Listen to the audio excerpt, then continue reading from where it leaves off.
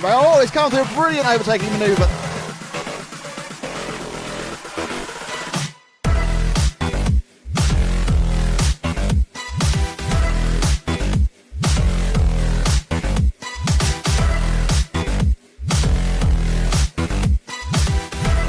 He needs to go up this jump. He needs to do it, and he turns, and Ronnefalk wins the European 1/8 Buggy Championship.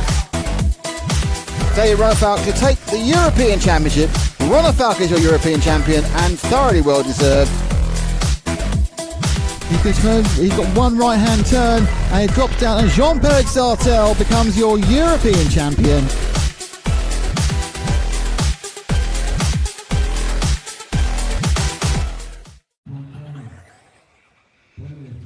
Good morning and welcome to Rhein-main-circuit here in Germany, host of the 2023 EFRA 1/8 Electric Buggy Off-Road European Championships.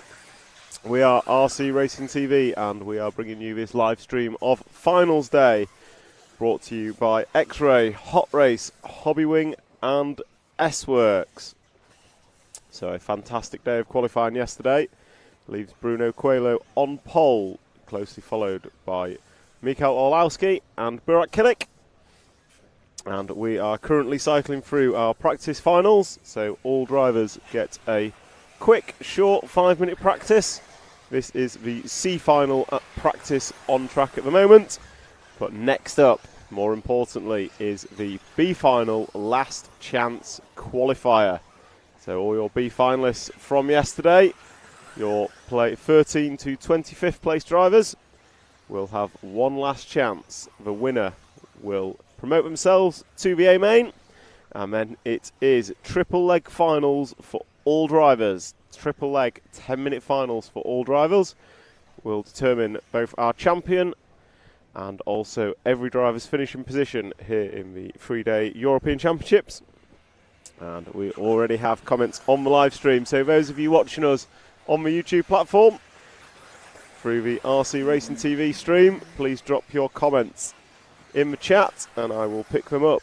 So John Moore, good evening. I don't know where you are in the world, but it's certainly not evening where I am. It is bright and early here in Germany, just outside of Frankfurt, and we have a wonderful day ahead. We have Aerowipe, good morning from the Netherlands. Good morning to you too, sir. We look forward to bringing you some excellent racing, and that racing will start in just a few minutes, with about 2.5 minutes left of this one, this practice, and then the last chance qualifier is up next. Sensi, good morning. Good morning to you too. Hope you are excited for what we have to bring to you today. And Pierre, good morning. Good morning to you too. Good morning from Sweden, Emil Magnusson, and Pierre also from Sweden. So a couple of you guys get involved early doors, that's what we like to see. As I said, this is just practice that we're following. There is nothing on the line here, except maybe a bit of driver's pride. However, next up is the B main last chance qualifier, which is what we're tuning in for. And then after the B main, we will bring you coverage of the A main practice. It is just that. It is just a practice. And then the final start, and we will cycle through 3-leg finals for all drivers. I think there's 11 finals. I'll just double check for us. So we start with the K final, and then we will cycle through. And for those of you who want to see a time schedule, if you log on to my RCM and find the European Championship event here at the, I believe, ESV Rhein-main-circuit in Germany, you'll be able to find a time schedule for the day. And on the chat, we've got Janis Remes from Finland. We are ready. We are ready trackside as well. I'm looking forward to it. The qualifying yesterday was fast and frantic. Bruno took 2 zeros. Mikael Orlowski took 2 zeros, and Burak Kilik took a 0. Burak also on for a TQ time at the time in his final qualifier, but unfortunately a DNF, 4 corners from the end, put pay to that. However, Mikael Orlowski then came out with a storming time, which was the quickest 5-minute run we saw all day in the final 5-minute qualifier. So last chance qualifier is coming up next. You'll see the results from a C final practice on screen, but more importantly, it is the drivers for last chance that we are interested in. And Jacek Pietraks from Poland. Sorry, I do not speak Polish. I'm going to assume that says something along the lines of good morning and good luck to all the racers. And I wholeheartedly agree, as we are see our B final drivers getting ready on the rostrum. So we have Joe Figueiredo going to take the unlucky pole spot. So close to that A main, but not quite making it. And then we have Johnny Skidmore, the plucky Brit, Martin Beyer, Wesley Van Helmond, Remy Bermudez, brilliant qualifying from him. Then we have the young Frenchman, Noah Ben Mohamed, Daniel Pariente, then Robert Bataille, Clement Boda, Oscar Navarro, Ricardo Monterio, Hugo Tavernon and Jordan Lott are your drivers for this last chance qualifier. It will be a 10-minute final. So 10-minute last chance qualifier for these B finalists. And having spoke to a few of them yesterday, I know they're expecting it to be fast. They're expecting it to be frantic and very, very difficult. I don't think anyone is expecting themselves to go clean as such. This track is very, very difficult. There has been lots of mistakes from every driver through qualifying yesterday. So I'm anticipating that we will probably see mistakes from drivers in these finals. It's very difficult out there. And unfortunately, it looks like the 5 car of Remy Bermudez has not completed the warm-up. So Jim, we focus in on the first 3 or 4 cars for start. And unfortunately, the 5 car of Remy does not start. So there goes his chance of A main glory. However, he will have 3 B finals to contend later in the day. Looks like something had gone wrong at the rear end of his car. So such a shame for him. As we come into countdown.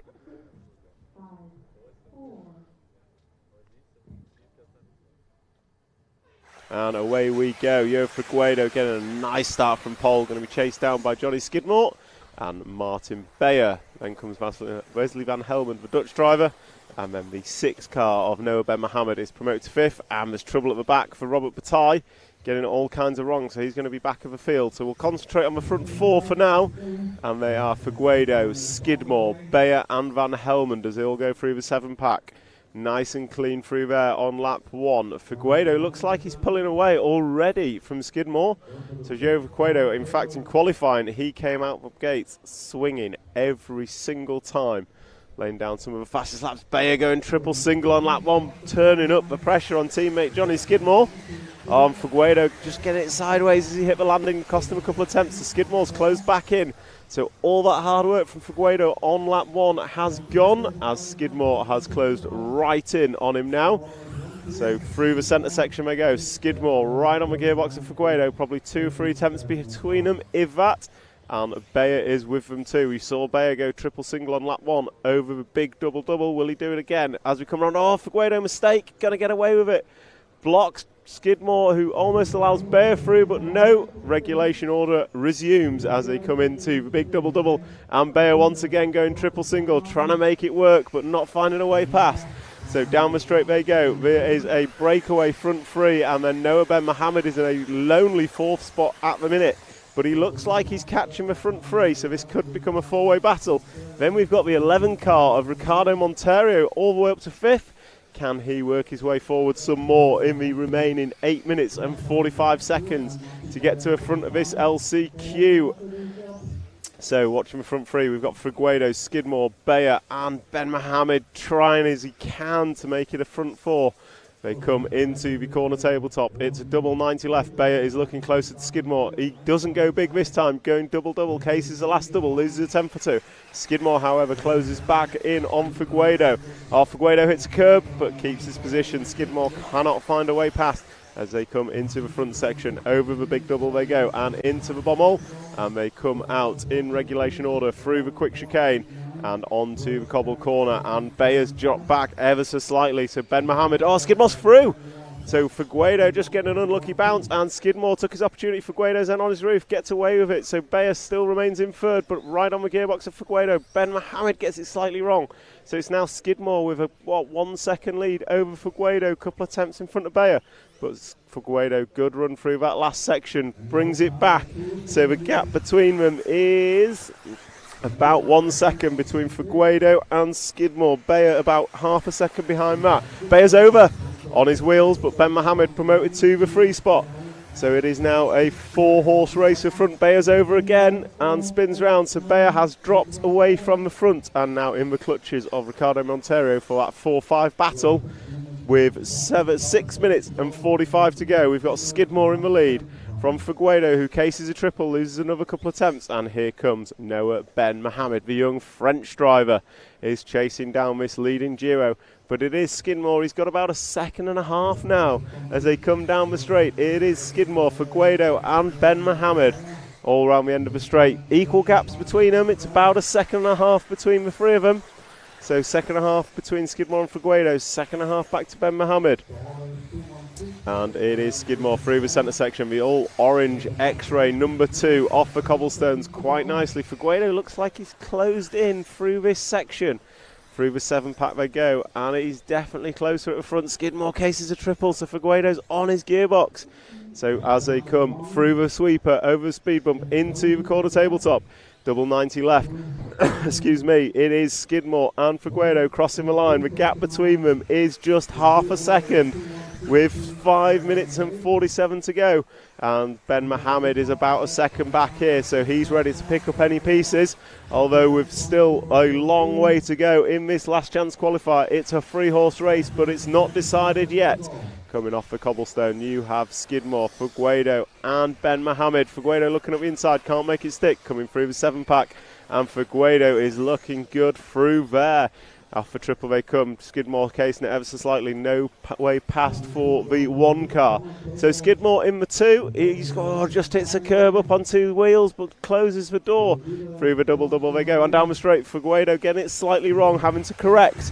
And that just gives a 2/10 gap back to Skidmore as they come into the centre section. One more time. We are at 5 minutes down, 5 to go, and we probably have another 7 laps of racing. These guys estimated to go 15, so it'll be this lap and 7 more.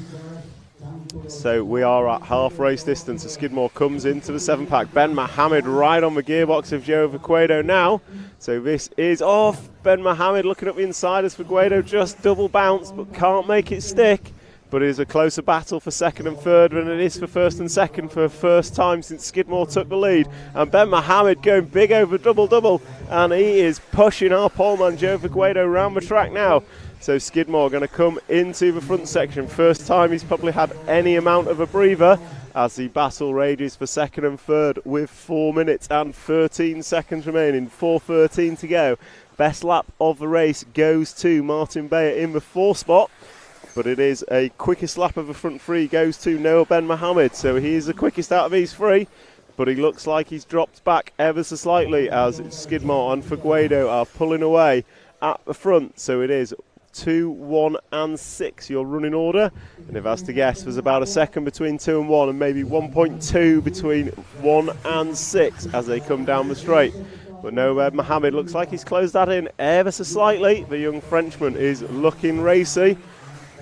So what have we got? We've got Johnny Skidmore just getting the bell hole slightly wrong, so Joe Figueiredo going to close in. And they are going to be coming up on the traffic of Hugo Tavernon very quickly as they come through the 7-pack. And Figueiredo is closing in on Skidmore. The gap between them is less than half. Figueiredo double bounces, gets away with it, looks at the inside of Skidmore through the sweeper.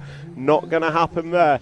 So it is Skidmore coming into the double with Joe Figueiredo right on his gearbox with a bit of traffic in front of Skidmore. I'm anticipating he'll jump out the way fairly soon. So there goes Skidmore, there goes Figueiredo, and there goes Noah Ben Mohammed. Thank you, Hugo Tavernon. As all 3 of them come into the front section. Ben Mohammed has dropped off ever so slightly. Is he biding his time? Is he saving his tyres?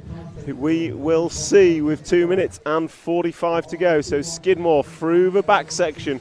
Figueiredo looking a bit racier through there as they come into the triple. Skidmore nails the downslope. Figueiredo nails it. Ben Mohammed nails it. And all three come into the sweeper. The battle is for first and second. These two pulled away ever so slightly. But as it ebbs and flows, the difficulty of this track, it's easy to get every single corner wrong rather than getting them all perfect. So Skidmore is pulled a couple of attempts, but it's all gone again through one corner. So Skidmore over big double into the bomb hole, and Figueiredo and Ben Mohammed follow with perfection as they power off the cobblestone. Gap at the front is less than half a second. Then it's a further second back to Ben Mohammed with 2 minutes to go. 2 to go. You have this lap and 3 more. It will be this lap and 3 more for Skidmore to hold on. Can he do it? Oh, gets a little bit of a kick going up the step up, but holds it, lands it nicely as they come through the double-double. And down the straightaway they go. It is less than half a second between the two of them after 8.5 minutes of racing with 1.5 to go. Joe Figueiredo, the poleman, is closing in. But can he make a move, or can Skidmore keep it middle of the track, close the door when he has to? They come onto the cobble section. Figueiredo is really wanting it now. Skidmore, has he lost pace? I don't know, but they come into the back section. Skidmore nice and neat. Figueiredo looking slightly more aggressive, but can't make it stick. And here comes Ben Mohammed. So I don't know if Skidmore's slowing, but it's certainly closed up at the front. So coming down the straightaway now, it is Skidmore, Figueiredo and Ben Mohammed all down the straightaway together. Less than a second separates the three of them. So it is Skidmore and Figueiredo. They are going to go this lap and 2 more. This and 1 more. And someone's over. Looks like Ben Mohammed. So it is a 2-horse race. Figueiredo gets it sideways, so not going to make that move stick as they come into the back section. It is this lap and 1 more for your last chance qualifier into the A-main. Is it going to be Skidmore? Is it going to be Figueiredo? Is it going to be Ben Mohammed, who's dropped back a couple of seconds after that little error? So your 2 race leaders coming down the double-double now. You've got Skidmore and Figueiredo. It's going to go 1 more lap. This is their final lap round the end of the straight. There you go. Skidmore's got to hold it. Figueiredo's got to make a move. Can either of them do it? Coming into the front section. Oh, Figueiredo looking aggressive. Downslopes the double nicely. Jumps in and out of the bomb hole, but Skidmore shuts the door. Through the chicane they go. And onto the cobblestoner. Oh, Figueiredo gives a little love tap. Lets him know he's there. With half a lap to go, and there's another love tap. Figueiredo's going to have to wait, but is it going to upset them through the 7-pack? No, they get away with it, but it allows Ben Mohammed to come a bit closer. Skidmore's got about 4 corners to go. Over the speed bump, pulled a little gap. Coming into the double left corner tabletop. Figueiredo's over, jumped him side by side, coming into the 7-pack. Who's it going to be? It's a race to the line, and Skidmore takes it. Noah Ben Mohammed going to finish in 2nd, and Joe Figueiredo going to be 3rd place. Oh my, what a race, right at the death. Figueiredo went for the big jump up the corner tabletop, made the move, but then looked to bobble on the last left-hander. Side by side, drag race to the line, and it's Skidmore that's going to take it. Absolute fantastic racing. So Skidmore takes the last chance qualifier and moves into the A-main. What a drive from young Johnny Skidmore there, the British driver, one of 2 Brits here this weekend, and fantastic end. And let's not forget Noah Ben Mohammed, he finished 2nd in that, going big on the last jumps, jumping over Joe Figueiredo on the run to the line. Absolutely fantastic. So, as we calm down from that thrilling last chance qualifier, the next session on track going to be slightly less interesting. It is just a practice, so it's a 5-minute get your iron practice for the A-main drivers. Okay.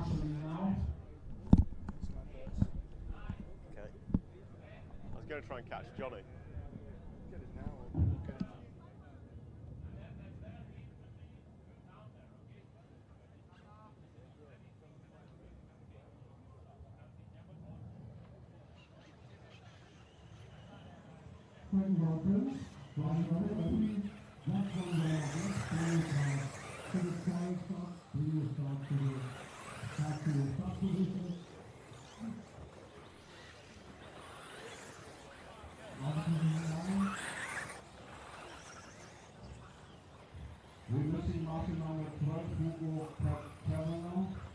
We're joined by Joe Figueredo. Fantastic. Look at the camera. Okay. Sorry. Yeah. So, Joe, fantastic final, really unlucky at the end. You made the jump up the last corner tabletop. I thought you had it. What happened?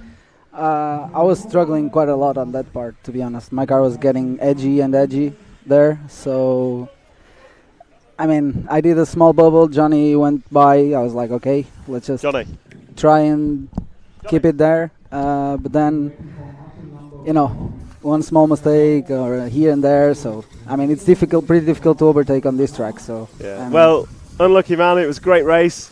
We got it all on camera, so brilliant to watch. But unfortunately, not the result you wanted. Yeah, not for sure. I mean, we improved a lot the car during the weekend, so I'll just have some fun now on the B main, and we'll see. Well, good luck for the finals. Thank you. And we'll catch you later. Thank Cheers. You. Unlucky man. I think Johnny got his marching orders.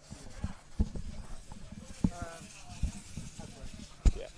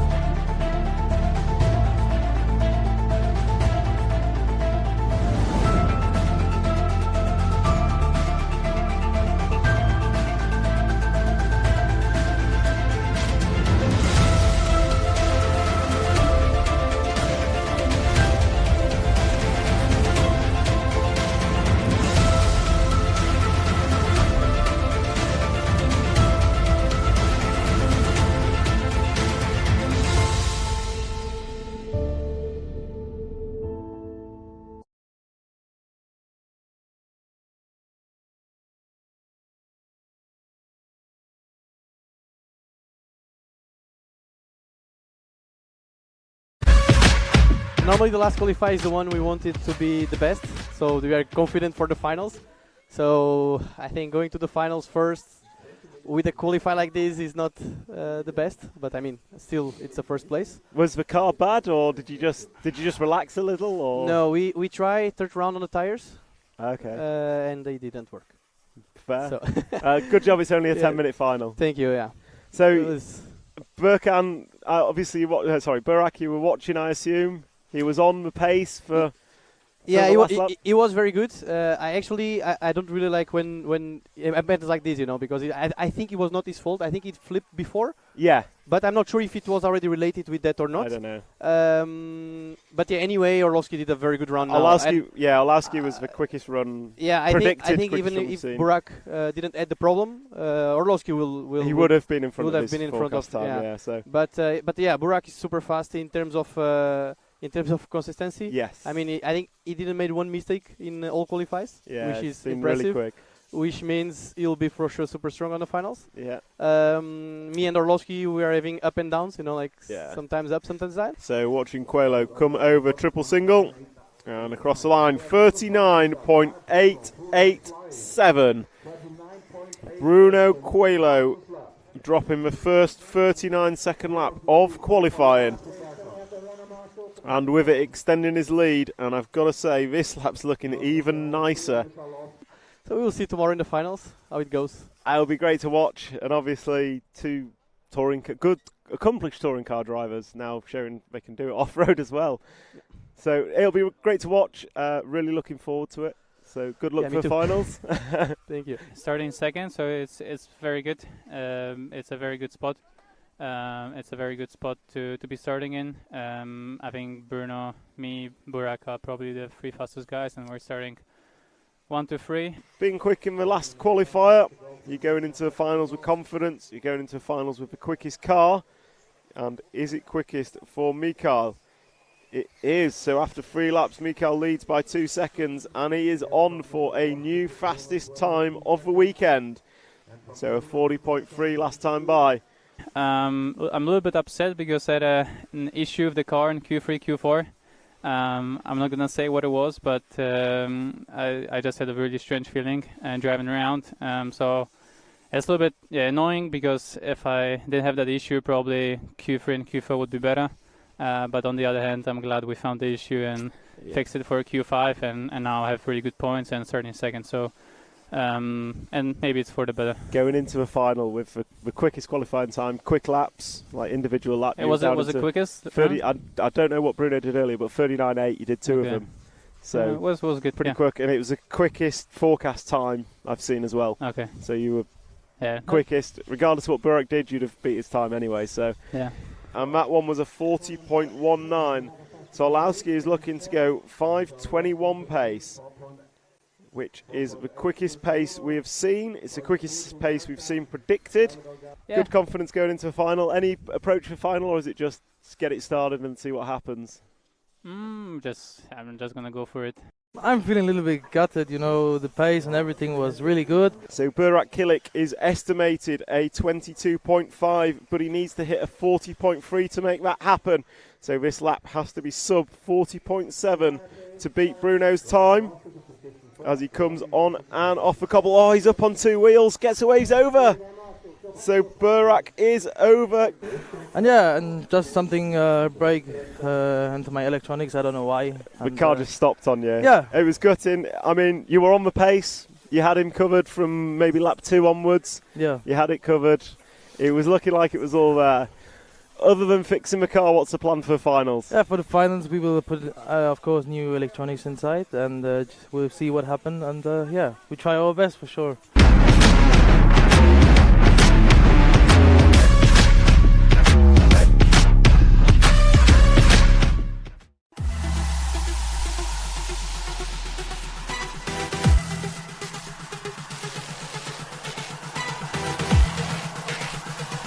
Oh, it's come through a brilliant overtaking manoeuvre.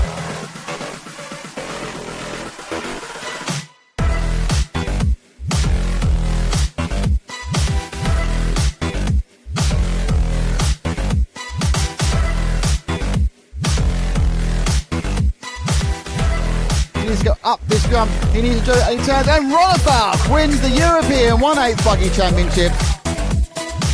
David Ronefalk to take the European Championship.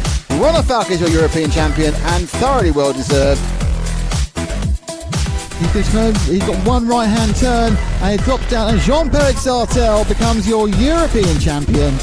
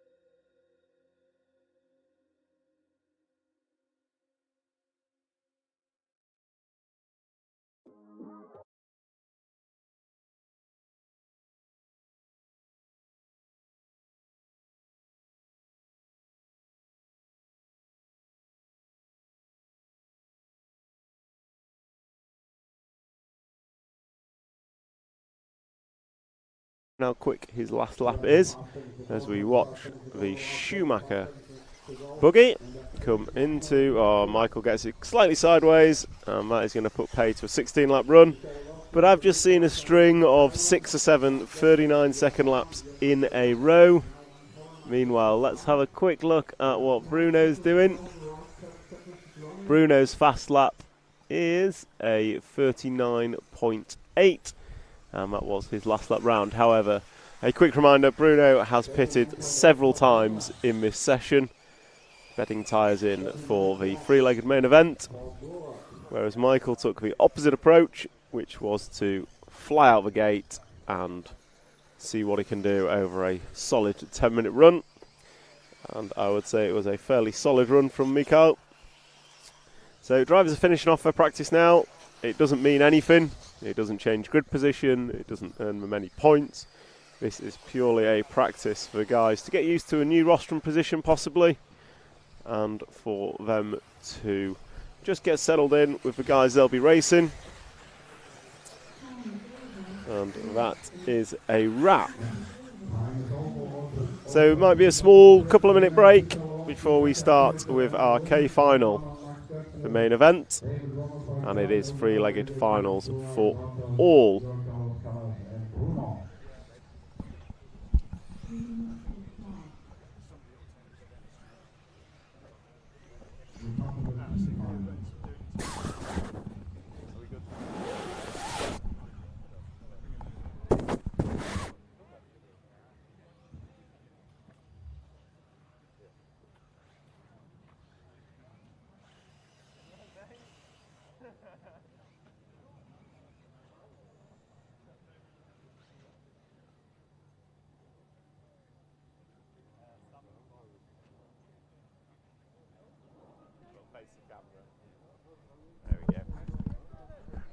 Okay, we on that?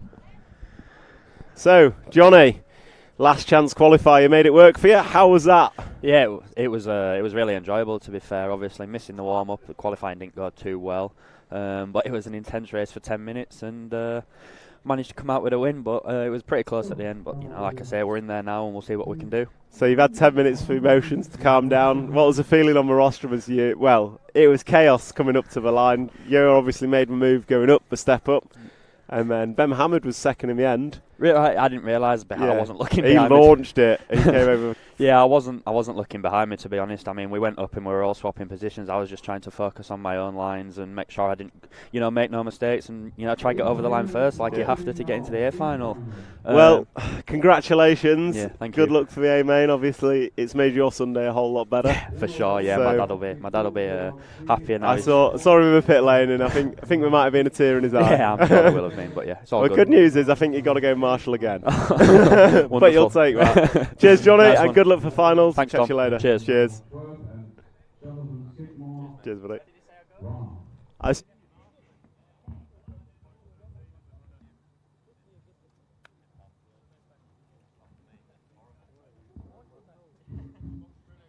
attention, we have now 2 warm-up rounds, and the track is open.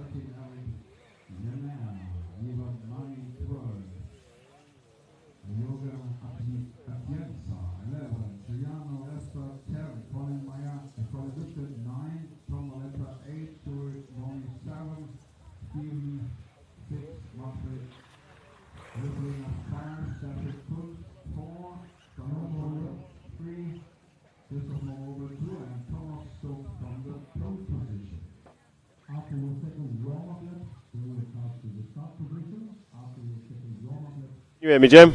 We're we're going to try and take a wider view at the start just to get the top group in. However big that group is, it might be 1, it might be 7.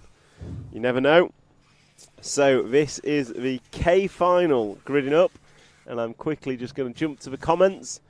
So we've got greetings from Poland. Greetings to you, Chris Vegas. Good morning from Germany. I can say the same to you. Good morning from Germany. As I am here trackside. Chris Vegas, nice race. I assume you mean the LCQ. It absolutely was a brilliant race down to the wire. Elias Headstorm, hello from Lulia. Edward Bosch, are you still past the key area with the camera today? We will be getting all the action, and I'm going to go quiet as the K final starts, and away they go. It was a hesitant start from the 1 car, and that 1 car is Thomas Stuck. Christopher Morobi in 2, Sander Schultz 3, Stefan Kunz 4, and Manfred Werflinger was your 5 car. And it looks like we've got a change of lead already, as it is the 3 car of Sander Schultz, who is your leader. So Sander is coming out in front from the bomb hole, and he leads as they go through the 7-pack. Oh, your poleman goes big, and it does not work out. So he's going to drop another place. So that's going to leave a 4 car in second. So it is going to be Stefan Kunz chasing down Sander Schultz.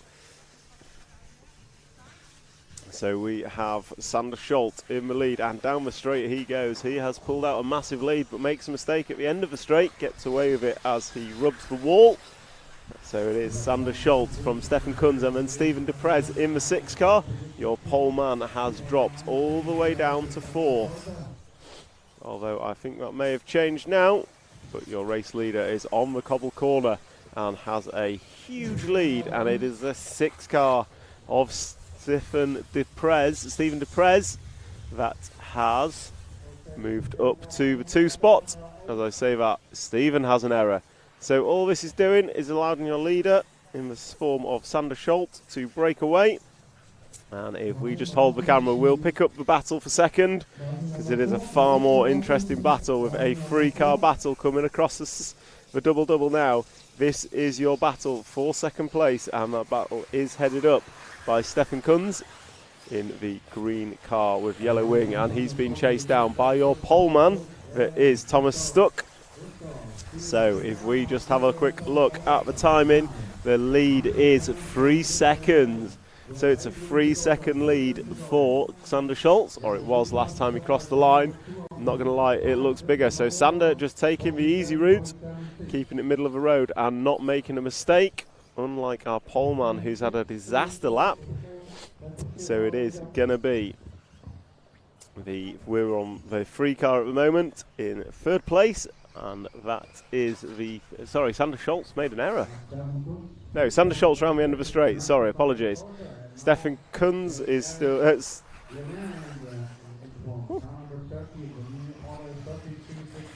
Sorry, Sander Schultz has made an error. So we now have the 13 car in the lead. So Eric Lemaire is your leader. And Eric is your leader from last on the grid. So Eric was your bottom qualifier of everyone. I'm going to suggest he underqualified, as he is now leading this K final leg number 1. And we've got him on camera as he goes over a big triple. And if we just zoom out just a touch, we might be able to see the 2nd place car just behind him. But last time across the line, it was Eric Lemaire, Sander Schultz, Stephen Deprez, Christophe Morobi and Thomas Stuck, your top 5. And that is changing every lap as Eric comes across the line one more time and down the straight. And then we pick up Stephen Deprez in 2nd, which is the black car with yellow wheels. Black car with yellow wheels is your 2nd place man. And he has the car 3 and 2 right behind him of Sander Schultz and Christopher Morobi. So this is a 3-way battle for the 2 spot. So error from Sander Schultz in the 3 spot. So that is going to promote Christopher Morobi into the 3 spot. And he is behind Stephen Deprez on track. So as they come through the fast sweep, if we just zoom out a little bit and try and get both in shot as they drive up and away, up the left-hander, double left, and come into the double-double. You've got Stephen Deprez crossing the line now, and there comes Christopher Morobe. He is closing in. Last time by, he was half a second quicker, and Deprez makes an error at the end of the straight, so they've closed right up. And more importantly, they are closing up on the leader. So the leader was the one just in shot there. So if we zoom out a little bit more, we've got all three. Oh no, Christopher Morobe puts it on his roof. Sander Schultz puts it on his roof. So third and fourth both making errors. But we've got our lead two in the same camera shot. As I say that, Deprez rolls it, but onto his wheels as they go through the 7-pack. So the leader is through the triple, and here comes Deprez through the triple. So your race leader's over. He's on his roof. So Stephen Deprez going to go through. Your leader getting it wrong on the speed bump. And that is going to allow Stephen Deprez not just to the lead, but it's a huge lead. Deprez crosses a line, and we are looking for second place. It is still going to be Eric Lemaire, but the lead is 3.5 seconds in Deprez's favour with 4 minutes and 50 seconds to go, 4:50 to go. It is Stephen Deprez from Eric Lemaire and Christopher Morobe, and Deprez just catches a curb. Gets a bit of a tail kick going off, but holds it nonetheless. So your race leader is coming into the 7-pack. And he gets through there cleanly, coming to the speed bump where he took the lead last time by. And then jumps up and down the corner tabletop. Coming up on traffic through the double-double. That is the worst possible place to come across traffic. But he gets through, no harm, no foul. And the second place man has taken out 2.5 seconds last time by, so the gap is down to just 1 second between Perez and Lamar. Deprez, sorry, and Lamar. So they are both in camera shot. The leader is the all-black car. Then you have the white car, yellow wheels, or white, blue and red car, I should say, with yellow wheels, running in second, and he's over. So Eric Lemaire is quick but inconsistent, making another mistake just before the 7-pack. So all that hard work, he's got to do it again with 5 minutes and 50 completed last time they crossed the line. So they're going to be about 6.5 minutes into this race as Stephen Deprez crosses the line to put 8 laps on the board with 3 minutes and 34 seconds remaining. 3:34 on the master clock last time he crossed the line. And they come into the front jump section, nicely done, and Deprez runs wide, slightly wide, but here comes your 13 car, and he's being chased down by Sander Schultz on track. Sorry, that is the 12 car who is lapped behind Deprez. Sander Schultz was close, but he is now broken. So if we just zoom in to the 7-pack now, the car coming into the 7-pack, that is your third place man, but unfortunately he is limping with what looks like broken shock tower from where I am sitting. So his race it's not over, but it's not going well. So if we pick up our race leader, he's going to be coming into the big double right about now. The black car with yellow wheels comes into view, and he is chased pretty hotly by the 13 car of Eric Lemaire, who is coming through the fast chicane just behind him. So the gap between them last time by was not a lot, but Deprez has made a small error on this lap, which has allowed Eric Lemaire to close in. So as they come into the triple, I hear from the computer 2 minutes to drive. So you are looking at possibly this lap and 2 more as they jump up the corner tabletop and hang a double left. Both drivers, 1 and 2, are on screen together as they cross the line, and down the straightaway they go into turn number 1. Deprez in the black car. Lemaire's over. So Lemaire just getting it wrong on the landing, hits a curb and bounces into the wall. So that is going to extend Stephen Deprez's lead as Stephen Deprez comes on and off the cobble corner into the step up, and through the 7-pack he goes. That is Stephen Deprez with what is going to be a 5 or 6 second lead by my guess, with 1 minute and 10 seconds to go. Deprez is going to go up and down the corner tabletop and come into the double-double, and I reckon he will get this lap and 1 more if he keeps it clean. So Deprez crosses the line, possibly this lap and one more. So Stephen de Prez, his lead is a fairly large one. And it's the 10 car on track with the 6. The 10 car is a lapped car. Your second place man is the 13 car of Eric Lemaire, and he is into the 7-pack now. So Stephen de Prez's lead is about the distance of the 7-pack as Lemaire gets past the lap traffic. I don't think Lemaire's over. I was going to say I don't think he's close enough. So if we go to Stephen de Prez going up into the double as he comes across the line. Is he finishing this time? I think he'll get through for one more lap. So Stephen de Prez starts his final lap. Eric Lemaire is going to get caught at the line. Lemaire is done. So we will follow Stephen de Prez round on his victory lap of the winner of the K final, leg number 1. No pressure now, because quite frankly he has this won, as Eric Lemaire was caught at the line and did not get through for the 13th lap.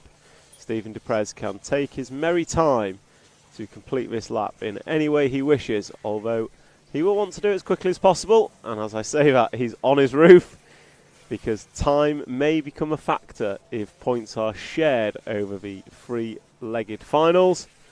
So Stephen de Prez coming into the step-up corner tabletop, and he's going to hang a double left. He's in the fence again. So he comes double and crosses the line to complete the K final, leg number 1.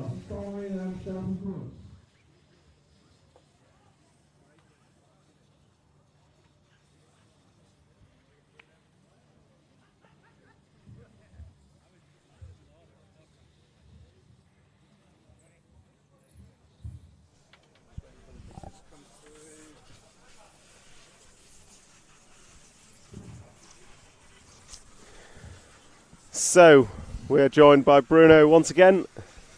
You can't hear. Bruno can't hear me. No, it's too much.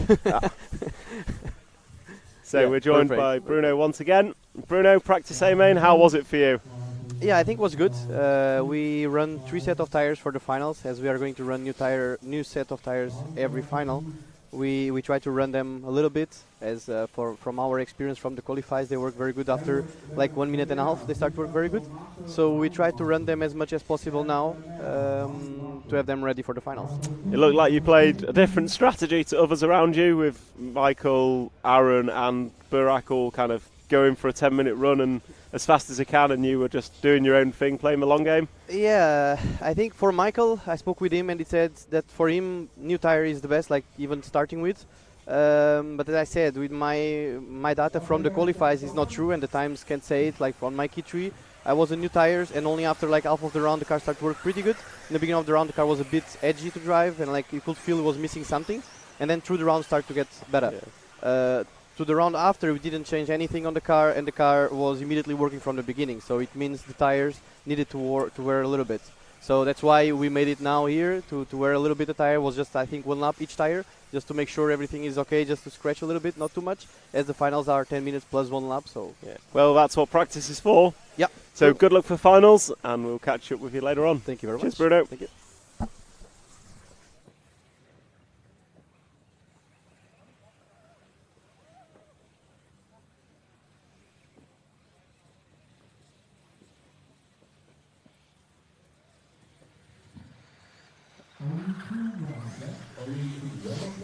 So that is Bruno Coelho just giving his thoughts after the practice A-main. And Bruno certainly making the most of the practice to get everything set for the 3-legged finals. And that just shows the professionalism of the team, of Team X-Ray and of Bruno as a driver. They never stop working to ensure that when the flag drops for the main event, they are set as best they can be. So we've just seen Stephen de Prez take the K-main leg number 1 in convincing fashion. The only driver to get through for the 13th lap. And the J final is currently warming up. Whilst they are, I'm just going to jump into the YouTube chat and check what is being said. So Dennis, go Mikhail. You're a bit early, Dennis. It was only a practice main. We will let you know when the A main is coming up. Mark Button, nice one. Skidmore, absolutely. Johnny Skidmore drove a fantastic LCQ to book his place into the A main. Sasha Mees, where can we find a schedule? The schedule is on my RCM. I'm going to ask Matt if he can put in the comments the A main times, just so we got those on. And we've got hello from Queensland, Australia. Hello to you too. We are a long way from you, but glad that we can bring you such a brilliant event at this EFRA European Championships. Matt Guppy, no one wants to win this one. That's what it felt like. It was a difficult one, but we got there in the end. Witch Racing, good morning, success to all. Have a great day. I totally agree with you. Good luck to everyone racing today here at the EFRA 1/8 Electric Buggy European Championships. Brought to you by X-Ray, Hot Race, Hobby Wing and S-Works. So J final is a go, and your poleman Heinz Muller leads away from pole. Hino Muller is in second, and Jan Disler was our free car. And it looks like we've had a mistake from the 2 driver, so the order on track is 1, 3 and 4, but it looks like it is still 1, 3 and 2 now. So it is going to be Heinz Muller, Jan Disler and Hino Muller is your 1, 2 and 3 on track as they come into the 7-pack for the first lap.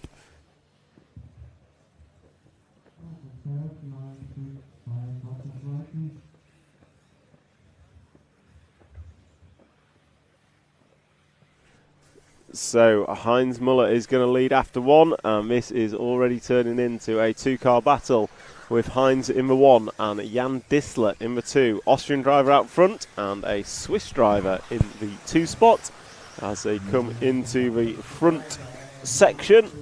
So finals so far, well, finals here are 10 minutes with 3-legged finals for all. So every driver will get a 3-legged final. And your race leader is coming through the 7-pack now, and he's kind of disappearing. I say that.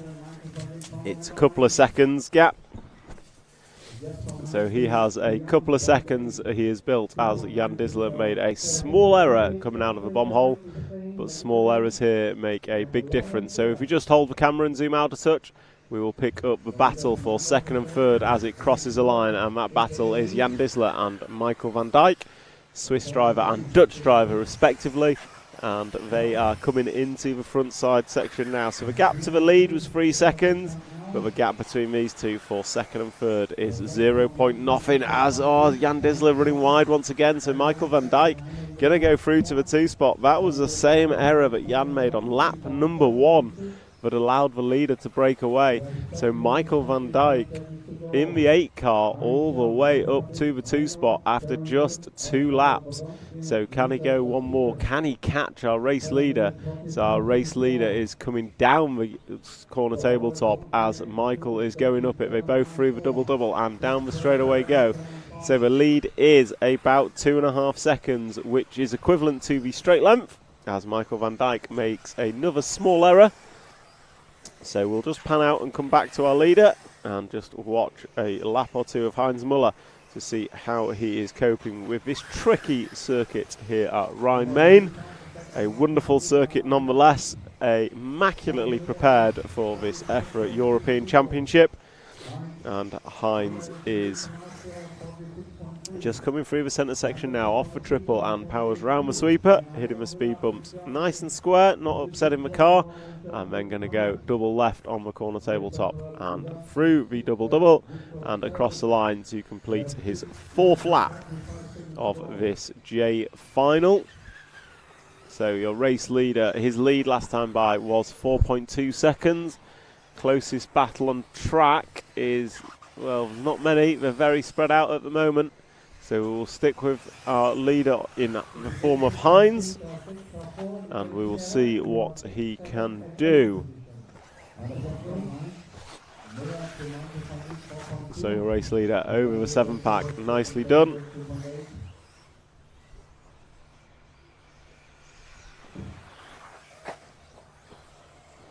And he is coming into the double-double now. Your race leader and he goes double-double, and that time by was a 46.9, but a 44.9 from Michael van Dijk behind has closed the gap significantly. So if we just zoom out, oh, Marshall in the way, clear. So the third car in that train is your second place car. Oh, he gets collected by the back marker. All that hard work is undone almost immediately, as Michael van Dijk had closed the gap to the leader and then rolls it and then crashing again. So 2 mistakes in quick succession for Michael is not the way to do it. He's going to have fallen 3, 4, maybe 5 spots. So if we pick up our race leader, who should be coming across the line now, and down the end of the straight goes our race leader, Heinz Muller. His lead has extended to 7 seconds, with Jan Disler in second, and then the 13 car of Jerome Good all the way up to third. So the 13s are doing well in these finals. Alexander Podanski, the young Polish driver, runs in 4th, and Michael van Dijk drops all the way to 5th spot. So we'll stick with the leader. In fact, I'm just trying to pick out a close battle on track. Unfortunately, there doesn't seem to be many,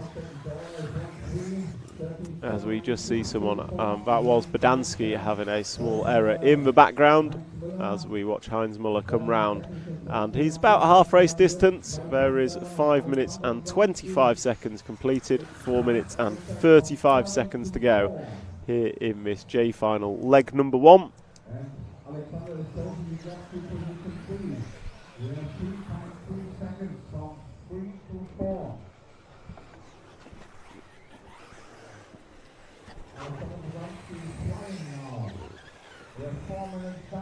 So your race leader coming into the double-double, the 7-pack at the back of the track, and then goes up and down the big triple, and then he will power through the sweeper into the hairpin, and then drive away from the track, up and down the corner tabletop, and then double-double to put his 8th lap on the board.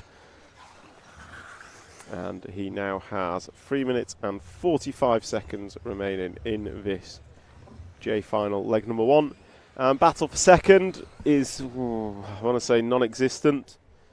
Unfortunately, Jan Disler is walking away with that one.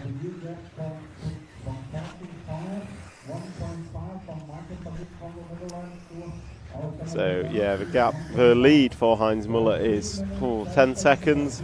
And then the gap between second and third, Jan Disler and Jerome Good, is a good 5 seconds. Closest battle on track is probably 4th and 5th for Alexander Podanski. So we'll pick up at the start of the 6-pack now, coming down the corner tabletop, green car, yellow wing, number 6. And the blue car, yellow wing, number 4, look to be in a good battle. So that is the 6 car of Victor Horsfeld and the 4 car of Peter Perrault, Swedish and Austrian drivers respectively, and they are battling out for 6th and 7th in this J-Main. And they cross the line now, and down the straight they go. It is the closest battle on track, because the lead is a good 10 seconds. And we'll pick up, I think next we'll look for Michael van Dijk, although they go side by side over a double. That is not the way to do it, unfortunately, for a 4-car collecting the pipe, but 6 cars over. So that is going to release the 4-car of Peter Perrault into 6th position. And we have, 2-car looks to be on its roof. That is a 2-car of Heino Muller. Not had the final he wanted, starting near the front, but very much not had a good final. So as we we'll jump to the 8 car at the coming into the double jump now, the big double, green car, black wing of Michael van Dijk coming over the double and into the bomb hole. So we saw him have a terrible lap earlier on. He has worked his way back up to the 3 spot in this J final with about 1 minute and 30 to go. He is coming through the the back section now, double, triple, double, and over the triple, and double bounces again. So he looks like he's got pace in that machine, but just cannot hold it all together when it matters. So as we come down, let's jump to the bomb hole. And we will pick up our leader. Coming out now, the black-winged yellow card, number 1, Heinz Muller, has led this one from start to now. With 1 minute remaining, he's going to finish this lap and have one more lap, I believe. So we will follow our race leader for the remainder of this J final, leg number 1. And his lead is a whopping 12 seconds. So your leader pulled out a 12-second lead in this. Not all by virtue of his own. Everyone else has been crashing. So our leader starts his final lap as he comes down the straightaway through turn 1. It's a little ski jump, no problems with that. And he comes into the front section. He goes single, triple, up over the big double. Cases that, gets away with it, and then drives through the bomb hole. And he's round the off camber, through the quick chicane, and going to come onto the cobblestones for the last time as he drives away from the rostrum into the corner tabletop. Down he comes into the 7-pack, and that is very nicely done, nice and controlled from Heinz. And then he comes round into the sweeper, going to hit the speed bump, nicely done. Hooks up on the apex of the curb, and he's got 2 corners to go, and then 2 jumps to go. There is 1, there is 2, and it's a win for Heinz Muller in leg number 1 of the J final. So all drivers are just racing to the line now. The closest battle on track, so as we, ooh, well, that's a good battle to watch. They're both on the roof and self-marshalled by his competition. So we'll watch these 4-3 come round. How many have we got in shot? We'll watch these as they come round to finish. That is Victor Horsfeld and I think Heino Muller racing to the line as they both go double-double and cross the line. And that's a wrap of the J final. Heinz Muller taking the win from Michael van Dijk and Jan Disler.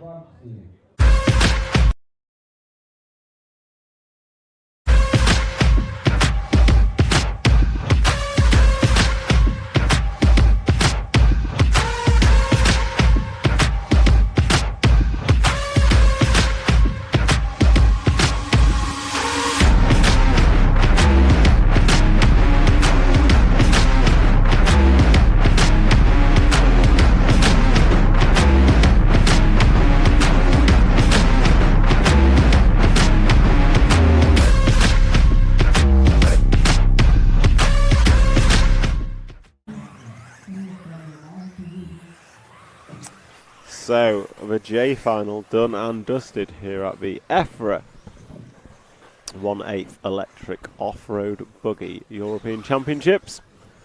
And your coverage is brought to you by X-Ray, Hot Race Tyres, Hobbywing and S-Works. They are the sponsors of the RC Racing TV stream this weekend, and we thank them for their support. And we've got on track the I-Final warming up. So the I-Final is warming up. 3-legged finals for all drivers, and we have in the chat put the A-Final times and a link to the schedule. So for anyone, we've got people on the stream as far and wide as Australia. So if you are watching on the YouTube live stream, please drop a comment and we can pick you up. I have the live stream comments in front of me. And please, wherever you're watching this stream, like, share and subscribe so that we can share the good work of RC far and wide.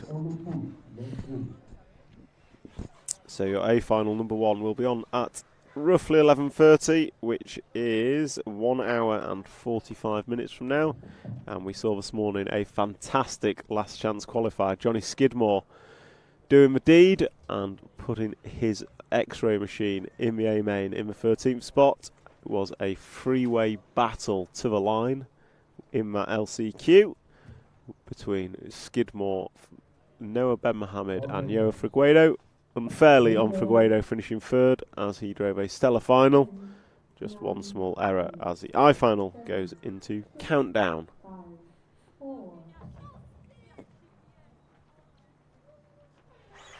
So off and away they go. Car 3 having a little hesitation on the start line and then proceeds to throw it into the curb and doesn't quite come out last, but not had a good start. So that wasn't a great start for car 3, who was Christian Walsh.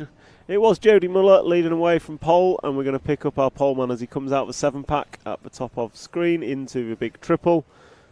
So he is our race leader, and he is our poleman. That is Jody Muller in the pink and blue machine. And he's already pulling out a, well, little bit of a gap. Second place has just crashed behind him. So that makes his life out front a little bit easier. But after lap 1, he's got a lead of about 1.2. You can see both cars down the straight together, and is Elian Buchholz in the 7 car that has got all the way up to second. And as bad as that start was for car 3 of Christian Walsh, he is still running in third. Granted, he is 4 seconds off the lead, but car 3 has recovered to third spot despite his, quite frankly, awful start. We'll concentrate on the 2 leaders for now. So we have Jody Muller and Elian Buchholz, and they're both in shot together. Elian going big over the triple, trying to close down that gap from the off.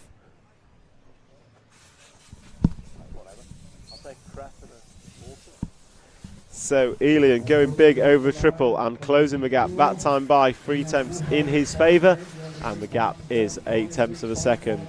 Christian Walshke is 3 seconds back in third spot, and he is being chased down by the 5 car of Roger Manels. But the battle is out front for the lead. Elian just clipping the curb. That's not going to help matters, just allowing our leader to break away a couple of tenths more.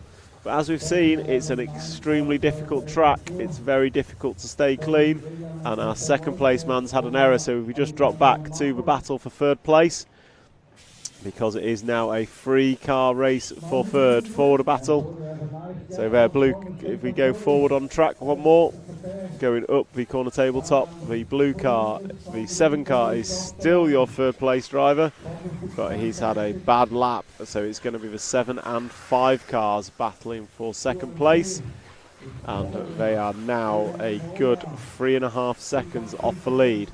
So unfortunately for Christian, he was the loser in all that, dropping all the way from third down to 6th. So the 7 car of Elian still holds second place, and looks like the 5 car of Roger has made an error. So we'll just drop back one more car as first and second are disappearing, and look at the battle for third as they all come crashing into view and out of view.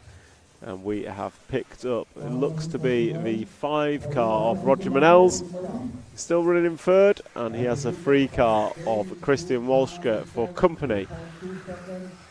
So first and second matching each other's lap time, gap remains at 3 seconds as the 3 and 5 car goes side by side over the little ski jump. That was a nice overtake from Christian Walshke, making it stick up the inside.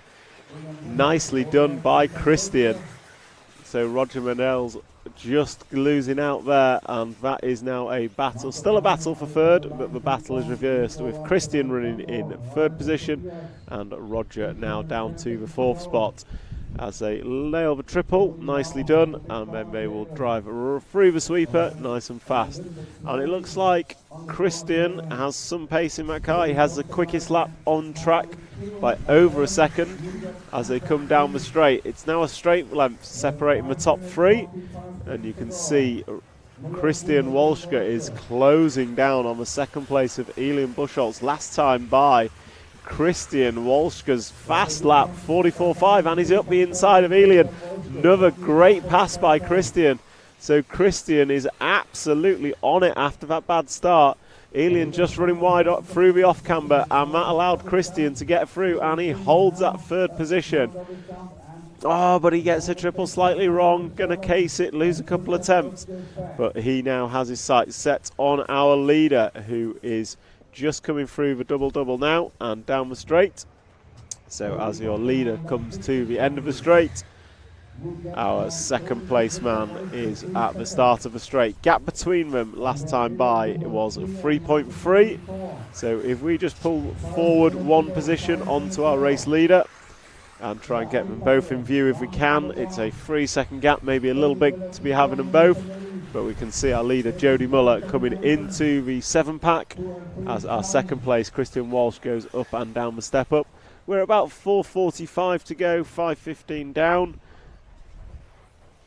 46.7 for Tony. So we have the race leader up the step up, and Christian Walschke is significantly closer this time round, but he's made another error. Catches a curb and loses probably a second. So that leaves the gap at 3.3 as he makes another error. So Elian Buchholz back up to the free spot.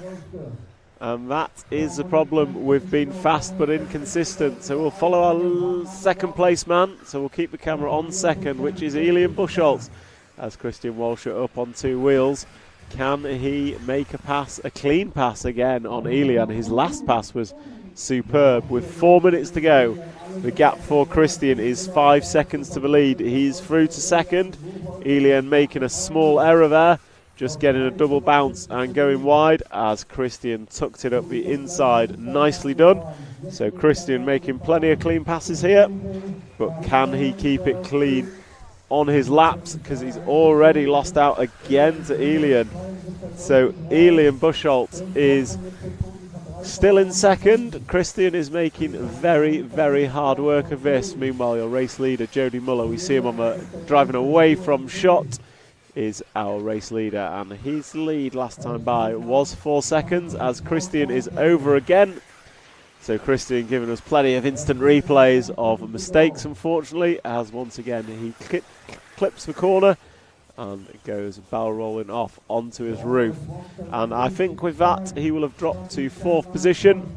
As we look up, there is the free car on its roof once again, which is Christian.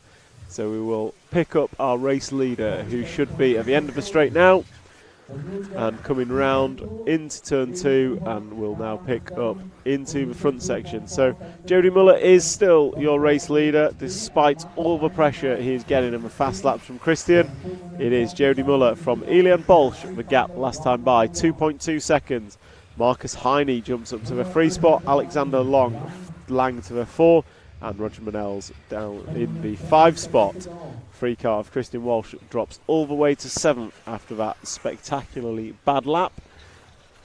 So it is the 1 car of Jody Muller, taking it nice and calm, nice and easy. He's not trying anything silly, and he is still leading, this time by a 46.1 for Jody, a 45.8 for Elian.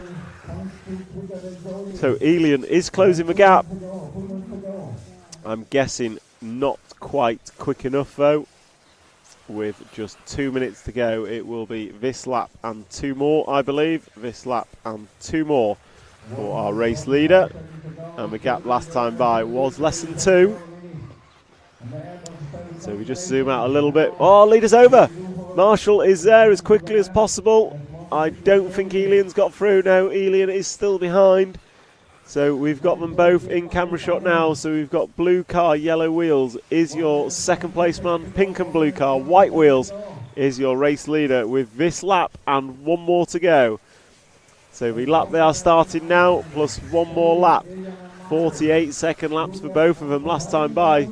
So your leader, good first section of the lap, pulling out ever so slightly, coming into the front section.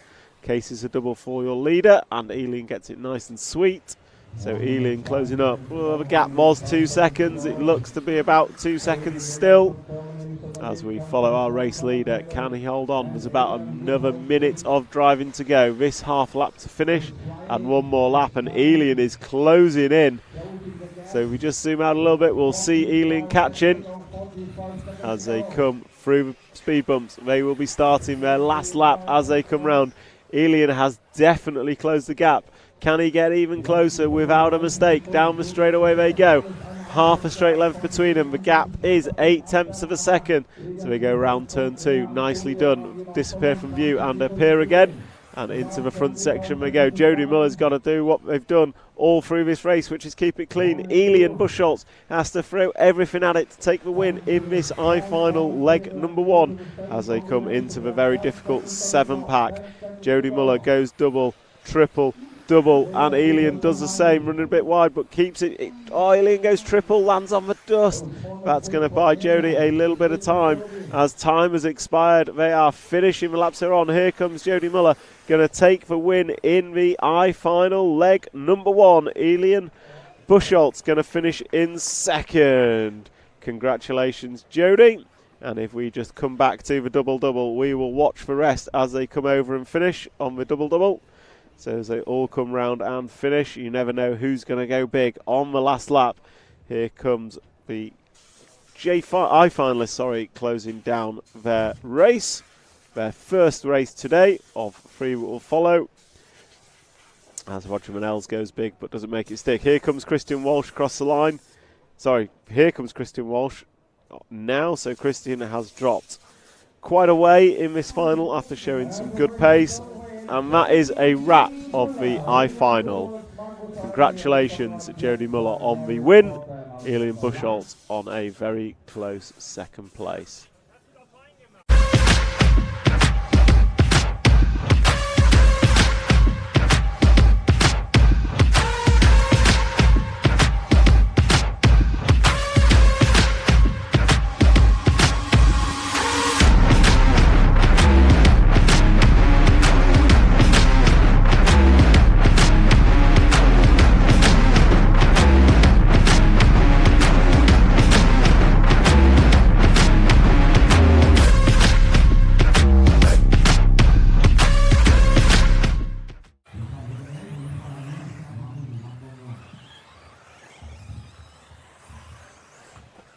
Welcome back to the wonderful Rhein-Main circuit here in Germany. What a stunning rostrum shot we have.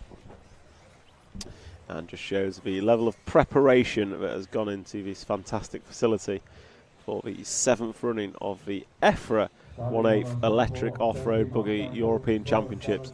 With your coverage brought to you by our sponsors X-Ray, Hot Race, Hobbywing and S-Works. For those joining us online, please like, subscribe and share. And if you are on the YouTube screen, then please get involved in the chat. As I look, Archie Matthews, when is the top heat? There is no heats today, only finals.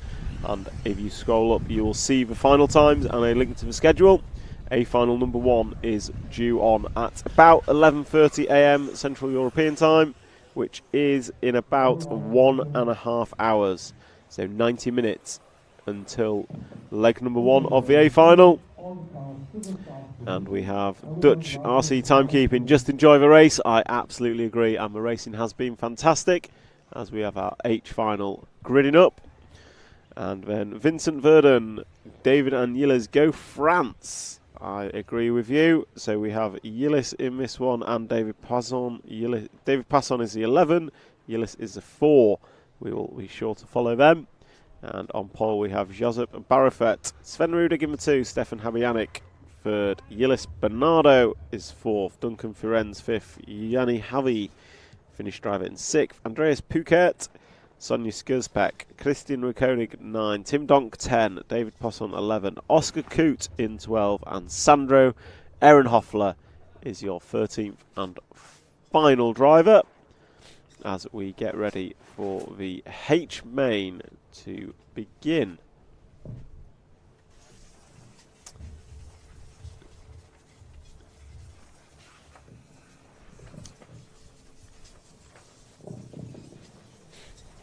Okay, here we go. The 10-second countdown starts now. 7, 6, 5, 4.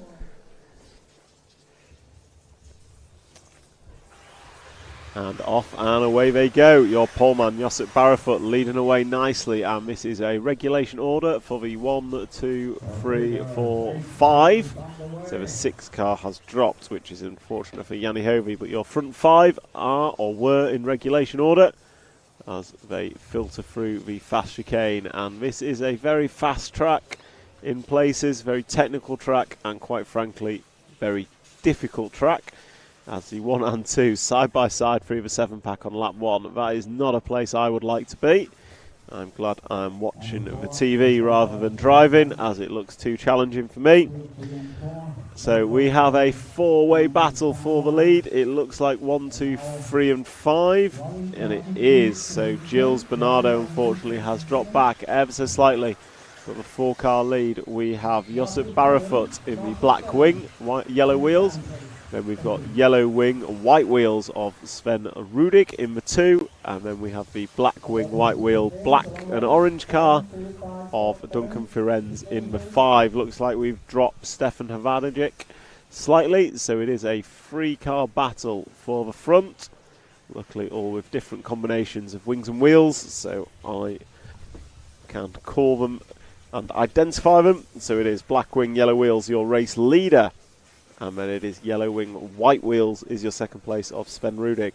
And Duncan Firenze is in 3rd as they all go down the straightaway. Less than 1 second separating the front 3 of this final. So it is an absolute rapid race going on of this H final. 10-minute long final for all drivers here. And 3 legs for all drivers. As a 2-car of Sven Rudig runs a little bit wide through the off-camber. Duncan looked at the inside but thought better of it. Oh, he lead us over! So race leader making an error. Let's get that on replay. Coming off the cobble corner, just carried too much speed and ends up on his roof. So Josip there gonna have to work his way back to the front. So we've got a 2-car battle for the lead now in the form of Sven Rudig and Duncan Firenze.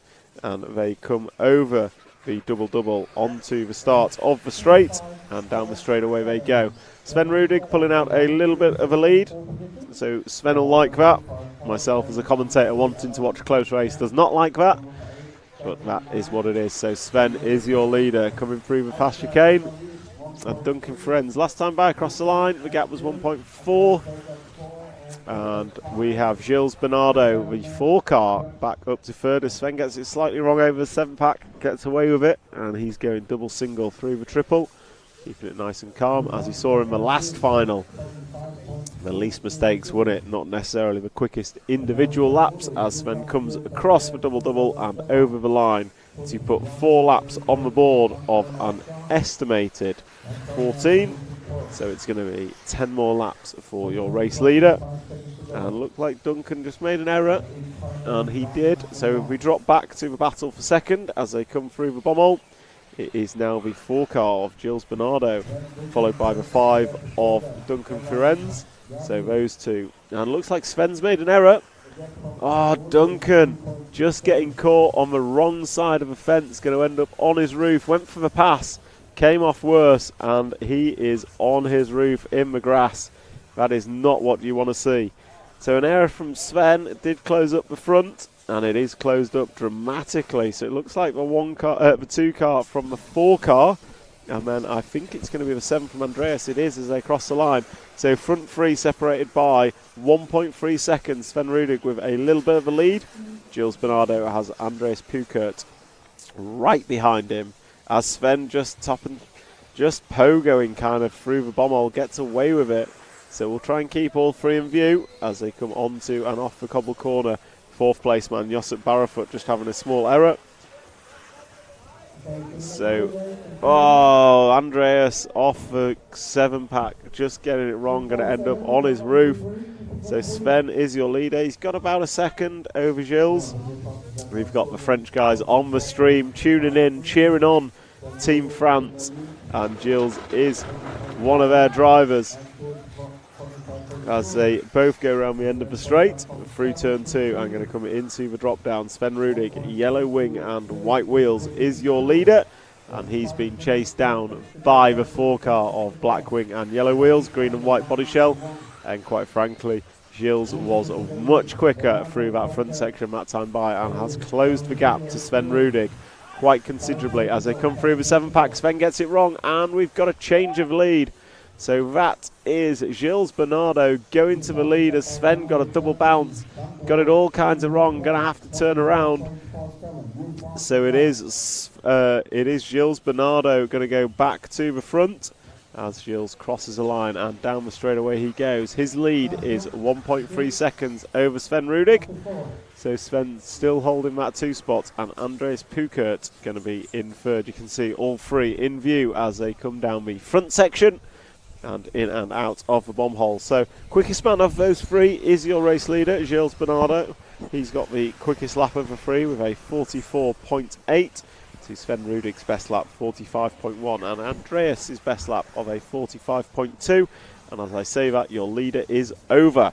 and needs marshalling. So change of lead, and it is now Andreas to the front. So it's Andreas from Sven from Gilles, and they are going to come over the double-double, and now all three cars separated by less than 1 second. As I say that, Andreas puts in his best lap of the race, and it is a new fastest lap of the race in form of a 44.7. So Andreas showing that he also has speed here as Sven gets a bobble on, and Bernardo looked up the inside, didn't quite make it stick, and this has just allowed Andreas Pukert out front to just stretch away. As I say that, he gets it wrong over the 7-pack. That 7-pack causing a whole lot of problem for our drivers today.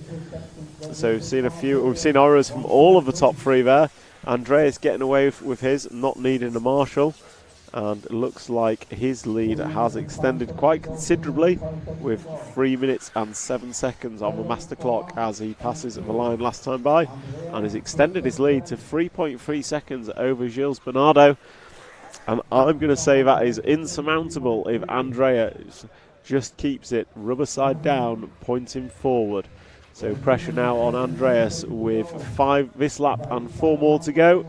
This and 4 more laps to go. I think he has got this sewn up if he goes mistake free, because Bernardo was a good 3 seconds behind last time across the line, which is quite a challenge to try and make up.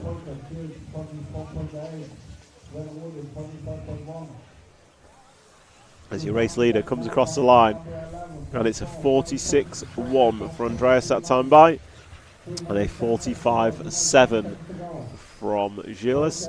Now that's not enough, it's quicker, but it's not quick enough to close the gap in the 4 remaining laps. This lap and 3 more to go, as we follow our race leader through the fast chicane onto the cobble corner, going to drive away up and down the corner tabletop into the 7-pack. He goes double, he goes triple, and he goes double. Very nicely done from Andreas there, going double single. And we're going to drop back onto the battle for second over the triple. Gilles and Sven Rudig are battling it out for second, and this is only going to help Andreas out front as these two battle. Andreas can just pull away.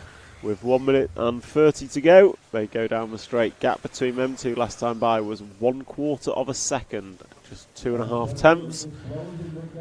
And they have this lap and 2 more. This lap and 2 more, I reckon. Gilles getting it a little bit wrong, just bobbled, landing the double. So Sven going to go through back into the 2 spot where he started.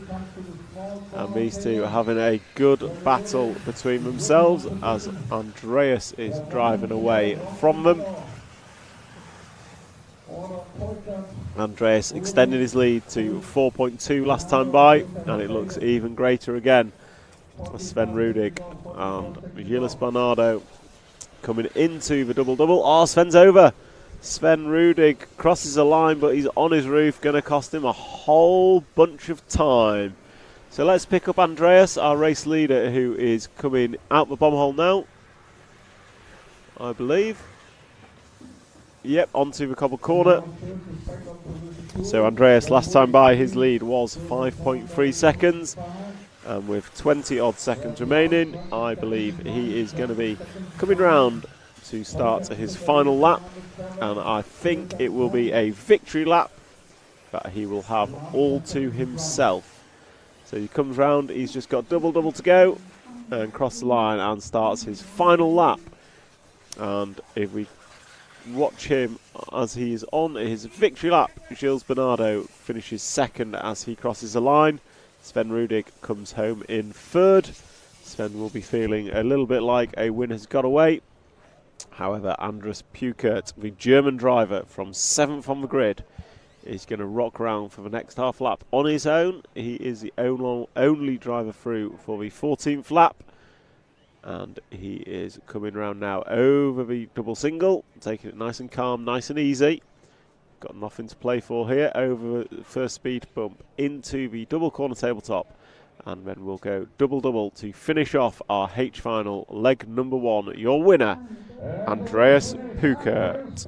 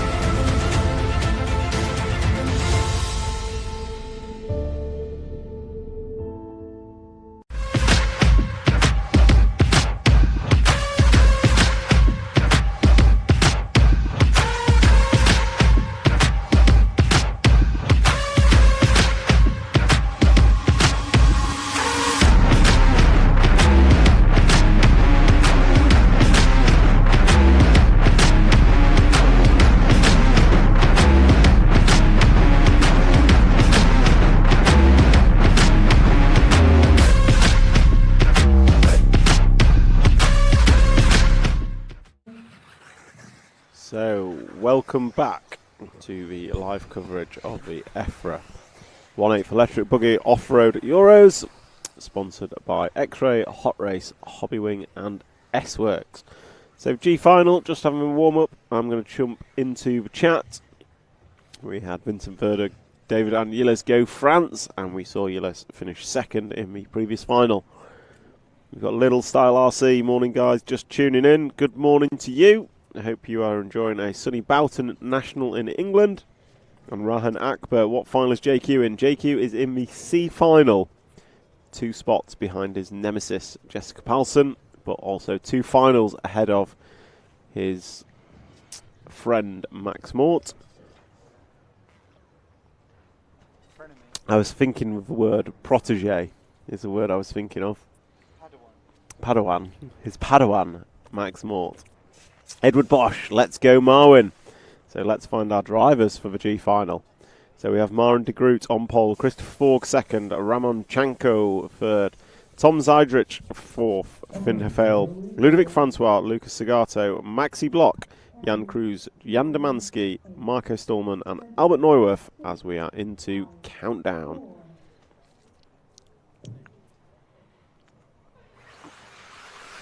So away we go, Poleman getting away cleanly as they have done in most finals. Mid-pack cannot say the same for it. So we've got regulation 1, 2, 3, 4, 5 and 6 have a bit of a coming together as a 2-man's over. So Christopher Ford getting it wrong, coming out the bomb hole. So that's going to leave a 2-horse race for the lead. And that is 1 and 3 car. 4 cars not far behind. Oh, and 3 cars over. Ramon Chanko needing a marshal. So, oh, Poleman's over as well. So that is carnage. That's going to leave what looks to be the 4 car of Tom Zeidrich in the lead as they come over double-double for the first time. It is the 4 and 3 car of Ramon Chanko. And 4 cars over. Nobody wants to lead this one. So Ramon Chanko is now going to be your leader. As Tom Zeidrich making an error at the end of the straight and taking a while to get marshalled. So it is the 3 car of Ramon that is leading us as we come onto the cobble corners. And he's been chased down by the 9 and 2 cars. 9, 2 and 1 from what I can see. So that is Jan Cruz. I think it may have been the 5 actually, Finn, running in third. But Ramon over the speed bump he goes into the 180, riding the curb nicely, then jumps up and down the corner tabletop and coming into the double-double to cross the line and put 2 laps on the board. His lead as he crosses the line is 2 seconds. And that is 2 seconds over the second place man in the 9 car of Jan Cruz. So absolute fantastic start for Jan. Coming up 7 spots, leader's over. So race leader is over in the middle, just catching the curb, putting him on 2 wheels and over he goes. And he's going to need a marshal to put him right. And Matt is going to have dropped him down 2 seconds, not by a lot. And we see him as he goes big on the triple, looking up the inside of Jan, but cannot make it stick, thinks better of it, lives to fight another day as we are just 2 minutes and 15 into this final. And he rides a curve coming onto the straight. Gap between them, 1/4 of a second. And race leader's over. It looks like they had a little coming together. So Ramon does the right thing and waits. But this time that was all Jan's error. So Ramon is back to the lead. And he will drive off over Cobble Corner and disappear off to the distance. And we're going to pick up the battle for second behind Ramon, because it is a multi-car battle as 1, 2, 3, 4, 5 of them all in the 7-pack together. It's almost 1 per jump. And quite frankly, that 5-car train is not going to last long without some bashing of wheels. So as we watch them come down, it is the yellow wing and white wheels of Ludovic Francois, who is the second place man.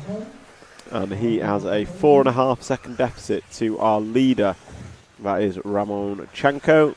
And Ramon, we saw him battle it out briefly, and he is now pulling away as he comes into the 7-pack. Second place man just onto the cobbles. And that second place man is the 6th car of Francois Ludovic Francois. And we have in third Jans Cruz last time by.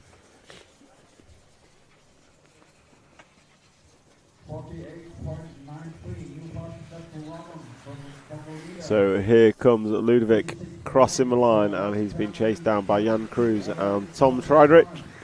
And then your poleman, Marin de Groot, is running in 5th. And great move by the 6th car. So the 6th car of Francois. Oh!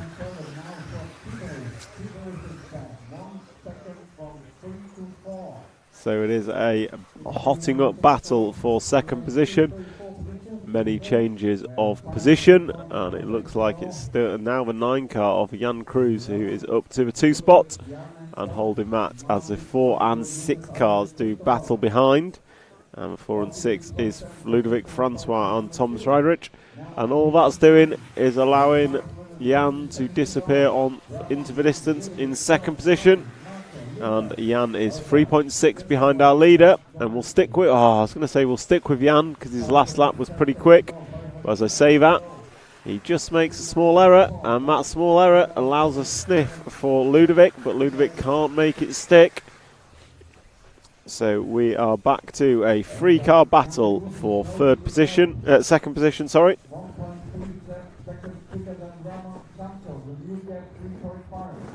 And whilst we have that 3-car battle for second position, our race leader Ramon is disappearing off into the distance with a lead last time of 2.6. This time by it is a lead of 3.7.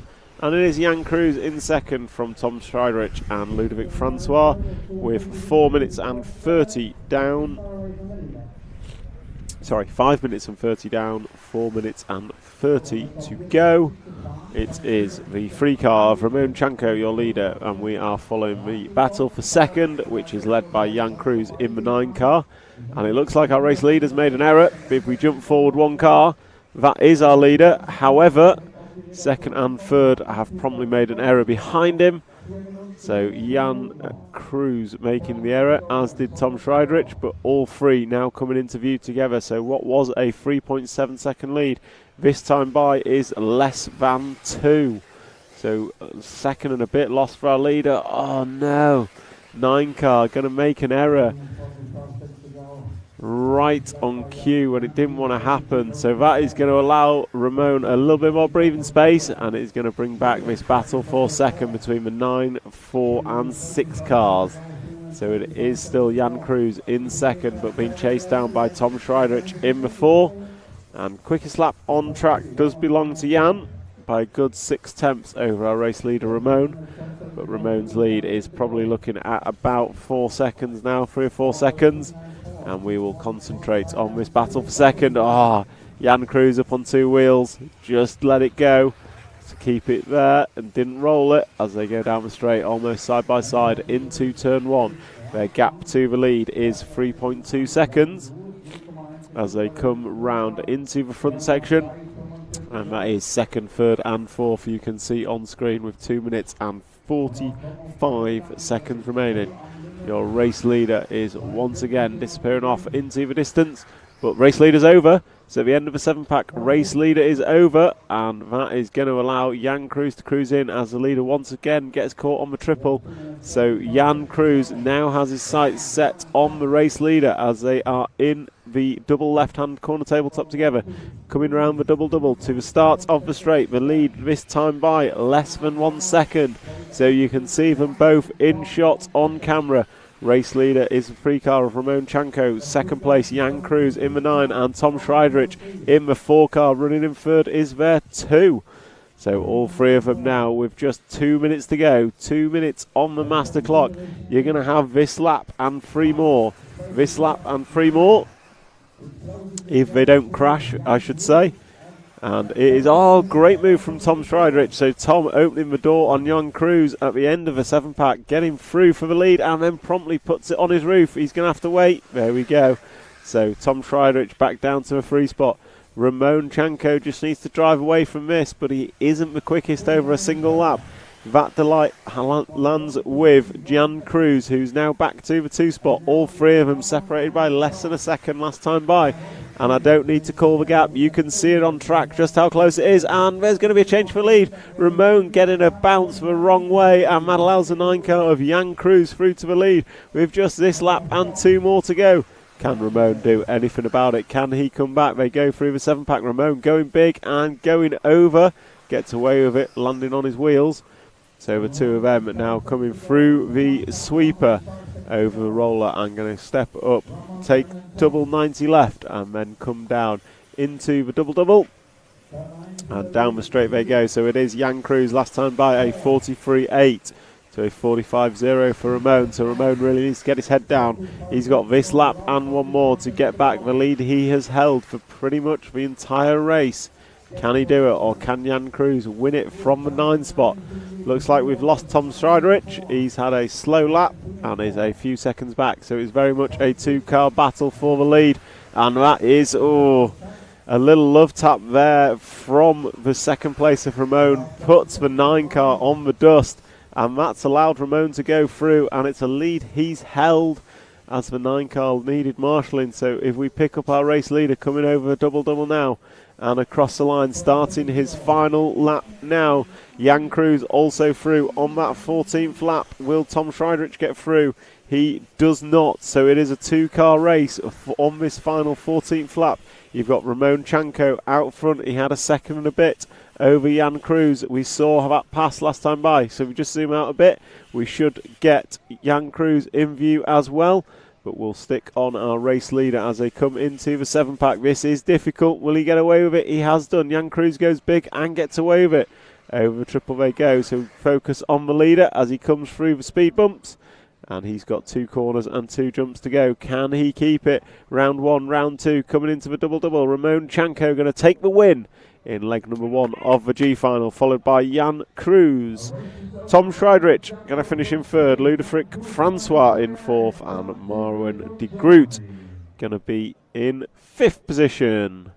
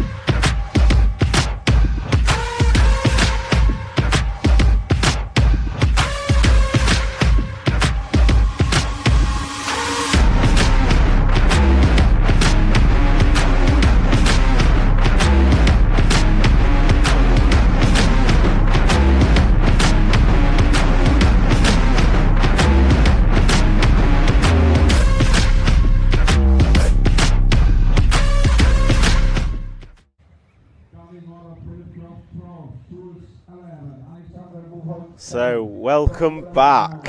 What a fantastic day of racing we've had so far, and it is only 10:30 a.m. So about 1 hour we will see our first A final take to the track, and if the last chance qualifier B finals anything to go by, it will be fantastic racing here at the EFRA 2023 1/8 Off-Road Electric Buggy European Championships. And your RC Racing TV live stream is brought to you by X-Ray, Hot Race Tyres, Hobby Wing and S-Works. And for those of you joining us across the many platforms, I urge you to like, subscribe and share so we can get the good word of Scale RC Motorsport out to as many people as possible. And if you are on the YouTube live stream, drop us a comment and I will pick it up. I've got the comments in front of me and I will be checking in on those as and when I can. And as the F final is warming up, we have comments from Edward Bosch, Let's Go Marwin, in the last final. Unfortunately, Marwin started on pole, came home in 5th position. Which racing RC team? Good luck, Jan. And I assume he is talking about the Dutch driver, Jan Eichhorn. He will start 5th in this F final. That is gridding up it will be Frane Buljan from Croatia away on pole, and he will be chased down by Benedikt Heitzer, Sebastian Zuna, Jonas Krekkonen, Jan Eichhorn, Anastasia Frog, Paul Lepart, Patrick Schweinzer, Florian Muller, Alexandra Buschholz, Christoph Jules and Philip Kropf are your drivers. Okay, then let's go. 10, 9, 8, 7, 6, 5, 4. And off and away we go for the F final leg at number 1. And looks like we've got a regulation start across pretty much all of them. Oh, 6 cars rolled it. So Anastasia rolls coming down the step down. And that is going to put her at the back of the field. And then we've got a mistake in the middle from what looked to be the 2 car. So we have our race leader, Frane, a poleman, out front. And he is being chased down. So Frane is disappearing out front. If we just hold back ever so slightly and pick up the battle for second, which is a multi-car battle. Oh, it's a freight train essentially, known in F1 circles as a DRS train. No DRS here, and that is led by the Dutch driver of Jan Eichhorn. So Jan up to the 2 spot in the 5 car, and then we've got Sebastian Zuna, Benedikt Heitzer and Paul Lepart running 3, 4 and 5. So 5 car breaking away from this train slightly, as it looks like that was the 2 car of Benedikt Heitzer on its roof. Not great at reading numbers upside down, unfortunately. So we've got a 2 car breakaway at the front, and they seem to be a little bit isolated, so we'll just concentrate. Oh, battle for second actually between the 10 car. So Alexander Buschholz is rocking and rolling, maybe not qualified as high as they should have, but coming into the double-double, this is hotting up for the battle for second, and they are approximately 2 seconds off the lead. We've got less than half a second separating second and third. Oh, error from the 10 car. So Alexander going to end up on his roof, and several cars going to go by. So that means it is just a 2-horse race for the lead, as Jan Eichhorn riding the curb, nicely done, and closing in on our leader, Frane Buljan. So Frane was in a low qualifying heat, led most of them that he was in, and as they come down into the double-double, and down the straightaway they go. The gap this time by is 1.5 seconds in the favour of Frane Buljan, but the quickest lap goes to Jan Eichhorn with a 44.6. So Jan certainly got the pace in that machine. Race leader's over. So race leader coming out of the bomb hole, just makes a little bit of an error, gets an awkward bounce, and that is going to promote the green winged car of Jan Eichhorn to the 1 spot. And we'll stick on Frane. We'll zoom out and look at Frane and the battle for second. So it is the 1 car, and I think that's the 11 car of Christoph Jules behind. So it is the order as they cross the line is 5, 1, 11, 10. And that is your front 4. So Jan Eichhorn in the 5's got a good lead. I say good, it's about 1.5 seconds. And then you've got the 1, 11 and 10 cars. So cars doing well from the back of the grid. As I say, that Christoph in the 11 gets it all kinds of wrong. Joins the track rapidly, but that's going to release Frane ever slightly from looking behind to looking forward. And looking forward he will do for the lead of this final. As he races the lead, no, Frane's over, sorry. So it looked like Frane crashing out in the background. So that's going to promote Christoph Jules into second, and Christoph is closing down on our race leader. So race leader coming into the double-double now, and Christoph also in frame with 6 minutes and 15 seconds to go in this final. 6 minutes and 15 to go. And it is your race leader coming into the front section, downslope nicely off the dolly double, but over and on his roof. So Jan Eichhorn making an error coming out of the bomb hole, same place we saw the lap previous, and that is going to promote Christoph Jules to the front. So 11th to 1st in just 4 minutes of racing for our number 11 from France. Christophe Jules is now our leader as he goes up and down with 90 left, step up into the double-double and across the line. Let's see what his lead is this time by, and it is a big lead of 2.5 seconds over the 10 car of Alexander Buschholz, and then a further 3 seconds back to Frein Bullian in third position, who was your poleman. And unfortunately for Jan Eichhorn, he has dropped all the way down to 8th position after that error. So costly error, or multiple errors I should say.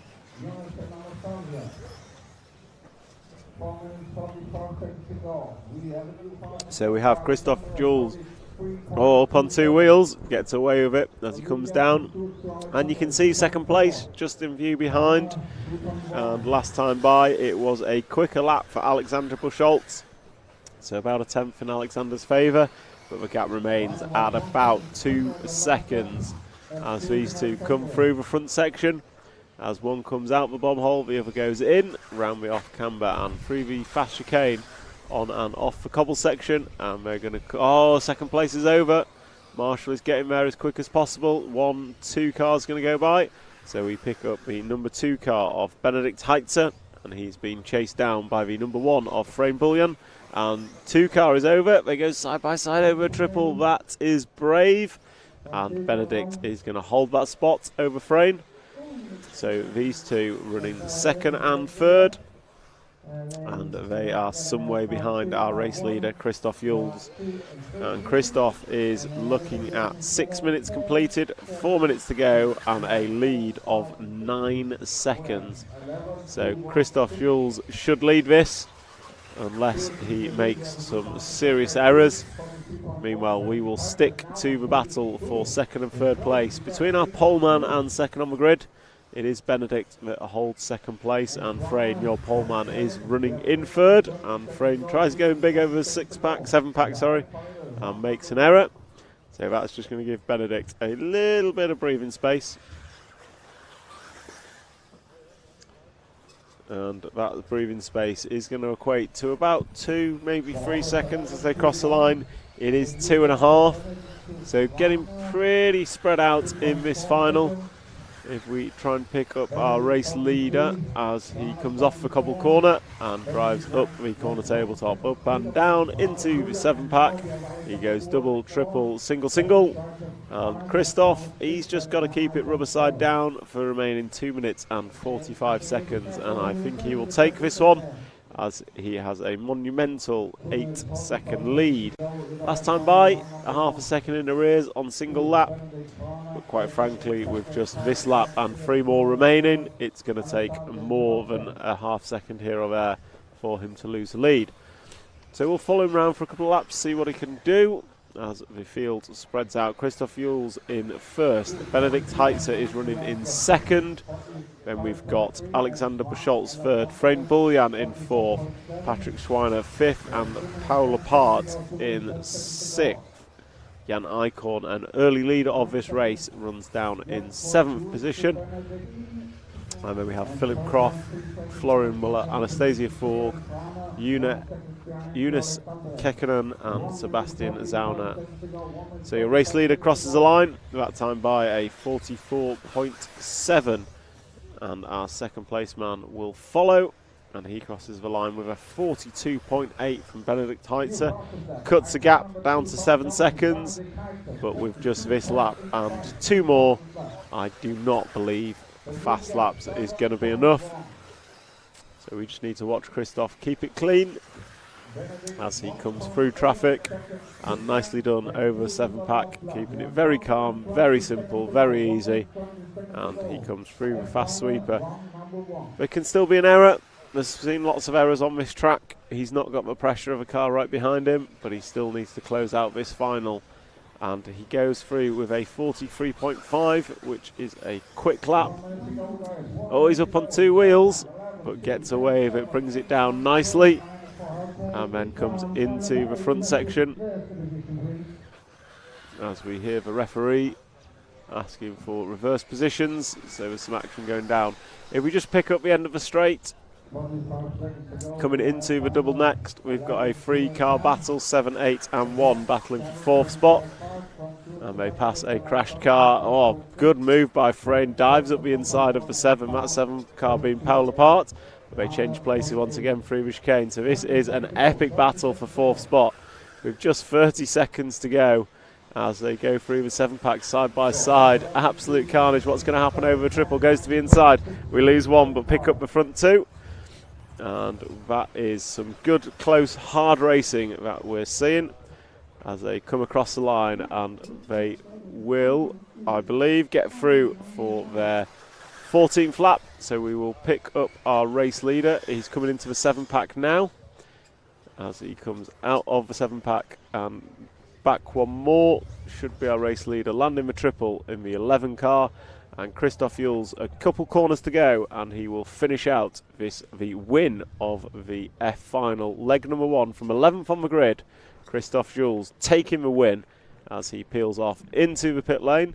The Frenchman coming through from the back of the grid, and we'll keep an eye on this dash to the line as they come through. See if there's any close battles. Looks like the battle for 3rd, 4th and 5th has spread out quite a bit. And it's going to be Paul Apart that takes that from Frayne Bullion in 4th, and Patrick Swinzer is going to come home in 5th position and complete the F final. So quick look into the YouTube chat, and there is a question from Kim. Tom, who do you think will win? Best regards, Rampaging Kim. I think I know who that is, Kim. There's not many people in the RC circles known as Rampaging Kim.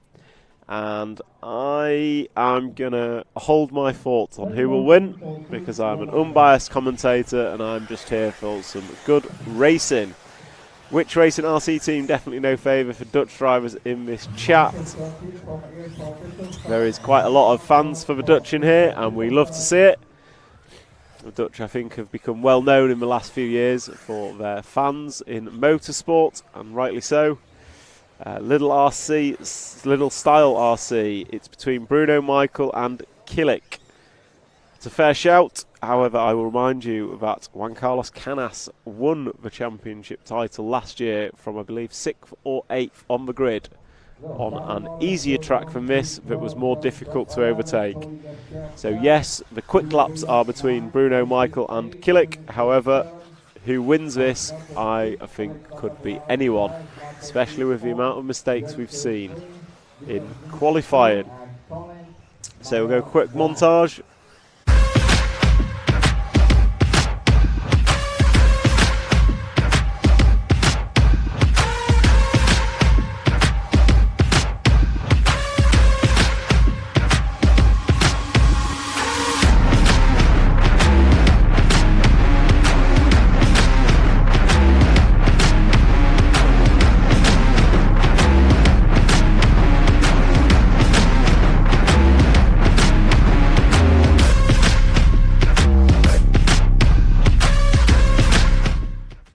So we have the E final gridded up and the comments in the chat. Come on, Colin, go Colin. I'm going to guess Colin is a Dutch driver. And as I look at the drivers, Colin Meyer on pole is from the Netherlands. Nicholas Weiser, Jürgen Trieb, Marcel Trieb, Alexander Brackers, Max Mort, Julian Smith, Heike Grieky, Ivo Bullion, Tony Questia, Johannes Strop and Joel Rossengren are going to be chasing him down. And I would like to thank our sponsors for enabling us to bring you this live stream. They are X-Ray, Hot Race Tyres, Hobby Wing and S-Works. As we come into countdown.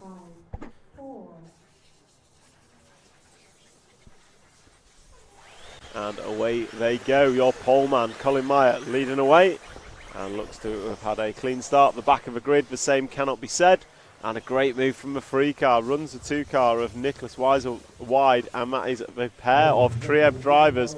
3 and 4 got through, but looks like Nicholas has made a move back up to the 2nd. And then the 3 car makes an error. That was Jürgen Trieb making an error on the cobbles. So it is going to be regulation 1-2, and then I believe the 4 car of Marcel Trieb is in third, and it is a fast battle. Scratcher, it looks like the 4 car has moved to the front. Oh no, we've got the leader way out, sorry. So it is 1, 4, 2 and 6. So Colin Meyer leads 2.2 after lap number 1.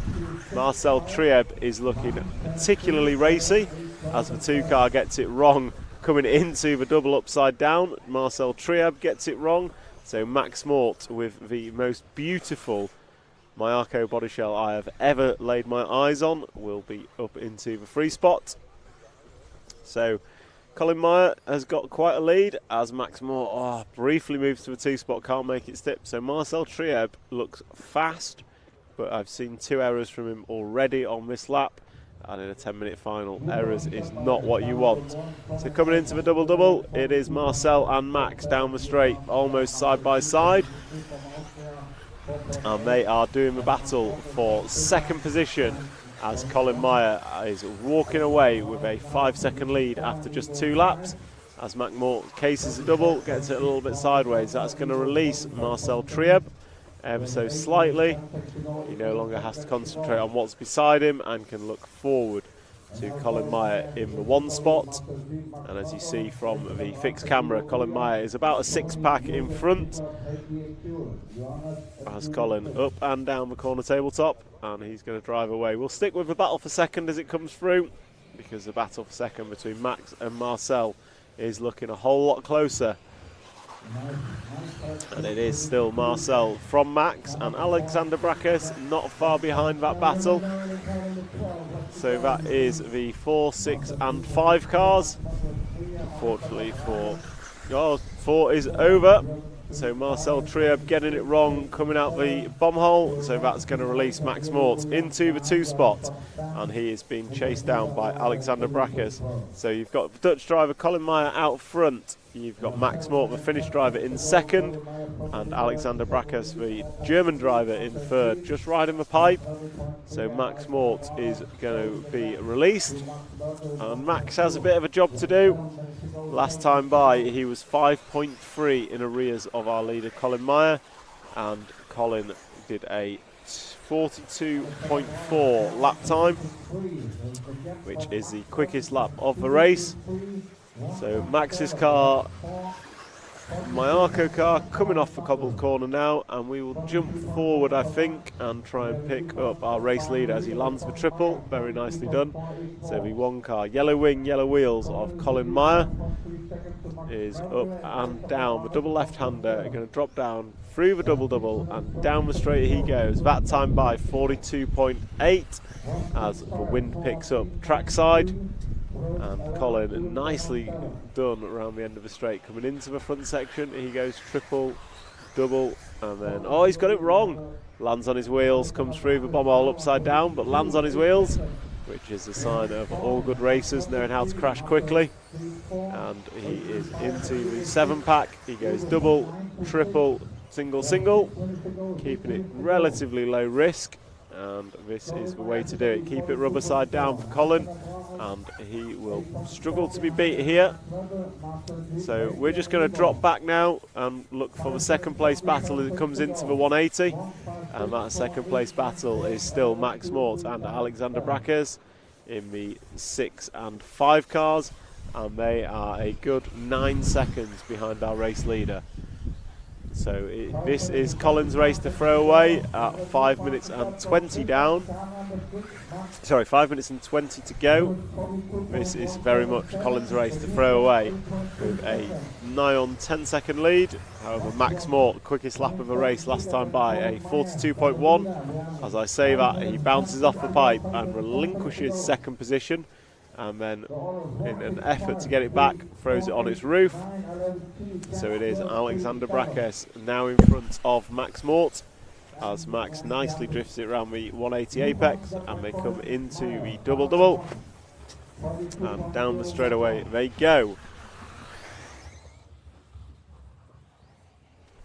So Max looking up the inside, can't quite make it stick on the first one, but he does second time round. So he makes a move and then cases a double, which allows Alexander back through.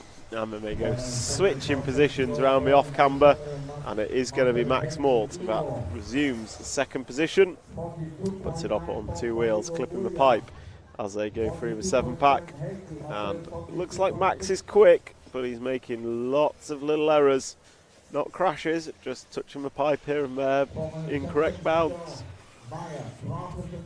So a good section there from Max, pulls out a bit of a lead over Alexander Brackers. And it was a bad lap for Colin, so Colin had an error somewhere. It was a 46.3, however he still has a 7-second lead. We see him just coming off the cobbles, but we're going to stick with Max and Alexander because this is the battle for second, and Max is looking very, very racy, but also on the limit of making mistakes as he hangs a double right into the fast sweeper. I think this could be a very quick lap from Max Mort. We will see as he crosses the line. He goes double and crosses the line, and it is a 41.7 hot lap of the race for Max Mort, and he reduces Colin's lead down to 5 seconds. So as Max Mort comes over the big double, we see the race leader entering the cobble corner, and Max does what Max does. Touches the curb and runs wide, losing a couple of attempts. And then through the back section goes Max Mort. We're going to stick with him for a bit as he is laying down the lap time. That will possibly close the gap to Colin Meyer in the closing seconds of this race. Max going to come across the line, and he does. So that's 10 laps on the board of a predicted 14. That time by for Max, a 41.1. So another 2 seconds in Max's favour. Gap is down to 3.1 seconds. So we can see, as Colin makes a little error on the curb, we can see Max is coming. If I had Jaws music to play now would be the time. Do we have that, Matt? Damn it. So we don't have that available. Max is over. Cases for triple, and there goes any hope of a battle for the lead. See him come in, come up short, and end up on his roof. And that is going to be an absolute godsend for Colin Meyer in the lead of this one, as we pick up our leader for the final 2 minutes. His lead last time by was back to 9.7 seconds. So we'll stick with the leader. He's got this lap and 2 more. I think Max has shown his pace in the last few minutes. However, too many errors for Max has allowed Colin to just disappear out front in this one, as Colin does the triple very nicely, showing how it is downsloped as he rides speed bump 1, speed bump 2, and comes up the left-hander and down the corner tabletop. Going to go double and starts his penultimate lap with a 43.6 for Colin. And he is going to come into the front section for the second to last time. Done very nicely. Just a bit awkward through the bum hole, but gets away with it. No harm, no foul. And he's onto the cobble corners. And then he will drive away through the 7-pack he goes. And Max Mort's last lap, a 41.2. Reduces the gap to exactly 7 seconds. However, with just 1.5 laps remaining, if that, I cannot see this going any other way than Colin Meyer, unless he makes a mistake on this final lap, which he has just started. So Colin going to come round the end of the straight into turn 2, nicely done. And then he arrives into the front section. He's going to go double, he goes triple, drops down into the bomb hole, comes out very, very nicely, taking it nice and calm, nice and easy, with 20 seconds left on the racetrack. This should be his final lap as he comes through the 7-pack. Double, triple, single, and he comes into the triple, and he goes double, single for his last lap.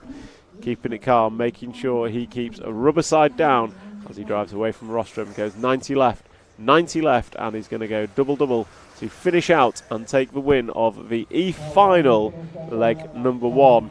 Max Mort comes across the line and he finishes not too far behind, but ultimately one too many errors, putting pay to his bid to win. And in the battle for third place, we will see Marcel Trieb. No, sorry, Alexander Brakes getting the run to the line on Marcel Trieb. Johannes Skrop comes home in 5th, Nicholas Weiser 6th, Ivo Buljan in 7th, and Heikki Garicki just crashing just before the line. And Joel Rossingen going to finish off for 9th, and Tony Questia coming home in 10th. That's a wrap of your E-final leg number 1, and we will move to the D final next. Quick look in the comments. Dutch RC timekeeping. Good luck, Colin, Tony and Heikki, all the Dutch drivers. Go, Max, go. Edward Bush, Colin dominated this final. That he certainly did. Which racing RC team, just like watching Formula 1 with a Dutch guy with a big lead in front? I cannot disagree with that. And then Koljak, good morning, and was it again? Wish good luck and funny time. Number 9, Ivan Buljan, we'll wish him all the best. Don't think Ivan had the best final, but we saw him finish. And thank you for joining us on our YouTube live stream and across all streaming platforms for this EFRA European Championship for 8th Electric Off-Road Buggy, brought to you by X-Ray, Hot Race, Hobby Wing and S-Works.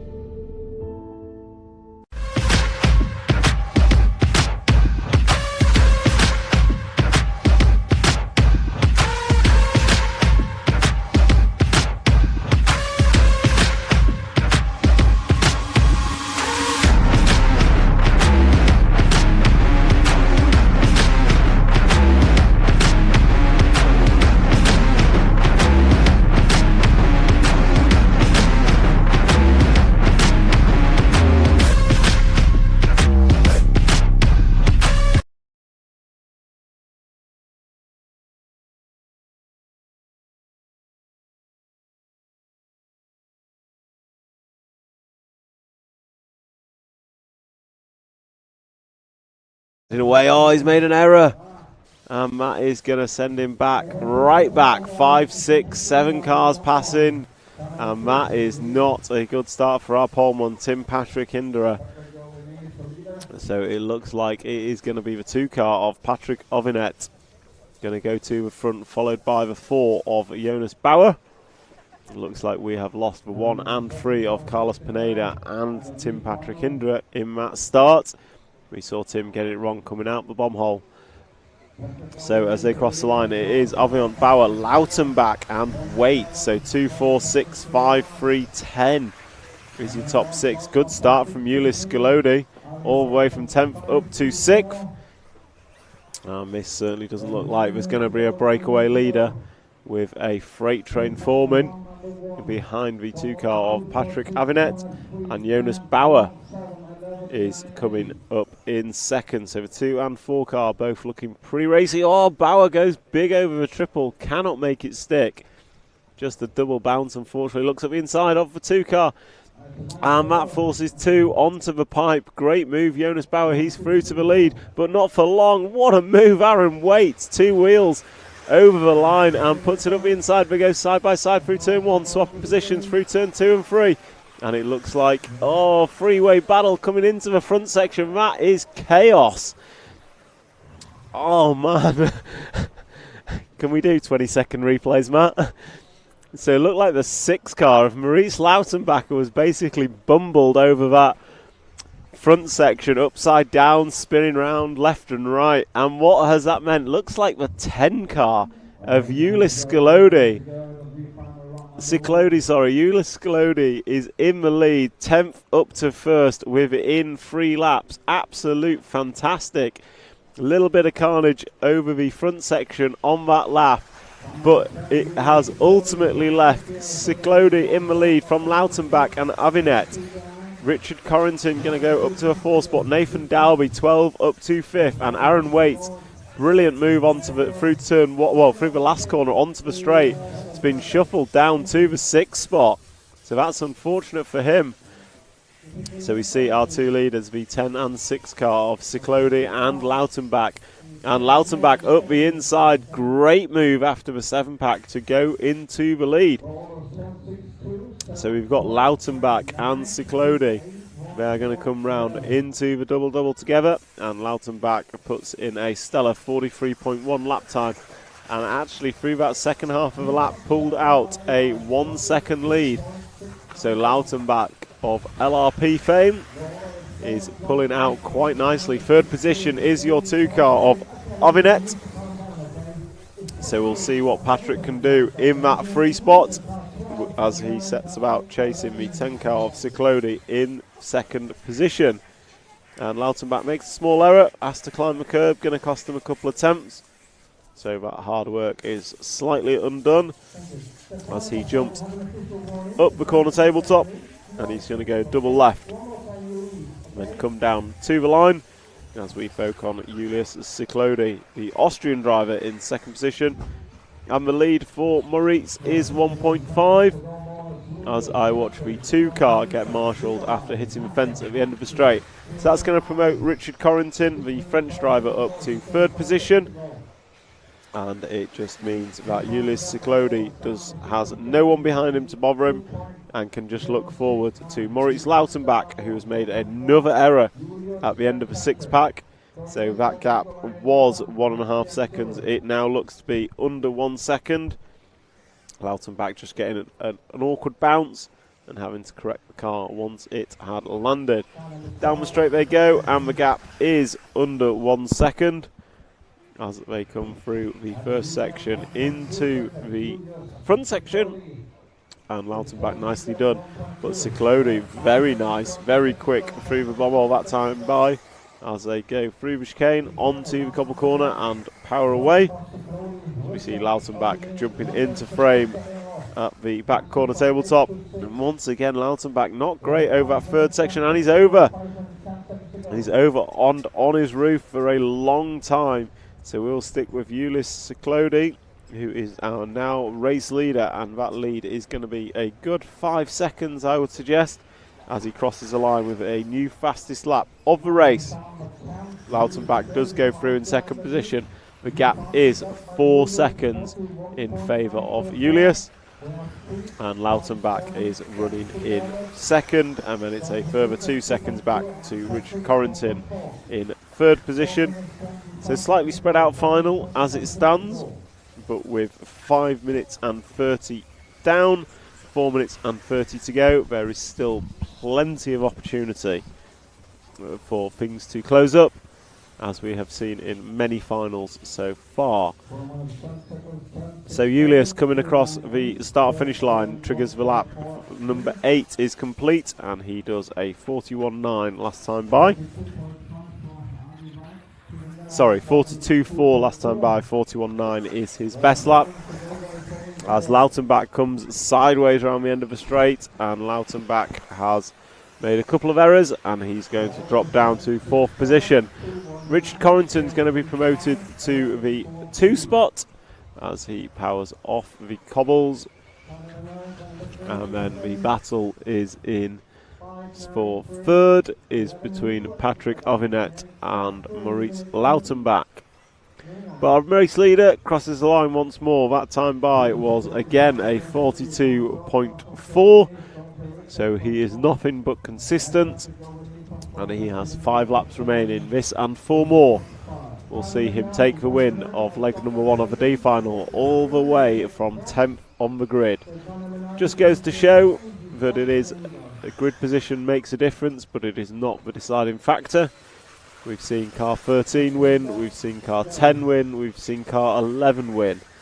I'm not sure I've seen many car 1s apart from Colin Meyer in the last final, as your race leader comes around to put another lap on the board as he goes double-double and crosses the line, that time by a 43.1 for Julius. And then Richard Corrington should be next across, and there he goes, a 43.7 from Richard. And then there's a good battle at the end of the straight if we want to just turn to turn number 2, and we pick up the battle of Maurice Lautenbacher in 4th and Patrick Ovinet in 3rd position as they come over the double. And Maurice nicely jumping in and out of the bomb hole, good work from him. So Maurice's car looks extremely racy, a bit like Max Moore in the final before.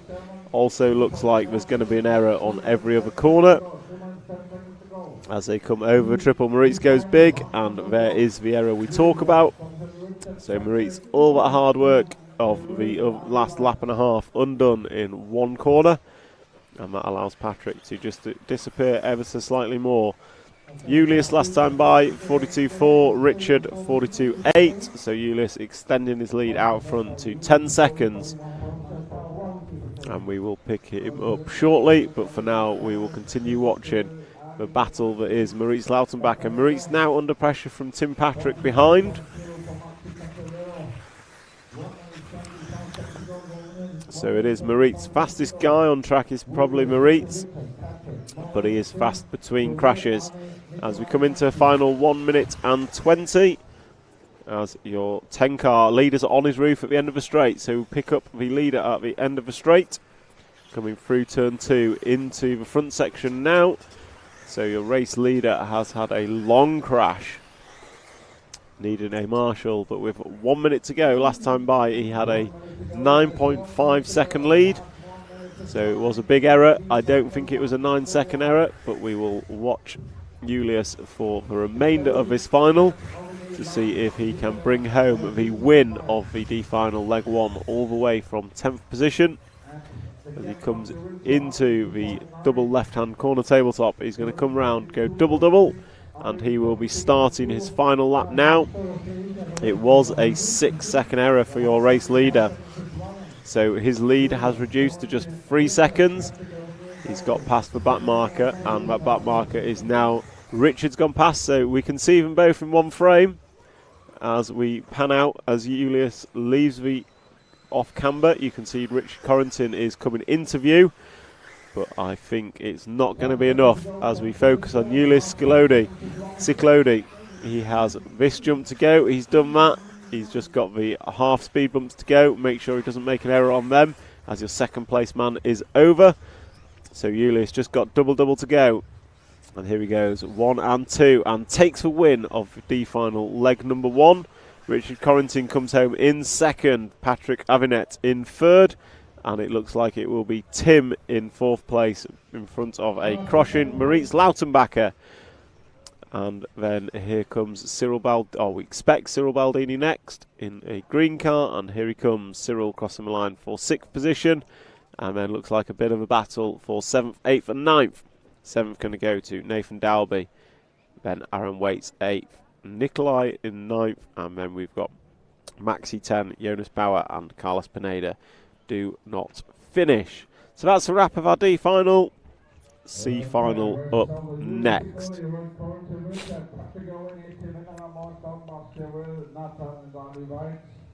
come to C final, round number 1.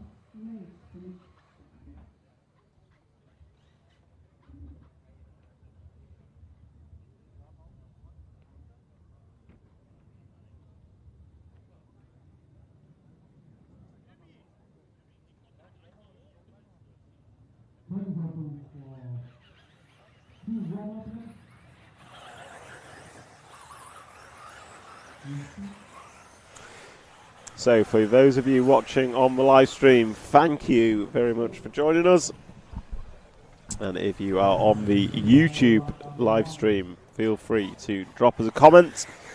As Chloe Harold has, hi Alex. And we have from Chris Vegas, go Ari. And Dutch RC timekeeping correcting me. Tommy and Haiki from Belgium. I apologise. I think I may have said they were Dutch based on the fan base in the chat being primarily Dutch. So we're here giving live coverage of the EFRA 1/8 electric off-road buggy European Championships. And your coverage is brought to us by X-Ray, Hot Race Tyres, Hobby Wing and S-Works. And you can see our C-final drivers listed. Pierre Lemaire, Pelle Kumsi, Adrian Pariente, Jerome Sartel, a previous champion of this category, Marco Bruffalo, Thomas Musso, Jessica Palmer, Paulson, Tom Sommer, Joseph Quagrain Hampersburg, Kevin Mukadet and Andreas Meyer will contest your C-final.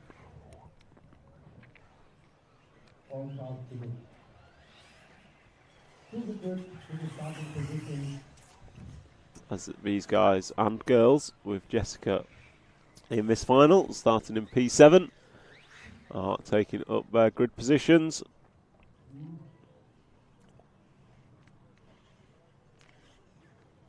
Okay, so drivers, just listen carefully. We must have the car behind the pink line, okay? If the car rolls, you need to use the brakes to stop. We only go on the announcer, okay? We're waiting for one more car. Which racing RC team? In the comments, Belgium. Belgium is where we keep our spare Dutch. Benelux, I believe the phrase is. You're all one.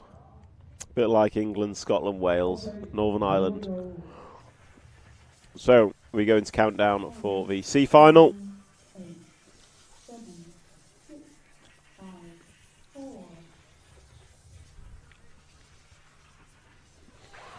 So Pierre Lemaire leads away from pole from Pelle Kumsi and Adrian Pariente. We've seen Poleman struggle, and there we go. Poleman is over and in the dust. And him rejoining is going to cause a bit of carnage. So let's see how it unfolds. I see the JQ machine in front of Jessica Paulson, so he will be happy. Good start from JQ. But out front, it looks like 2 car of Pelle Kumsi is going to take this one up. And there is some big air going on out there. So it looks like 2, 3 and 5 as the 1 car gets spun and ends up on his roof. And it looks like a huge lead for Pelle. And it is, he comes across the line. And it is Kumsi, Baruffalo, Pariente, Sartel and Quagrain is your top 5. And it is a 2-second lead for Pelle Kumsi after 1. So the 2 car of Pelle is leading. And we are following second place man Baruffalo, as this is where the battle is, but a small mistake from Adrian Pariente in third has just given Buffalo a bit of a breathing space as Buffalo gets it wrong, but luckily he's marshalled by Pariente, keeps his position, but that will allow Kumsi to disappear out front, who's over. So race leader's over, so Buffalo going to go to a point. So Buffalo now coming into the double-double. And then he is followed closely by Pelle Kumsi, Adrian Pariente, Sartel, Quagrain. Literally a 2-4. Well, the whole field is separated by less than a few seconds. It is top 10 separated by less than 3. Top 10 cars separated by less than 3 seconds as they came around last time. So Baruffalo leads Kumsi 5 from 2. Then Pariente in with 3 car. Sticking in third, and then we've got Sartel, Quagrain, Paulson and Andreas Meyer is your full running order as we pick up on the race leader Marco Bruffalo round the first corner, being chased down by the 2 car of Pelle Kumsi.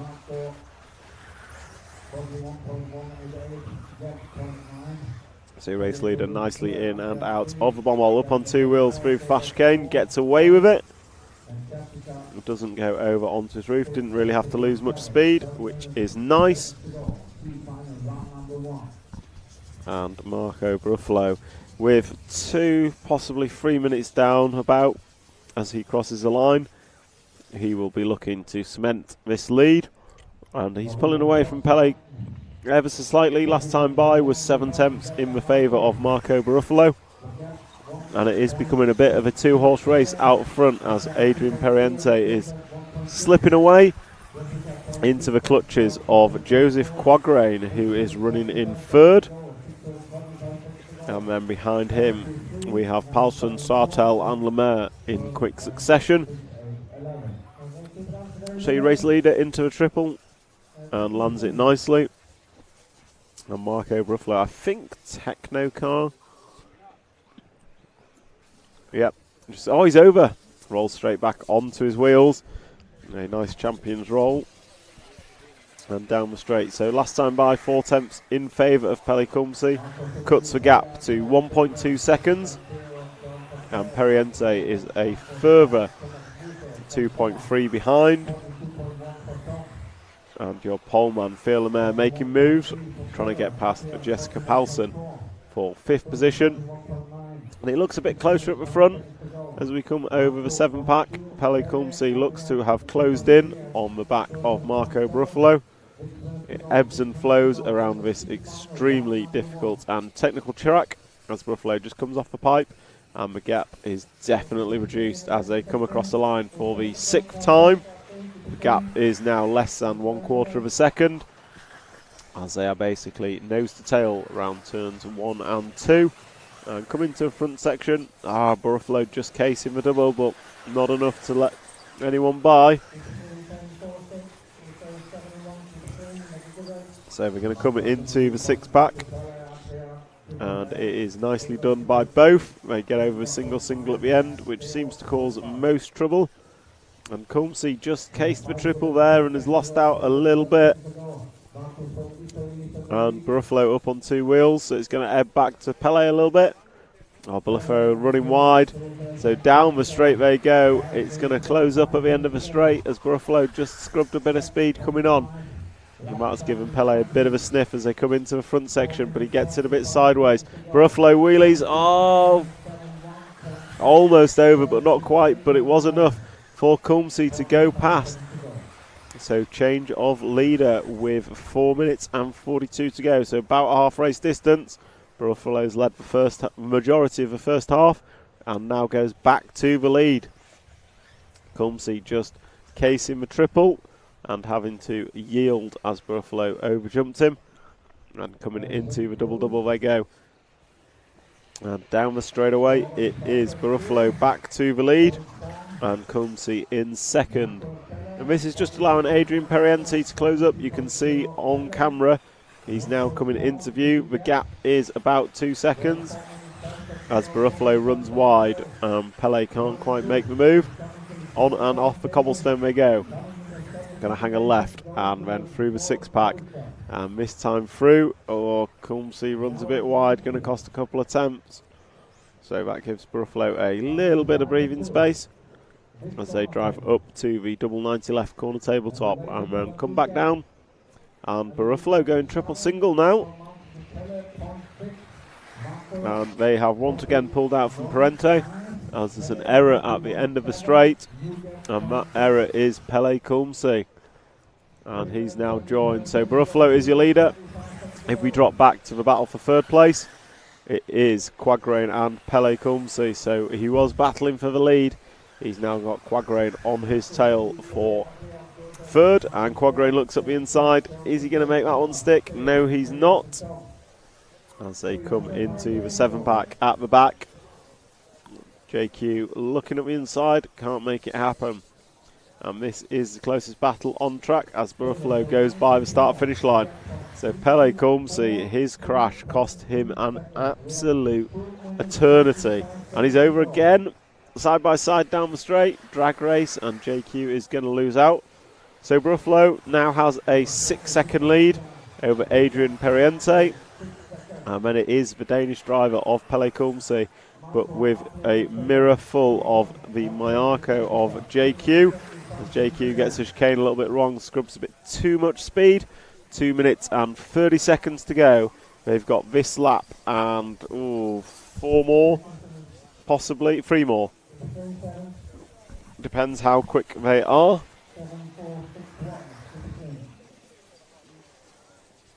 So coming down onto the straight. And looks like Pele's pulled out from JQ that time by. JQ not having the best of laps.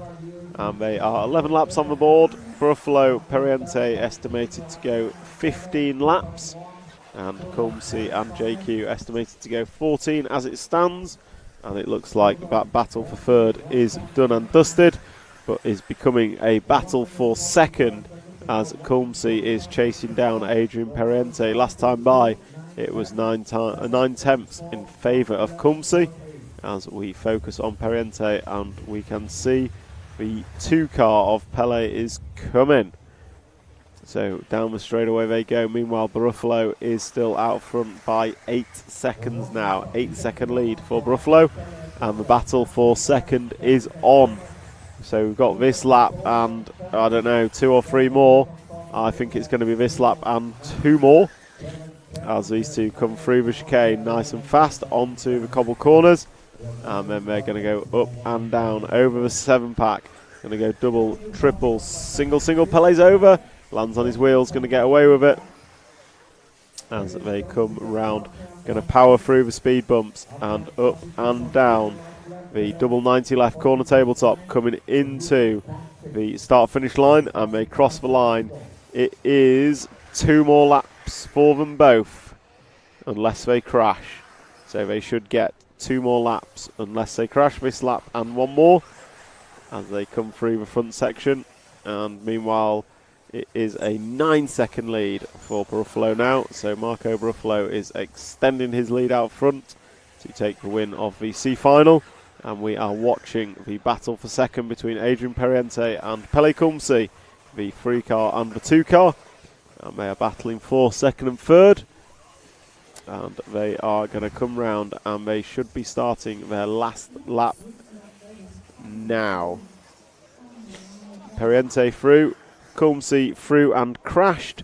So that's going to give Periente breathing space. So if we pick up our race leader, Marco Buffalo is coming off the cobble corner now and driving up the pink car.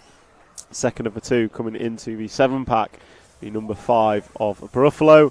He has led this pretty much start to finish after the first lap carnage, and he is going to go right, and then 2 left-hand corners to go, and then a double-double, which he may take triple-single. He does not, and he crosses the line, and it's a win for Marco Buffalo. And then we've got Adrian Periente, who will come across the line for second, and Pele Kulmsey will finish third. JQ going to finish 4th, Thomas Musso, Hampersburg, Jessica Paulson, Jerome Sartell, Andres Meyer, Theo Lemaire, Kevin Mikadet and Tom Sommer is the full finishing order. And I will quickly zip back to the YouTube comments, and we have Chris James, morning, favourite part of a track? For me, it's anywhere in the shade. But I think actually the bit I'm enjoying the most is the fast sweeper with the kind of 2 half roller speed bumps on. It seems a real simple bit of track, but it's actually causing quite a bit of trouble. People hitting the speed bumps and just grip rolling from them. Obviously the jumps, there's a lot of errors, but I think those speed bumps might be critical come main time. But all in all, looks like a brilliant track, very technical, very difficult and expertly presented by our Rhein-Main-Circuit team here, and a pretty good guy in the comments. Awesome coverage, guys, both commentating and camera. Well, thank you very much. We appreciate all the feedback we can have. And Tarja, Ivanen, Go, Jose, Hampus and Jessica from the last final. So B-Main, the nearly men, are gridding up, and the one guy that qualified for B-Main who's not racing is Johnny Skidmore, as he won a brilliant last chance qualifier first thing this morning. It was absolute fantastic racing. Went down to the wire, but it was Johnny Skidmore that took the win from Noah Ben Mohammed and Yoa Figueiredo. So he is in the A final, which will be up next. But now our B final is warming up. And those finalists are Yoa Figueiredo on pole, Portuguese driver. Unlucky not to win the last chance, but Johnny Skidmore made one less error. Martin Beyer on second. I'm sure he'll be disappointed with his personal performance, but the team performance of X-Ray has been fantastic. And then we've got Wesley Van Helmond, Remy Bermudez, who unfortunately could not run in the last chance qualifiers. Car broke on the warm-up lap. Then we've got Noah Ben Mohamed, Daniel Periente, Robert Bataille, Clement Bode, Oscar Navarro, Ricardo Monterio, Hugo Tavernon and Jordan Lott are your drivers. And we will come into countdown shortly.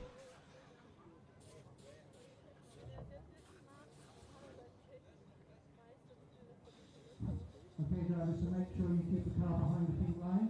Okay, if you need to use the brake, you need to use the brake.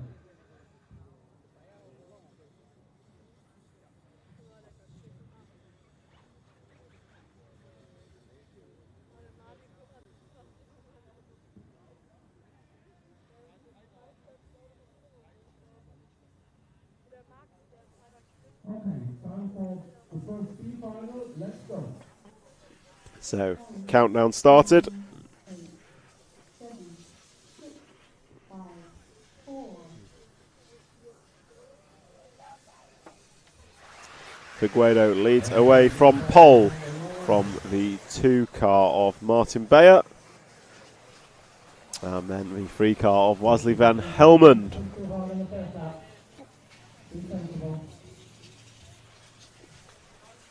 And it is a relatively clean start. A couple of crashes at the back of the pack, but it is regulation order through the front of 1, 2, 3, 4, or 1, 2, 3 at least. And then, oh no, Ben Mohamed getting it wrong on the triple. So it is a 1, 2 and 3, and then there's been a bit of disaster behind, and Yo Figueiredo is already pulling away from Martin Beyer. In the last chance qualifier, Beyer didn't have the pace or didn't have the look to go with Figueiredo and with Noah Ben Mohamed and Skidmore. However, he has had a chance to tune his car, and we will see what he can do here.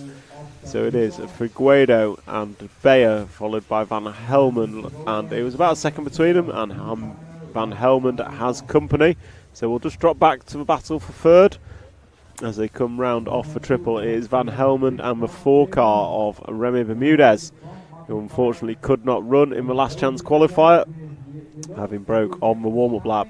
So these two down the straightaway they go, and looks almost side by side for second and third. So and it is side by side through turn 3. They come into the front section. It's battles up and down the field. On Remy gives Wesley a little love tap, and he's going to take that. He's been told very quickly to return the position by the referee, and that has just meant it is a 5-car battle for third position, which Remy is going to crash out of. Unfortunately for Remy, goes side by side with Robert Bataille, or Batier, sorry, and it is going to be Batier that comes out of that one. So Van Helmond still holds third, but more importantly, at the front, we've had a change of position. So we jump to the front 2, just coming into the front section now. It is Beyer and Figueiredo for the lead, and Figueiredo looking side by side. So Beyer absolutely finding a turn of pace. So we've got a battle for first and second, and then we've got a 5-car battle for third, fourth, fifth, sixth and seventh. So Martin Beyer, he's going to case the triple. Figueiredo up the inside. Clears Beyer out off the line, but does the right thing, possibly a bit too kind, and lets him go. So Figueiredo didn't make the error, but he did force it from Beyer, so he's let Beyer back through. So that gives us a battle for first and second as they come into the end of the straight. And Figueiredo again looking up the inside, this time tags Beyer, but goes. So it is Beyer in second, Figueiredo in first, and all this is caused on Beyer. Just tried to go big, and that has cost him. So Van Helmond going to go through to the 2 spot. So we'll stick with the battle for second, because it is a battle and a half. So you've got Van Helmond, who's got a slight break from the blue car, but the blue car cases, it looks like Beyer gets up the inside. So I'm not sure who that blue car is. I'm looking at the list. It is the 9 car, Ricardo Monterio, I believe. No, Oscar Navarro. So it is Oscar Navarro up to the 3rd spot with Bayer for company in the 2 car, then Robert Bataille 7th up to 5th. So good run from Robert. So Martin Bayer getting a little bit unlucky. Pushed offline by Figueiredo and then tried to go big into the bomb hole. And it didn't work. Navarro's over. So Bayer's going to make that position. Noah Ben Mohammed getting caught again in someone else's incident. Unfortunate for Noah. So jump up to Bayer and we'll follow Bayer for a couple of laps as he comes onto the straight. And he is, leader's over. So we jump to the end of the straight, coming down into the double jump now. We've got a battle for the lead.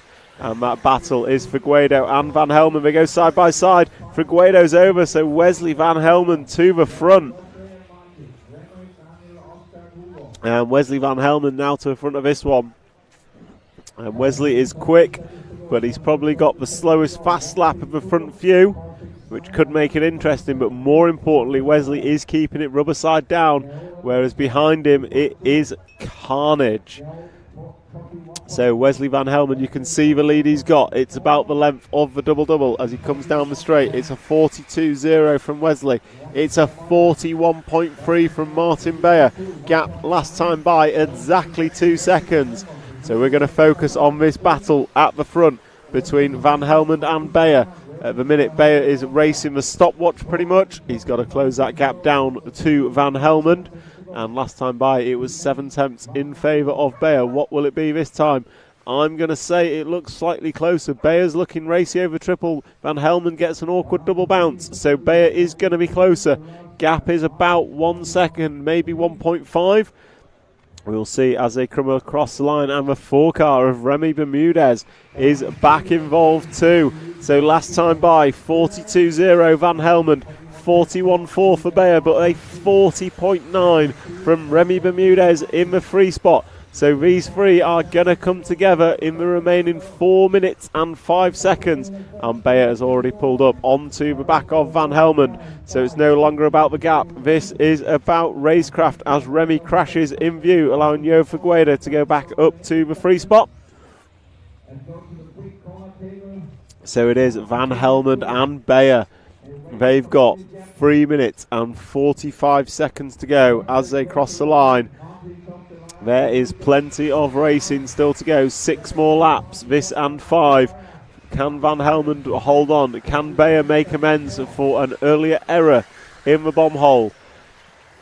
And who is going to take the win? Will it be Figueiredo in 3rd place? Will he get another opportunity at the lead? Still 3 minutes and 20. Van Helmen's over. Landing on his wheels, going to get away in 2nd. So Martin Bayer now going to go to the front. So that is an unfortunate error for Van Helmen.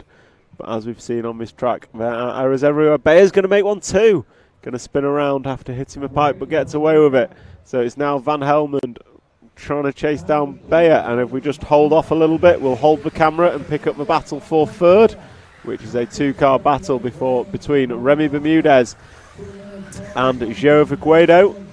So they are coming into the front section together. Last time by, they were split by less than half a second. Figueiredo gets it wrong. So Remy Bermudez, who is the quickest man on track on best single lap, is going to go into a comfortable 3rd spot. So we'll try and pick up the leaders of Martin Bayer and Wesley Van Helmen as they come into the sweeper.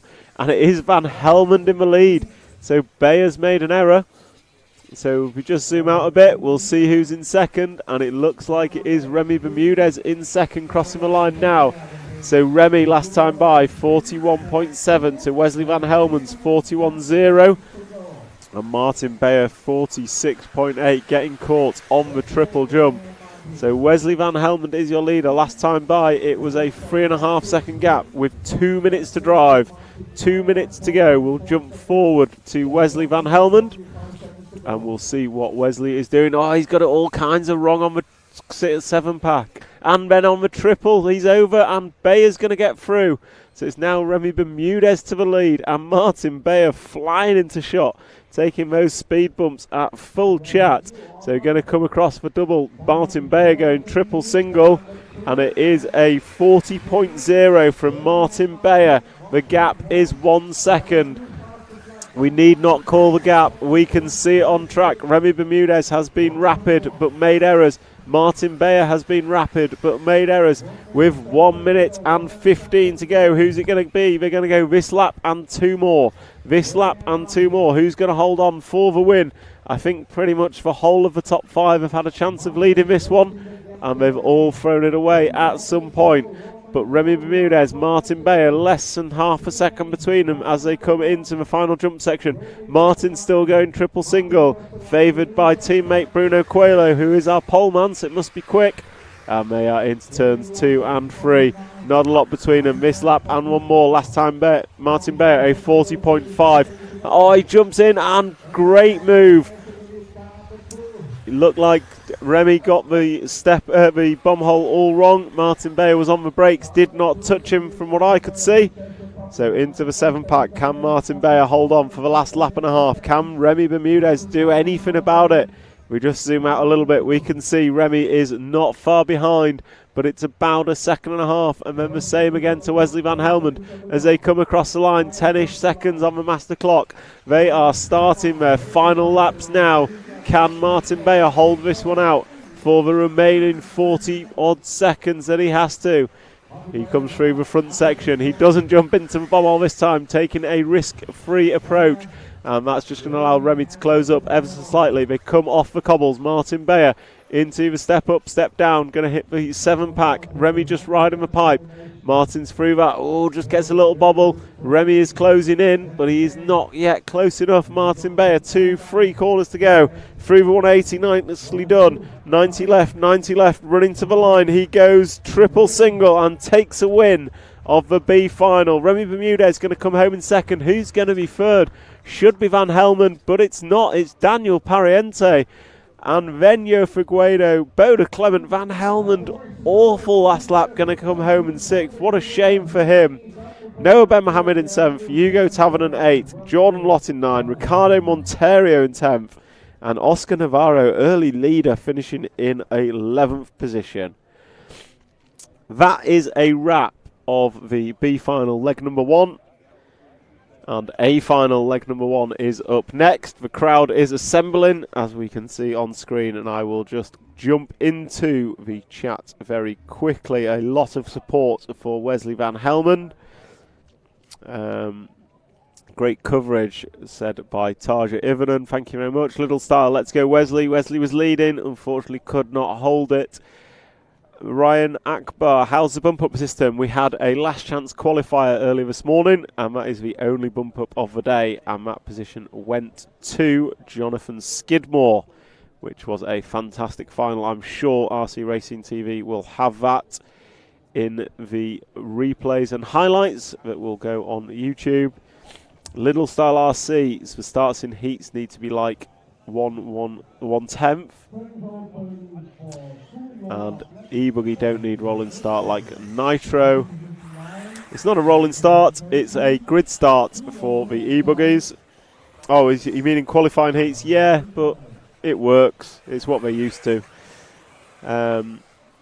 But the actual finals is not a rolling start, it is a grid start, and it's just a different grid format to what Temp Scale use. And now we move on to the A-Main. Beastie 24, Orlowski, go and get them. I'm sure it will be a fast and frantic race at the front, and I'm sure it's going to be very, very close no matter what happens.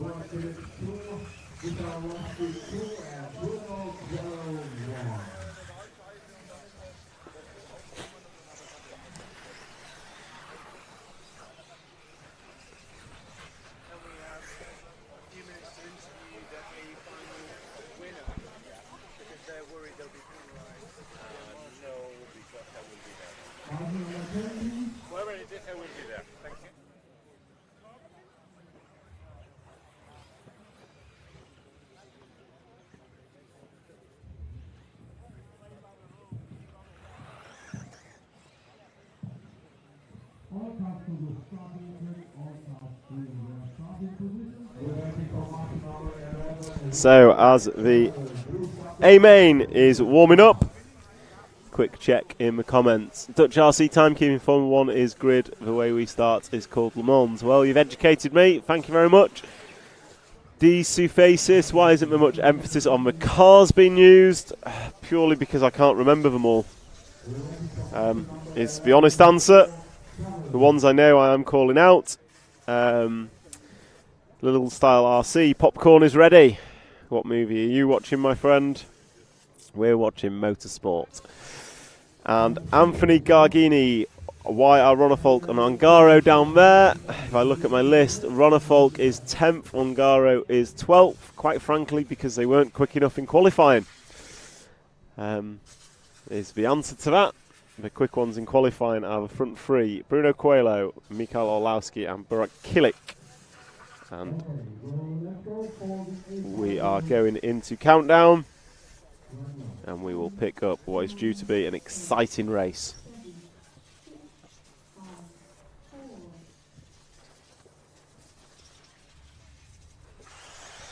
So off and away they go. Steady start from Bruno and Orlowski and Burak. So all three at the front. Nice steady start. Aaron Ronick in the 4, looking racy already. Orlowski looked like he was going to try and make a move on Bruno, but he thought better of it. And coming through with fast chicane, Bruno's looking tetchy. So Orlowski is all over the back of Bruno, but he's had to check up, and that's allowed Bruno a little bit of space as Kilik goes up the inside of Orlowski. Can he make it stick? Yes, he can. So Burak Kilik putting the move on Orlowski. Orlowski having to kind of check up a little bit not to hit Bruno. And that has allowed Kilik through, and Kilik is going to get his head down and chase down Bruno Coelho. So it is Bruno Coelho and Kilik, Burak Kilik, followed by Mikael Orlowski, Aaron Ronick and Jorn Neumann up to the 5 spot. Jorn has been quick all the way through this, and Orlowski's made a little error, so Ronick going to go through. Is Neumann going to make it through? Looks like he has, so Orlowski down to the 5 spot. That is not good for Mikael. Meanwhile, at the front we have Bruno Coelho and we've got Kilik.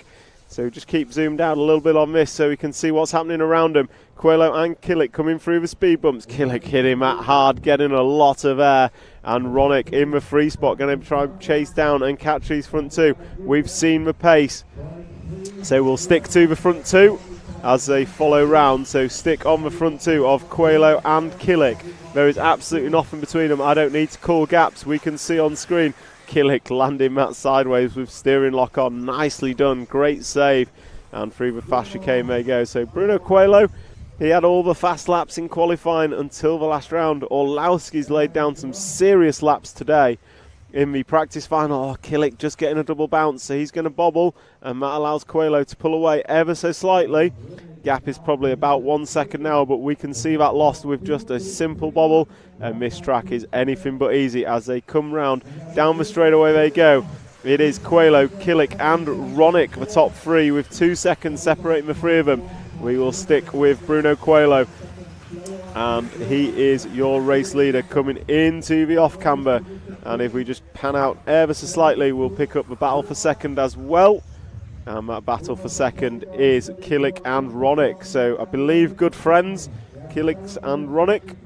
But it is Bruno Coelho who's out front. Last time by, it was a 40.1 fast lap from Bruno. And if I look down the field, just give you a quick run order. It is Coelho, Kilik, Ronick, Orlowski, Neumann, Gotzel, Kilik, Ongaro, Boots, Skidmore, Canas, Zalowski and Ronnefalk last time by the line. This time by, Bruno Coelho has pulled his gap out to 1.8, but Aaron Ronick's had a small error, and that has allowed Orlowski up onto the gearbox of him, and Bruno's had an error. So it is Bruno and Kilik now as a pair through the fast chicane onto the cobble corner. And my bet is Orlowski is sniffing now. If he can keep sight of Bruno out front, he can clear Ronick. He showed some serious pace early on, and Orlowski is through. So just off camera, Orlowski is through. So we'll see what Orlowski can do now. He's got some clear air. It is Coelho who has a 0.8 of a second lead over Burak Kilik, and it is Coelho who has a 3.1 second lead over Orlowski. So Mikael Orlowski has some work to do if he wants to win this one, but is your front 3 qualifiers now at the front 3. But Coelho is just pulling away ever so slightly from Burak Kilik. Kilik looks fast, but he's not quite as neat as Bruno. but it is a final, and Killick will throw everything at this to do anything he can to catch and pass Bruno Coelho. Coelho knows he's got to hold position. Almost harder being at the front than it is in second for parts of this, and we are only 4 minutes down with 6 to go. 4 down and 6 to go. Last time by the computer, Orlowski 40.1 to Coelho's 40.6. So Michael Orlowski is catching the front two, and Coelho has been caught by Killick. This will slow both of them down. Oh, Killick drives into the back of Bruno, over him, and gets away with it. Neither of them ending up in trouble. All that's allowing is Mikael Orlowski to join the party. So we zoom out ever slightly. Bruno's over. Cases the jump, and Killick is through, and it is now a 4-car freight train for the lead. Bruno looking a little bit messy through the speed bumps. So it's going to be Killick. We'll keep on Killick as our race leader down the straight. Killick's lead is about 1 second, exactly in fact, over Bruno Coelho. Then we have Mikael Orlowski and Aaron Ronick in tow. Killick just getting that a little bit wrong, allowing Bruno to close in. Bruno beautiful into the bomb hole. Absolutely amazing. So we've seen Bruno, he takes a few more risks than Killick. Killick has been quite conservative in some of his lines, whereas Bruno's got the option. And more importantly, as we come into the big double-double, Bruno has been going triple-single. What will he do as they come round? There is 4 minutes and 30 to go. Killick up on 2 wheels. They're going to go side by side. Will Bruno go long? He doesn't. Bruno goes double-double. 3 of them down the straight together. It's been these 3 all weekend. Who is going to take A-Main number 1 with 4 minutes and 25 seconds to go? 4:25 to go. We are on 8 laps of a predicted 15, so this and 6 more.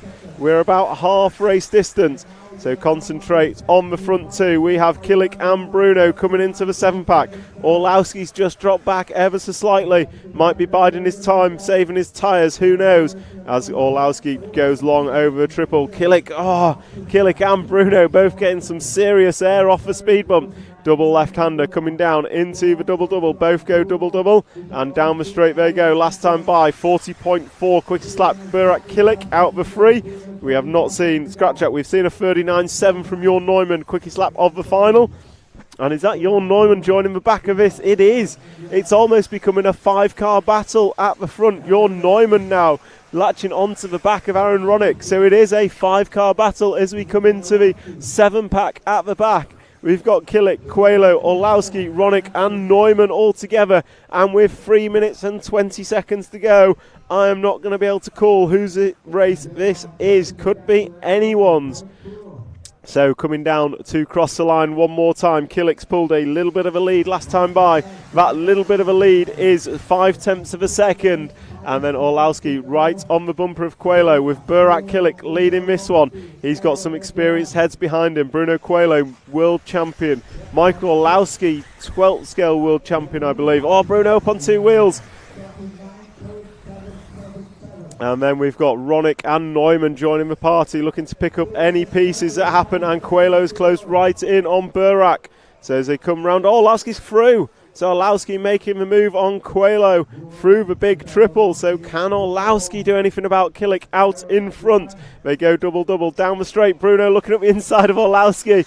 That was close.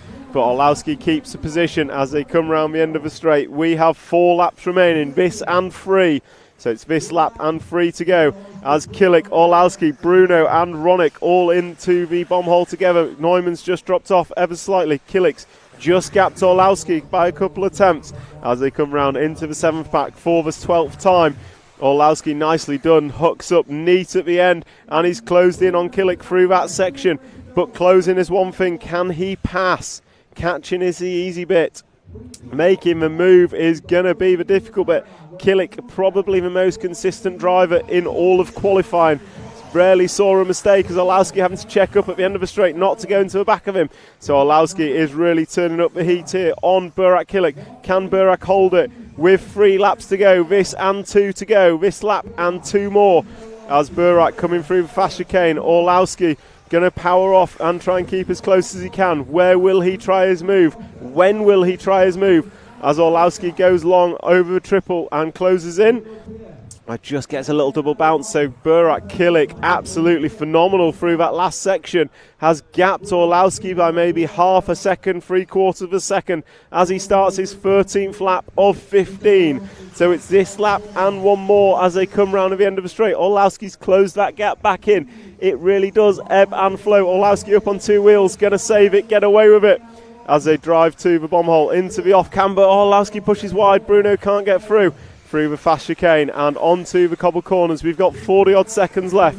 They're going to complete this lap and one more. This lap and one more is how it will go, as Orlowski just has to check up, and that allows Burak to pull once again through that section back to half, maybe 3/4 of a second.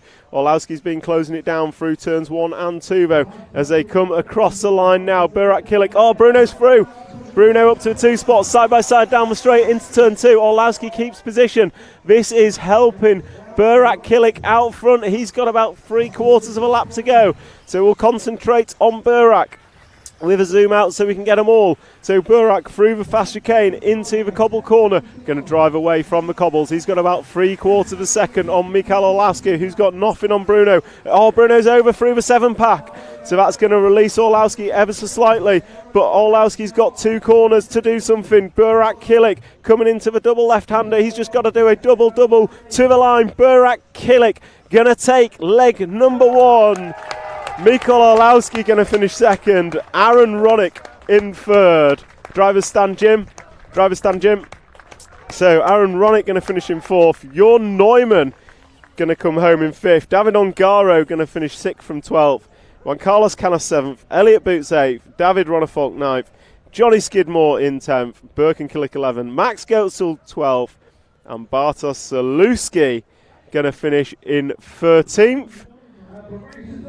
I'll just go and see if I can grab Kilik for a quick interview.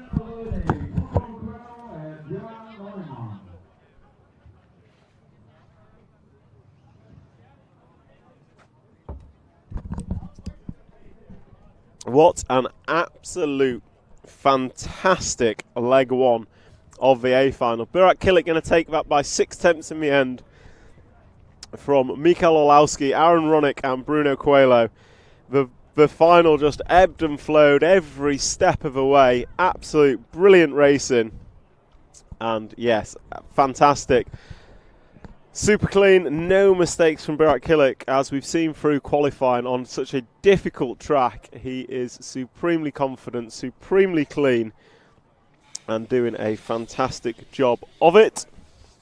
And I believe he's on his way, should be here any second, and we will get a few words with him as he rocks up. No, it's fine. So, Burak, how was that? What a final. It was so hard. Everyone just like pushing each other, and I don't know. We have 2 more finals. It's so hard to go without mistakes, you know? It's so hard. Like, everyone is shaking upstairs because it's so hot and everything is crazy. How do you approach the next final? I don't know. Actually, I don't know, because you never know what happened. That's the point. And yeah, the first one we did good, and we see you got to be happy. Yeah, I'm sure. It's crazy to win a final in the European Championship. Yeah. So. Well, congratulations. Thank you. I, for one, am looking forward to leg 2. Yeah, I'll let you go, Marshall, and thank you very much. Thank you. So that's a few words from Burak Kilik. I think he's a little lost for words and still running on adrenaline after such an exciting final. And that was brilliant racing from all drivers. Burak taking the win by about half a second in the end from Mikael Orlowski. Burak being the only one not to really put a foot wrong, which proved decisive in the end. And he now sits in the sunshine, marshalling while he contemplates how he's going to approach leg number 2. Quick look into the chat, and I saw a few comments coming in whilst we were racing, but I couldn't look at them. Dutch RC timekeeping, is it still raining at Le Mans? I have no idea, but it's not racing here. Aaron Ronick, RC Car God, he is doing exceptionally well this weekend. Sebastian Winstein, he is doing brilliant. RC Mafia, come on Johnny lad. Johnny has done fantastic to make the main. Little Style and Tarja go. Mihail. Mario supporting Bruno. Pontus summing it up for us all. This fight is nice. And Tarja, what a battle that it absolutely was. Al's RC Vlogs asking for spy shots of the Schumacher. I don't think we'll be getting them. We did a good interview with Michal yesterday, who said he quite enjoyed reading everyone's thoughts on what that Schumacher prototype was, but he was fairly tight-lipped on what it actually is. And yes, everyone's saying what a great race it was. It absolutely was, and we look forward to 2 more legs of the A final. But now we have the K final, leg number 2 in countdown.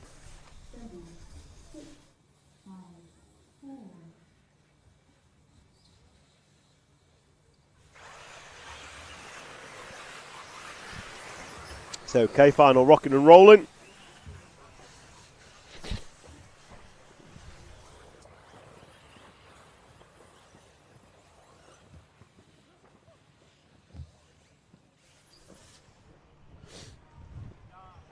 So Thomas Stuck led him away from pole, and as I look up, it is not Thomas Stuck in first. So Thomas is the orange car coming over the 6-7 pack and making a small error but getting away with it, and it looks like it is the free car of Sander Scholt who is leading this one. So Sander Scholt driving up and down the left hand side step up, and he comes into the double and just gets a bounce coming down the straight but gets away with it, and he is now being chased by the 9 car and the 6 car of Colin Lupke and Stephen Deprez. Eric Lemaire 13 car up to 4th. Eric was actually leading at some point in the leg number 1, but for now it is Sander Scholt who is our leader, and he now has the 9 car for company, close company in the form of Colin Lupke, as they come over the back section and into the triple. Both of them coming up short. They come together. 9 car going to come off worst. I think no 3 car coming off worst. So that is a change of lead with Colin Lupke to the front, and Sander Scholt now running in 2nd position as they cross the line and down the straight they go into turn 1. And it is Colin Lupke with a 46.4 last time by, the fastest lap of the race. And they are doing battle for the lead of this K final leg number 2. And then in 3rd position we have Stephen Deprez, who is the number 6 car, black and yellow wheels, and he is being chased down by our poleman and now passed by our poleman, which is Thomas Stuck. So we will see if Thomas has the pace to catch the 2 out front, although he looked to get past by Stephen, and then Stephen's made an error and ends up on his roof. So Thomas Stuck now going to be in a very lowly 3rd place as we look to the end of the straight and pick up our race leaders as they come into the double. And there we go, there's one. Oh, he's made an error.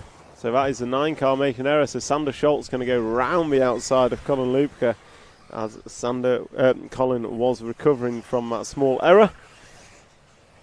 And they are on the cobblestones together, driving away from the rostrum into the up and down corner tabletop, and then through the 7 pack at the back. And we've got an error from the 3 car of Sander, so he was leading, and now it will be back with Colin Lupke in the lead, and he is going to come round and go double to finish off lap number 4 of this 10-minute final. Getting a bit of a tackle slapper down the straightaway as he goes, but no harm, no foul.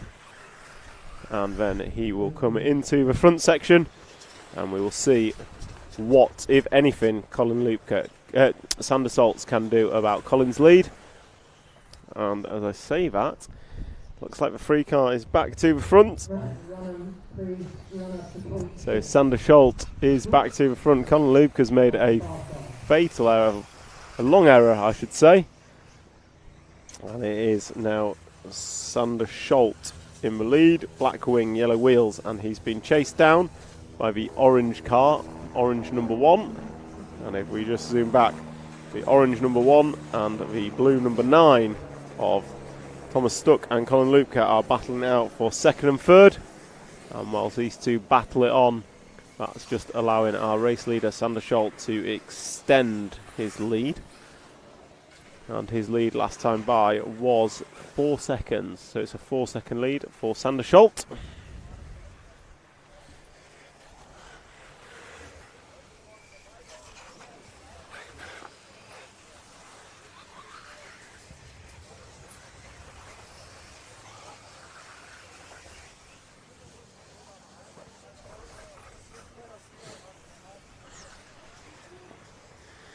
So Sander Scholt still leading this one as we see the 9 car recovering from an error, and that is going to release the lead for Sander Scholt to be ever slightly larger, and it looks like we've lost Thomas Stuck. Thomas Stuck having a long error, so we pick our leader up as he comes over the double jump now, and that is the yellow wheeled blue car number 3 of the Dutch driver Sander Scholt. Colin Lupke still running in second position, and the lead is a good 5 seconds. And then we have Stephen Deprez a further 2 seconds behind that. And then Thomas Stuck, our poleman, has dropped down to 4th. He was at the front, so he's had a small error. And our race leader is coming into the double left-hand corner tabletop. He goes left and left again, and then we'll come across the double-double and across the start-finish line. And he is starting his 7th lap of a predicted 13 in this 10-minute final. We are 5 minutes and 55 seconds complete, 4 minutes and 5 seconds to go of leg number 2 of the K final. And if we jump to the start of the big double, you've got the black number 6 and the orange number 1 battling it out for 3rd position as they come over. That is your battle for 3rd place. That's Colin Lupke. In fact, if we go to the end of the... no. So it looked like it was about to get close for the lead, but then we had a small error from our 2nd place man. So we'll stick with this battle for 2nd and 3rd between Stephen Deprez and poleman Thomas Stuck in the orange, Stephen Deprez running the black and yellow car. As our race leader goes through once again, and this time our race leader extends his lead to 6 seconds as Stephen Deprez comes round the end of the straight, and we've had another error from Thomas Stuck. So we will try and pick up our race leader as he comes onto the cobble corner. Black and yellow, black wing, yellow wheels, and he is into the 7-pack. And he's going to go double, triple, single, single. Nicely done, nice and controlled, making sure not to make any errors with his driving. And then he comes over one roller into the 180, and then he jumps up as a corner tabletop, goes 90 left, and then going to go down. Go double, double, and down the straight one more time to put 9 on the board for Sander Scholt. And Colin Lupke's getting closer. So you can see them both in view on that camera shot. So race leader coming over the double as Colin Lupke, your 2nd place man, comes into the front section. And it's fair to say Colin has closed in dramatically through that front section that time round. So we now have a 2-car battle for the lead. And those 2 cars are Sander Scholt in the 3 with yellow wheels at the front, and Colin Lupke going big over the back section. The blue car with white wheels in the number 9 is running in 2nd, and the gap between them last time was nearly 4 seconds. I'm going to say the gap between them this time is going to be a whole lot less as they pass a crashed car. And that was fastest lap of the race from Colin Lupke, a 45.3 to bring the gap down to less than half a second. So we know Colin's got the pace, but has he got the consistency to make the pass and make it stick in the remaining 1 minute and 30 seconds? He's got right up on Sander here, goes past but runs wide. So Sander is going to have to do everything he can to stop Colin Lupke passing. Colin's going to have to throw everything at it, makes a slight mistake, gets away with it. Gap remains about half a second. Colin's over. Gets away with it, landing on his wheels, but that's going to increase the gap back to about 2 seconds at a guess. with 1 minute and 5 as they cross the line. They're going to go this lap and one more as your race leader is round the end of the straight. And just coming into the front section now. And there goes Colin Lupke. So they're going to go this lap and one more. And your race leader runs wide through the off camber. So if we just zoom out a bit, we can catch both in the same shot. And it is a battle for first with a lap and a half to go here in the second leg of the K final. Oh, Colin's over.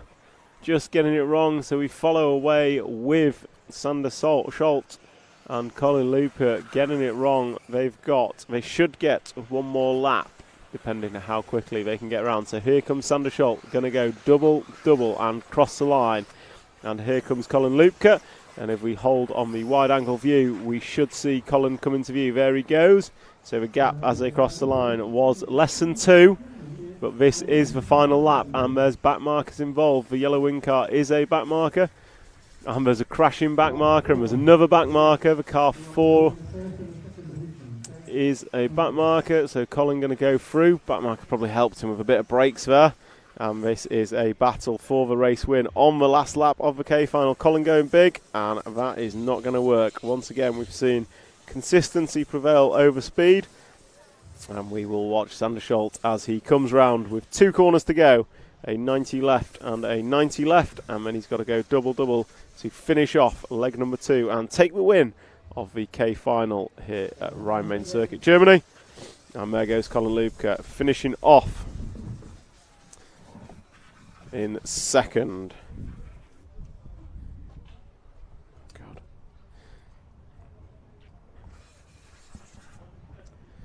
So we are joined by Bruno Coelho. Bruno, leg number 1, how was it for you? Yeah, it was not fantastic, let's say. The start was very tough for me. The car was kind of loose in the rear, which was difficult to keep the guys behind. Yeah, luckily, they were patient in the time of the race. Yeah, then the car started to get back slowly, but I lost a lot of confidence in the beginning, which you cannot do it in off-road. You need to be 100% confident. And yeah, congrats to Burak, of course. I mean, as we spoke before on the qualifiers, he didn't make any mistake. So for the final, that's for sure a big help for him, because he's confident. He knows very well all details of the track. He knows where he can force, where he cannot. And yeah, I was doing small mistakes, small bubbles, forcing too much probably. Yeah, trying to be more calm next fall. So the plan for leg 2 is a bit calmer and just build into it. Yeah. Well, good luck. Thank you very much. Cheers, Bruno.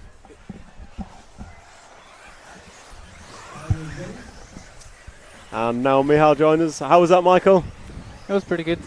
Bruno started really slow. I guess he was a little bit nervous at the beginning, and I was driving really slow behind him. It looked like you had to check up, which caused everyone to get past you. Yeah, so I checked up the whole section here, and then Burak got past me, and then I got a little bit angry about that, and I made a mistake literally a few corners after that, I think, and dropped to 5th. And then I just enjoyed myself out there, drove around, got past Jorn, past Aaron, past Bruno, and then I was right behind Burak once again.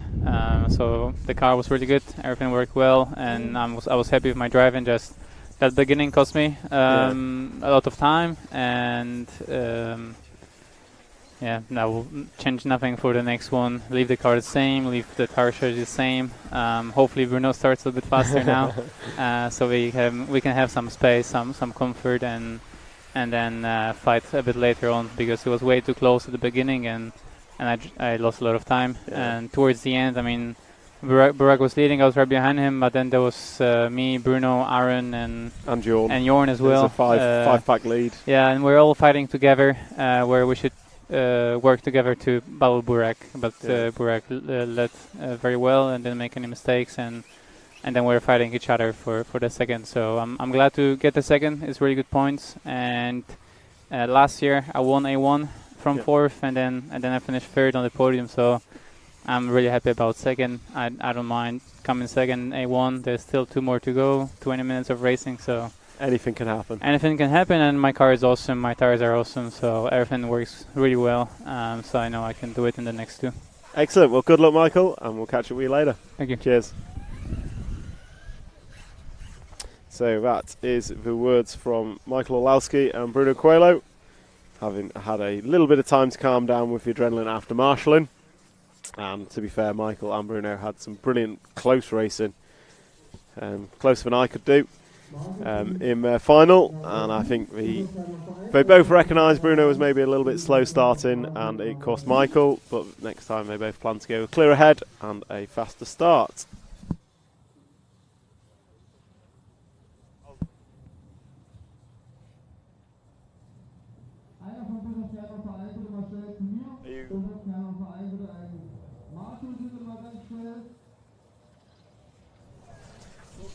Okay, so yeah, A number 2 is going to be interesting.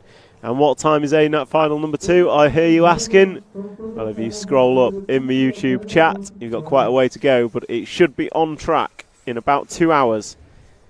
Yeah, so 2:05 is a scheduled start time. I would suggest being here at 2 p.m.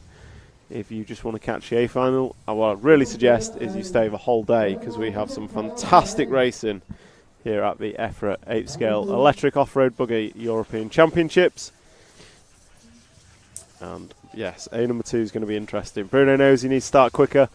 Michael knows he needs to not be quite as hesitant and try and make the move early doors. And they both just want to get their head down. Meanwhile, we look back to the J final, leg number 2, which is in countdown. And Heinz Muller leads away from pole position. And he's going to make that pole position stick round corners 1, 2 and 3. As the second and third place bang wheels, bang pipes and jump a side by side. And it looks like the 3 car is going to make the move. Although he then gets caught up on the dust. Sorry, 2 cars. So it is the 3 car. 1, 3, 2 and 6 is your top 4 after the first few corners. And this is J final leg number 2. Rocking and rolling. And I'm just going to look at the chat very quickly. We have Connie Svensson. That was a super exciting main. Love the close fair racing. Superb racing from Burak, Michael and Bruno. Don't forget, Connie, we had Aaron Ronick and Jorn Neumann in that front 5 pack as well. But yes, absolutely fantastic racing from all of them. We've got well done Sander from the Dutch RC timekeeping. Which racing? Go Michael, go. Better luck this run. Mario Veldhaus in some Dutch. I cannot speak that language, unfortunately, so I'm going to have to acknowledge your comment, but I cannot comment on it. And then we have Carlos Gomez. Is there a better programme for a Sunday than the Euros? Absolutely not. We all know watching the EFRA 8th Scale Electric Off-Road Buggy European Championships here at the Rhein-Main-Circuit in Germany is the best thing you can do on a Sunday. And we are delighted to bring you the RC Racing TV coverage, sponsored by X-Ray, Hot Race Tyres, Hobby Wing and S-Works. And I will also shout a happy birthday to Carlos Gomez for yesterday. I believe he was 21, or at least that's what he told me. Some people may question that, but I would never question Carlos. So let's take a look at what's happening in our leg 2 of the J final. We have the 8 car on camera, and the 8 car is Michael van Dijk, who in the leg 1 was exceedingly quick, if a little inconsistent. And I'm just trying to pick up if he's leading. I believe he is, because the car behind him on track is the 1 car of Heinz Muller. So Michael van Dijk is our leader, and he is coming into the double-double and crosses the line. Last leg, Michael was absolutely fantastically quick, but made far too many errors and thus did not take the leg win, I don't believe. Whereas this time he is looking more consistent and cleaner. And oh,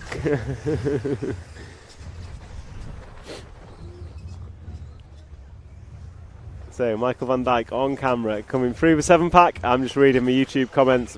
Carlos Gomez, I thought it was, it is not. But whenever your birthday is, Carlos, I'm going to wish you happy birthday for it.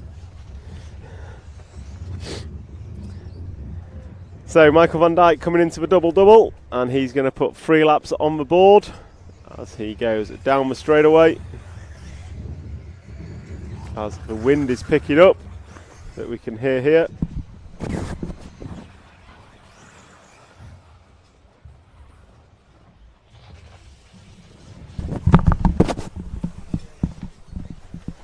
And Michael van Dijk's lead is a 2.9 second lead as it stands.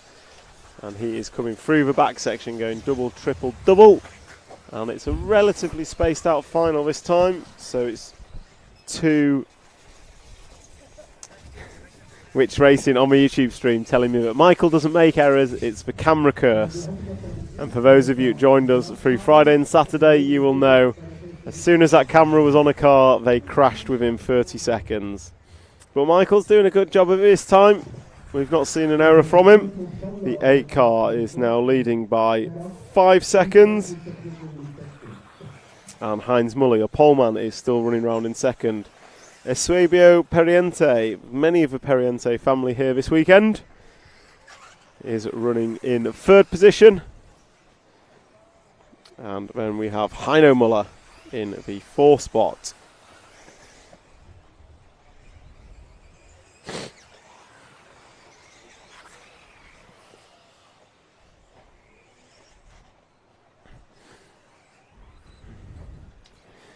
And on the chat we have Tane von Harten. Hello from Wollongong, Australia. Loving the racing down here on a Sunday night. Hello to you, Tane.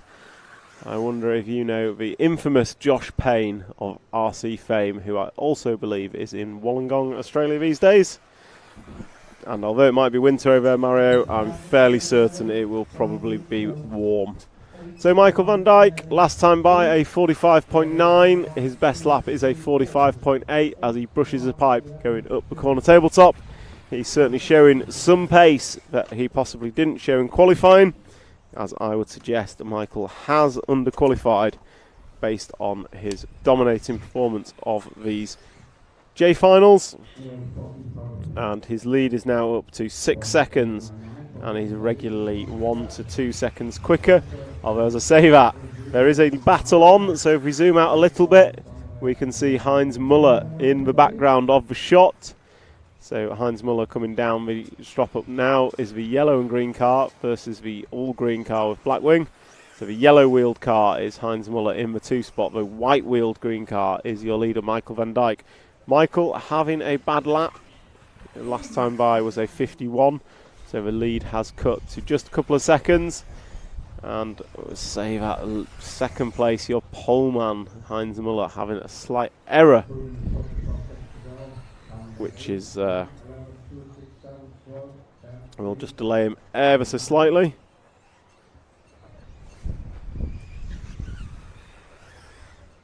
So the J final, last time it was Heinz Muller that took the win from Michael van Dijk and Jan Disler.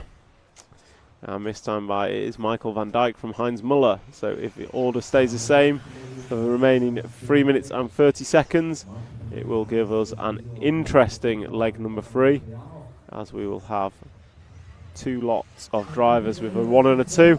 So we will have a battle on hand. And the camera's getting a little shaky. We're just having a change of cameraman up there. So we're just changing our cameraman.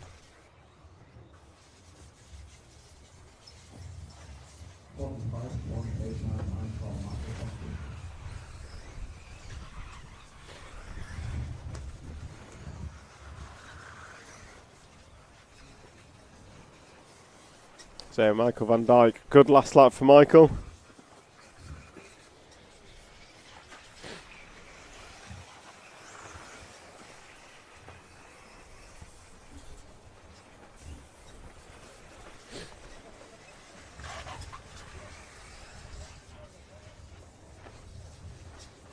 And in the chat, Tane van Horten, you have heard of Josh. I'm not surprised. I think the whole world of RC has heard of Josh Payne, and that is where I will leave that.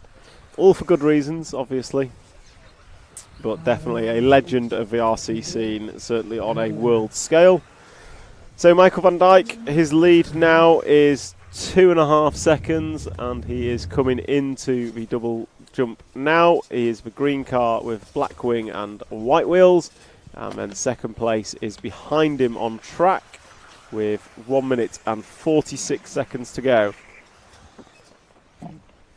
These guys are going to go this lap and 2 more. This lap and 2 more.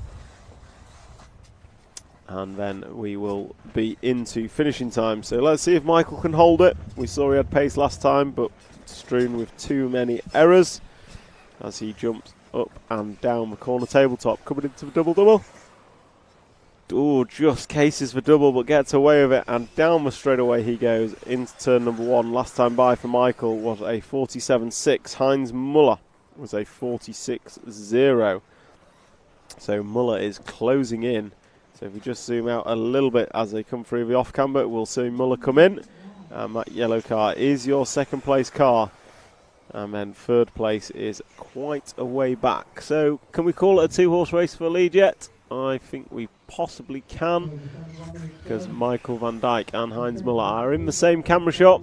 They're coming up amongst traffic, and we know Michael van Dijk has the ability to go quicker, but he also makes a fair few errors in comparison to Heinz Muller. As they come across the line, that time by 46.1 for Michael, 46.5 for Heinz, and they are on their last laps now. So Michael van Dijk has to hold it together for another 40 odd seconds, and he will take the win of leg number 2 of the K final. If he cannot hold it together and Heinz Muller takes a win, he will have won both legs and will be the winner of the J final, no matter what happens in leg number 3. So watching Michael come through the 7-pack, he goes double, triple, single, single, nicely done, and a double single over the triple, taking it easy, taking the lower risk approach to ensure he makes it to the line. He's got 2 corners to go, and then a double jump.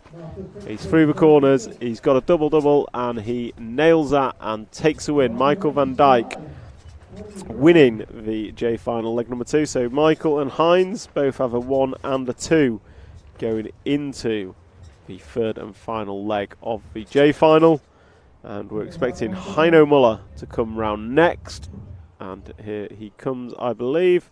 There goes Heino finishing in 3rd, and then Asube Periento going to finish 4th, and we just wait for Victor Horsfield to take the 5th spot and round out our J final. So we're going to take a very short break here. We will be back in a few minutes. We may miss the start of the next final, but it will be on camera, and then we will return with some more commentary.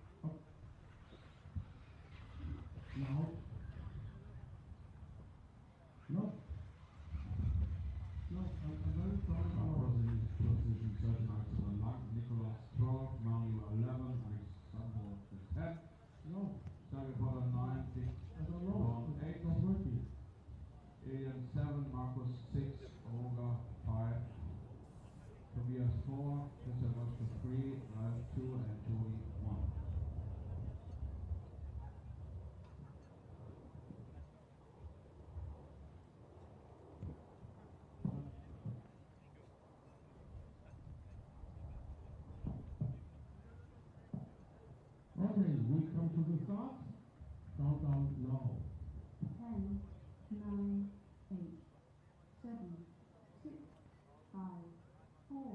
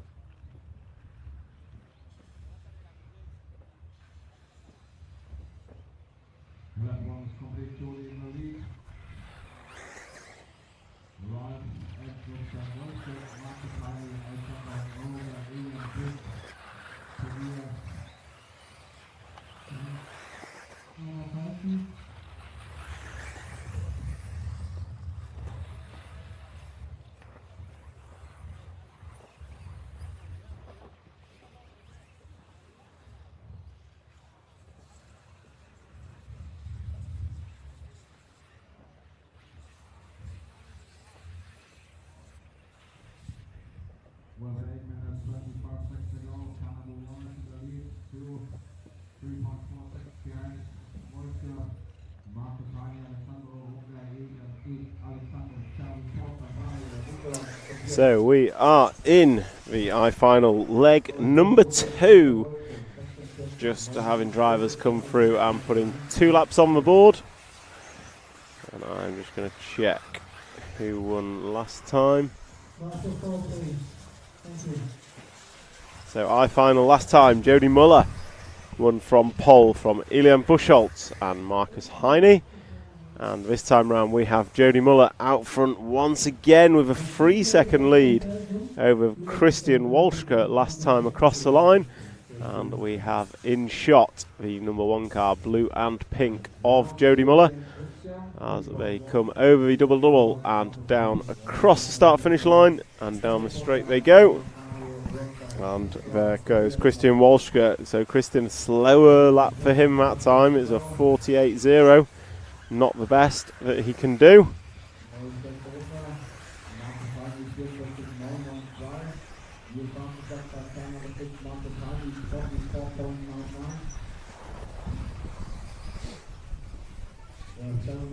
And we have Marcus Heine in 3rd position. And then 2nd place from your first round.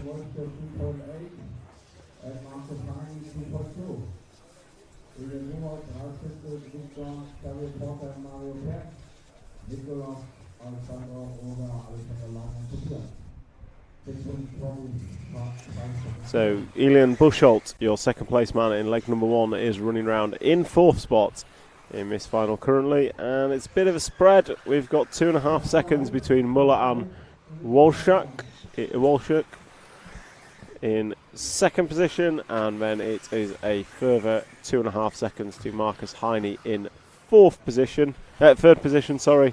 Then a further 2.5 seconds to Elian Buchholz in 4th.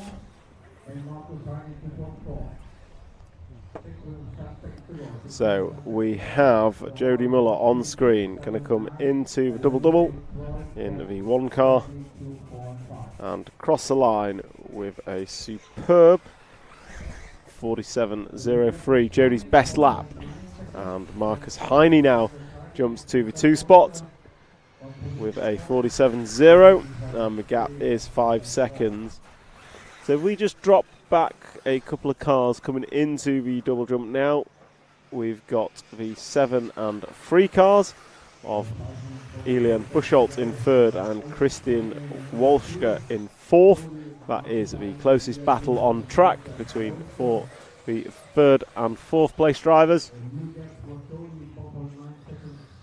And Elian making a small error, so Christian Walschke going to go through to the 3 spot that he has previously held. So this is your battle for 3rd and 4th.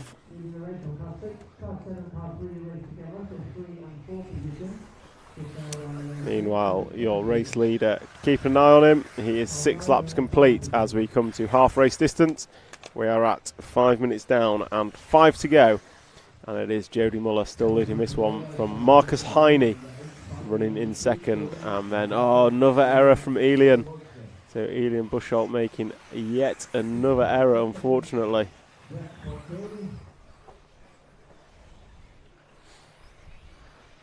So that is a shame. And that is going to allow Christian Walschke back through. But Elian jumps over Christian. So Elian now back to the 3 spot. And it looks like Xavier Porter in the 9 car is joining this battle. So we now have a 3-way battle for 3rd position. It is a 7-second lead for Jody Muller at the front from Marcus Heine. And then Marcus Heine 2.5 seconds in front of this battle for third position. You saw Marcus just in view as they came round. And Christian Walsh is over. Going to need a marshal. So Christian is going to drop out of this battle. So it's now going to be a 2-car battle for third place. And that 2-car battle is Elian Buchholz in the blue number 7. And Elian's over. Oh, they're both over. Marshall gets Elian first as Elian was at his feet.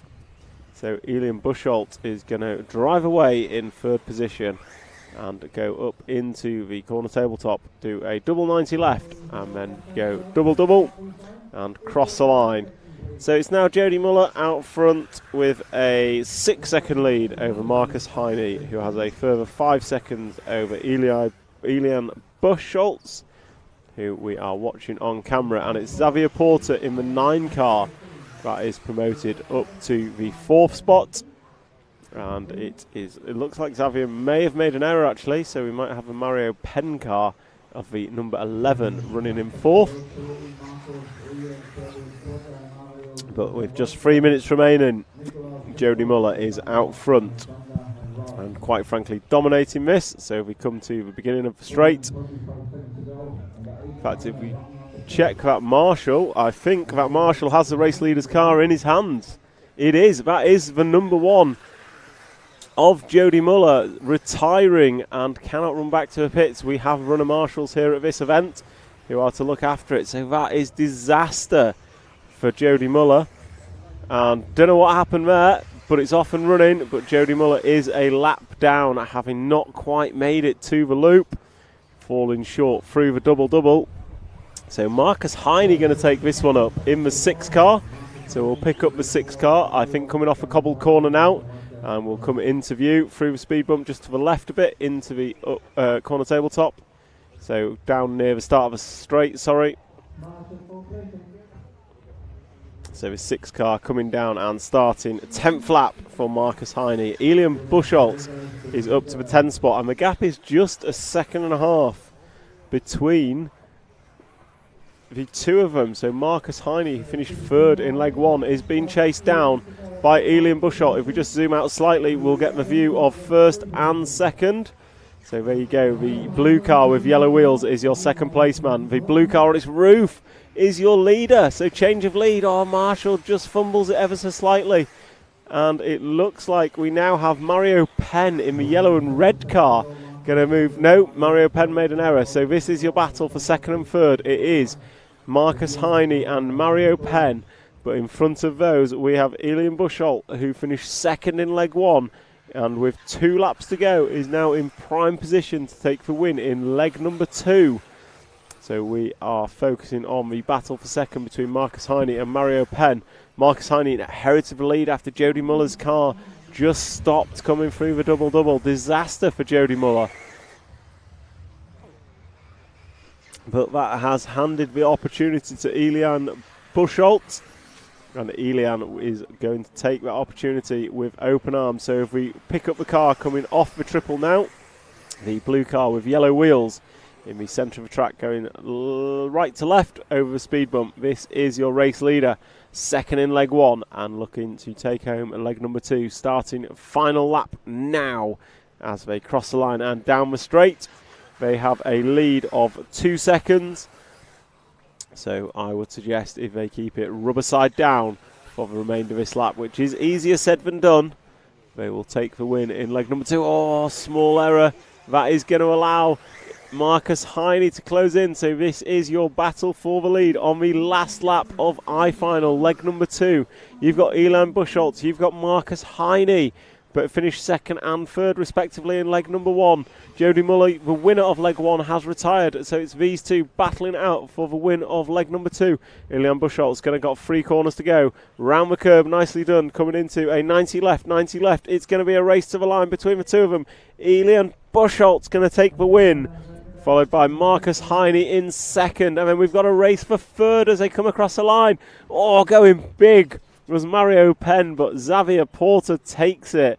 Takes 3rd place. Mario Penn going to be 4th. Nicholas Leloup is going to be 5th. Christian Walschke in 6th. Alejandro Atinenza is going to finish 7th. That is a wrap of your final.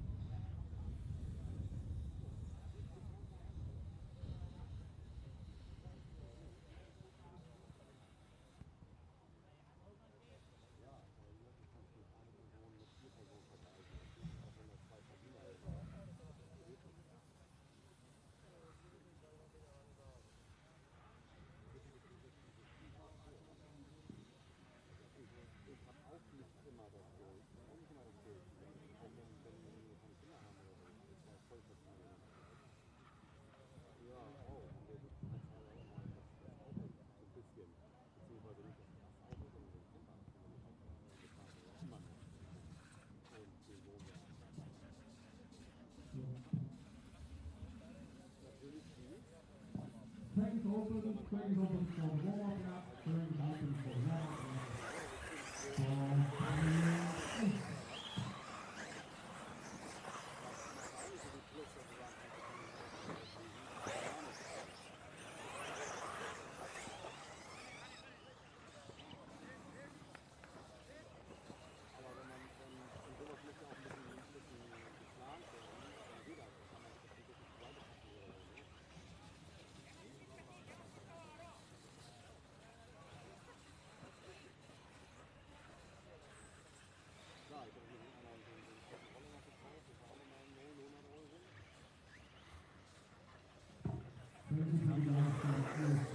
Bischofsheim for repairing the track. And continue starting position. Yeah, those 8 and on the rest, please. Change to the starting 8 and 7, people. Thank you. Watch out, 3, easy. So the H final. Drivers are on the rostrum and just gridded up. And for those joining us on the stream, welcome and hope you're enjoying yourselves. I encourage you to like, share and subscribe to share the good work of RC Racing TV and the live stream of this EFRA European Championship, brought to you by X-Ray, Hot Race, Hobbywing and S-Works, as our drivers for the H final are gridded up. And we go into countdown.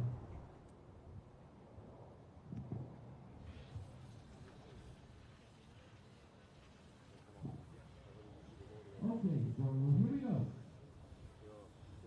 10, 9, 8, 7, 6, 5, 4.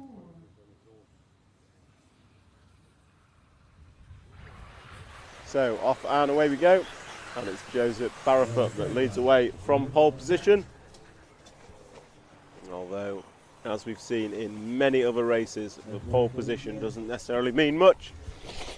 as there has been huge accidents. And we've got the chat. YouTube live stream chat. Go Oscar Coot. So the Dutch are in support once again. Definitely most popular fan base is the Dutch fan base on the YouTube chat. If you are joining us from elsewhere, then please get involved so it doesn't all look like just the Dutch. I'm sure we have plenty of other fans from around the world. And as we cross the line, it is Sven Rudig that is leading this one from Josip Barrefoot and Stefan Habyanik.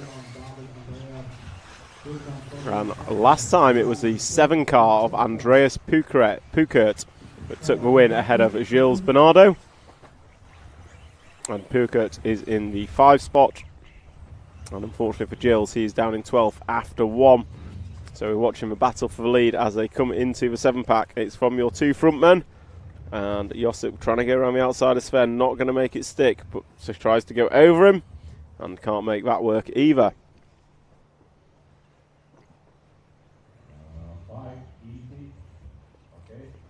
So 1 and 2 battling hard as they come over the double and down the straight.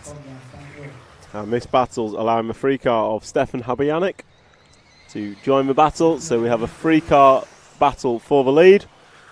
And then we have a 4 car battle for 4th, but we shall stick with the leaders of Sven Rudig, Josip Barrefoot and Stefan Habyanik.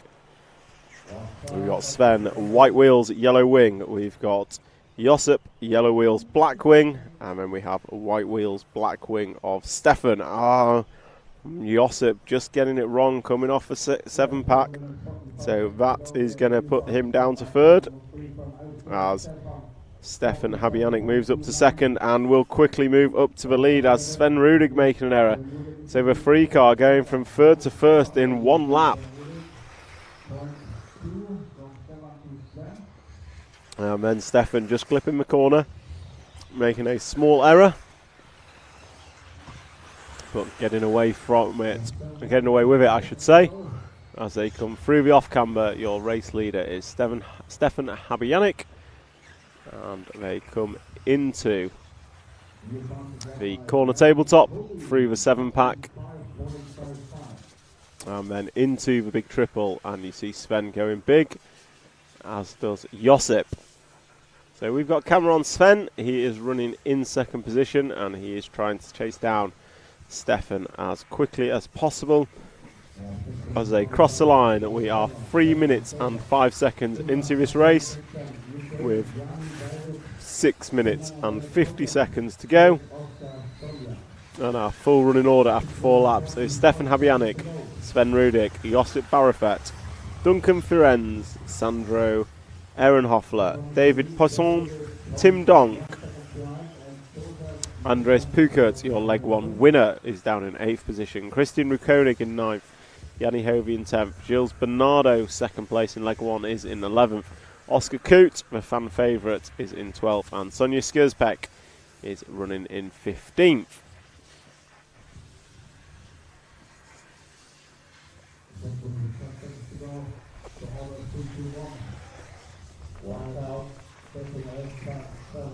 So your race leader has been through and put 5 on the board. And his race lead has extended to 2.5 seconds for Stefan Habyanik, the Austrian driver, leading out front from Sven Rudig, another Austrian driver. And we'll just watch Stefan come through the 7-pack at the back. Nicely, I was going to say nicely done, but he gets a bit of a bobble on, going to lose a couple of attempts. And it looks like Josip Barrefoot might be in the 2 spot. So we'll see as Stefan comes over the double-double now and across the line. That time by for Stefan, 45.991. And it is Josip Barrefoot in the 2 spot, and the lead for Stefan is 3.5 seconds. And then it looks like our closest battle on track is actually for 3rd and 4th place, with 1 second separating between the 13 and 5 cars. Although we'll pick up this battle for 2nd. As Duncan Firenze nailing that curb hard as they come off the cobbles and into the back corner. We see them going into the double, triple, double. and then round into the big double as they then come round the sweeper. Duncan Friends moving up to the free spot, in front of Sandro, as they come round the double left-hander and over the double-double. And it is Duncan Firenze now into the free spot. Duncan is arguably the quickest man on track over a single lap. He just needs to keep it together and be a little more consistent with less errors, and he has potential to move forward in this final as Sandro makes an error. We'll stick on Duncan as he goes about chasing down the one car of Poleman Josip Barafet through the nicely done through the 7-pack for the 5 car, although the triple is not quite as good as he comes up a little bit short, loses a few tenths. And these guys are into their final 4 minutes as Stefan goes by, putting 8 laps on the board. Gaps at the front pretty steady, 3 seconds between first and second, and then 2.8 between second and third.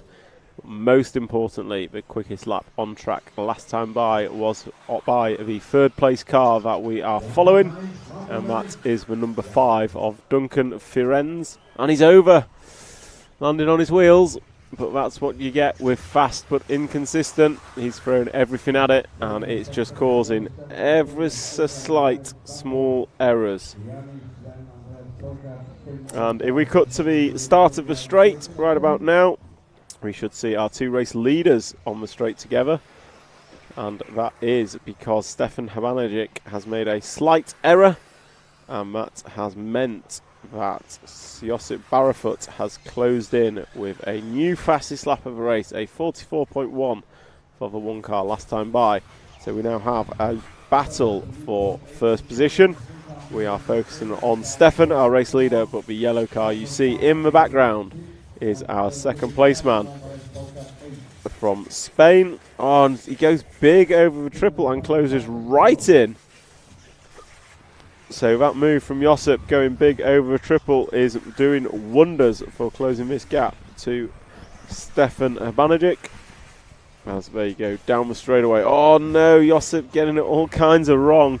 Let's have a replay of that. Came onto the straightaway. Too much power, up on 2 wheels, throws in a little 360 and gets back on his way. But that does mean that Stefan has pulled out a little bit more of a gap. It was, what, half a second when they crossed the line, but this time it is bigger than that with 2 minutes to go. 2 minutes to go here in this H final.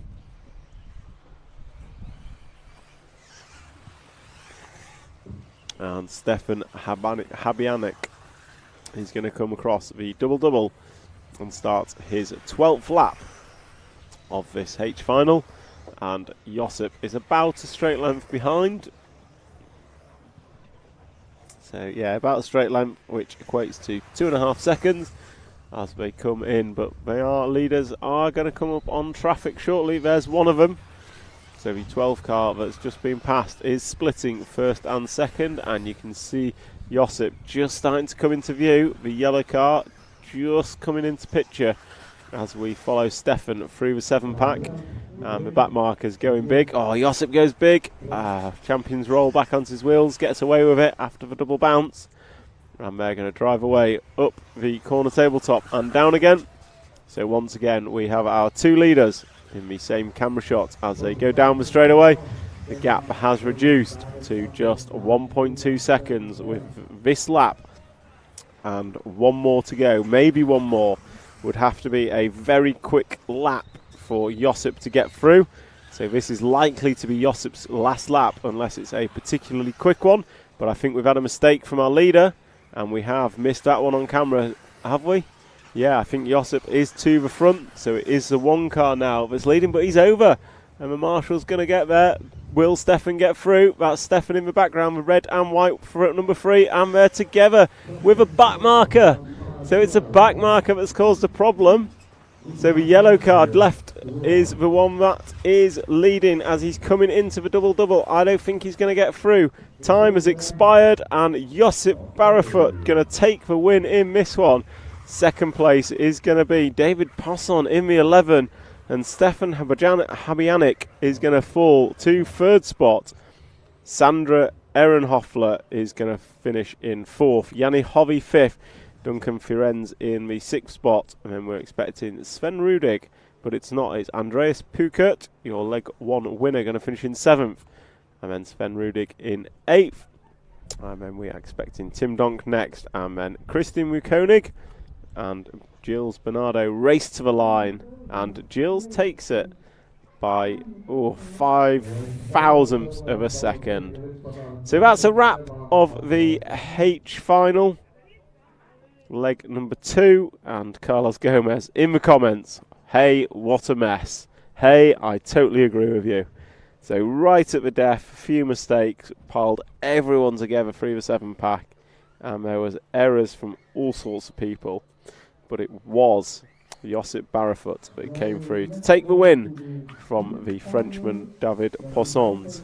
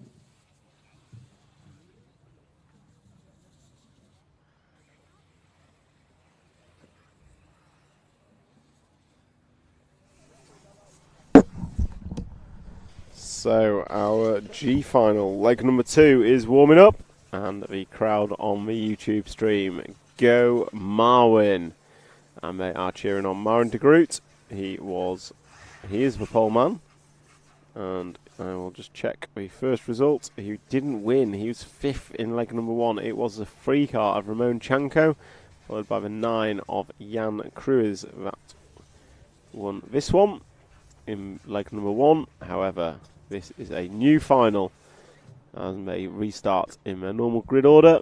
And we see the Carlos Gomez I was talking about on the rostrum with the microphone, getting ready to referee, as the G final, leg number 2, comes into countdown. 10, 9, 8, 7, 6, 5, 4. And off and away they go. Marwin leading away from pole. Blue car, yellow wheels, black wing. And he's been chased down by Christopher Forg in the number 2. And it is the number 2. Went to the lead, but ran wide through the off camber. And that allowed the 1 car straight back into the lead. And the one to watch is Ramon Chanko in the 3 spot, which is again white and blue car. Oh no, leader's caught up on the pipe, so the 2 car is going to go to the front. And that 2 car is Christopher Forg. Had a really bad start last time from memory, so coming over double W.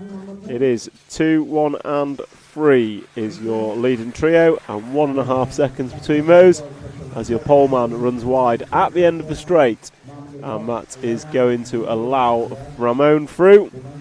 And then comes the 6 car of Ludovic Francois, then the 10 of Jan Domansky. Then second in leg 1 is running in 6th position, that is the 9 car of Jan Cruz.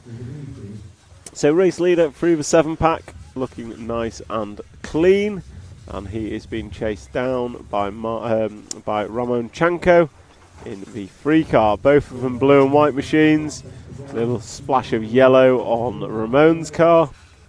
as they come into the double-double. Ramon looking a little bit calmer through there, and round the end of the straight they go. And Ramon is over, crashing in front of Sven Rudig, but not needing a marshal. So that's just going to extend Christopher's lead. It was half sent. Christopher's over. So Christopher Fogg coming out of the triple and barrel rolling through the bomb hole, but getting away with it and on his way. Still in the lead, but he now has Ramon Chanko for company, as Ramon just gets a little bobble on. And your leader's over and out of the ballpark and possibly broken. So your leader, Christopher Fogg, is out of it. Car is broken. So there goes the hopes and dreams of number 2. That car will not be going anywhere. It looks terminal as the runner marshal runs back to the pits with it. But as you can see from the front wheel, it's going nowhere. So where does that leave us? It leaves us Chanko Ramon out front and Jan Cruz in second. They finished 1 and 2 in leg number 1. But the gap between them is significant. I would estimate it at about 4, maybe 5 seconds, because I've just seen Jan Cruz have another error. So you can see Chanko Ramon, and then you can see the pack that is tailing. Basically a 8-car freight train for second position.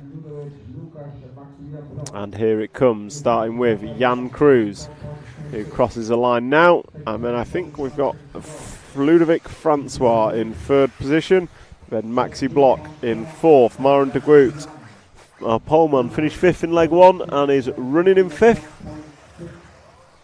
But we are focusing on the battle between 6 and 8, which is a battle for 3rd, as someone has an error, and I think that someone was Jan Cruz, our 2nd place man. So this battle we are watching is now the battle for 2nd, as our race leader Ramon Chanko disappears into the distance. But we will not let that distract us from this fantastic battle for 2nd place in leg 2 of the G final here at the EFRA 1/8 Electric Off-Road Buggy European Championships, brought to you live by RC Racing TV. And we would like to thank our sponsors, X-Ray, Hot Race, Hobbywing and S-Works. So Ramon still your leader, and his lead last time by is 5 seconds. 2nd place is over. So Ludovic Francois is just caught the curb, ends up on his roof, and that is going to promote Maxi Block to the 2 spot.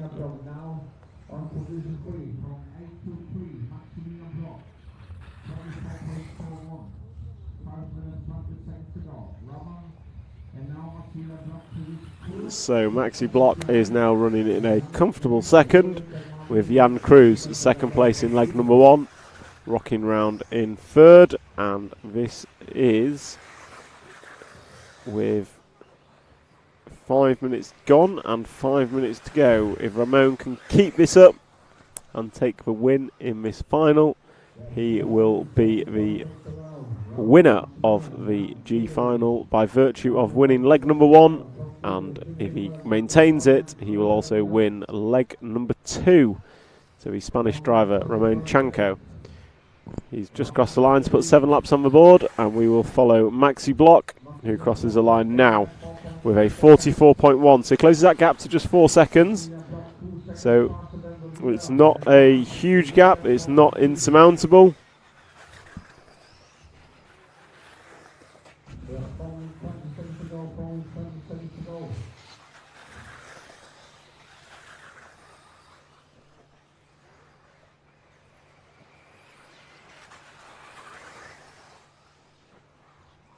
So here is the battle for 2nd position.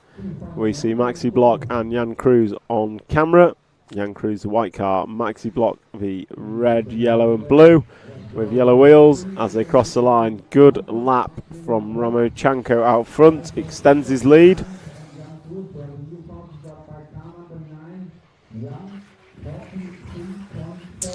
But Jan Cruz, absolute blistering lap last time round, a 43.4, but blisteringly quick. He has crashed, and it is all about consistency in this game. Fastest laps win you nothing.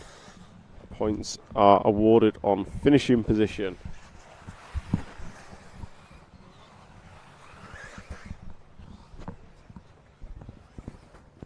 So it is, we are watching Maxi Block as he comes round, double left-hander, going to hit the double-double. Nicely done, and down the straight he goes. So we'll follow him for one more lap. This is his 10th circuit of the Rhein-Main circuit here in Germany, host of the EFRA 8th Electric Off-Road Euros for 2023. The 7th running of this championship, and we will be crowning our 6th champion. Oh, Maxi just hitting the pipe up on two wheels, because we have a previous double winning champion in the form of David Ronnefolk. So Maxi Block going to go double left with 2 minutes and 26 to go. He comes over the double-double and crosses the line, and that time by a 45.0 for Maxi Block. And not really many close races on track, so we'll try and pick up our leader, which is Ramon Chanko, and I think he is through the 7-pack now. I think that's him just rolling over the big triple in the air, and then going to go hang a right and left over the speed bump to the left-hand side of the track, and then drive up and down. The double left-hander, I think I might have picked the wrong car. We'll see who this is as he crosses the line. It is not Ramon Chanko. Ramon Chanko is coming down the double-double now and will cross the line shortly. And I think we've had an error from our race leader, and we have. So we've got a battle on.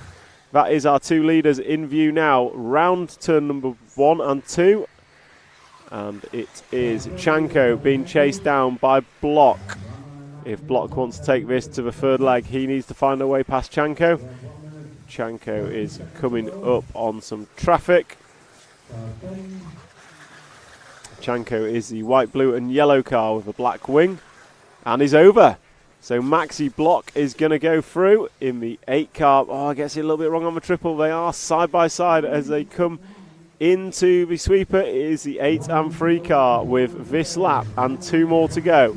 So they're going to cover this one, and then they start with 2 laps to go, I think. Yes, unless it's a particularly bad lap. They've got this lap and 1 more. So this is a battle for the lead. You've got Maxi Block, you've got Ramon Chanko coming through traffic. Oh, Maxi Block cases a double, but then sticks it up the inside, side by side off the on-camber through the fast chicane. That is not a place to go side by side, but they made it work without contact.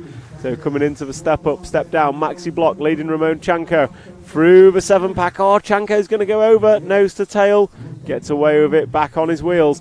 Maxi Block's got about a lap and a half to go over speed bumps. Nicely done, up and down.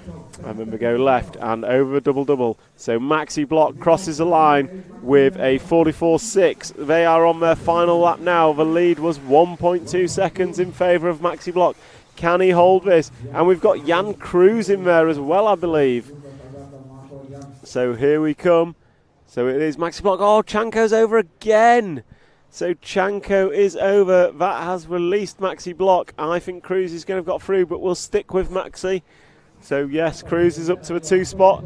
We'll go sit with Maxi Block. Well, he's got half a lap to go. Does a triple, goes long. He's going to be on his roof. He is. Oh no! Maxi Block in the car show car. Jan Cruz going to go through to the front. So it's now Jan Cruz leading this one in the 9. He's got 2 corners to go. What's the battle like for second and third? Jan Cruz going to come across the line. Double takes a win. Maxi Block going to take second, and Ramon Chanko going to finish in third. Well, that makes it very interesting for leg number 3, because we have Jan Cruz with a 1 and a 2, we have Maxi Block with a 2, and we have Ramon Chanko with a 1 and a 3 for the G final, leg number 3, which will be up in about 2 hours. So that's a wrap of that final. Great finish to that final. Absolutely fantastic. Now we'll just nip to the comments. Got Joey C Cup in the comments. Get it done, Cockers. I am trying my best, my friend. I'm trying my best. And then we've got This Is More Intense than A Finals from Carlos Gomez. Carlos, my friend, every final is intense at a European Championship.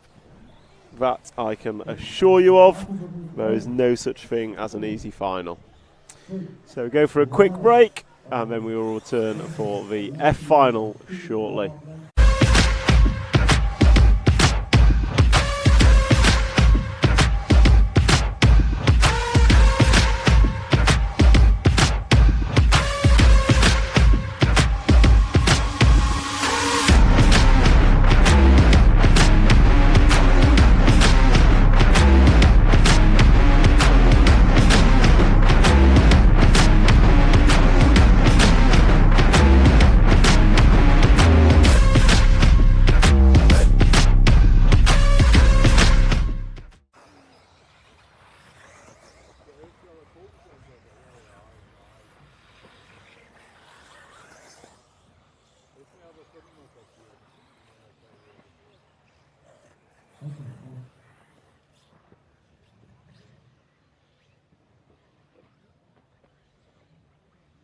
What's up on the main grid? So let's go for the starting grid. The start coming. We go for the F final. Second F final. What's up? So we have our leg 2 F final warming up.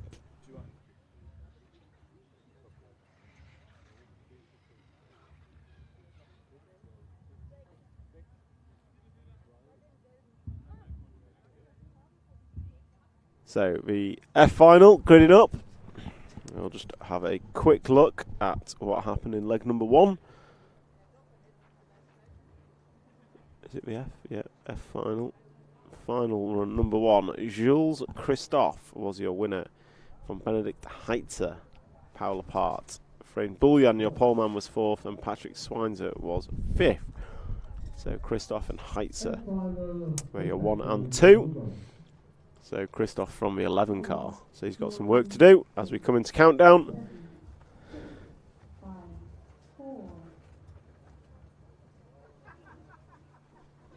And away we go from turn number 1.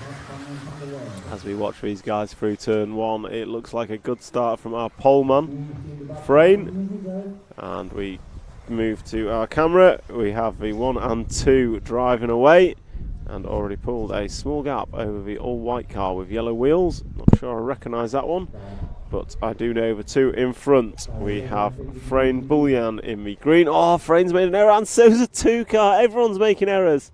So that is the all-white 4 car of Eunice, and I think he's cased for jump.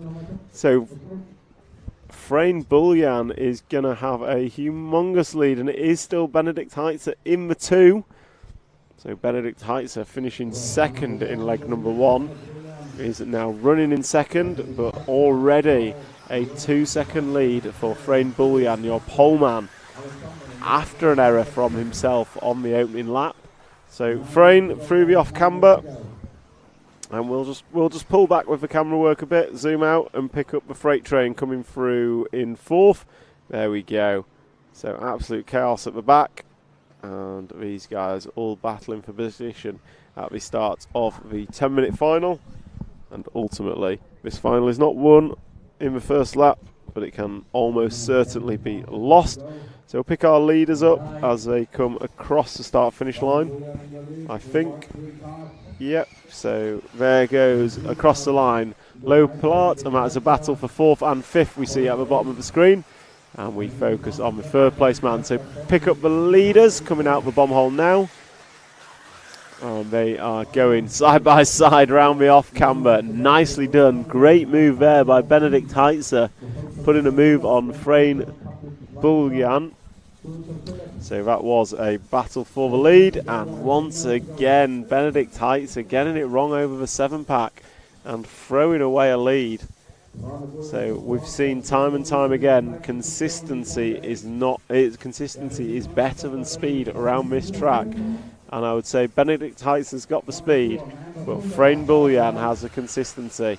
And into the end of the straight they go, nose to tail. We will follow this battle of the two leaders, the poleman and second place man on the grid, running first and second. Benedict Heitzer finished leg number 1 in second place. So Frane Bullian really needs to lock down the W here. Oh, and our second place man is over. Needing a marshal. That's going to release Frane Bullian with a bucket load of space, but he's made an error. So Frane Bullian making errors after Benedict Heitzer needed a marshal. So Frane Bullian's going to come round. I think this is going to be a slow lap for both of them. We'll see what happens as they cross the line now. Frane coming across the line, and it was a 47.3 for Frane. It's a 44.9 for Paul Lepart, who has moved into the 2 spot. So we will we'll hold the camera and pick up the 2 spot, which is the white and black number 7, from what I can see. Maybe white and black number 7, as he understeers through the off camber and onto the cobbled corner, as the 4 car goes past me with a wheel less on its wagon. That is not a good way to be 3 minutes into your 10-minute final. So we'll just follow Lepart for a few more laps. The Spanish driver jumping up into the corner tabletop, and now got the attention of what looks like Sebastian Zauner behind in the 3 car. Sebastian gets it wrong and going to get sideways and causes carnage on the straight. So that's just going to extend Lepart's lead ever so slightly.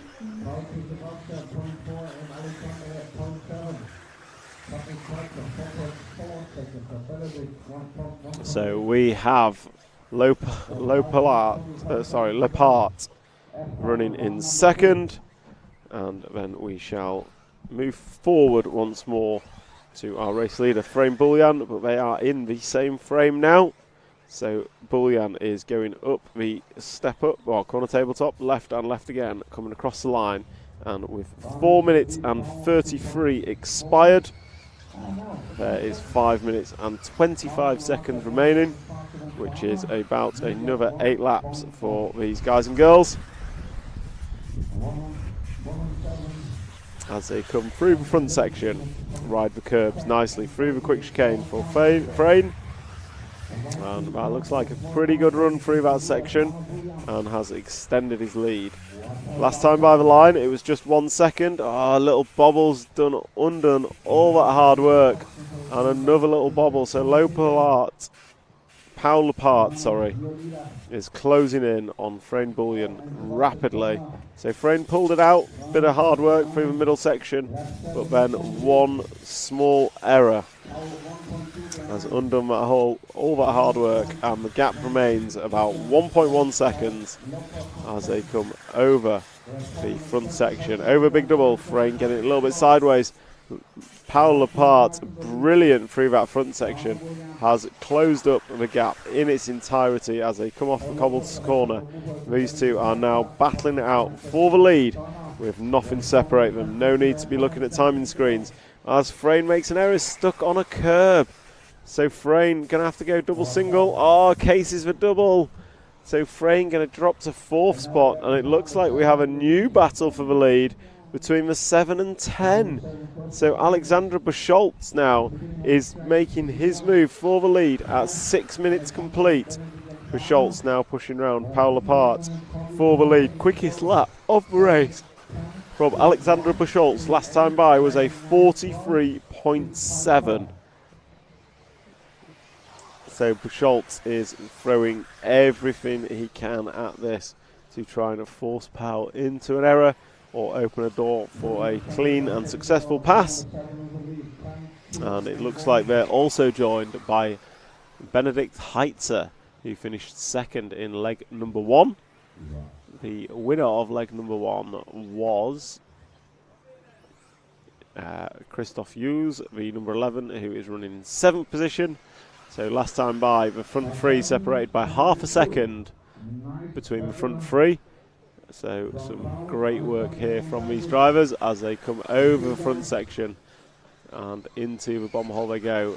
Paul Lepart is our leader, being chased down by Alexandra Buschholz, but do not discount Benedikt Heitzer, who was rapid at the end of leg number 1. Just needs to make a few less errors in their chase for victory here in the F final, leg number 2, as they go double left, and they're going to come over the double now as they race to the line. Oh, Alexander Buschholz up the inside, made the move, but then Lepart used the speed and kept the position, and Benedikt Heitzer capitalised on that tight line onto the straight and took the spot.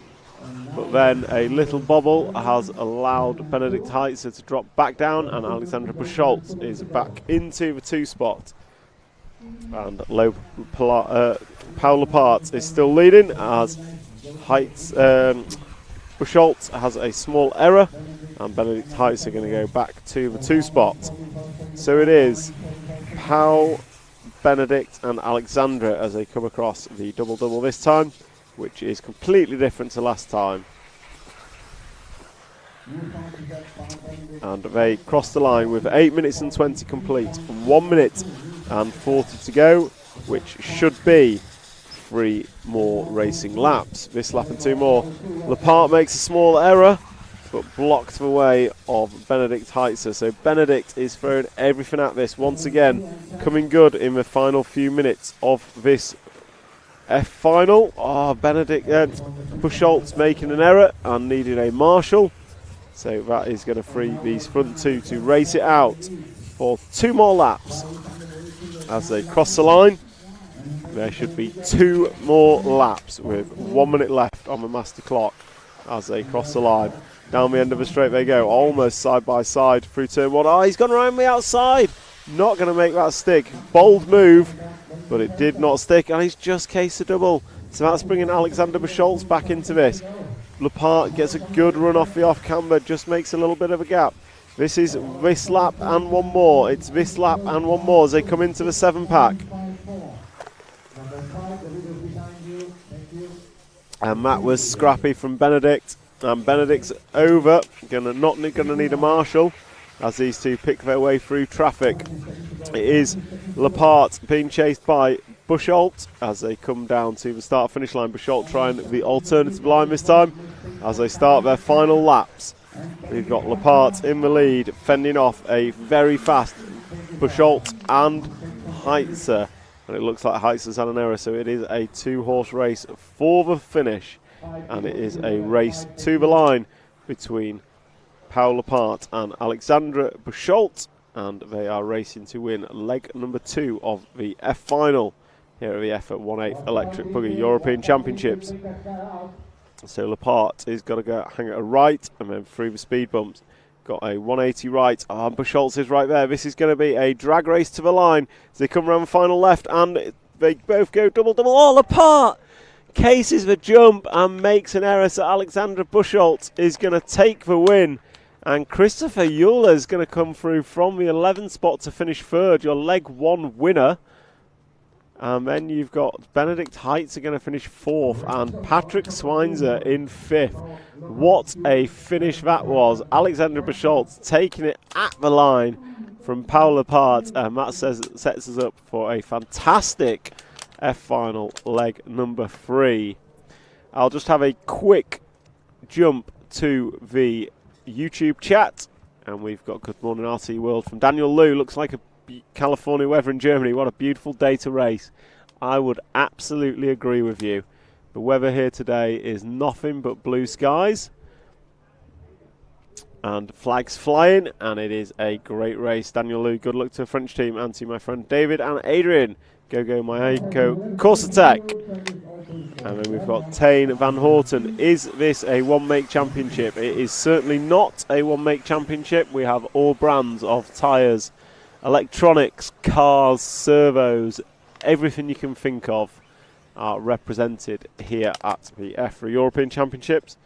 And then Rimfire. Good morning, night, day around the world from Indiana, USA. Looks like a great day of EFRA racing and RCTV coverage. It absolutely is a great day for racing.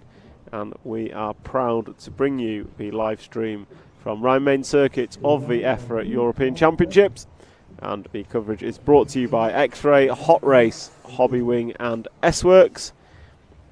And Daniel Liu, thanks to RCTV for fantastic coverage. Thank you to you for signing in and watching along at home or work or wherever you may be. And I ask you to like, share and subscribe so that you can share the good work of RC Racing TV and RC Scale Motorsport to a as wide an audience as possible as we warm up for the E-final leg number 2.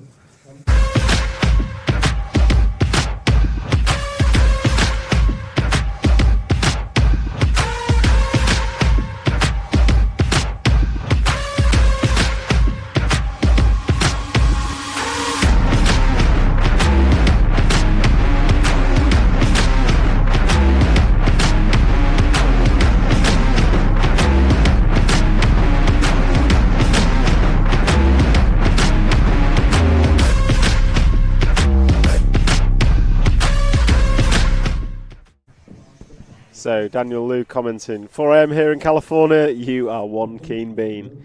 And then the Colin Meyer fan club, the Dutch fan club, is out in force with Edward Bosch and Martin van der Guten both willing him on from home as the final touches are done to the grid, and we will go into countdown shortly.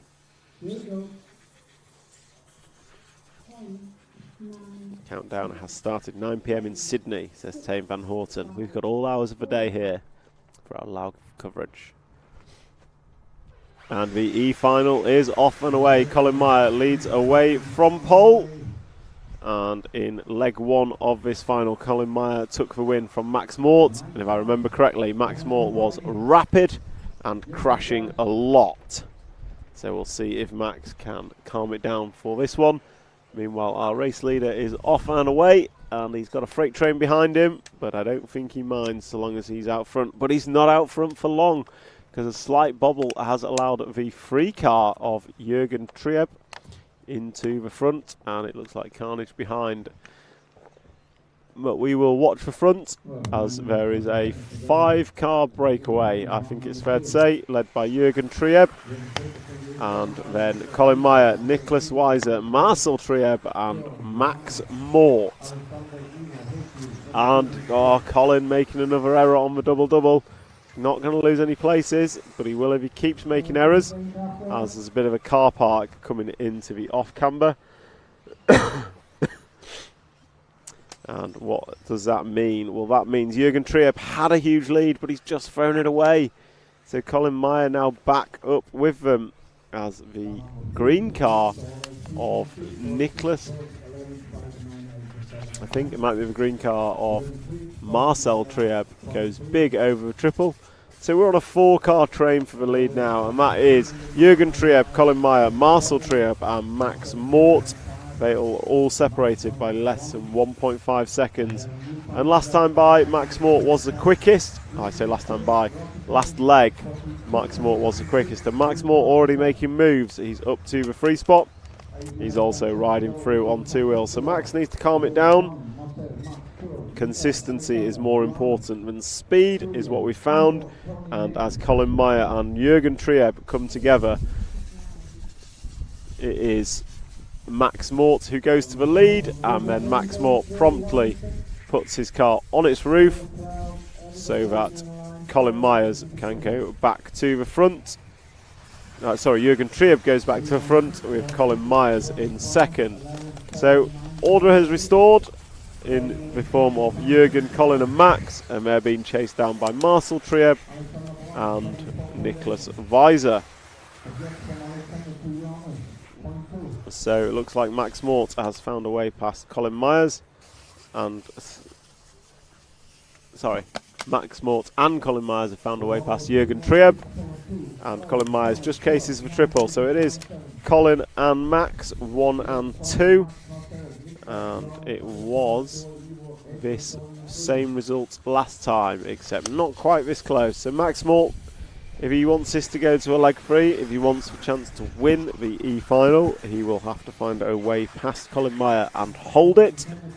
If anyone wants to take this to leg 3, they will have to find a way past Colin, as he was the leg 1 winner. And it is Jürgen Trieb in third behind these two. And Max is up the inside. Colin's not going to let it go easily, but Max has made the move stick. So Max takes the lead. Colin Meyer is down to second, and Jürgen Trieb still running in the third position.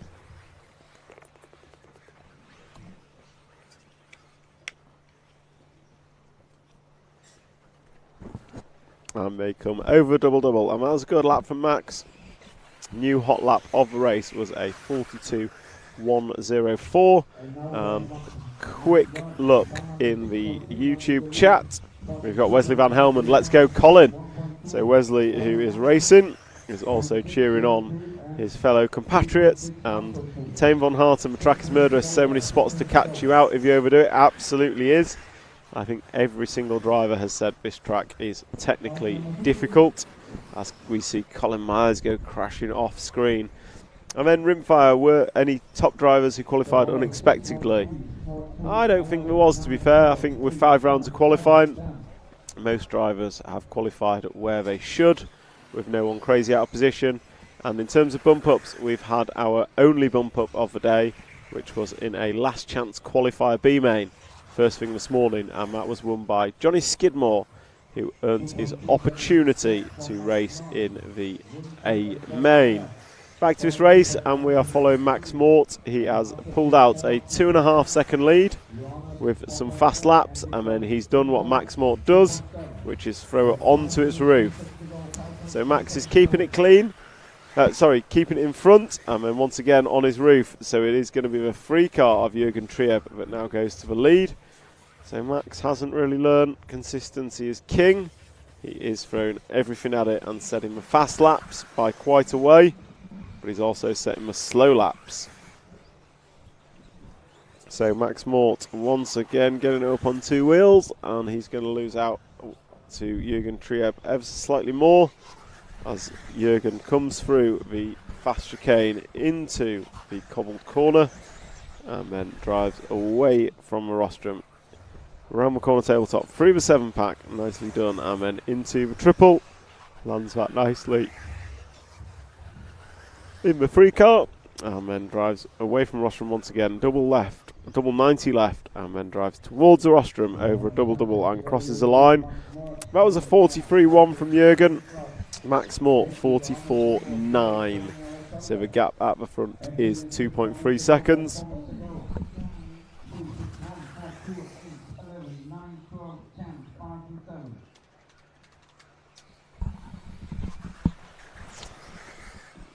So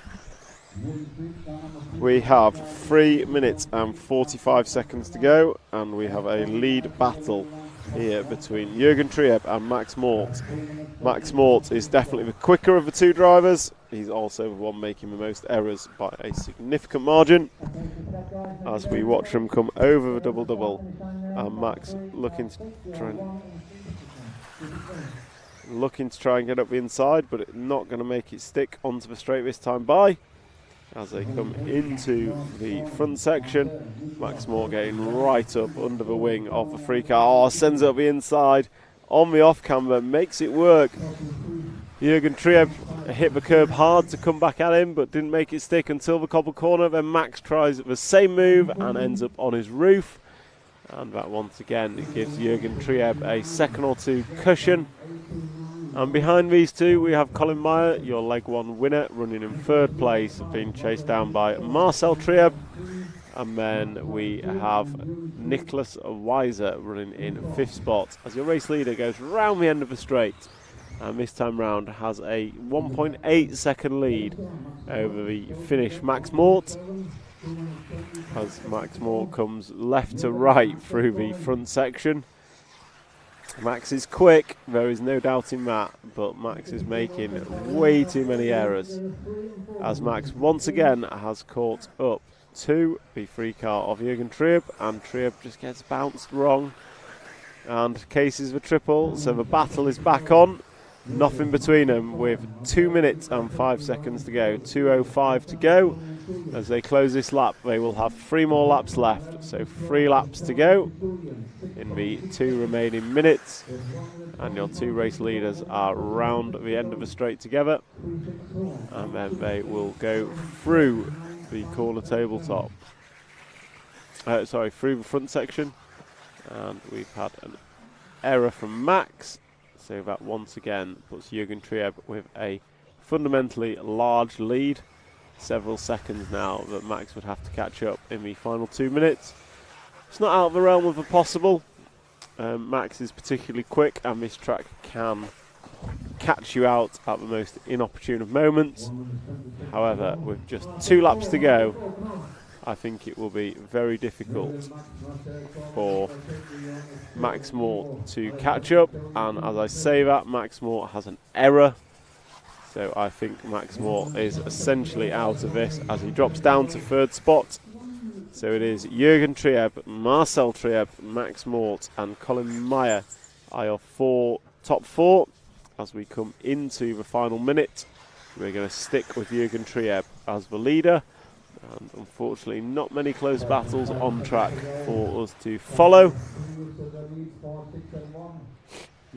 So we'll follow Jürgen Trieb as he goes up the corner tabletop, and he's going to go 90 left and come back down, and he starts his final lap now. So Jürgen Trieb just has to keep it rubber side down for 40 odd more seconds, and he will take the win of E-Final leg number 2 as he comes over the big double and into the bomb hole. Just gets a little bit of a squirrel moment on.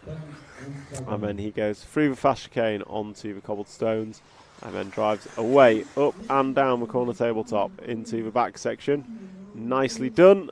So he's got the triple to go, and he does go big. He cases it but gets away with it, and then comes through the speed bumps and into the 180, up the corner tabletop, 90 left, 2 jumps to go to round out leg number 2 in favour of Jürgen Trieb.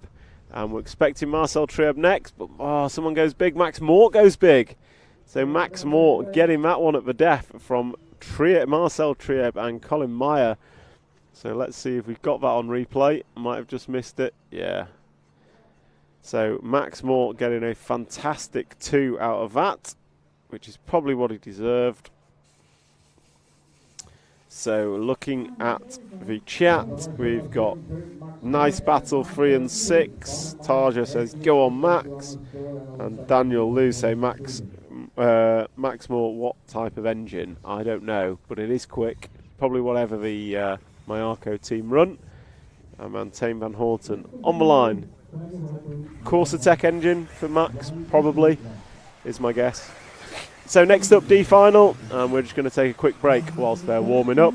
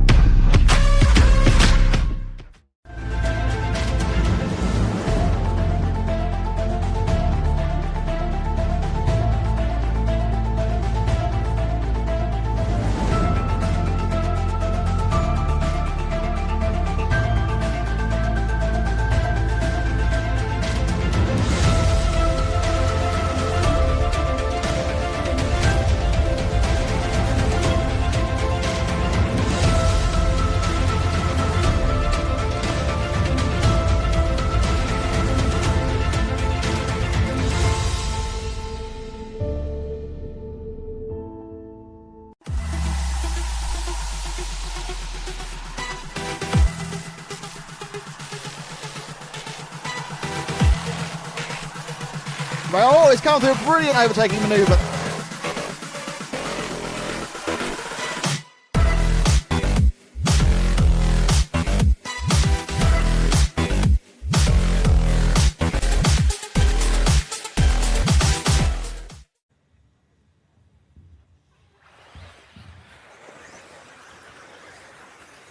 Round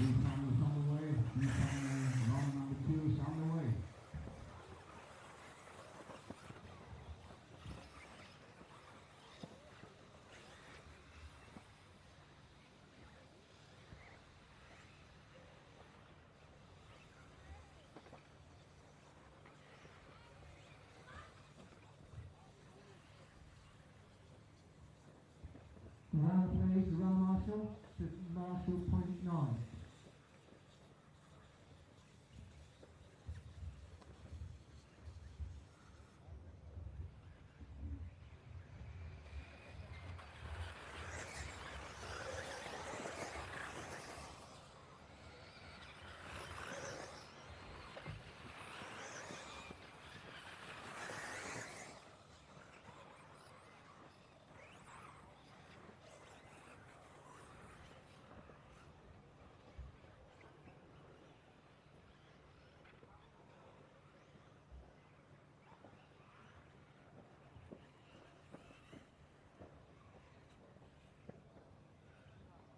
Okay, so we are 2 laps in to D final leg number 2, and it was 2-3-6-1 last time by the line, and this time by Moritz Lautenbacher making moves, and he is up to 2nd position. As I just bring up the result from leg number 1 of this D final, it was the 10 car of Julius Ciclodi. He won this last time after a stunning run through from 10th position. He's currently in the 5 spot, and we're 2 laps down of a 15 lap final. It's fair to say these 10-minute mains are longer than you anticipate, and they are not won in the first minute, that's for sure, as the 6 and 2 car of Patrick and Maritz do battle. Oh, Maritz just getting grip roll but getting away with it. Good reactions. So from memory, Maritz is a bit like Max Mort in that he is extremely fast but making a few too many mistakes to be at the front of his final last time. So we'll stick with Maritz and Patrick, although there is a 1, 2, 3, 4 car freight train for 3rd position as well, and within that freight train is your leg 1 winner, Julius Ciclodi. But we are sticking with the battle for the lead, which is Patrick Ovinet leading Moritz Lautenbacher. Patrick in the 2, Moritz in the 6, as Moritz looking up the inside around the double-double, not the place to make the pass. So down the straight they go for the 5th time, with 4 laps completed, and they come into the double-double, and it looks like Patrick's made an error because Moritz is the only one that appears. So we'll hold and we'll move back to the 2nd pack. So we'll follow this battle for 2nd, which looks like it's led by the 3 car of Carlos Pineda, and then Tim Patrick Hinderer, and then it looks like the 10 car of Julius Ciclodi, as there's an error. Oh, and it is going to be, the 2 car, of Patrick Avinet is the one that I called incorrectly. It's 10, and it was Patrick that got through the middle of that error and has come out in 2nd place, being chased down by Carlos Pineda, Richard Corentin and Julius Ciclodi. So Maritz is out front, and we'll leave Maritz to it as we watch the battle for 2nd unfold between Carlos Pineda in the blue number 3 and Patrick Ovinet in the red number 4. They go over the back section, nice and clean, and then they come into the triple. Both of them achieve that. Oh, Patrick getting caught on the hose through the fast section. Carlos looked up the inside, but that door shut.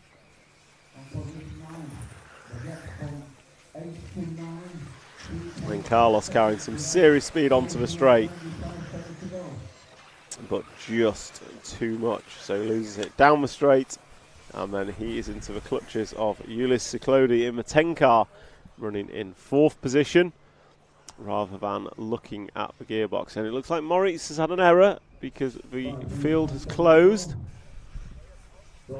although it is still, we're focusing on Carlos Pineda in the 3 spot, and just in front we see Patrick Avinet in the 2, and Carlos has Julius for company in a battle for third position. And that 10 car was your leg one winner. So clearly got some pace as Patrick makes an error. And Patrick just coming off that little single. He gets it wrong and we see him crashing off in the background as Carlos goes through.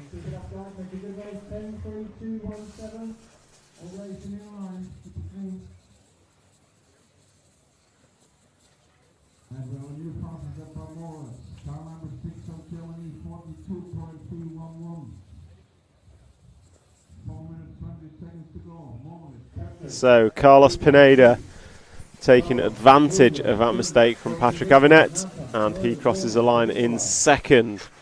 And if we drop back to the battle for third, it looks like Tim Patrick has taken that one up. Oh, Carlos is over.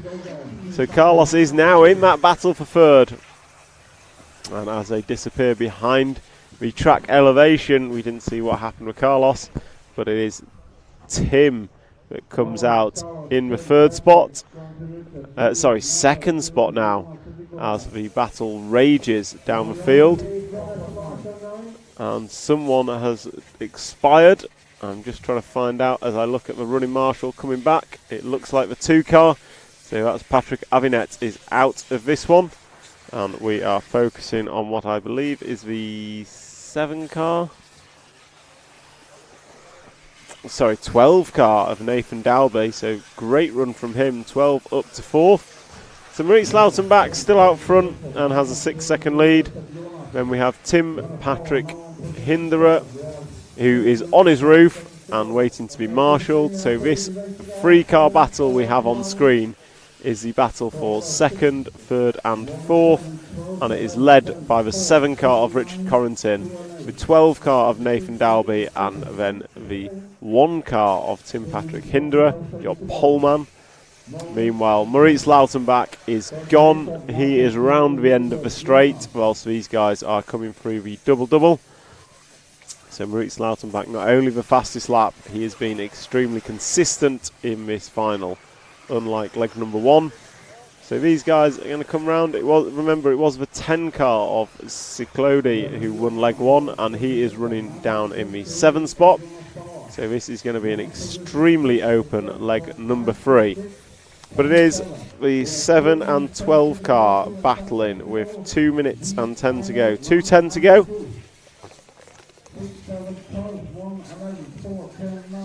These guys are battling it out for 2nd, 3rd and 4th position.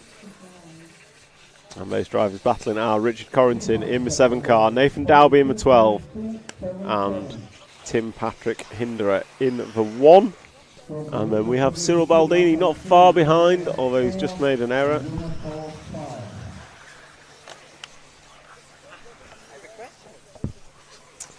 So Maurice Lautenbach is still leading this one.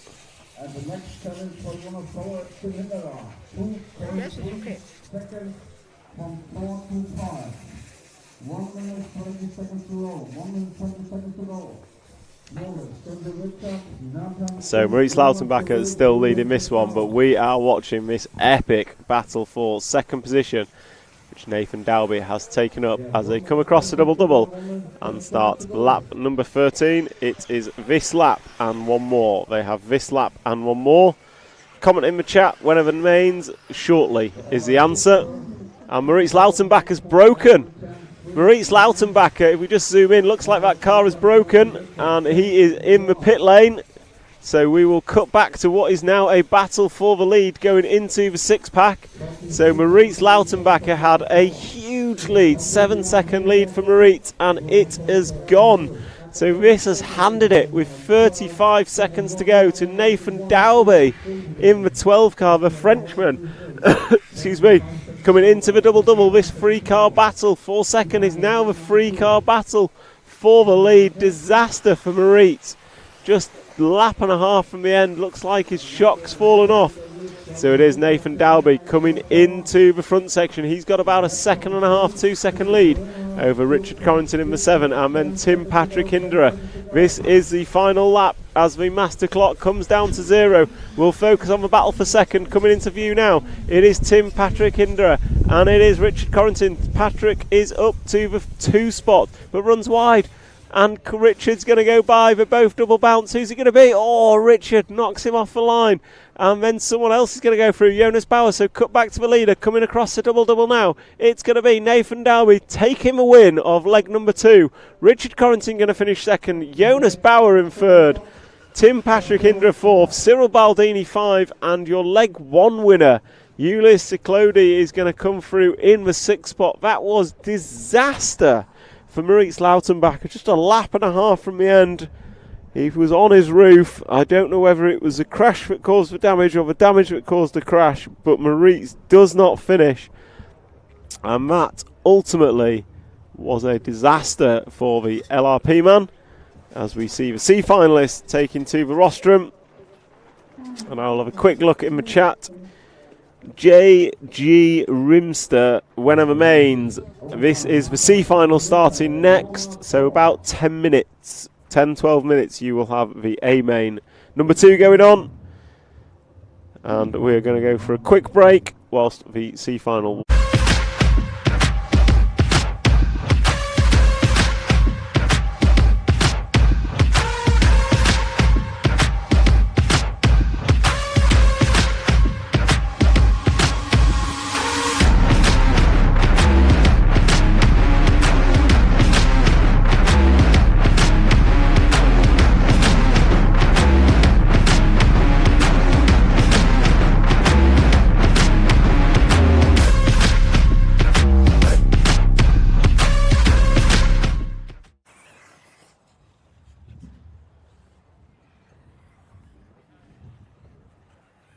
We're waiting for marshal number 6, Moritz Lautenbach. Marshal number 6, Moritz Lautenbach.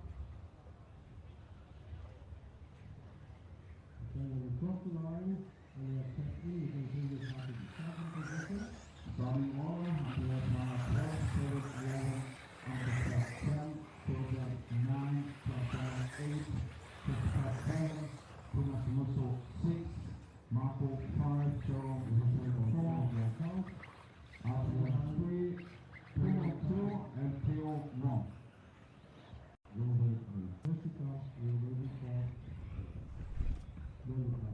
Starting position, okay,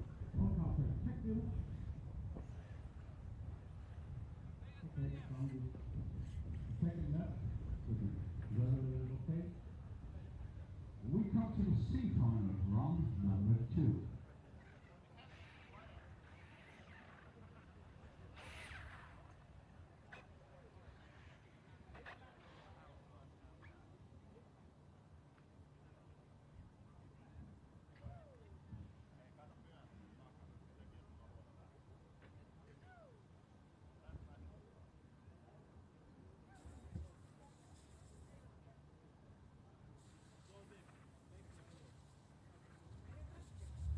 Here we go.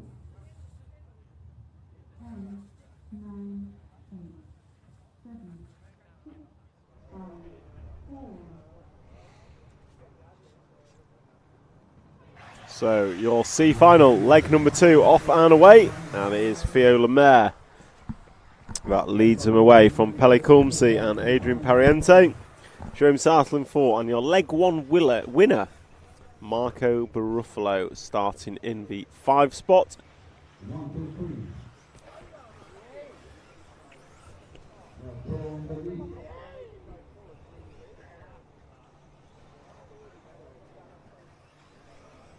3. And it is, looks like your poleman of Theo Lemaire being chased down by the 2 car of Pele Kulmsi.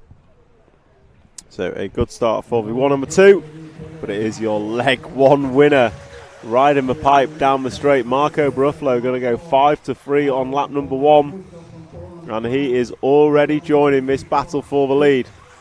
Just zoom out ever so slightly, we'll get all 3 in as they go through the chicane. Marco Baruffalo is on it.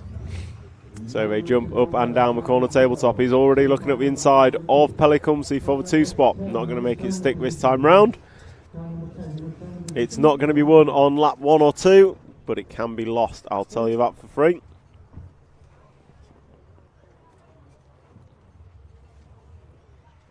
So down the straight they go.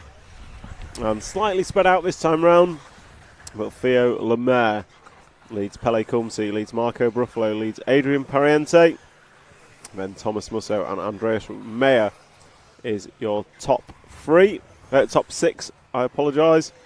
And it's turning into a 3, possibly 4 car breakaway.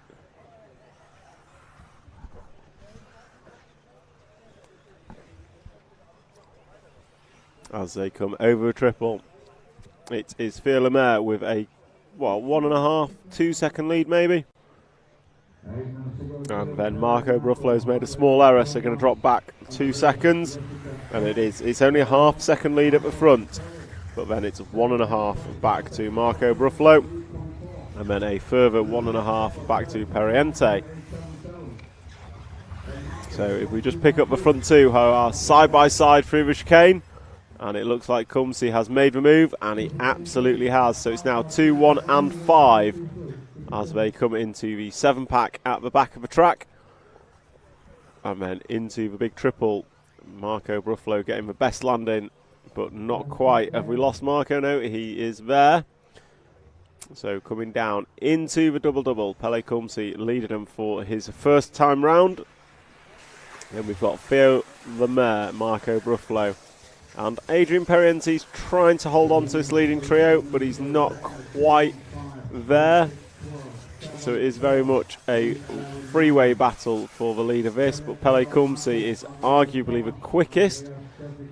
Whether he can pull away mistake-free, we shall see.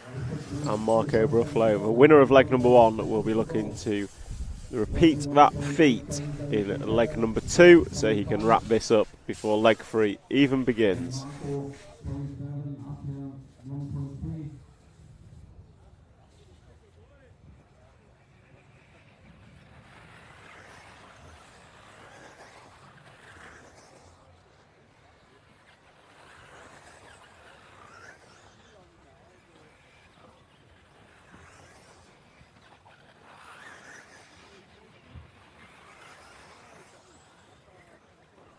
So a small error there from the poleman. Theo Lemaire has allowed Marco Bruffalo up to 2 spot, and then an error from Pele. So Marco Bruffalo goes from 3rd to 1st in the space of 3 or 4 corners. So once again, maybe not the fastest man on track, but he's certainly the most consistent, and he's taking advantage of the errors of others. As Theo Lemaire and Pele Kumsi go neck and neck down the straight. And here comes Adrian Pariente getting involved into turn 2. And all this has meant is leg 1 winner Marco Bruffalo now has the lead and will look to extend it as Pele Kumsi's chasing him down. And then the 1 car of your poleman Theo Lemaire is battling out with Adrian Pariente. Pariente, who was 2nd in leg number 1. So he's no stranger to the top, but it was Bruffalo who won, and Bruffalo who's pulling away at the minute as we focus on this battle for 2nd position. Down the straightaway they go.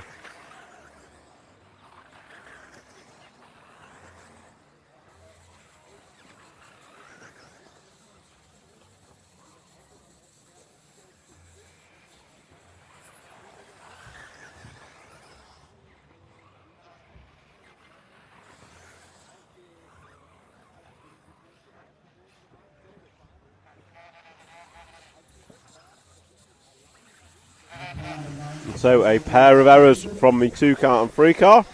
Pele Kumsi and Theo Lemaire both needing marshals. Has extended Bruffalo's lead quite considerably as the 2nd place man Theo Lemaire crosses the line 4 seconds back. And now Adrian Pariente, 2nd in leg 1, is keeping company of Theo Lemaire for 2nd place as Pele Kumsi drops to 5th, but then goes past a rolling Thomas Musso.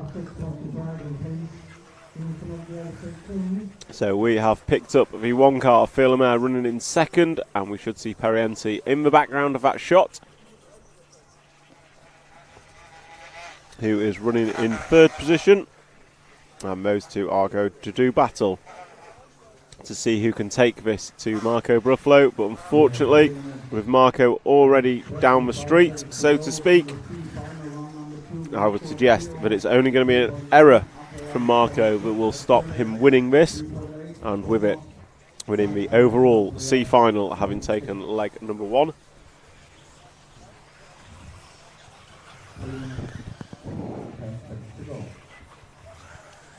However, as we saw in the previous final, until this is done, there is nothing certain. Maurice Lautenbacher had a 7-second lead and his car expired.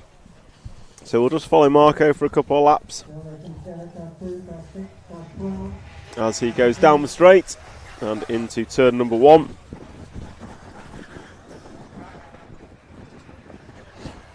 Marco being the pink techno car coming through the front section, and Lemaire is not far behind. Last lap was not great for Marco, and Lemaire put in his best lap, and that has meant Marco now has company. So Marco Bruffalo, what was a comfortable couple of second lead, is now looking less and less comfortable as we come into the final 2.5 minutes of this race. They're going to cross the line to complete 11 or 15 laps, so they're going to go 4 more times.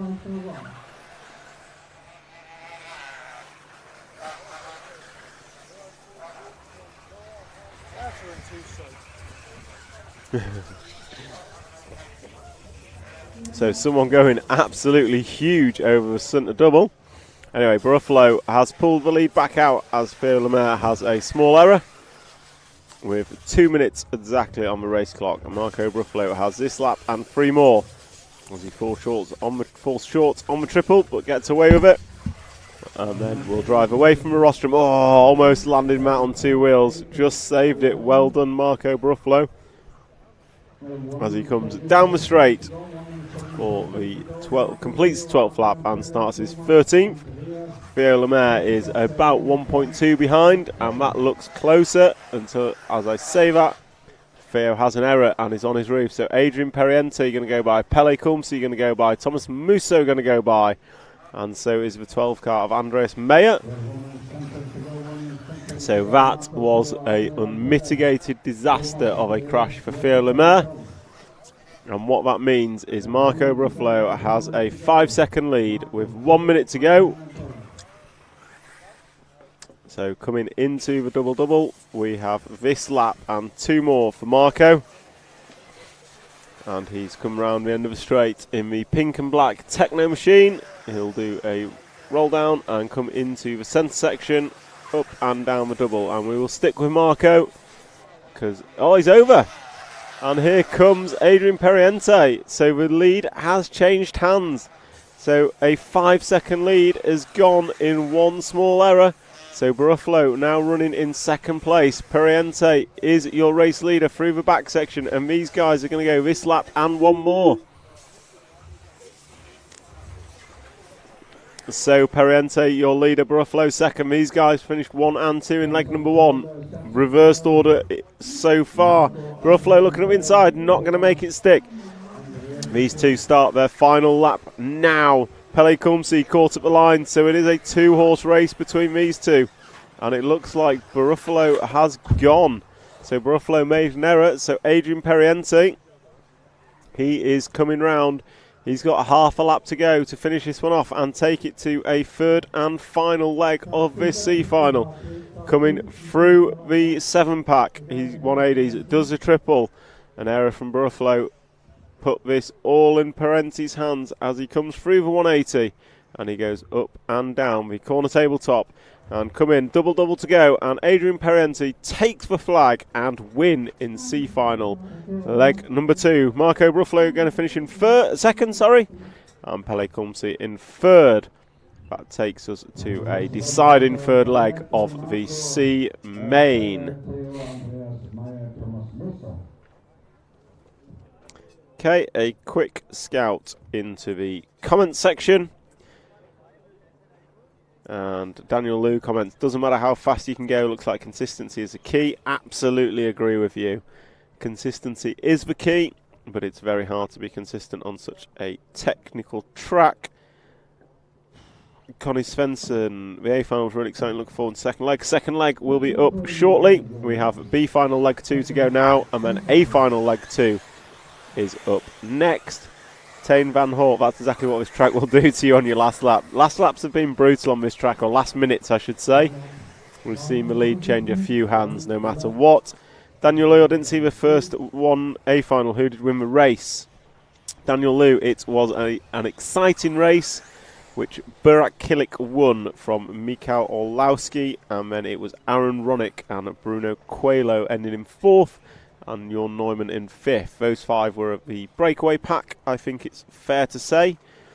And I would suspect something similar in leg number 2 with a similar breakaway pack. However, I'm not going to go as far as predicting the outcome, because quite frankly, any one of the 5 could win it. And good on Jessica Paulson for making the C group and running very well. Absolutely. Jessica Paulson, arguably the fastest female RC racer in the world, has done a brilliant job of a C final here, and has just in that C final leg 2 convincingly beat JQ, which is great to watch. So we will now turn our attention to B final leg 2, and in the first leg it was Martin Beyer followed by Remy Bermudez and Daniel Pariente. And I will say, in the first leg of this B final, no one wanted to win it. I think everyone in the top 5 had their opportunity to a significant lead, and every one of them threw it away.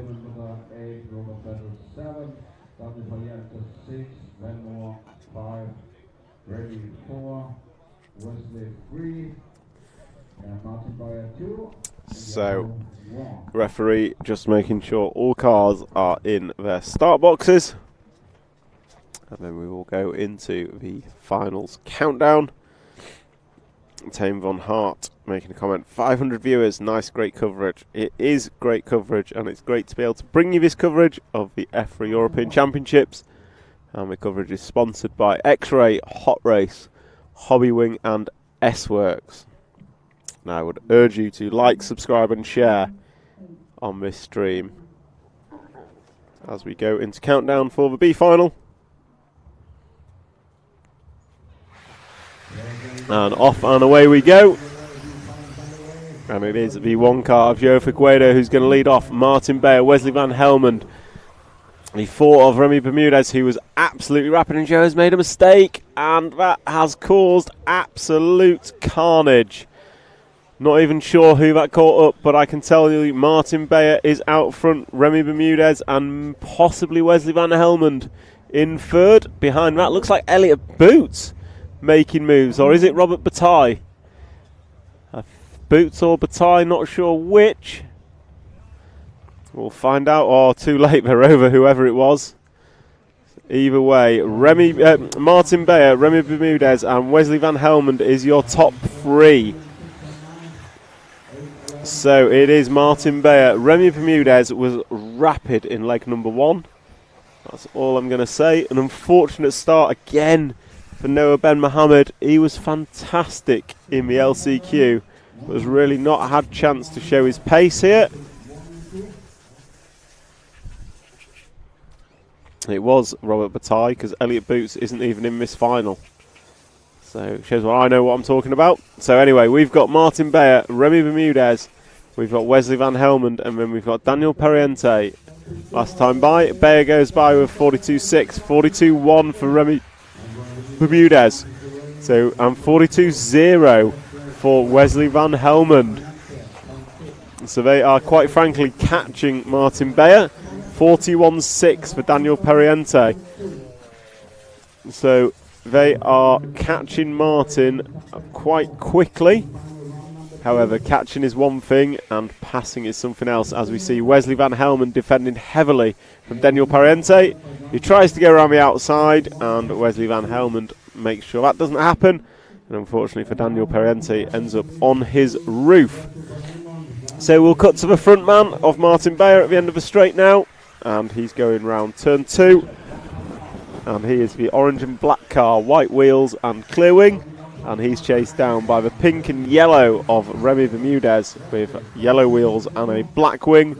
And I'm going to say Martin Bayer has turned up the wick with a 41.5 hot lap of the race last time by. And Martin Bayer just getting a little awkward through the 7-pack. That's going to allow... That is going to allow Remy to close up ever so slightly. But it is Martin Bayer who leads this one quite significantly. 41.4 last time by to Remy Bermudez, 42.2. So we have seen how times can ebb and flow, not just over the lap, but over the course of a 10-minute session. Some guys are quick at the beginning, some guys are quick at the end. Martin Bayer's looking very quick at the beginning here and behind them. So if we just hold back, we will pick up the battle for second, which is Remy Bermudez and Wesley Van Helmond going for a good battle for second and third as they come round and jump up, go 90 left twice and then come down to put 5th lap on the board. Wesley Van Helmond looking around the outside of Remy Bermudez. Not going to happen this time round as they come round turns 2 and 3, then drop down into the front section. And these two both nicely downsloping, not quite jumping into the bomb hole, which we've seen some of the A-main drivers do, as Wesley hits a pipe, runs wide. It's going to cost him a second just like that, but Remy Bermudez is over. So Marshall's there, and good marshalling, but Remy just gets caught on the 7-pack and has to back out, costs him probably 2 seconds to Wesley Van Helmond. So Wesley now is driving away, and he will now take up the flag of trying to track down Martin Bayer, who is about a straight and a half length ahead. The gap on the computer is 3.9. And if the first leg was no one wanted to win this thing, Martin Bayer has definitely taken up that mantle as he drives away from Wesley Van Helmond. And Remy Bermudez has another crash, so that's going to put pay to his challenge for a win. So Wesley Van Helmond is now a lonely second, as we see Martin Bayer going in and out of picture. The leader, a 4-second lead for Martin. Wesley Van Helmond running in second, and we'll drop back and pick up the 3rd place man of Yo Figueiredo, the orange, yellow and blue Hayosho buggy, I believe, as he goes down the straight.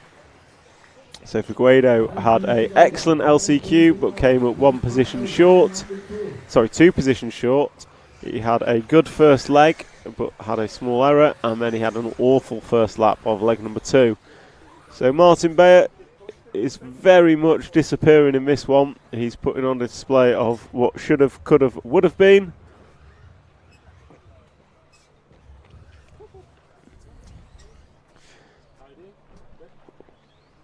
So yeah, Martin Bayer leading this one. He is a 40.7 last time by with a 40.3 best individual lap. So he's still pulling away from Wesley Van Helmond, who has Yo Figueiredo for company now. So Figueiredo is going to try his best to put a move on Wesley Van Helmond as they come into the off-camber. We are at 5 minutes and 55 down. So 4 minutes remaining on the master clock. We are 8 laps complete of a predicted 15. And Joe Figueiredo is chasing down Wesley Van Helmond for 2nd spot in this B final, leg number 2. And as a reminder, leg number 1 went the way of Martin Bayer. Figueiredo finished in 4th and Van Helmond finished in 6th position last time by. So if Martin keeps it where it is, and I see no reason why he wouldn't, he will be taking home the B final win with a leg to spare. And we will still watch this battle for second, because quite frankly Martin's making this boring. And the battle for second is the closest battle on track, separated by less than half a second last time by. And Figueiredo is pushing Wesley Van Helmond round, and Wesley's over. Oh, Figueiredo gets caught up in Wesley's accident, and they both resume, and Figueiredo tags Wesley, lets him get away with it as they both come double onto the straight. So all that's done has increased Martin's lead to nearly 10 seconds and reduced the gap back to Clement Boda to just under 3 seconds. But ultimately these two are still racing, and Figueiredo up the inside. Oh, Wesley, I thought he had it back then. And then he does get it back as Figueiredo gets it wrong. Through the fast chicane. And these two into the back 7. And they go over the triple. Nicely done.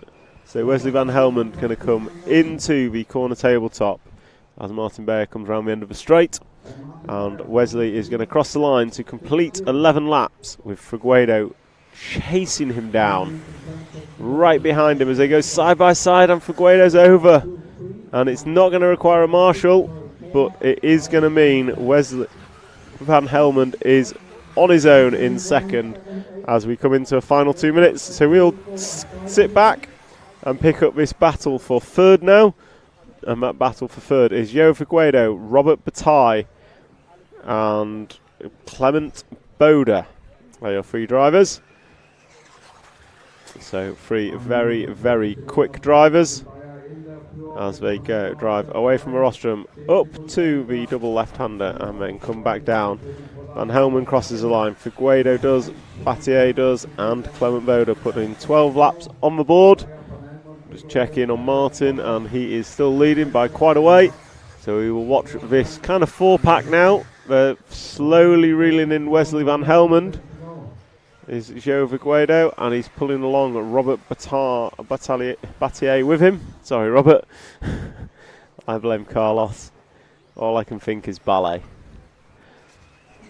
So it is Figueiredo now on the gearbox of Wesley Van Helmond. As the computer announces the final minute, these guys will be starting their 14th lap of 15. As Figueiredo goes long but can't quite make a move stick on Wesley. He's got some serious speed in that Kaiosho machine. Closes the gap to Wesley into turn 1 every single time as they come over the front section for the penultimate lap. And they're through the fast chicane. Going to go onto the cobbles. Figueiredo running wide, and he's on his roof. So Robert Bataille going to jump up to the free spot and see if he can do anything about Wesley Van Helmond. But if we cut to the end of the straight, and round the second corner goes Martin Bayer, and then he comes into the big double now and out of the bomb hole, and we will watch as Martin Bayer completes his 15th and final lap of the B final, leg number 2, and if he keeps it rubber side down with a lead of 15 seconds, he just has to bring this one home and he will be the winner of the B final, having won leg number 1 and now leading leg number 2. 2 corners to go, 2 jumps to go. Martin Bayer goes left and left, and he comes round and finishes with triple single to take the win of B final leg number 2 and overall B final winner. And we will hold this view and just appreciate how much Martin has led by, and it looks like we're going to get Robert Bataille coming home in second. So there goes Robert taking second place. Clement Boda going to be third, and that means Joe Figueiredo and Wesley Van Helmond have both dropped out big style on that last lap. Van Helmond finishing 4th and Joe Figueiredo DNF.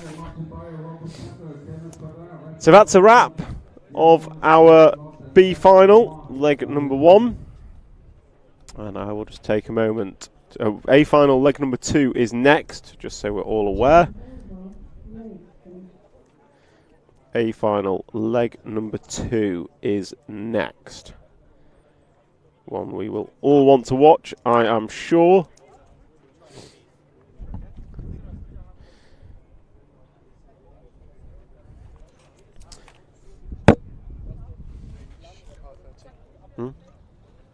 H final, car 13. H? What about it? In the H final, yeah. then you follow car 13. Yeah, sorry, yeah. Sorry, I'd just written 13 down. So, as your A final is warming up for leg number 2, I would like to take the opportunity to thank our sponsors, X-Ray, Hot Race Tyres, Hobby Wing and S-Works, for enabling us to bring you this live stream. And it is the live stream of the EFRA 1/8 Electric Buggy European Championships. Just get a quick check-in on the chat. I can't read them all, there's too many coming in. It's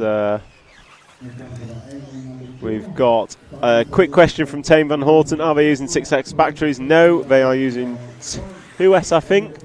2S or 4S, I don't actually know. But it's not 6S, I know that for sure. And right, I'm going to go back to warm-up.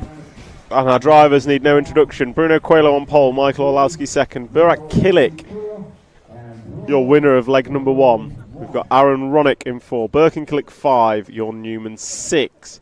Bartosz Saluski 7. Juan Carlos Canas 8. Your reigning champion. Max Goetzel 9. David Ronifolk 10. Elliot Boots 11. David Ongaro 12. And your last chance qualifier winner, Jonathan Skidmore, is number 13.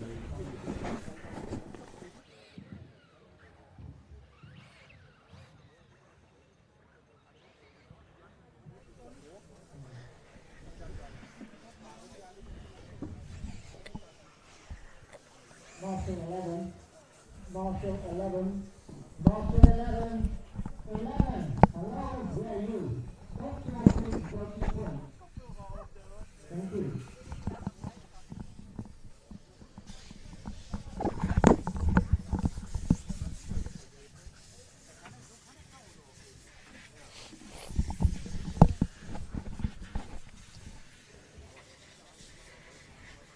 So, A finalists are ready to rock.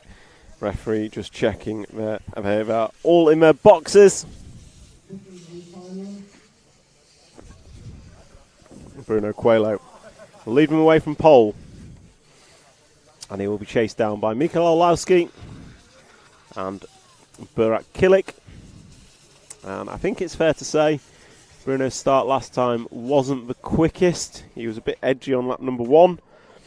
That caused Michael to check up a little bit, which allowed Kilik to get through.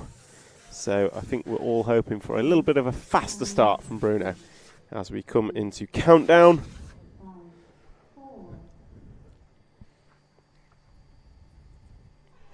And away they go. Bruno away from pole, and Orlowski is straight on it, almost gapping Burak Kilik from the off by a couple of attempts. And Aaron Ronick is not holding back. So Aaron Ronick in the pink machine, right on the gearbox. But through that front section, looks like Kilik has closed that gap back to Orlowski. And Orlowski right on the gearbox of Bruno Coelho. So coming over the 7-pack they go, first time through. And it is all without bother into the triple. Same again. Kilik looking close to Orlowski as Bruno just gaps him ever so slightly. Coming through the sweeper and round the double left. Bruno Coelho might have been edgy last time on lap 1, this time anything but. So we'll pick up our leader on camera, and Bruno Coelho is through turns 2 and 3. Going to drop down the roller and then into the front section. So Bruno Coelho opening up 38.5, doesn't really count because he's halfway down the straight, but I think it's fair to say that was a rapid opening lap from Bruno. Michael Orlowski going to have to throw everything at it to catch up with him, and through the 7-pack they go. Nicely done, Orlowski, champion's roll, going to end up on his wheels. But again, that just gives Bruno a couple of tenths of a second. And Bruno is one of those drivers that once he's gone, he's not going to look back twice. So Bruno Coelho going long, triple single, pops a wheelie down the straightaway. And then we've got Orlowski and Kilik. And they're starting to pull away from Aaron Ronick in 4th. Birkenkilik goes over in 5th. So it's going to be Jorn Newman going through, then the 7 car of Bartosz Saluski, and we've got an error, and that error is Bruno Coelho. So it's going to be Mikael Orlowski, Coelho and Kilik, and they're close enough to throw a blanket over them. I do not need to give you splits, as we can see there is barely a car's length between them. As they come over the triple, it's now going to be Orlowski from Bruno. Bruno's last lap was a 41.2. And he's going to have to now find a way past Orlowski if he wants to take the win in leg number 1. So Orlowski down the straightaway he goes, finished second in leg 1. And they've gapped Kilik quite significantly on that lap. So Burak Kilik dropping back ever so slightly. And then Bruno having to just check up behind Orlowski coming into the double. So Orlowski is leading through the fast chicane. Bruno and Michael both talked of the respect they have for each other, racing each other pretty much every weekend it feels, as they come through summer across all classes of racing. This being neither of their speciality, but just shows the class of both the drivers and the manufacturers of these cars that they can be at the front of such a highly competitive field. And it's just starting to spread out slightly. 40.4 for Michael last time by, 40.7 for Bruno, 41.0 for Killick, and Aaron Ronick looks to be a man on the move. 40.7, he is right on the gearbox of Burak Killick as they come over the big double. So they go through the fast chicane into the cobblestones. You've got Orlowski just pulling away from Bruno, just pulling away from Killick, who has Aaron Ronick on his gearbox. So Mikael Orlowski over the triple, gets it wrong, just hooks a pipe, going to cost him a couple attempts of a second. So we'll keep the camera on Michael, our race leader, as he comes over double-double. Bruno behind is going triple-single, as he always has done, and through turn one. And this time round, Killick's put in a stormer of a lap, a 40.4 from Killick. Quickest of the three that time, closes up to Bruno, but as it ebbs and flows over the course of a lap and over the course of 10 minutes. We know from speaking to Bruno, his car gets quicker as the 10 minutes unfolds, whereas we think Michael's and Killick's might change in a different way. So Michael does a triple, just got it wrong on the entry. Bruno's going to case it. Killick can't get through, but what that does is open up the gap for Michael ever so slightly. So if we zoom out and just concentrate on the battle for second for a moment, as Killick and Bruno come over together. Killick's over on his roof. 1, 2, 3 going to go by. So it's now going to be Bruno, Ronick, Neumann and Killick. Oh, and Killick's just peeled Neumann. So Killick and Neumann coming together, and Neumann going to end up on his roof. Meanwhile, Bruno just getting it wrong, coming out the bomb hole, allowing Ronick, and Killick's over again. And it is going to be Bartos through, so Bartos up to the 4 spot. Meanwhile, Orlowski up front is not minding all this behind him. So it is Orlowski and Coelho and Aaron Ronick. And then it's a big gap back to Bartos, Salewski and Jorn Neumann. So you're going to concentrate on the front 3. Orlowski goes past, and he drops down into the front section. So we'll pick up Orlowski as our race leader, and it's down to Bruno Coelho to now chase him down, catch and pass. Quickest last time by was Bruno Coelho by 3 tenths. So Bruno Coelho 3 tenths quicker than Orlowski last time by as we come through the 7-pack. And Orlowski does the triple, Bruno does the triple, just case it. Aaron Ronick probably looking the raciest of the 3. However, it is Mikael Orlowski who is out front, and that is what matters. With 5 minutes and 30 down, 4:30 to go. Orlowski's car's looking a bit squirrely on the straight, and last time by it was 4 tenths in favour of Bruno Coelho. So Bruno is lighting it up as Michael gets it slightly wrong, and that's going to allow Bruno a gap. Door was open, but Bruno's not through. Orlowski having to go single over the double. So now we have a battle for the lead as they come into the 7-pack. So Orlowski, it's Bruno Coelho, and just behind him, Aaron Ronick. I think we're on a 2-horse race for the lead now. Aaron's not quite got the pace to catch and pass them. He's got the pace to live with them, but not necessarily catch them. So it's Orlowski and Bruno. Bruno going double, keep it fair, looks up the inside, going long, and he's got him into turn 1. Oh my gosh, side by side. Barely a millimetre between them. Absolutely fantastic racing between Bruno and Michael. Michael left enough space. Bruno didn't go too fast. Bruno's over. So Aaron Ronick going to go to the 2 spot. So let's see what Ronick has. With a gap of about 2 seconds between Orlowski and Ronick, and 3 minutes and 30 to go. Let's see what Aaron Ronick can do with Michael Orlowski out front. And more importantly for Bruno Coelho, if he wants to take the title here today, he is going to have to finish in the top 2 in this leg. Leg number 1, Bruno only managed a 4th place finish. Michael Orlowski was 2nd. So Michael Orlowski would carry a 2 and 1 into the final leg. Aaron Ronick would carry a 3 and a 2. So Bruno has to make up a position if he wants to leave Germany as a European champion today in 8th electric off-road buggy. Meanwhile, Aaron Ronick is throwing it down, and he is caught Michael Orlowski as they go through the 7-pack. They have 2 minutes and 46 to go. This lap and 4 more. This lap and 4 more. Can Orlowski hold on? Can Ronick make the pass and take the win in the A main? So coming down into the double they go. It is Orlowski, Ronick. Orlowski cases it, gets a kick down the straight. but he's going to hold through turn 1. Bruno Coelho is a couple of seconds back, about 2 seconds behind. Can Bruno catch and pass, or is the dreams of the European Championship over here? Orlowski is just holding up Ronick up a little bit. Last time by it was 40.6s, still fast laps from all of them, but it looks like Ronick's just a little bit quicker at this stage in the race. And Orlowski runs wide, comes over the triple, downslopes it nicely. Ronick cases it, gets away with it with a double bounce. And they go over speed bumps. Now they're going to go up and into the left, double left, and come round into the double. Orlowski, nicely done. Much better onto the straight this time by. Ronick getting a little bit squirrely this time. And Bruno is chasing. It's a 40.4 from Bruno. 6 tenths in his favour this time by. Can Bruno catch and pass? Orlowski looks like he's losing power or something. Oh, Bruno's over again. So Bruno making a mistake. That could be the end of his European Championship. Meanwhile, Orlowski and Ronick out front. And they're coming through the 7-pack. Oh, Ronick's made an error. He's in the grass. Will Bruno go through? Bruno really needs this position. So we'll concentrate on the battle for second and third. It is Ronick, it is Coelho, and it is Burak Kilic. We know that Bruno needs at least second position to take this championship to third leg for him.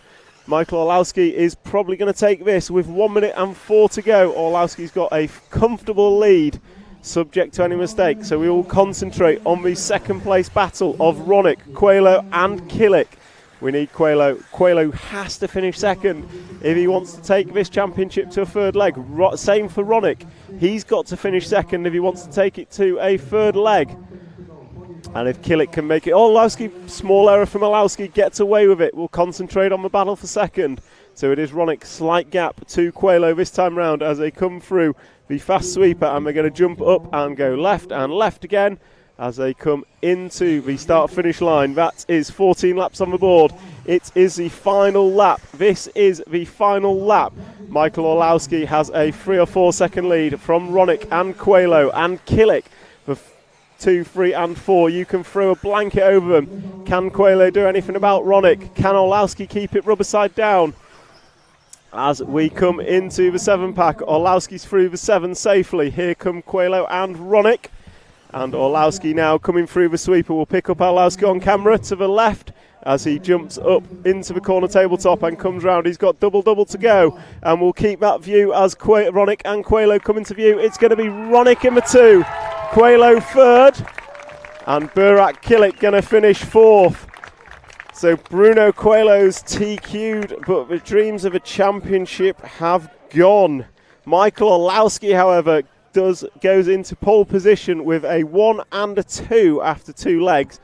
Although more important, well, possibly important, Burak Kilic's leg 1 time was quicker. So Orlowski has a 1 and a 2. Ronick has a 2 and a 3. And Burak Kilic has a 1 and a 4 with the quickest final time. And that, my friends, is leg number 2 of the A main. Leg number 2 of the A main done and dusted. We will try and get the top 3 drivers over here straight away.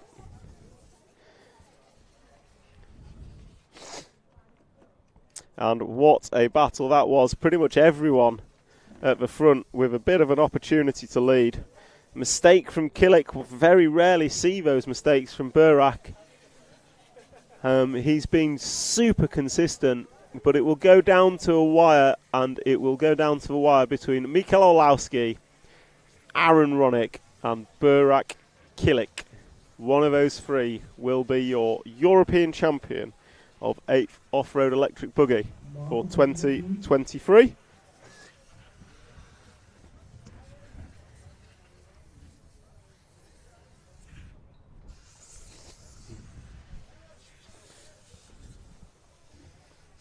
Well, let's start into the third and final round of final. We continue with the third and last final case.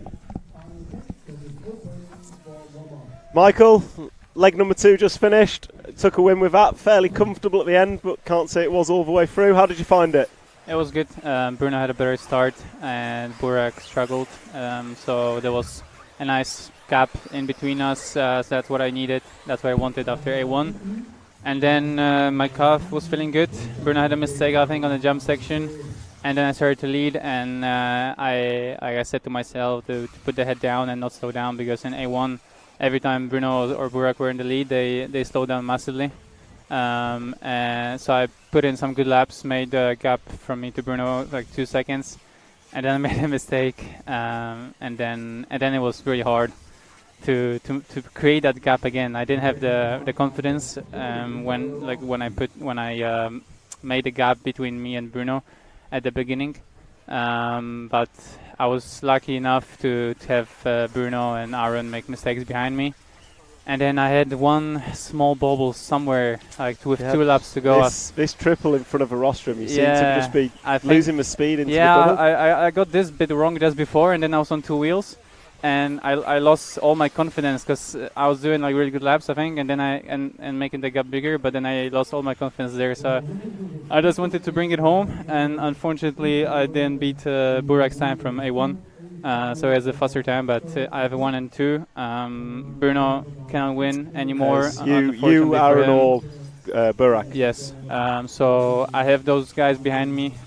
So it's all in my hands now in A3. It is. So I will just do my best once again. Well, good luck, and thank you very much, Michael. Go to Marshall now. Thanks. Cheers.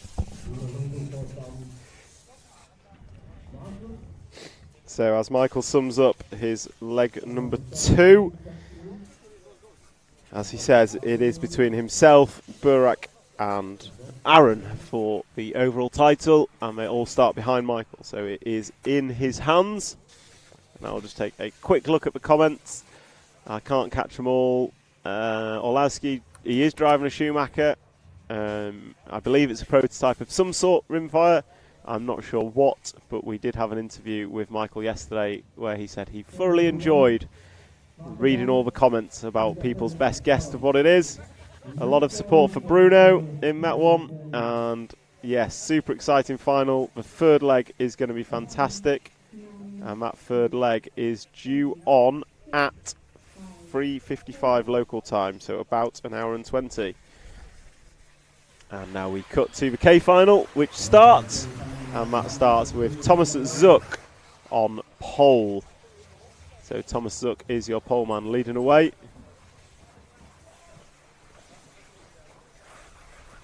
And he is chased down by Christopher Morobe, but already there is chaos at the front and a change in leader. And it looks like Sander Scholt is our new leader, who has led much of these K finals to date. So Sander Scholt is our leader, and he is coming through the sweeper, hits 2 rollers, and then we'll go up the corner tabletop and come back down with a double-double, and off he goes down the straight to start lap number 2.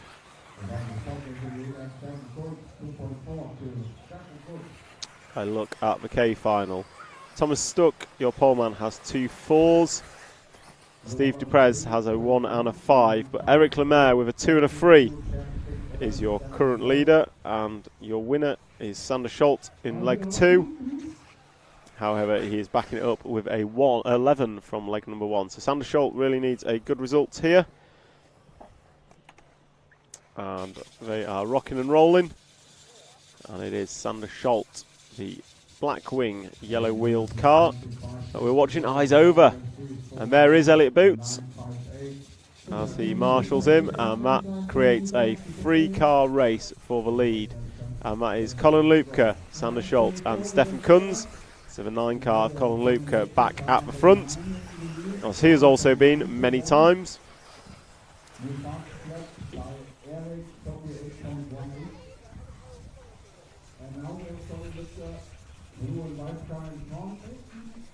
So Colin Lupke is your leader in the 9-car, blue car with white wheels. And a clear wing, and he's over. Not going to need a marshal, but it's going to cost him a little bit of time, as we see an instant replay where he just cases the jump and bounces off into the kitty litter and then gets back on his way as quickly as he can. And now So down the straight they go. We're watching the 4 and 9 car of Stefan Kunz and Colin Lupke. They are your 1 and 2. Last time by they split by less than a quarter of a second as they jump in and out of the bomb hole. And through the fast chicane onto the cobblestones and drive away. 4 and 9 side by side, nicely done, giving each other plenty of space. And then we see a crashing Eric Lemaire in the 13 car, so all the way from last spot up to that lead battle, but unfortunately just crashes out in the background.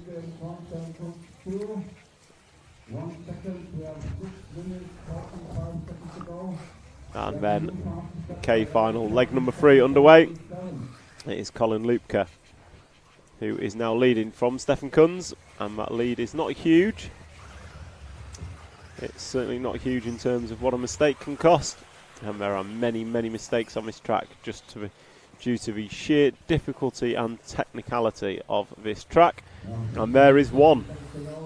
We see Colin Lupke, recovering from an error on the cobblestones and then getting a little bit of an odd bounce through the 7-pack, which closes up Stefan Kunz, so the gap between them is now less than half a second as they come through the high-speed sweeper and then drive up to the corner tabletop. A double 90 left and then come over the double and across the line as they drive down into turn 1. Oh, and a mistake from Stefan ends up on his roof.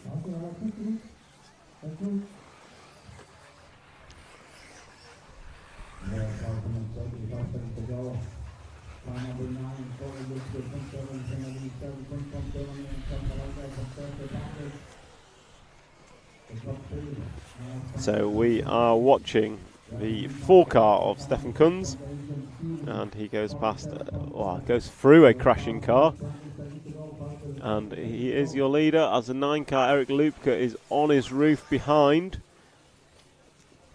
So Stefan Kunz is your leader at half race distance as we are 5 down and 5 to go.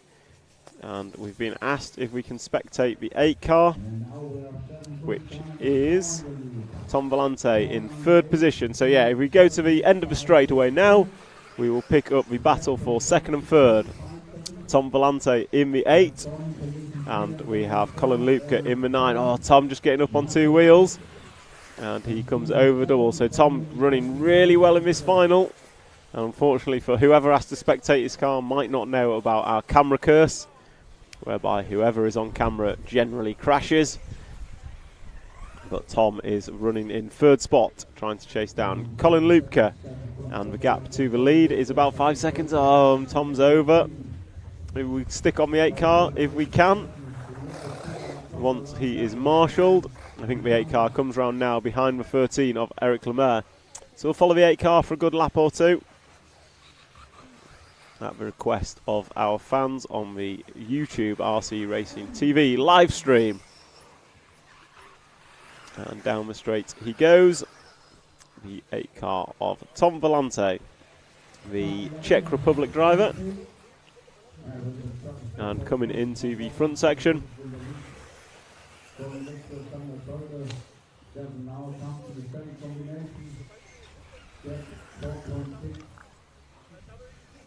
And another error from the 13 of Eric Lemaire. That's going to present Tom back up to the 4th spot. As I say that, he runs wide coming off the 7-pack. And through the triple he goes. And then he will drive around the sweeper, getting in the dust, unfortunately. And then Eric Lemaire goes back through as they drive towards the start-finish line and down the straight. Good pass by Tom on the final corner. But side by side around the end of the straight. And these two are going at it, swapping positions 3-4 times in as many corners. And it looks like we've lost Eric Lemaire. I think he might have disappeared off. But Tom Vellante also having trouble on the off-camber corner. And then we're going to... So Tom Vellante over the 6-pack, and we're going to cut to the start of the straight and pick up our two leaders as they come round side by side through the last corner, and down the straight they go. We saw expertly how it's done in the A final. Bruno Coelho must have been millimetres from Orlowski's car at the end of the straight, and they did not touch. Quite incredible, if I'm honest. And this is your battle for the lead between Sander Scholz and Stefan Kunz. The 1 and 2 positions, the 4 and 3 cars. And it looks like Sander Scholz has made the move, but with 1 minute and 50 seconds to go. Oh, they've caught each other, and Colin Lupke going to go round the outside of them both to the lead. So this is a three-way battle for the lead now. Colin Lupke going down the straight in the blue car, white wheels. And then we have Sander Scholz, blue car, yellow wheels. And then we have the green-winged car of Stefan Kunz. And it looks like we've got the 3 car back to the lead as Eric Lupke ran a little bit wide. And then they go past the multicoloured wheel orange car. So we have a comment from Bobby Burley in the YouTube chat. What tyres are they running? All sorts. I think clay compound is the preference, and across the brands I couldn't tell you. I think it's a web type tyre. I think Hot Race is a Sahara type, but I'm not sure on the particular tread compound or brand.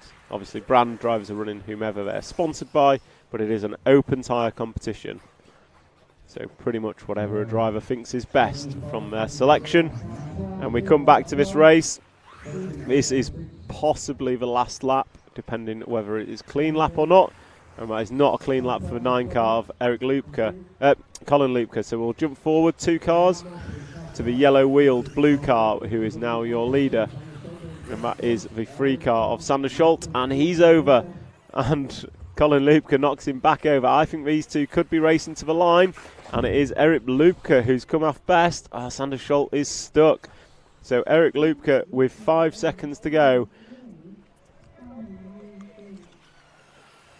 And he has got caught at the line. So Colin Lupke is going to take the win in leg number 3 of the K final. And Sander Scholz still comes home in second despite a terrible last lap. Eric Lemaire in third. Stefan Kunz in fourth. And then we're expecting Tom Volante in fifth. If we just cut to the double, we'll see as people finish. As they all come across. I think everyone's finished now. So that's a wrap of the K final.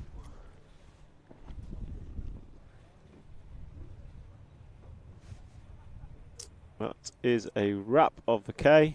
And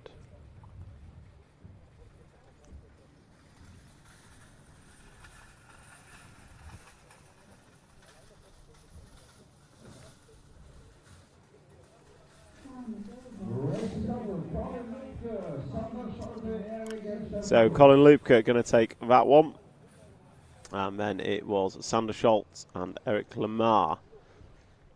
And I'm trying to see if I can pull up a final result of the 3-leg combined, and I can. It was Sander Scholz that took that overall with a 1 and a 2 in a quicker time than Colin Lupke's 1 and a 2, and Eric Lemaire with a 2 and a 3, finishing third in the K final.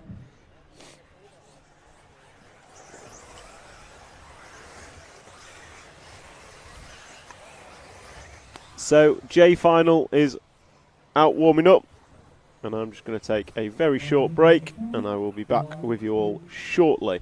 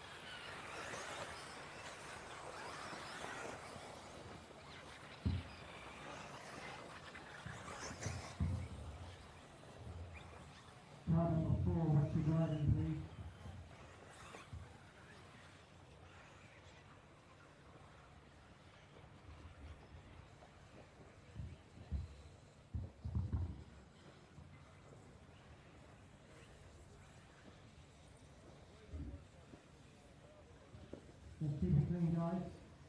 If you push too hard and you get the car in front, then that's the problem.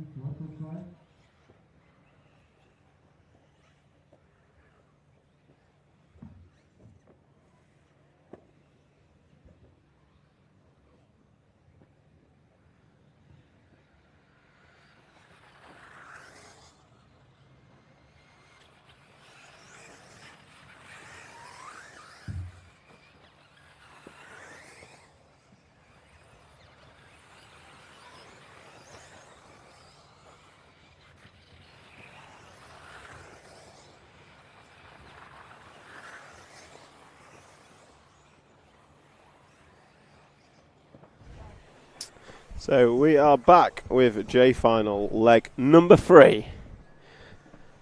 And I'm going to have a quick look at the comments. I'll have to watch the rest later as I'm off to the track myself. Great coverage. Let's go, Bruno. Bobby Burley, you can get us on the YouTube app on your phone. No excuse not to be following along. The next leg of the main is in about 1 hour, 60 minutes. And it is going to be a fantastic final to determine who is our European champion. And Daniel Liu, camera curse for sure, it absolutely is. I don't know why anyone would ask to be following someone unless they quite frankly don't like them, because it is without fail going to be a crash. So let's pick up the J final. We are following the 1 car of, let me just pull up my timing screen, Heinz Muller, and he's been followed by the 2 car of Heino Muller and the 4 of Peter Perrault. So this is a very civilised J final. I'm pretty sure last time the winners came from the back of the field rather than the front. And if I look at the previous results, Heinz Muller has a 1 and a 2. Michael van Dijk has a 1 and a 2, and Heino Muller has a 1 and a 3. So it will be Heinz Muller or Michael van Dijk that win this.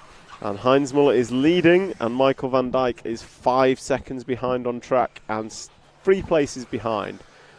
So we're watching our leader into the cobble corner and drive away. And we are at 4 minutes and 30 seconds down, 5 minutes and 30 seconds to go, as the 13 car makes an error on the double.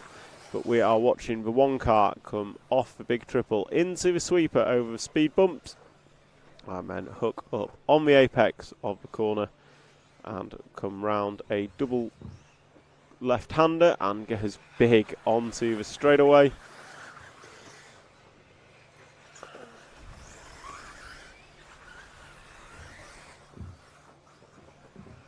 And it is the race leader of Heinz Muller we are watching, and he's 6 laps down, and he has about 5 minutes remaining, or 7 laps. And importantly, Michael van Dijk last time by lost a further 2 seconds, so now 6 seconds off the lead. But Heinz Muller looks like he's got the company of Heino Muller, and those 2 are racing for the lead. And that green flash in the background was your 4th place Michael van Dijk. So the win of this J final will go to Heinz Muller or Michael van Dijk, depending on which one wins this leg. In fact, Michael van Dijk has to win it. Oh, that was a crashing number 4, which was Peter Perrault, our 2nd place man. So Heinz Muller has a quite extensive lead as he comes through the front section and driving away through the fast chicane. His lead is probably in the region of 5 seconds now. And the 2nd place battle is starting to hot up, I believe. We'll try and pick it up at an appropriate point. As if we just pull in, if we just cut to the end of the 6-pack, you'll see a car flying around with no tyre on. So not quite sure what's happened there. but the rear tyre seems to have disappeared from his wagon. And he's running around on the foam, which is not going to be ideal for him.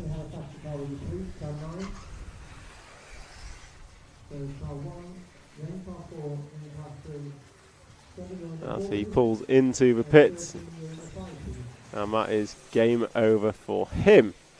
So race leader is about halfway around the track, and if we pick up our second and third place, which is the 4 and 3 car, they're coming off a big triple now, I believe. So yellow wing, I think, is the 4 car.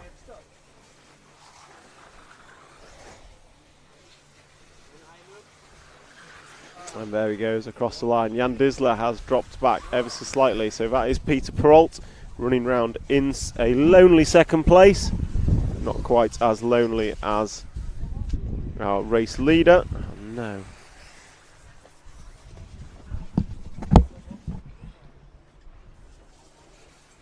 Come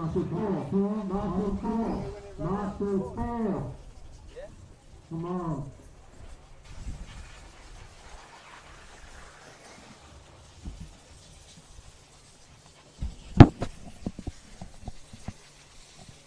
So Heinz Müller is still our leader, as he will be coming across the line shortly. So if we just skip forward a couple of cars towards the end of the straight now, we will see Heinz Müller in the 1 car. His lead's been cut down to 2 seconds. And for those of you watching online, just be aware the time schedule has A final leg number 3 after the E final. So A final leg number 3 will have to be E final, and will be after the E final, just to give us all a bit of a spectacle before it gets too late. And a spectacle it will be, given that. Oh, race leader's over, and that is going to be a change of lead with Peter Perrault going through. So your race leader is over. If we scan forward, we should have our race leader is the yellow winged number 4 car in the form of Peter Perrault, crossing the line now with 11 laps on the board. Heinz Müller going to go through in second. So yes, just be aware, A final leg number 3 will be after the E final, and it will be on in about 1 hour's time. 1 hour for leg number 3 of the A final. And I, for one, am extremely excited to see how it will unfold. We have 3 protagonists for the European Championship, and I'm shocked to say one of those is not Bruno Coelho. It will go to either Michael Orlowski, Burak Kilic, or Aaron Ronick.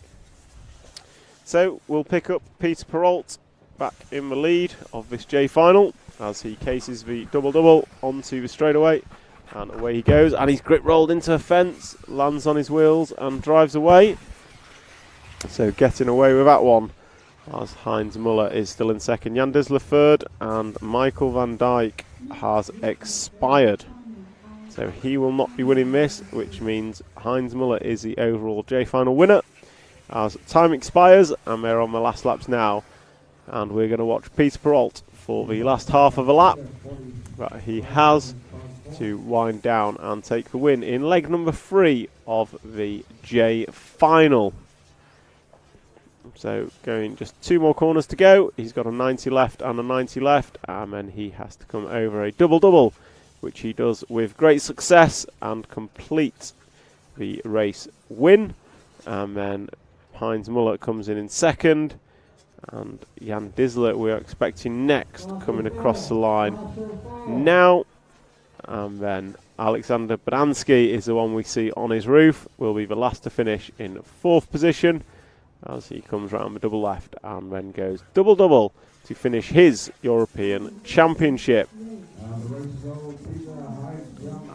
And that is a wrap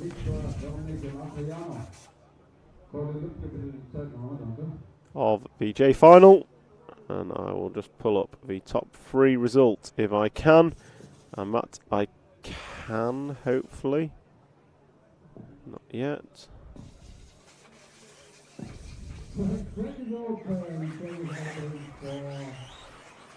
So it was Heinz Müller taking the win overall from Michael van Dijk and Peter Perrault finishing in third. Jan Desler was fifth and Jerome Good was your overall J final standings.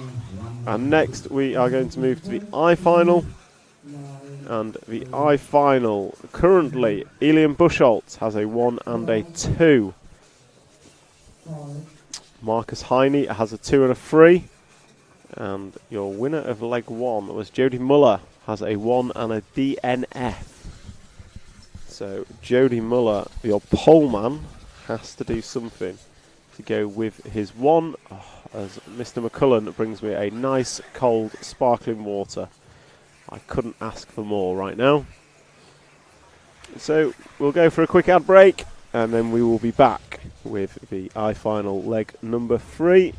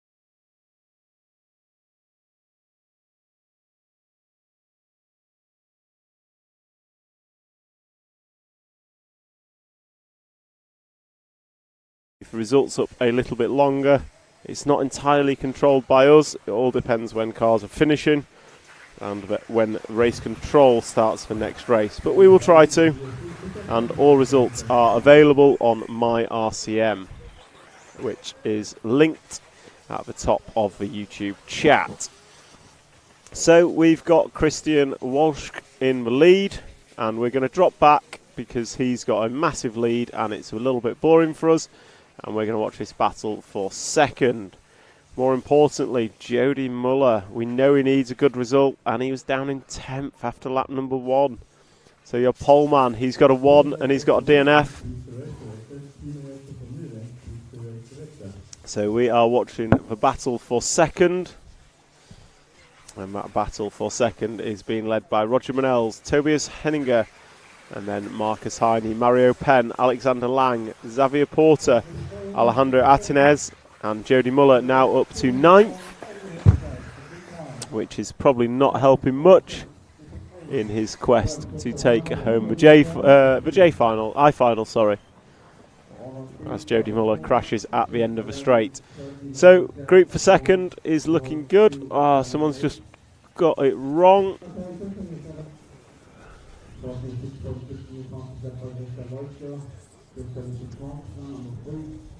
So the 4 car of Tobias Henninger was running in second, still might be, no. Looks like the 6 car of Marcus Heine is going to take it up, and he is being chased down by the 5 car of Roger Manels. However, they are 8 seconds in arrears of Christian Walsh, who is our race leader. So we will keep the camera on this battle for second. We will keep the camera on this battle for second, and I'll just keep an eye on our race leader as he disappears off into the distance. And it is Marcus Heine leading Roger Manels in the battle for second and third. Roger going big on the triple. And into the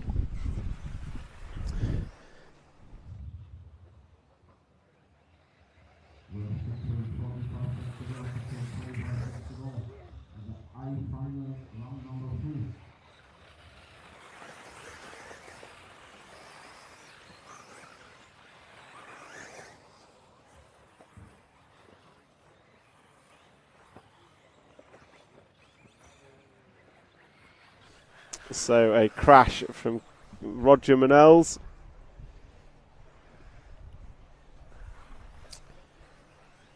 It leaves Marcus Heine in a comfortable second position.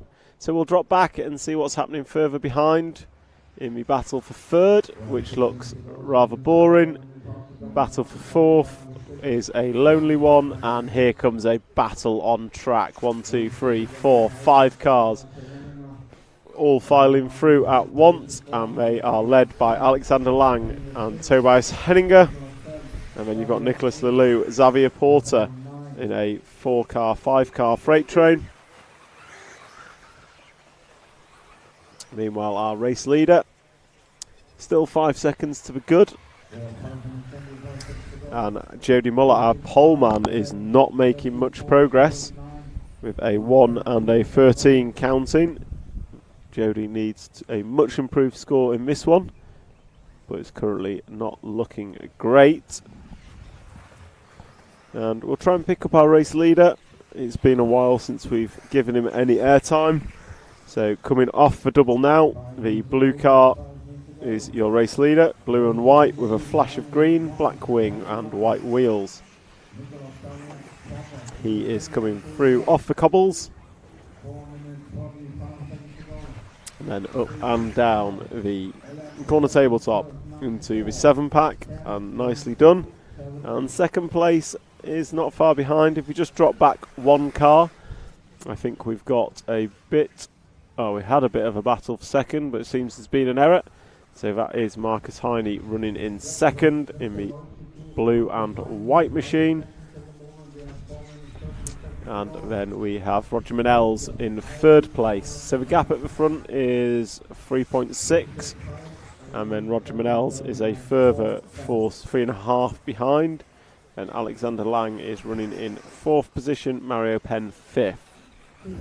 Jody Muller now up to the 6th spot, or was, no, still in 9th. Just my timing screen updating. And so we have Christian Walsh on track. He is your race leader with 3 minutes and 50 seconds to go. He is your race leader. And he's over. And there goes Marcus Heine straight into him. Target fixation. He drove at what he was looking at. And oh no, Christian Walsh, don't go there, because you have, he's not missed a loop. He got the lap in, luckily.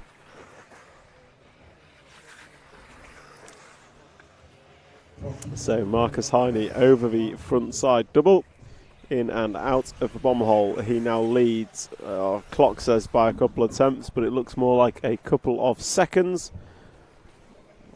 And that lead needs to maintain for the remaining 3 minutes and 7 seconds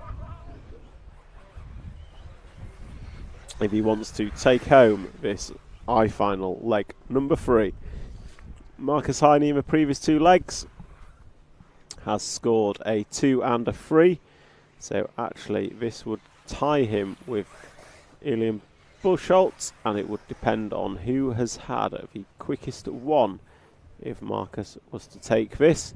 Elian not doing particularly well in this leg, so let's see if I can find a final time for Elian. who I think won the second one. Yep, so 13 laps in 10 minutes, 19.8 is what Marcus needs to beat if he wants to win this I-final overall. And the good news is, at the minute, he is on to beat it by a comfortable 3-second margin with 2 minutes and 9 seconds to go as he crosses the line. Marcus Heine can take the win of this I-final, just needs to ensure that he closes out with a clean final 2 minutes, and it is this lap and 2 more.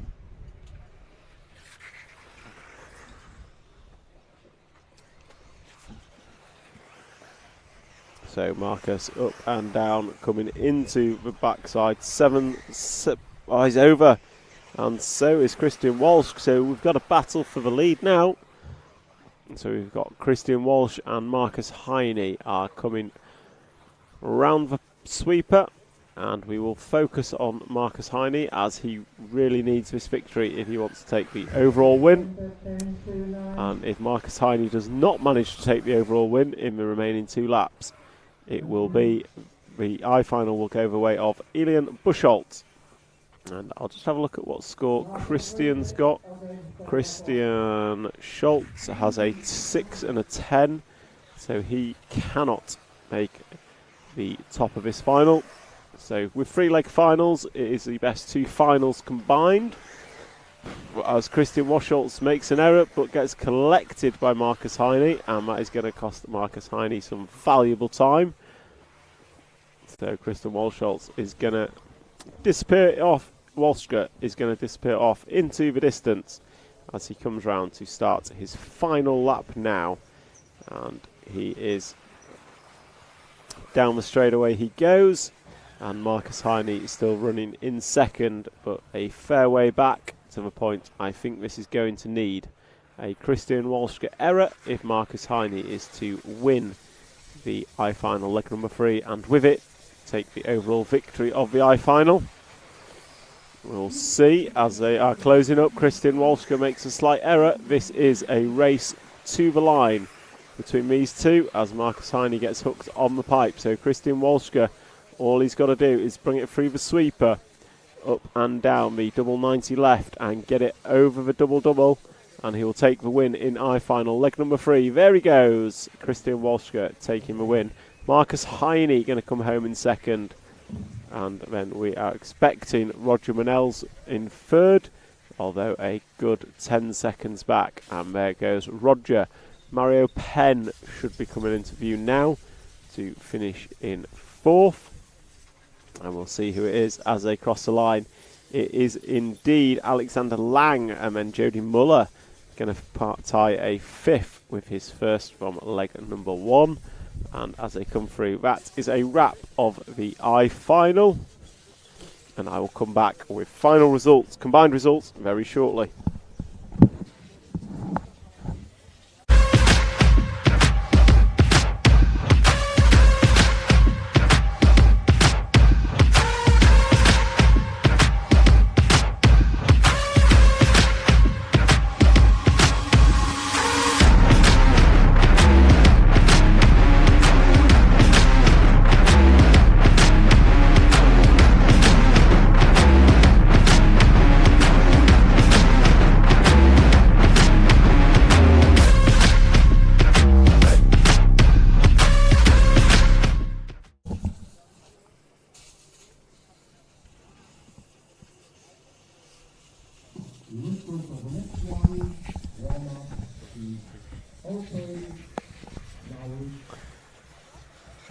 So, after all is said and done for the I-final, it was Elian Buchholz taking the win, Marcus Heine 3rd overall, then Jody Muller 4th overall, Christian Walshka, by virtue of the last leg win, takes 4th, and Xavier Porter in 5th.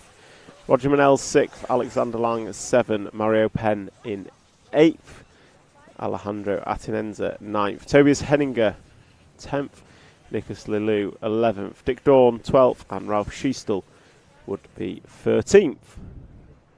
Next up is H final. H final is next, and your drivers are on screen. Josip Barrefoot, Sven Rudig, Stefan Habianic, Gilles Bernardo, Duncan Firenze, Yanni Hovey, Andres Pukert, Sonja Skursbeck, Christian Wukonig, Tim Donk, David Passon, Oscar Coote and Sandro Ehrenhoffler. And your winners of previous finals are Joseph Barrafet has a 1 and a 4, David Passon a 2 and a 5, Andres Pukert a 1 and a 7, Stefan Habianic a 3 and a 6, Sven Rudig a 3 and a 4, Gilles Bernardo a 2 and a 10. So it is all to play for as your H final is gridding up, and I would like to take a moment to thank our sponsors, X-Ray, Hot Race, Hobbywing and S-Works, for enabling us to bring you this fantastic live stream from an equally fantastic European Championships put on by EFRA here at the Rhein-Main-Circuit in Germany.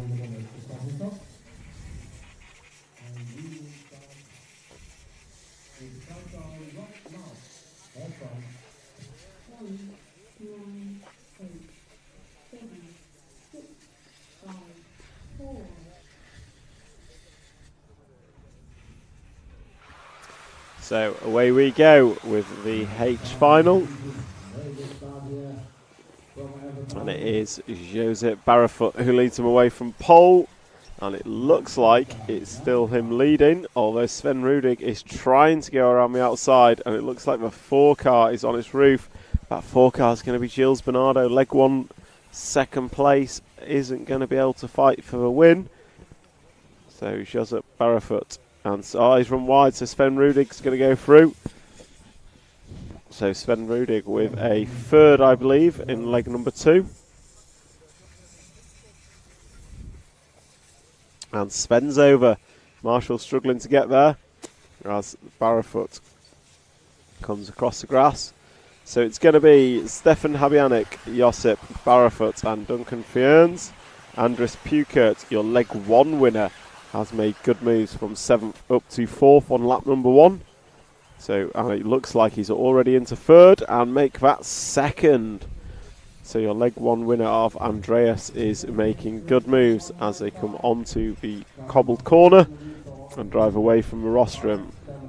This is a brilliant start for him and will put him in good place for a decent final result.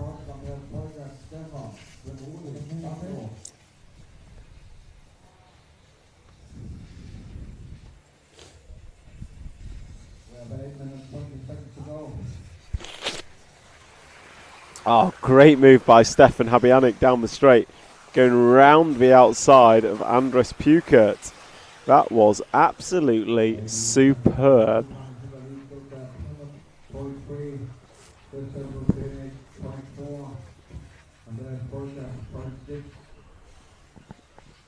So out front, Duncan Firenze is your leader, and then we've got Josep Barrefoot, and then the 9 of Christian Wukonig.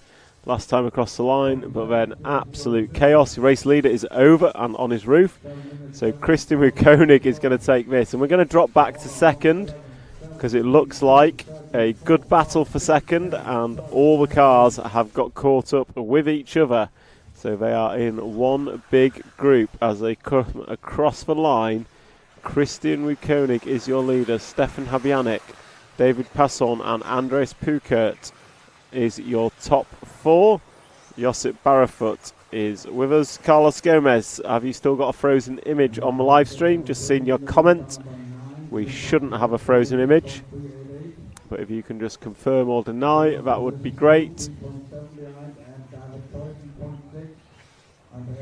So Sven Rudig unfortunately has fallen way down in this, so he isn't going to back up his previously good score.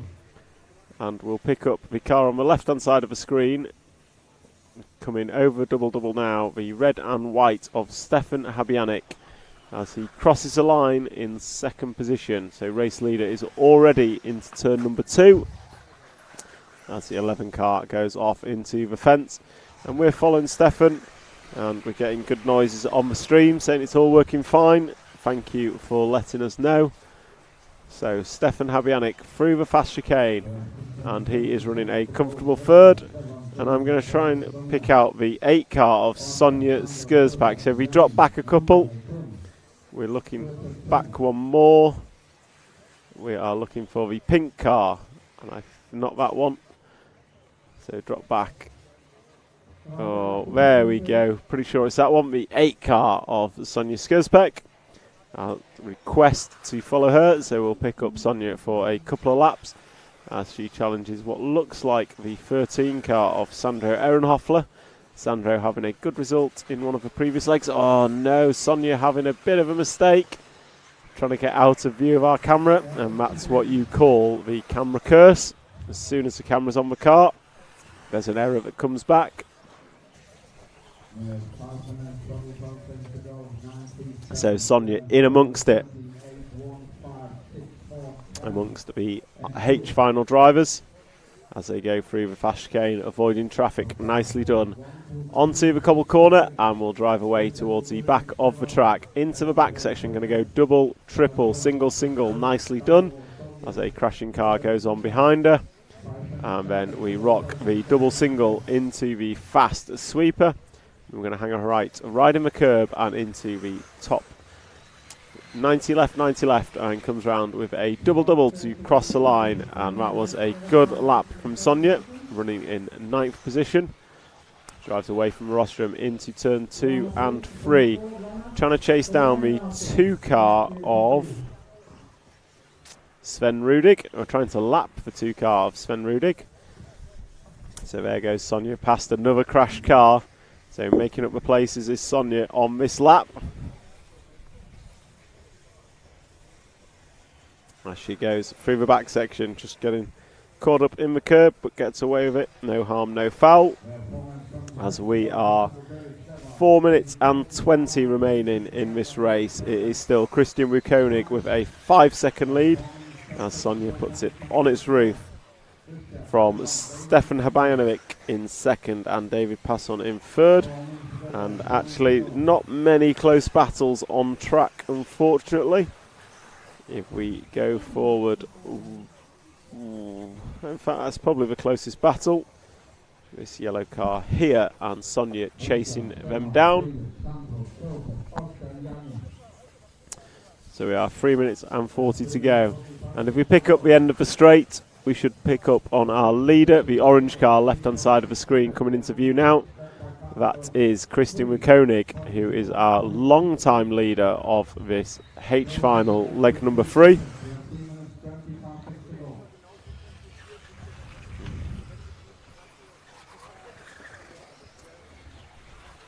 So we pick up our race leader, and his lead last time by was 3 seconds. He's led for the majority of this final, and he is coming through the sweeper now.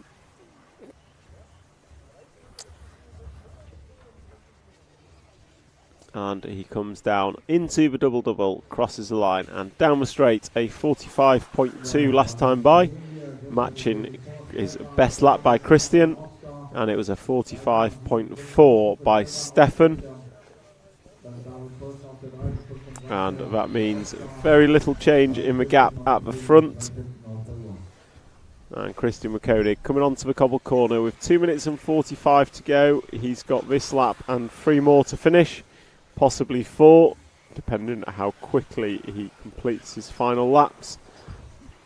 Best battle on track is probably the 3rd and 4th battle now, which is cars 11 and 13. So I'll see if I can pick that up for our cameraman.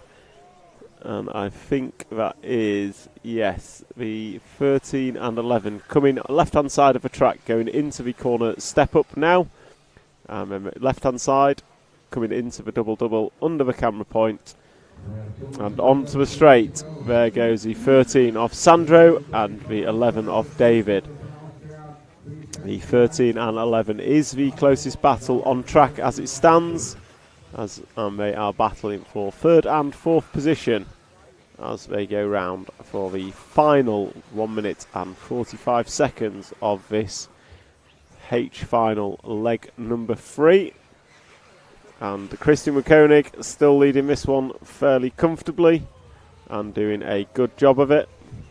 Marshall 3. As they come through, these two come through the power, through the sweeper over the speed bumps. 13 leading 11, or side by side through the double. That is brave for anyone, and they are not far off. In fact, that is Stefan Havanovic. So Stefan, Sandra and David all running together. These three, not the first car, but the three behind it, are all racing for second, third and fourth. So the yellow wing car is now into second position after Stefan made a slight error. And Stefan's over again. So Sandra going to be the 2 car, or second place car I should say. And I'm now going to try and pick up our race leader of Christian Wukonig at the start of the straight. The orange car flying down the straightaway with 30 odd seconds to go. He is starting his last lap now.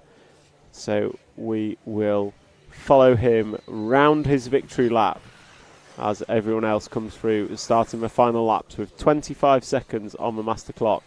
Christian Wukonig has led this one from about lap 2 in excellent style, very few mistakes, and kept a nice buffer at the front of this final, taking it nice and easy. Oh, he's over. Where is the marshal? No one's going to go by. He had an 8-second lead, and he goes double single, keeping it nice and easy. And come round through the sweeper, speed bump 1, speed bump 2, hooks for apex, and then going to go double left and come across the double to finish up the winner of H final, leg number 3. 9, 13, 11, well done.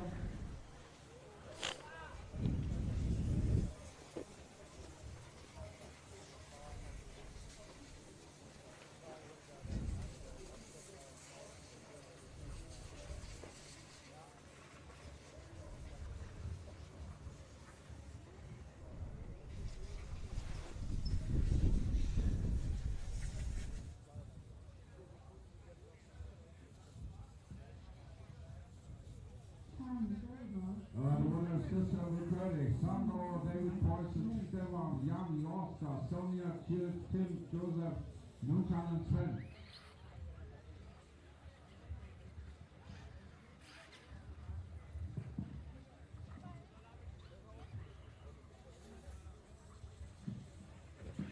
Okay, we continue with the team final, round 3, and the track is open for the warm-up.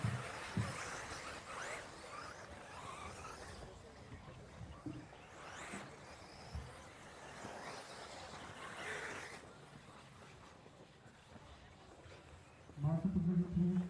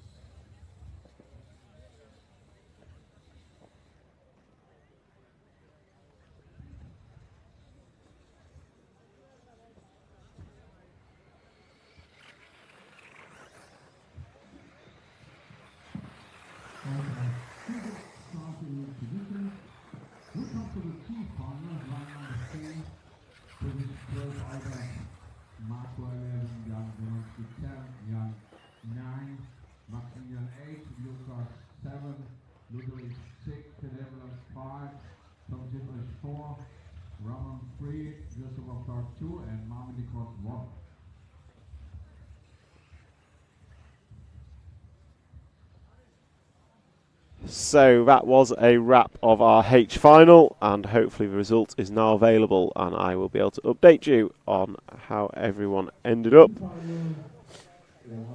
So H final, your overall winner was Josip Barafut with a 1 and a 4. David Posson finished with a 2 and a 3, and then Sandro with that great last run ended with a 2 and a 4 to finish third. Then Stefan Habianek, Andres Pukert, Gilles Bernardo, Yanni Hoviani, Sven Rudig, Christian Wukonig, Oscar Kroot, Duncan Fiennes, Tim Donk, Sonja Skurzpek was your full finishing order of the H final. We now move to the G final, which has Jan Cruz has a 1 and a 2, Ramon Chanko a 1 and a 3, Ludovic Francois won a 4 and a 5.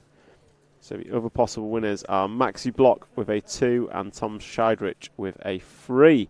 So they are the ones to look out for as we move into G final leg number 3.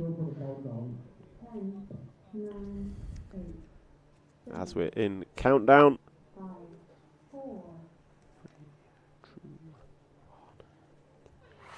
And away they go. Polman, Maren de Groot, I think, has had a pair of 5s. So, and the Dutch crowd on the YouTube channel are cheering on Marwin.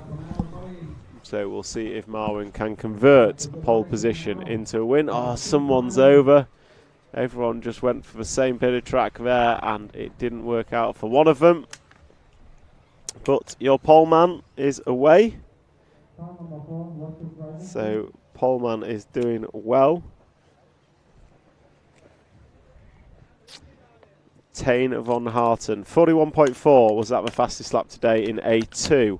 No. In A1 we had a 40.155, I believe, from Birkenkillik.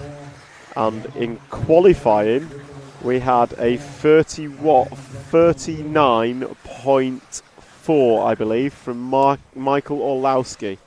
Orlowski's Q5 time was exceptional. He had a whole string of 39-second laps.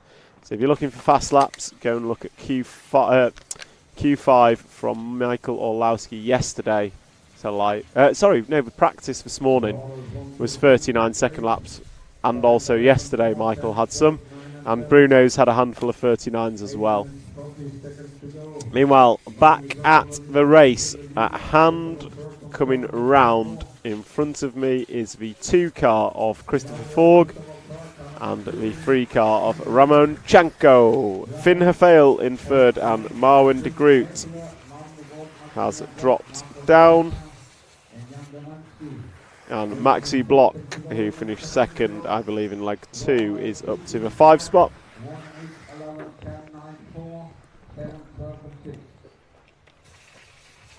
So your battle for the lead between the 2 and the 3 cars of Christopher Forg and Ramon Chanko is coming through the sweeper now, as Christopher Forg gets it wrong, hooked on the pipe. Going to allow Ramon through. And Ramon going to come into the double-double and across the line. And down the straight he goes. So Ramon going to come now into the front section, and Ramon's got a 1 and a 3. And Ramon's made an error. 1 car, 2 car going to go by. And that is going to release Christopher Forg and Finn Herfael. These racers now taking the 1 and 2 spots early on in this G final leg number 2. Just a reminder to those that are listening online, the A final will be on at about 3:55, and it will be after the E final. So after the E final we will have A final leg number 3. So we're aiming to start that at 4 p.m. So in about 30 minutes for A final leg number 3, 30 minutes for A final leg number 3. And we look back at the track and we see that we have the 5 car of Finn Herfael in the lead. So German driver coming down off the double-double. Down the straightaway goes Finn, and it's a fairly comprehensive lead this time by to Ramo Chanko. And if we cut back to the battle for 2nd, which should be coming down the drop down now, you have Chanko and Cruz. So these 2 are the 2 battling out for the overall win of the G final, as they both have a 1 and a 2 for Cruz, a 3 for Chanko. So the winner of the final is going to come from these 2. And that looks like Chanko having an error, so Cruz is going to go through in the 9 car. So these two are running second and third, a long way off the lead. But it is Finn Hefele leading, and he has a 3-second lead over Jan Cruz. As Jan Cruz comes into the pits, that I cannot believe was planned, and that is unfortunate, because that has meant that Ramenchenko picks up the 2 spot, and that is likely all he needs to take the overall victory in the G final.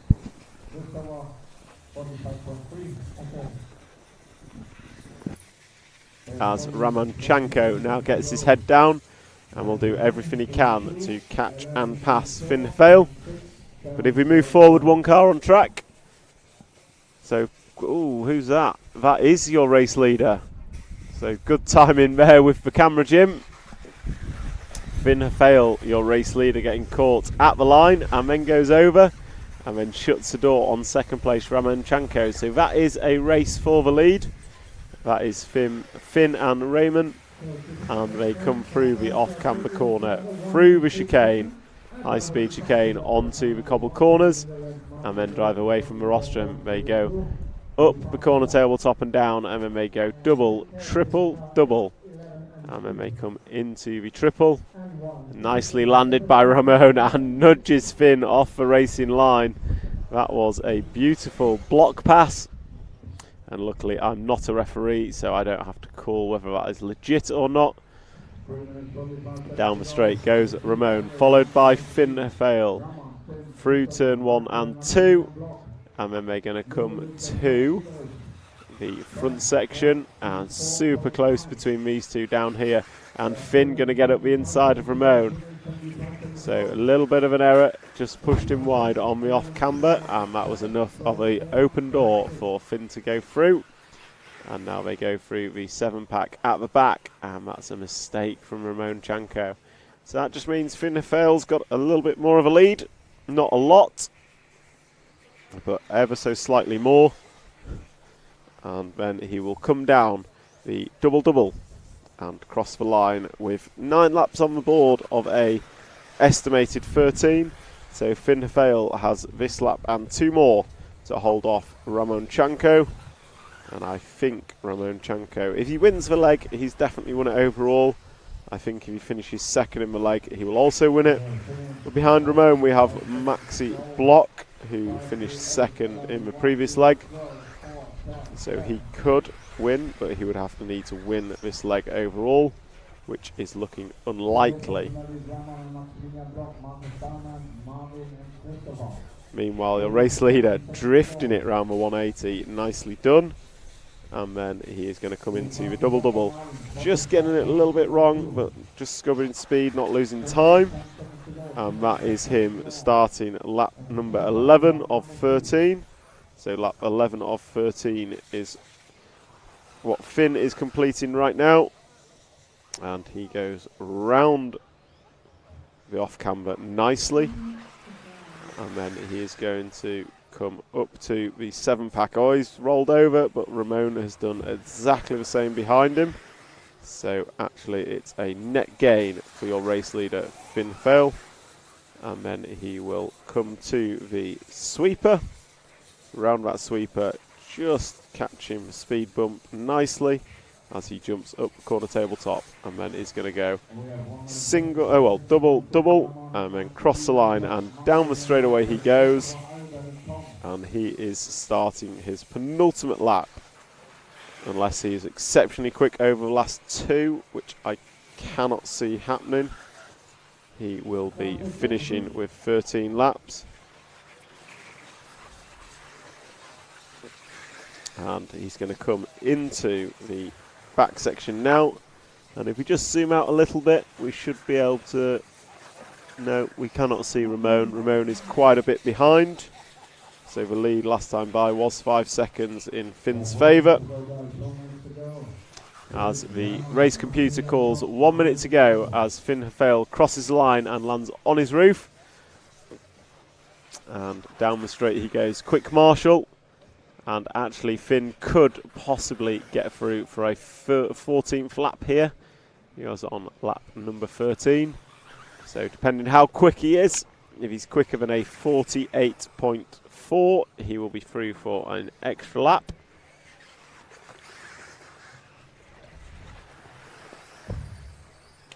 And that extra lap would be a victory lap, as he would be the only one who will get through,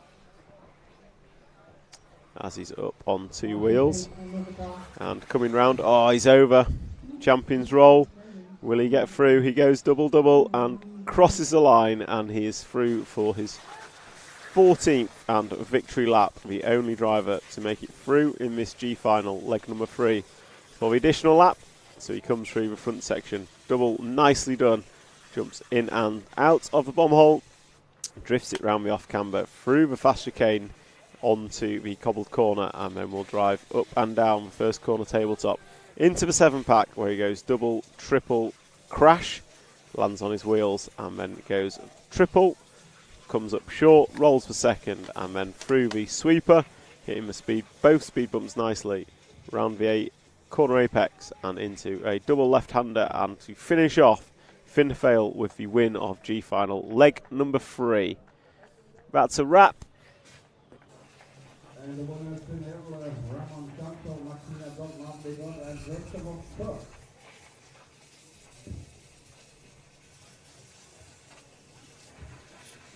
That is a wrap of G final, leg number 3, and F final will be up next. We'll just go for a quick intermission.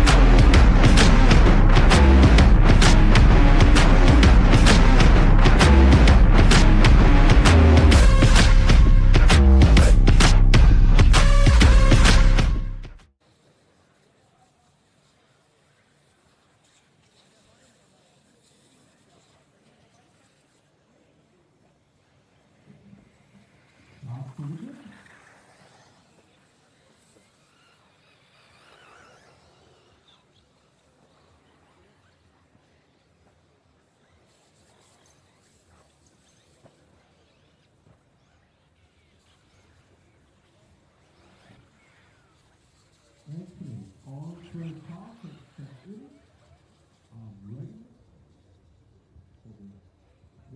Starting over 12 Philip, 11 Jules, 10 Alexander, 9 Florian Müller, 8 Patrick Schweitzer, 7 Power, 6 Anastasia Berg, 5 Jan Eichhorn, 4 Jonas, 3 Sebastian Zeuner, 2 Benedikt Heitler, and 1. We are back in the game, and I would like to thank our sponsors for enabling this live stream of the EFRA European Championship. And those sponsors are X-Ray, Hot Race Tyres, Hobbywing and S-Works. And if I just quickly pull up my ranking list, the winner of the H final was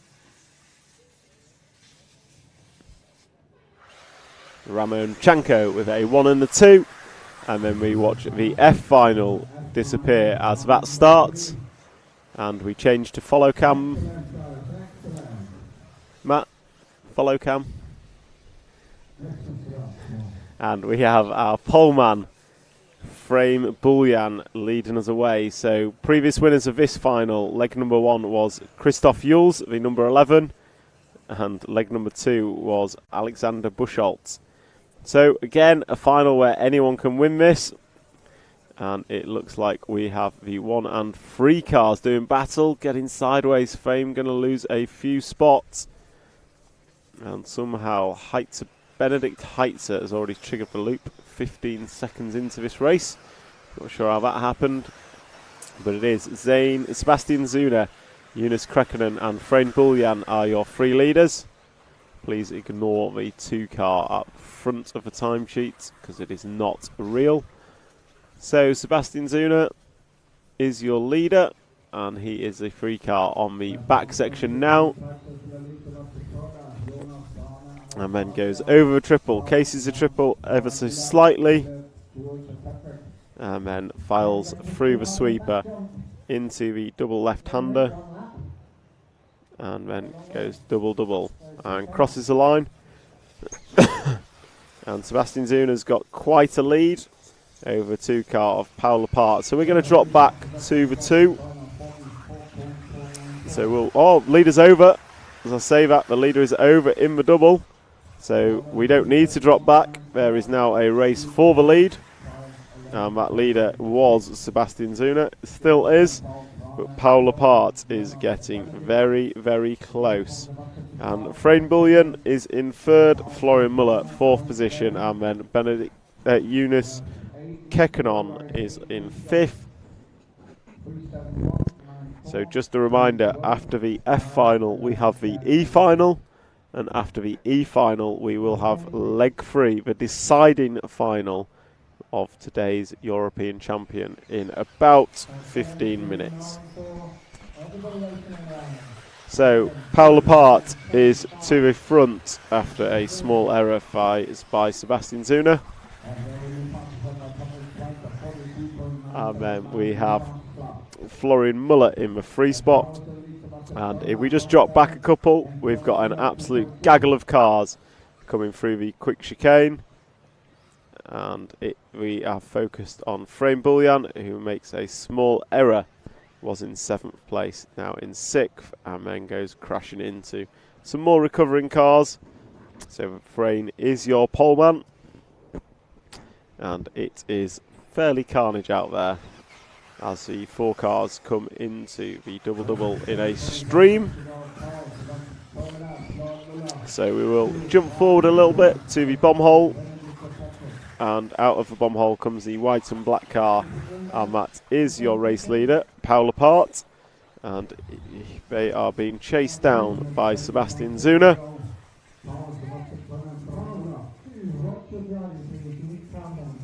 And Paul Apart has a 2 and a 3 in the previous 2 legs, whereas Sebastian has an 8 and a 10. So Paul will be looking to cement a good score and possibly take the win of this F final. Christoph Jules in the 11 car is running in 4th position. He will also be looking to move forward and make amends with the 1 that he has from leg number 1. As our drivers come through the bomb hole once more, round the off camber, just catching the curbs and onto the cobblestones as someone is over. And that is... So the 7 car of Paul Apart is still leading this one.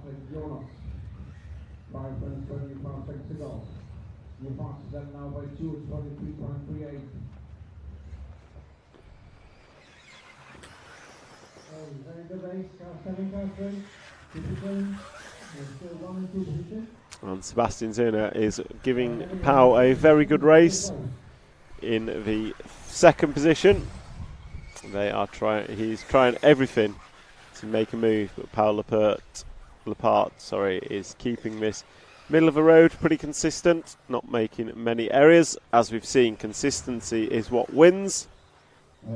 So as we watch Pau in this F final leg number 3, coming round, rides the curb very nicely.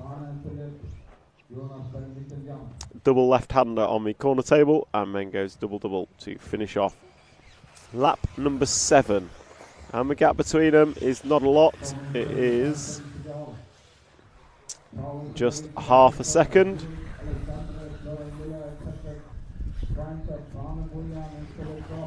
So just half a second between these two as they come round, and they accelerate away from the rostrum up the first of the 2 corner tabletops and through the 7-pack, and your 2nd place man has made an error, so that is going to release Paul Apart to disappear off into the distance, maybe very briefly, or that might be the break required to take victory with 4 minutes remaining. 4 minutes to go in this final, and Christopher Yules is back up to the 3 spot. So Christoph, fastest driver on track by some way with a 43.3 second lap.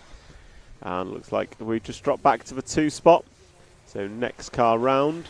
And this is a battle for second now between the 3 and 11. So the 3 and the 11 car are battling away. And this could be important. So if Christopher can make the pass, and he has, it then comes down to final times as to who would be the winner overall, because Christopher will have a 1 and a 2, as will Pau Lepart. So Christopher's winning time was 14 laps in 10 minutes and 23 seconds, and Pau Lepart is some way off that at the minute.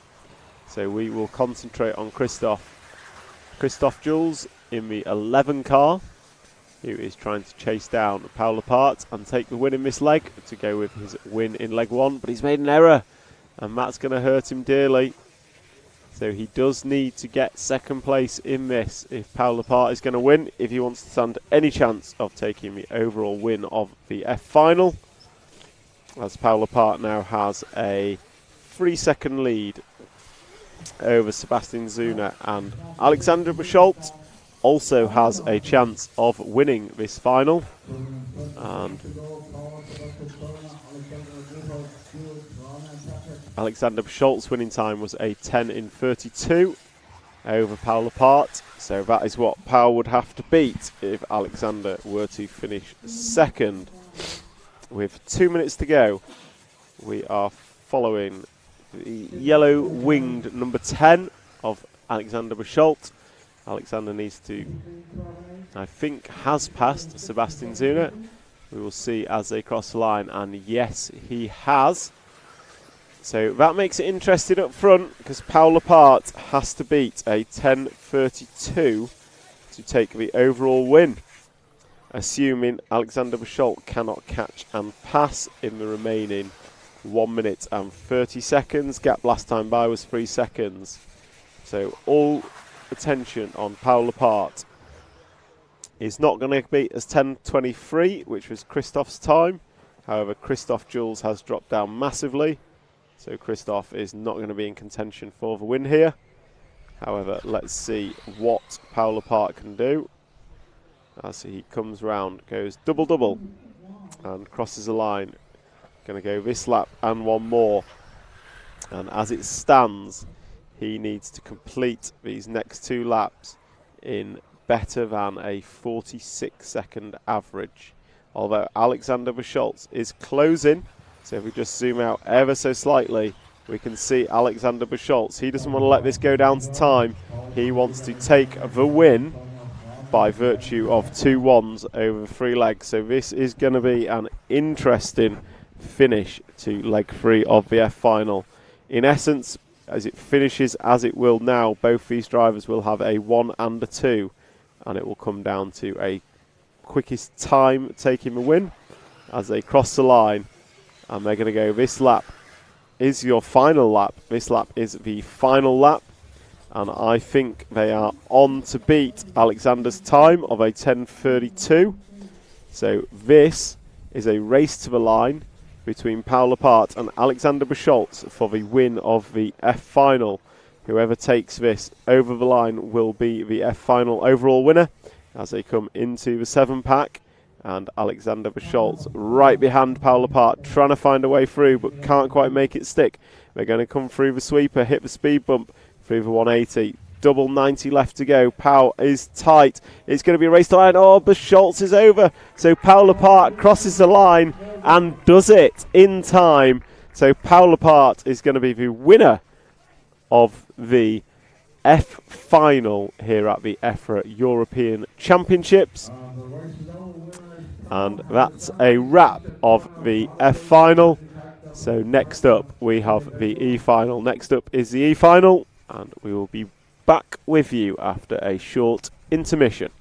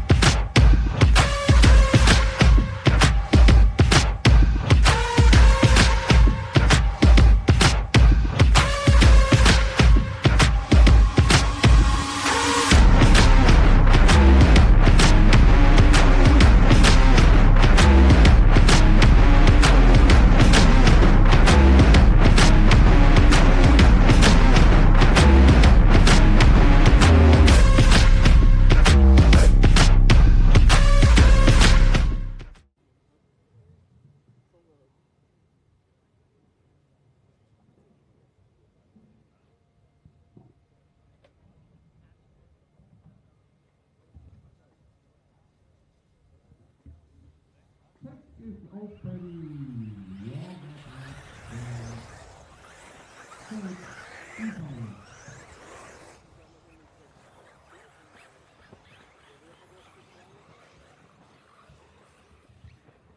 to the E final, round number 3.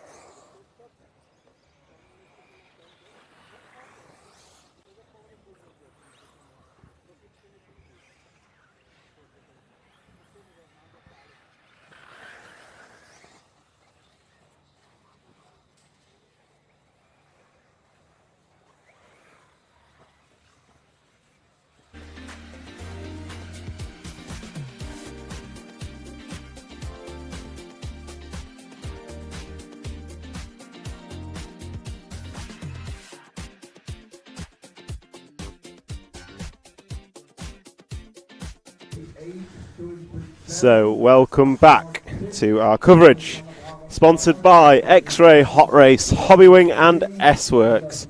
Thank you to our sponsors for enabling us to bring you this fantastic live stream.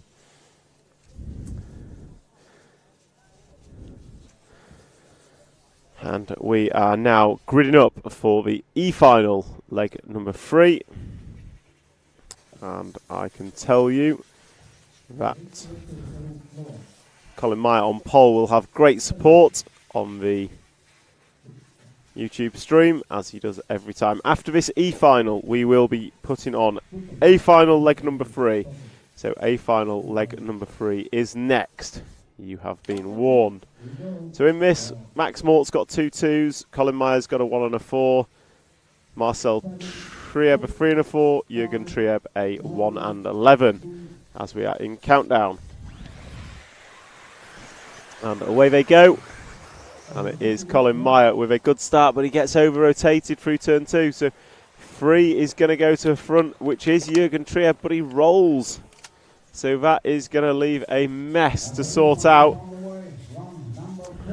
And that mess is the white number 4, I believe, is Marcel Trieb at the front, as the 1 and 7 car, I think, came together. So we have Marcel Trieb, I'm fairly certain, the number 4 car in the lead as they come through the sweeper, and we will pick up exact timings as they come across the line after the double-double to complete lap number 1. And it is Marcel Trieb, Jürgen Trieb, Colin Meyer and Max Mort. So it is the 4 fast boys from this final, running 1 to 4. And Max Mort slightly off the front. Oh, as the 3 and 1 cars get together in the air. And Max Mort, we've seen how quick Max is. Max Mort is absolutely rapid around this track. However, he has had a lot of errors. So it'll be down to Max to try and temper that in this 3rd and final leg if he wants to take the win. Meanwhile, we have out front still looking like, well, it's not looking like Marcel Trieb anymore. We'll see as they cross the line. It is Jürgen Trieb, Colin Meyer, Max Mort. So Marcel Trieb has dropped significantly. So we have the 3 car, 1 car and 6 car. Then we have the 2 car of Nicholas Weiser, although he is slightly behind on pace of these front 3. So Colin Meyer, Max Mort and Jürgen Trieb, they are the 3 that have got good results. Jürgen and Colin both have a 1, Max Mort has a pair of 2s. As we come to complete this E-final.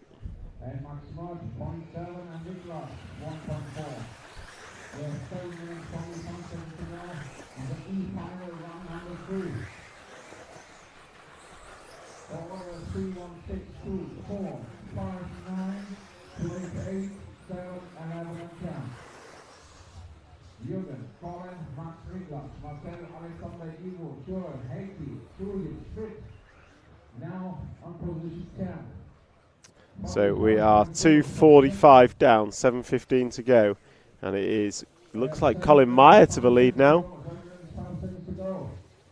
So as they come round, I will give you updated times. Crossing the line, yellow wheels, yellow wing is Colin Meyer, the Dutch driver, followed by Nicholas Weiser, Max Mort, Marcel Trieb and Jürgen Trieb. So Max Mort has fallen 2.5 seconds off the lead, if that's what he wants to do. And Colin Meyer is now got a 2-second lead as he goes into the 7-pack, and we are concentrating on the battle for second between the 2 car of Nicholas Weiser and the 6 of Max Mort, and Max doing what Max does, which is be very quick and then get caught out with an error.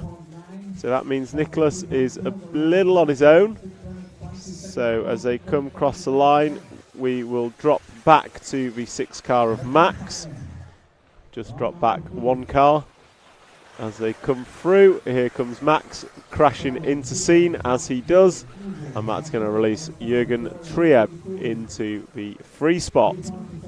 So the race for this overall win is probably between Colin Meyer and Jürgen Trieb, and there is 4 seconds between the 2 of them. But we'll pick up our race leader, so we go forward 1 more to the yellow wing and wheeled. Colin Meyer, the number 1 car, with plenty of Dutch support on the live stream, as he comes double and will go through for another lap on the board with 5 minutes and 30 to go. It is Colin Meyer who's fairly comfortably leading this one. It's got to be said, he doesn't seem to be under much pressure, he's not making a whole load of mistakes, so Colin Meyer is looking good to take home leg number 3 of the E-final. However, we are only 5 minutes down and 5 to go. It is still very, very early, and as we've seen in these finals, the pace ebbs and flows between laps and between the start and end of the final. It's very hot out there, and the temperature seems to be making a significant difference. So Max Mort now moving up to the free spot. As I say that, I look out my window and he's on his roof once again. So Max Mort really showing pace and consistency. So if we move our camera back 1 car, that should be the 2 car of Nicholas Weiser, and he is chasing Colin Myers quickly. Last time by he was a 10th quicker. This time by I really think he's turned up the wick as they come double and down the straight, and it was 6 tenths in favour of Nicholas Weiser last time by. So he is chasing down Colin Meyer, and this is where the race is going to be, if there is going to be a race.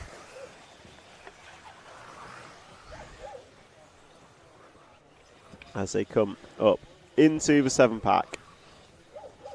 And we'll just zoom out and try and get both in shot at once as Colin Meyer is leading. It's about a 2-second, well, it's a 1 second lead exactly last time by, but I think Colin Meyer has stretched it out to about 2 seconds this time round as they come across for double, and it is 1.3, so closer than I expected, but it was Colin Meyer pulling out 2 tenths on this lap.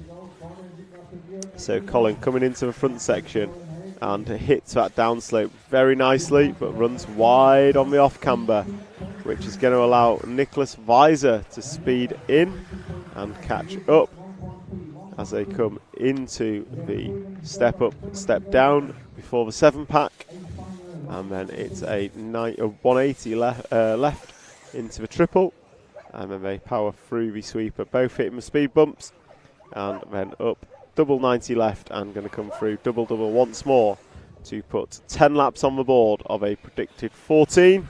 So they'll finish this lap, and then it will be 3 more this lap and 3 more for our leaders, Colin Meyer and Nicholas Weiser. And I think Colin Meyer is going to take home this final as long as he finishes first or second. I don't think he can be beaten. Marshall Trieb can't be, Nicholas Weiser can't. So for Colin, he's just got to keep it first or second. If Nicholas Weiser beats him, it's not the end of the world. However, as a racer, you want to win every single race you're in. So I can imagine Colin will be doing everything to not give up the lead as he crosses the line. 11 laps on the board, and it's another 3/10 in Colin's favour that time by. The gap, however, is only 1.2, so 1.2 seconds. And just a reminder for all you watching, the A final is up next. A final is up next. And there is just 1 minute and 35 remaining in this A final, leg number 3. And Colin Meyer is leading it by about 1.5 seconds to Nicholas Weiser. And Nicholas has had an error because that gap has most definitely extended, as there goes Colin Meyer, and we await Nicholas Weiser to cross the line, and he is still not crossed, and there he goes. So that was a 49-second lap for Nicholas, and that extends Colin Meyer's lead with this lap and one more to go to a massive 8 seconds. So we'll stick with Colin as he completes his last lap and a half, hopefully without mistake, as he comes over triple. Gets a bit of a double bounce, but it's not going to harm him at this point. And he's round the 180 and step up. 90 left, and coming down goes double, crosses the line and starts his final lap with a 43.5 last time by for Colin. And he will come into the front section. He's over. He's going to need a marshal, and that is not a good place to need a marshal. Luckily, this marshal is on it, and he clears the front section without fail, round the 180. So his gap's reduced to about 2 seconds. We can just see Nicholas coming into shot, but with half a lap to go, I suspect Colin still has this one in the bag as he clears the triple. And he's just got the power sweeper to go, and then hooks it up on the apex. Got a 90 left, and then run to the line. Colin Meyer going to take the win, and with it takes the overall win of the E-final. And then we have Jürgen Trieb is expected in 3rd place as they come round now. And this is Jürgen crossing the line, and then we've got a race to the line with Heikki Giericke taking it in front of Ivo Buljan, and then Joel Rossingren and Marcel Trieb going to finish in 7th. So that's a wrap. Next up we have A final number 3, sorry. A final number 3 is up next, and this is going to be interesting. Do you want to play an ad before we go into it? Final, the third leg of the A final. We're going to do the presentation of the driver found here in the pit lane. Do you want to do ads while doing presentation? Lucky winner of the last chance qualifier, coming from the UK, driving an X-ray.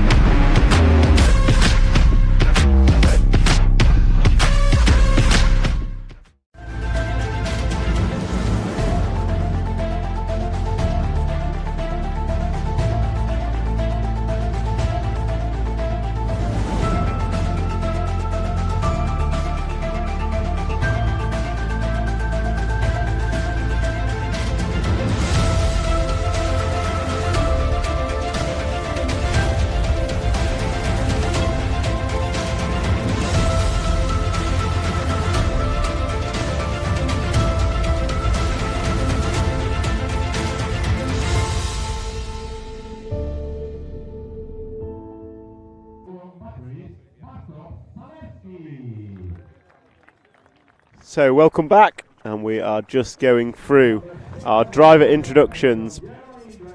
Here comes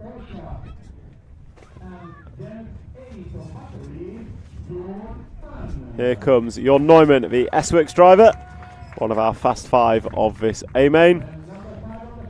And next up is a Mugen Siki driver in the form of Birken Killick.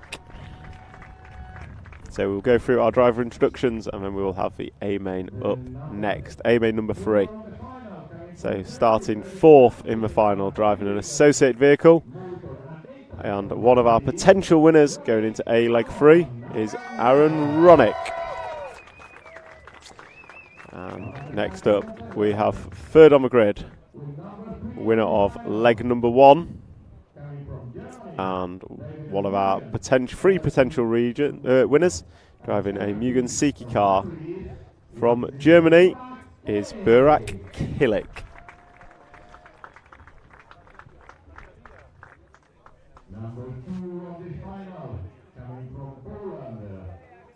So 2nd on the grid from Poland, driving a Schumacher electric 8-scale buggy. One of our potential winners is Mikael Orlowski. And our pole man, last to be introduced in our driver presentations, who unfortunately cannot win going into the final leg by virtue of the scores of legs 1 and 2.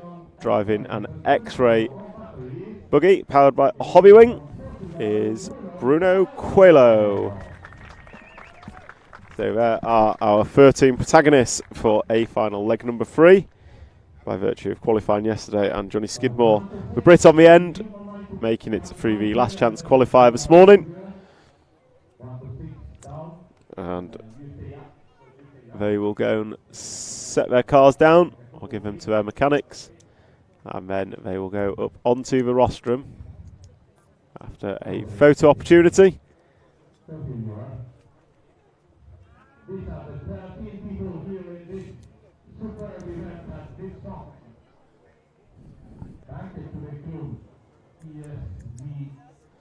Our A-main drivers here at the 2023 EFRA 1/8 Electric Off-Road European Championships from the Rhein-main-circuit in Germany, with coverage brought to you by RC Racing TV, sponsored by X-Ray, Hot Race Tyres, Hobbywing and S-Works.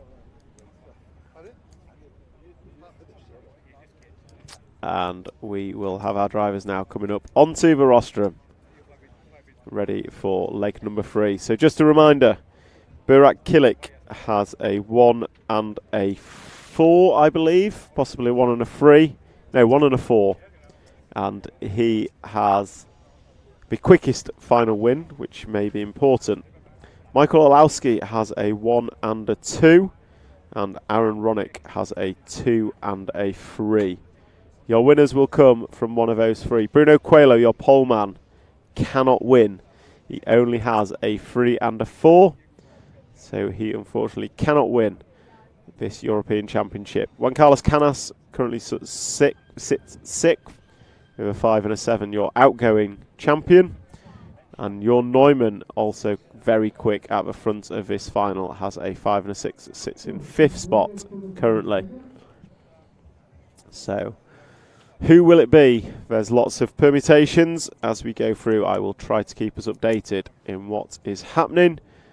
And I would encourage all our wonderful listeners on whatever platform you are watching to like, share and subscribe to help promote RC Scale Motorsport and the EFRA European Championships, as our 13 A finalists go off to start their warm-up, and they get however long they want for warm-up. It's usually a lap or 2, and then they will grid up on the main straight, and we will then be into racing. So just checking our cameras are all working, which they are, as these guys send it round. Birken Killick coming out of the pit lane last. I'll scratch out Burak Kilik coming out last. So a couple of warm-up laps for some, others just choosing to do the one. And a quick look at the comments. Good luck Orlowski, let's go. Good luck Orlowski, go for it. Mikhail for the win. The one I think is best is thanks to RCTV for the great coverage. Thank you Daniel Liu and all those interacting in the YouTube comments section. It is great to have you on board for what is a fantastic final. You can see the crowd has assembled here at the Rhein-main-circuit. We have 10 minutes of racing and we will be crowning a European champion as the drivers come down the main straight, and we'll start taking it slow as we come into gridding them up. Bruno Coelho on pole, wearing the number 1. Michael Orlowski knows that all he has to do is keep his championship protagonist behind him, which is easier said than done on this track. Burak Kilik will start from 3, and the third and final championship contender in this A-leg 3 is Aaron Ronick in the 4 spots on the grid, ironically using a long aerial tube despite being on 2.4 gigahertz. This is the A-main now, and the other finals will follow for those on the live stream. We are in countdown.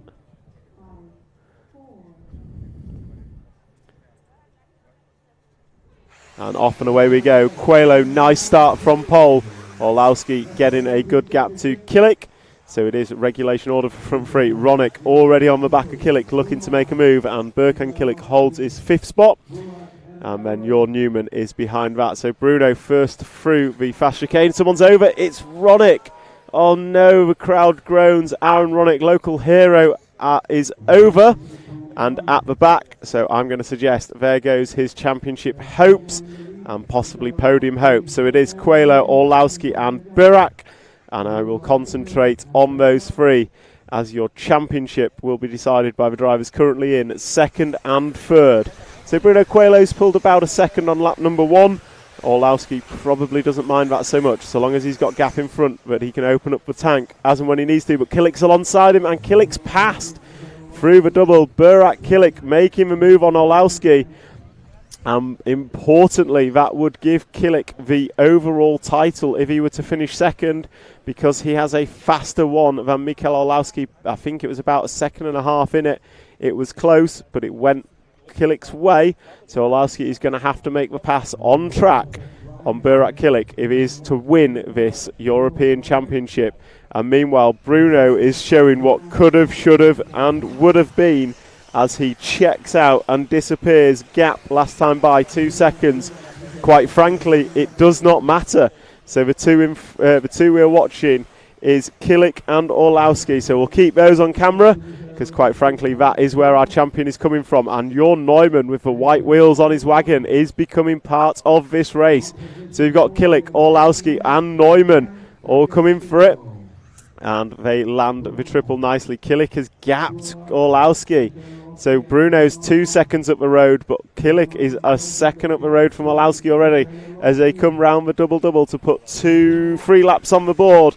It is a 40.7 from Burak Kilik. So is Orlowski taking it easy, playing the long game of a 10-minute main? Does he have the pace to catch and pass Burak Kilik? What is Coelho going to do? Disappear out front. Neumann up the inside of Orlowski, not going to make it stick. So Neumann just getting hooked on the bot dot. So that's dropped him back off the back of Orlowski. Coelho's over. So Coelho making an error. So Burak Kilik and pushes him off the apex. Kilik and Coelho side by side. And they are going to drive up to the double left-hander side by side, and that means the race is on for the win of the leg. Bruno looking up the inside, he gets it on 2 wheels. There goes Orlowski. So now Kilik and Orlowski, not that it makes any difference. They are battling for first on track, but ultimately the challenge is still the same. Orlowski has to catch and pass Burak Kilik to take the win.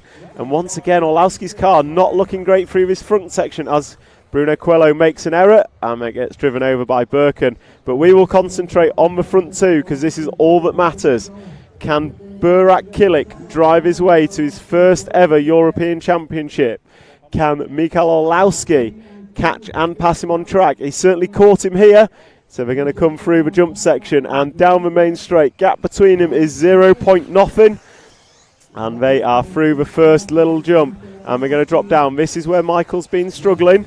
And he's still struggling. Just can't get the power down coming off the drop down. As three of them side by side down the straight. Not to worry. We've got Kilik on Orlowski. So Orlowski, we can see where he's struggling. But the rest of the track, he is right on the gearbox of Burak Kilik. Where is he going to make the move? When is he going to make the move? Is he going to try and wait for an error? Burak Kilik has been the most consistent driver this week with the least errors of anyone. So waiting for an error from Burak is not the plan, and Orlowski tries to put it up the inside. Rolls over back onto his wheels. No harm, no foul. Down the straight they go again. Pretty much nothing between them.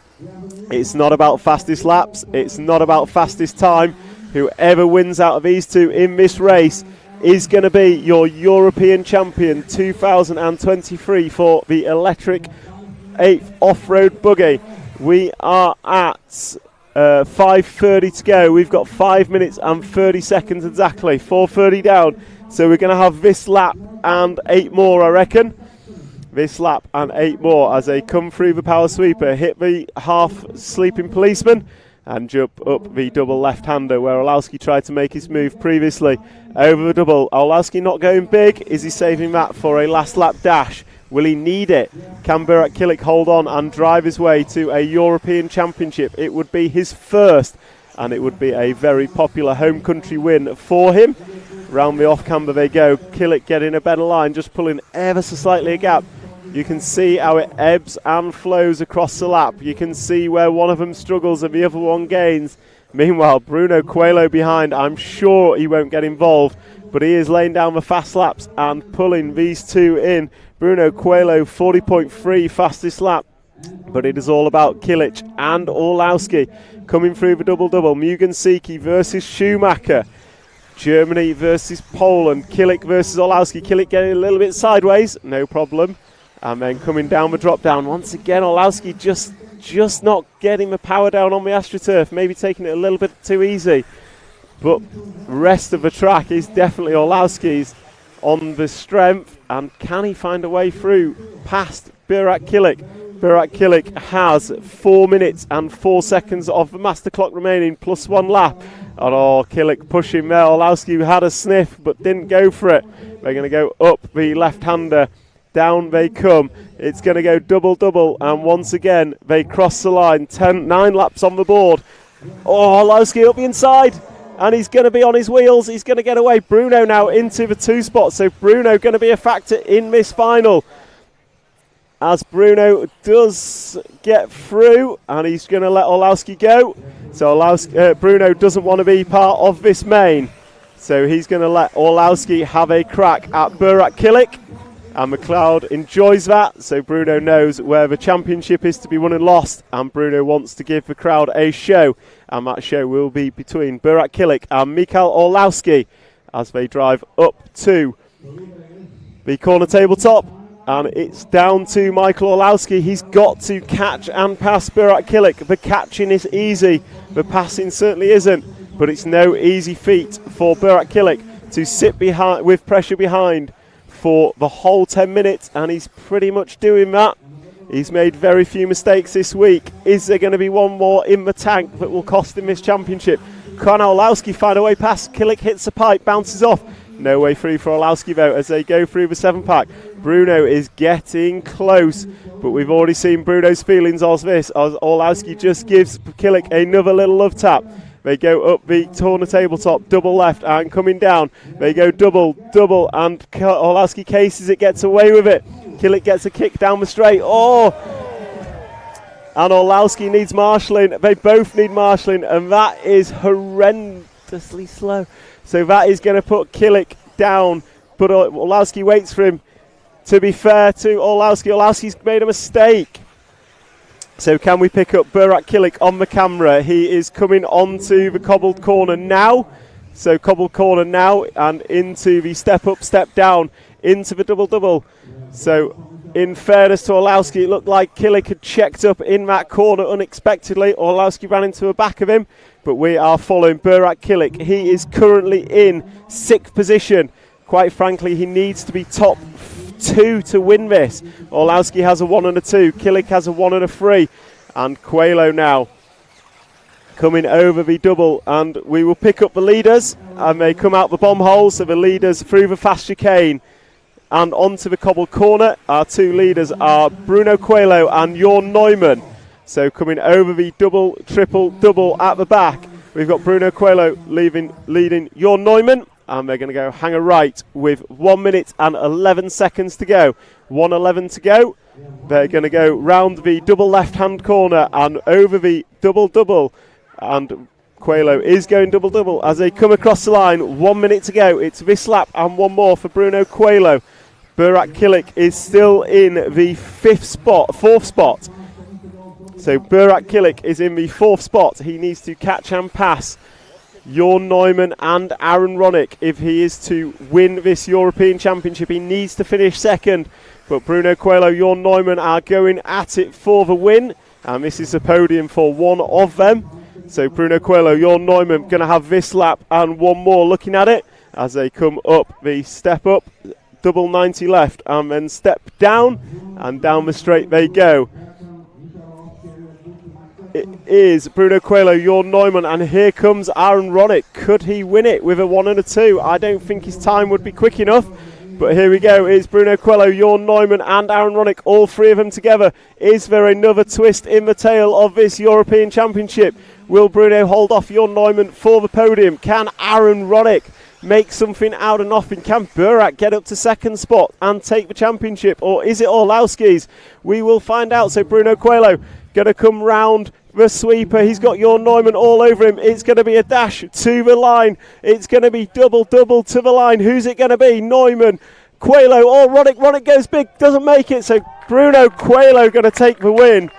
Then we're going to get Jorn Neumann finishing in 2nd, Aaron Ronick in 3rd, Burak Killick going to finish in 4th, Birkenkillick going to finish in 5th. Then we're expecting Elliot Boots, but it's Max Goetzel next. Elliot Boots is 6th, Max Goetzel, Juan Carlos Canas, David Enguero, Bartosz Saluski and Mikael Orlowski in 11th.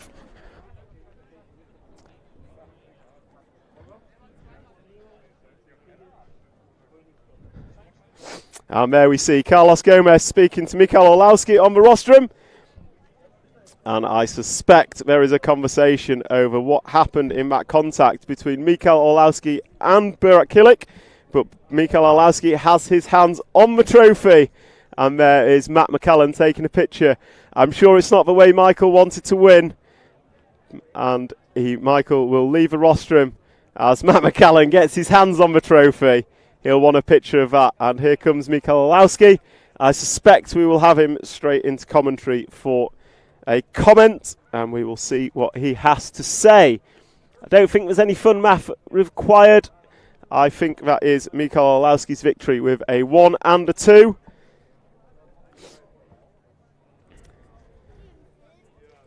And it looks like someone is protesting heavily with Michael. I'm not sure Michael is going to mind as he comes over.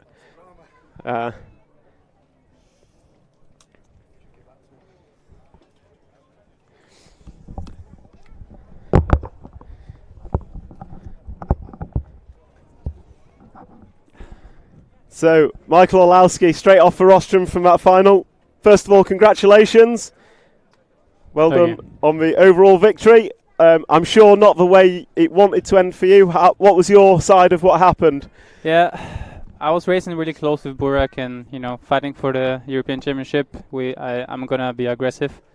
And he was slowing down so much at the end of the straight, and me being so close to him, I cannot react in such a quick time. And yes, I was behind him and I took him out.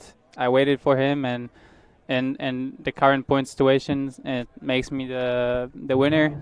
And it's not the way I wanted it to happen, but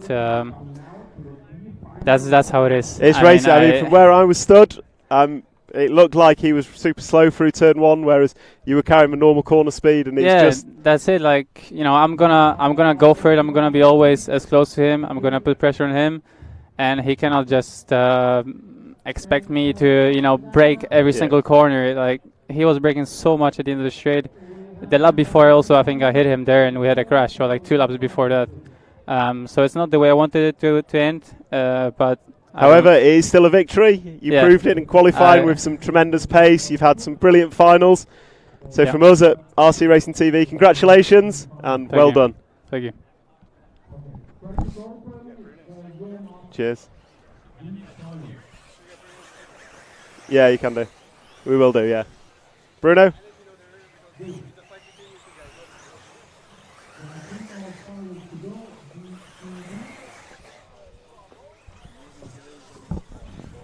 So Bruno Coelho off after leg number 3. Obviously not the result you wanted from this weekend, but how did you find leg number 3?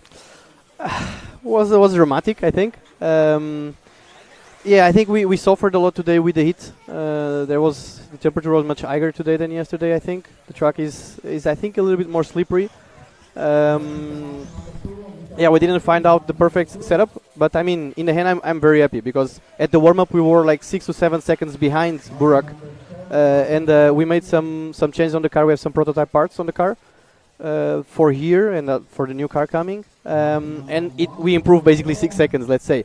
So I'm super happy with that. So I cannot take any negative thoughts from here, from this result. I think we make a very good race. All the team, we had I think 4 cars in the final, which is very good. 5 with Johnny. 5, okay. Johnny. So 5 cars. So yeah, it's almost half of the final. So I'm really pretty happy. Unfortunately, I was not able to bring the first place, but I mean I think I'm second still. I think so, yeah. And your experience showed in that last leg you weren't getting involved in a championship I mean, battle. I want, because it was a fight between them two, you know, and it was not fair for me to be in the middle. And then if I fight for the first position, I touch Burak will be, huge drama about. So I was like, okay, let him go, and they fight for what they need to fight for. And in the end, unfortunately, they touch each other here in the end of the straight, and I got the benefit from that. But I mean, I think it's also deserved it for my side for all I did for the weekend. Absolutely. Yeah. I mean, I dominated almost all practice, almost all qualifies. And the car was brilliant. I mean, it's just the finals was unfortunate for us, but I mean, I'm very happy still. Well, congratulations nonetheless, and as you say, dominating performance from yourself, showing that you have the pace, the team has the pace, and all in all, I think you can go home as a team certainly happy. Thank you, Bruno. Very happy. Thank you. Cheers.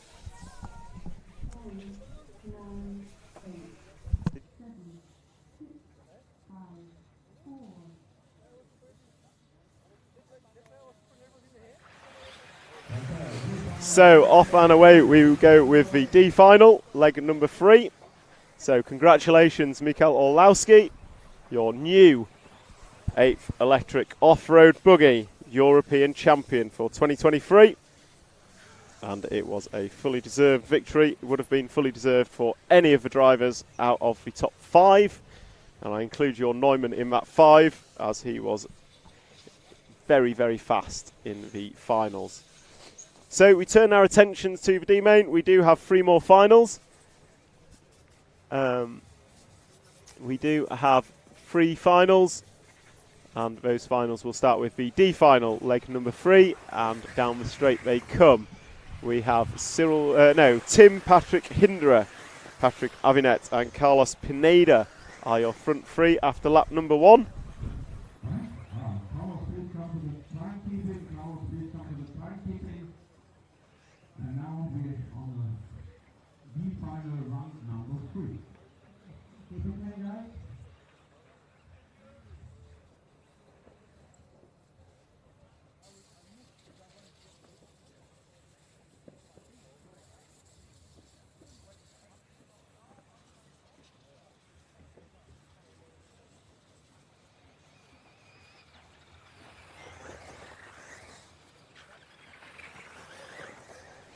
So, 2 laps on the board, and it is your poleman, Tim Patrick Hinderer, who leads them away.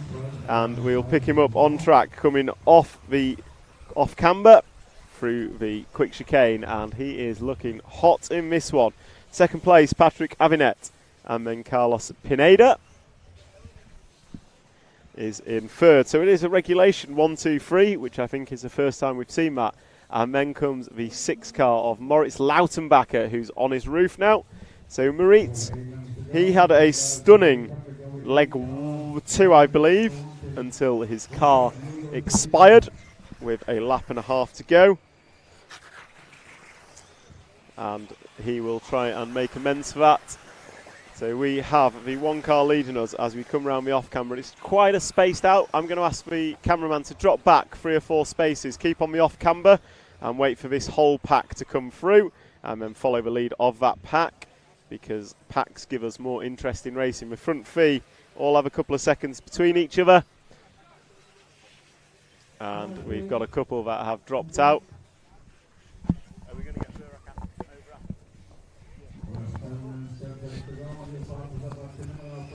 So Tim Patrick Hindra, Patrick Avinet and Carlos Pineda go by. And then we have the pack, the chasing pack, come down the straight. And that chasing pack is led by the 10 car of Julius Ciclodi. And Julius actually won leg number 1 from 10th on the grid. And I think leg number 2, he was up there at some point until a roll put him out. So we'll see what Julius can do in this. As he now runs in 4th place, can he catch Carlos Pineda in the 3rd spot? Or will he have his mirrors full of Nicolo Lambert and Moritz Lautenbacher for the remainder of the 6 minutes and 30 seconds that are remaining as they come round? And it is Julius Ciclodi leading Moritz Lautenbacher for that 4th place battle, and we'll stick with this battle because the race leader has quite frankly disappeared, and this is the closest battle on track as they come past. Oh, Moritz getting it wrong through the step up, step down. So we will now cut to the start of the 6-pack. If we cut to the start of the 6-pack, we can pick up 2nd and 3rd as 2nd crashes off. That's Patrick Avinet, and it is Carlos Pineda now into 2nd place.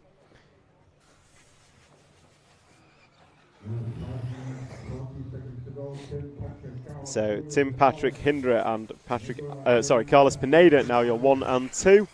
Although Carlos's car sounds a bit rough passing me then. And then we have Patrick Avinet and Julius Ciclodi are your next drivers. So can Julius catch and pass Patrick? Quite possibly, as we see Patrick go and do a bit of dust collecting. And Julius Ciclodi is chasing him down just off screen. So we've got Carlos Pineda, the yellow wheeled car, making a few little errors in the number 3, and he is being chased down by the 2 and the 10 as they go up the step up, step down, and come over the double and down the main straightaway. So it is a battle at the end of the main straight. We've got Carlos Pineda and Patrick Avinet. Meanwhile, Tim Patrick Hindra is gone out front. He has a lead of 9 seconds.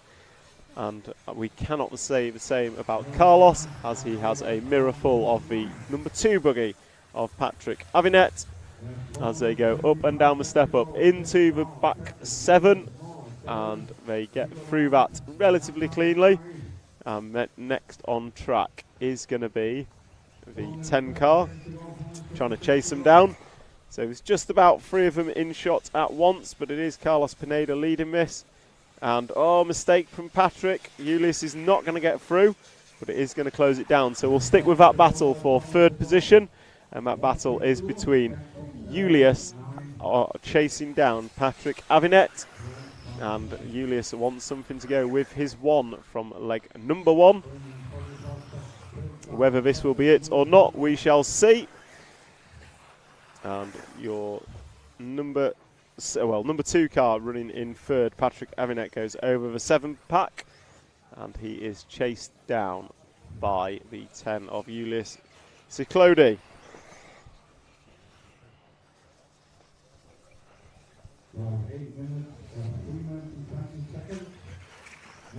So down the straight they go, 3, 2 and 10 all on the straight together. 3, 2 and 10 all on the straight together.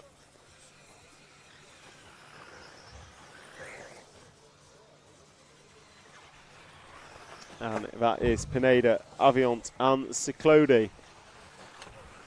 So we'll pick them up, someone's over in the middle, and that looks like the 2 car of Aviant. So Pineda is still running in 2nd, but that promotes Julius Ciclodi to the lead. And if we jump to the end of the straight, turn 2, turn 3, round the roller into the double-double now, we will pick up our race leader, who is Tim Patrick Hindra, and his lead is a whopping 9 seconds as he drives round the cobbled corner and then away from it, up and down the step-up, step-down into the 7-pack with 2 minutes and 20 seconds on the master clock. He will be looking to bring home leg number 3 of this final, and it is leg number 3 of the D final. 2 minutes and 14, 13, 12, 10 remain. And it looks like Ciclodi is not quite catching Carlos, so we have a very well spread top 3 in the form of Tim Patrick Hindra, who we have on camera, Carlos Pineda, who is 10 seconds behind, and then Ulyss Ciclodi is a further 4 behind that, and then he has Patrick Aviant for company. So we'll pick up Tim as he comes over the triple, coming into traffic, and he gets up the inside of him. Going to go over 2 speed bump rollers, and then jump up the tabletop, double 90 left, over the double-double, and then down the straight goes our race leader. And I will just have a look.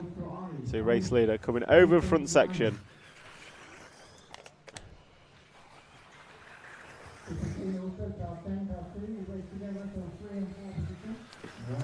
So race leader coming into the back section now.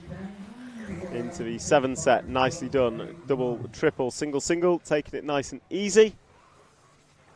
Just to make sure there are no errors. With 1 minute to go, he's going to close down this lap and be starting. Oh, he might get through for a 15th. If he does, he will be the only one. As he crosses the line, he has 42.5 seconds to get through. If he does it a 42.5, then he will get through for his 15th lap. We will see what he can do as he comes round the off-camber. Tim Patrick Hindra, the poleman of the D final, is showcasing exactly why he was in pole, leading by a good 10 seconds. And he's going to come round through the 7th set. Oh, he's over. He's not going to get his 15th lap. But with that, he will close out on this lap as he comes through the sweeper, hits the roller, through the 180, up the left and left again. Just a double-double to go. And crosses the line. Your winner of leg number 3 of the D final is Tim Patrick Hindra.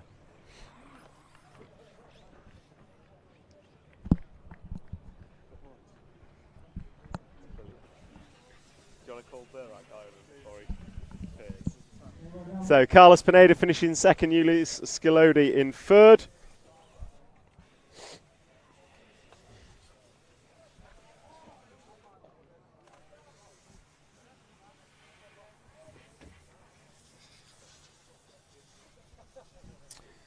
And then we are going to have Patrick Aviant in fourth, Moritz Lautenbacher fifth, and Cyril Baldini finishing in sixth.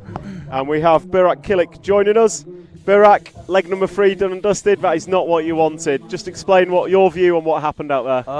Yeah, it's difficult to say. Yeah, we are racing for the European Championship title, and yeah, how you see on the video, I got kicked out of the track, and yeah, that what happened. So I don't know what to say. We still finished on the podium, and yeah, I'm happy with that. So, all in all, forget the last leg. It's still been a brilliant week for both you and your brother Birkin. Yeah. Been really fast. Where do you go next from here? Next week, I don't know. Maybe some practice or something. Yeah, we will see. No rest. Yeah. And then Nitro Euros later in the year? Yeah, of course, 1.8 and 110 as well. I go to the 110 Euros as well, and yeah. Well, unlucky in the last final, but congratulations Thank for you. a really competitive week. Thank you a lot. Thank you.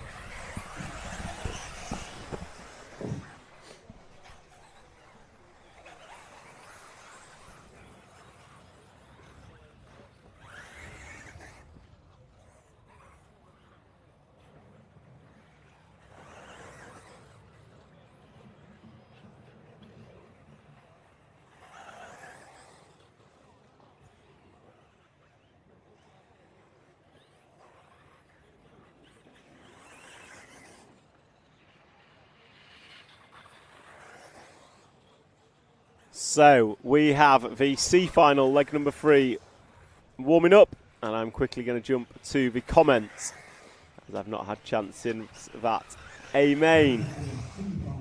So Mike, lots of comments on that A main number 3, absolutely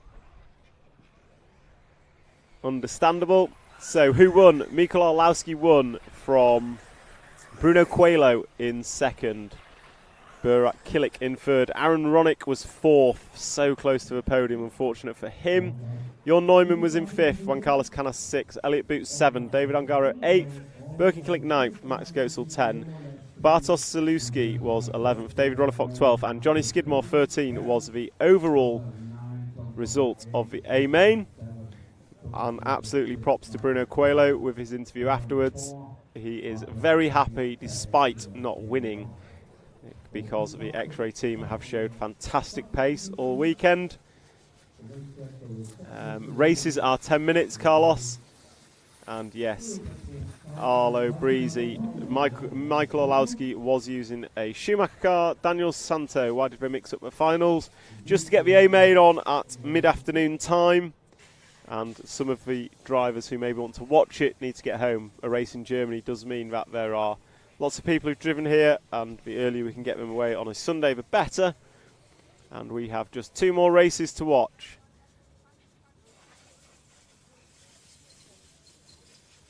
And those 2 races are the C final, leg number 3, and it looks like number 3 does not go. That number 3 is Adrian Pariente, which is unfortunate for him. And then we will have the B final afterwards, which has been won by Martin Bayer. The C final, previous winners, leg winners, were Marco Bruffalo and Adrian Pariente, and Adrian does not race. So that means Marco is the winner, de facto winner of the C final, because for whatever reason Adrian has not made it out. So that is a shame.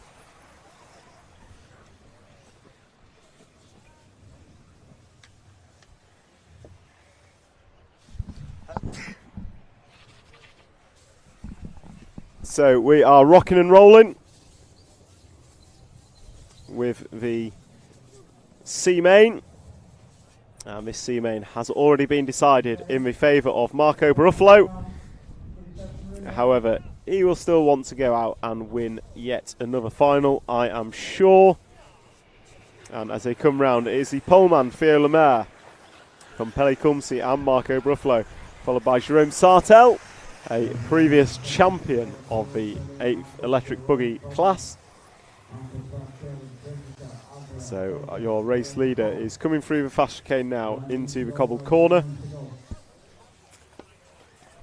Then he goes up and down the corner tabletop into the 7-pack, and Theo Lemaire is closely followed by Pele Kumsi, who has shown some very good pace but not necessarily had the luck. And then Marco Bruffalo is your winner of the C final, is chasing them down, looking to make it 2 leg wins. And Scotty Ernst Productions signing in on the chat. Hello Scotty, hope you are well.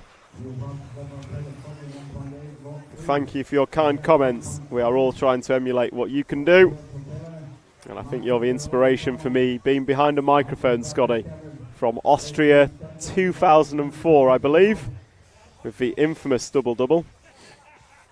So back to this race. Theo Lemaire is still out front from Pele Kumsi. These two are having a bit of a battle, and it looks like Marco Bruffalo has dropped back. So we'll follow the front 2. Down the straightaway they go, and the gap between them just 0.4 of a second as they come through turn 2 and 3. Drop down into the front section, go triple, double, and then into and out the bomb hole. Nicely done around the off camber, and then off the cobbled corner. And coming into the 7-pack at the back. Very nicely done. So Theo Lemaire is leading this one from Pele Kumsi. Pele has been absolutely rapid in these finals, but has not had the consistency to keep it rubber side down. We'll see if he can catch and pass in this final. Nicely done over the double-double there. and into the end of the straight. These guys are rocking and rolling. Last time by a 41.7 from Theo. That is the quickest lap of the race. And onto the cobble corner they go, accelerating away, hang a right, and then left 180, drop down into the back 7. And again, both nice and neat, both singling that last one just to keep it calm and in control. And then over speed bumps they go, and up. Oh no, Pele's over. So Pele Kumsi making a small error, but it's small enough that puts him on his roof. So Theo Lemaire is now your leader, and we're going to drop back to the battle for second. And Theo gets away with that one. So battle for second is Marco Bruffalo and Pele Kumsi. So Marco Bruffalo is your 3-leg winner by virtue of the scores he already has. He cannot be beaten. So Bruffalo through the 7-pack, and it looks like a mistake from our leader. And Bruffalo gets caught up but gets away with it. So Marco Bruffalo to the point with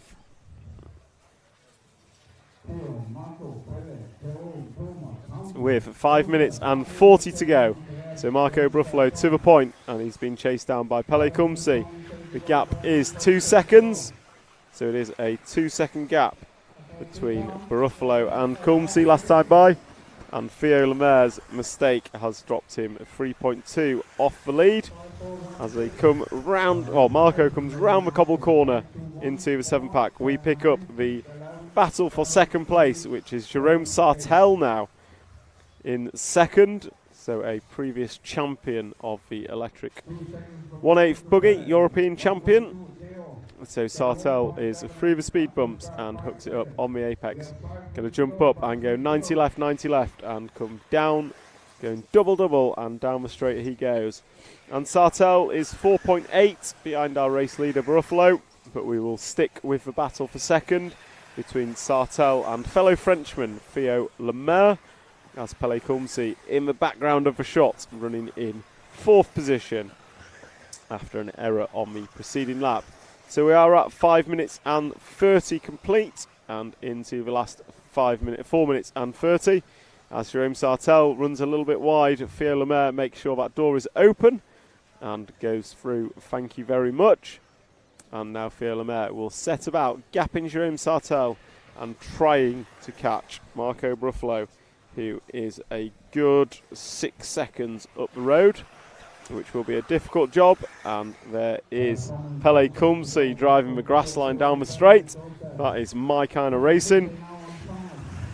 As all 3 of them in shot together, but Theo Lemaire is starting to pull away ever so slightly from the chasing Jerome Sartell. And they are up. Oh, Theo's made an error. He's going to get away with it, but it's going to be enough to let Sartell through.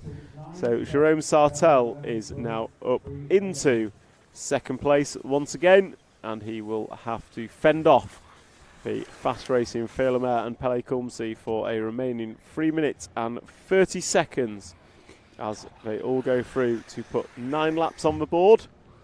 And another error from Theo is going to drop him down. So it is Sartell and Kumsi who are racing for the all-important second position. And it's also worth noting, as we look down the order, Jessica Palson is once again beating JQ quite comfortably. So on camera now we have Jerome Sartell running around in second position.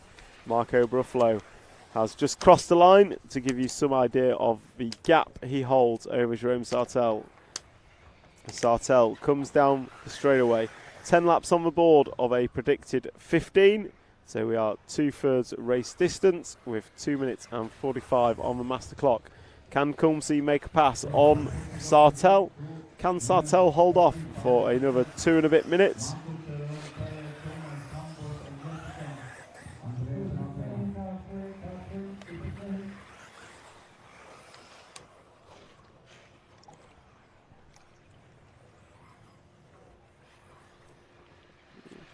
So coming through the speed bumps, it is Sartell still holding off Kumsi. These two having a good race of it. And down the straight, kicking up dust, Sartell goes. Pele Kumsi looking up the inside. Clumsy move. Doesn't make it stick. It does make it 6, sorry. So clumsy move. Sartell left the door on, and Sartell responds with an equally clumsy move, making sure the door was open. But unfortunately then fell off the off-camber corner, and that has left Kumsi about a 1 second gap with 1 minute and 45 remaining.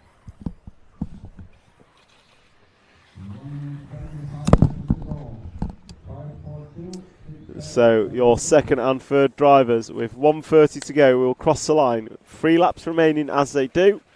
It is Kumsi now running in second, Sartell in third, and Kumsi has pulled out quite a gap actually, 1 second in that second half of the lap. So there goes Pele Kumsi, and we will try and pick up Marco Bruffalo as he comes round to finish his 13th lap. And that is him riding the pipe, I believe, as he jumps up and comes down into the double-double. And crosses the line, the Italian techno driver.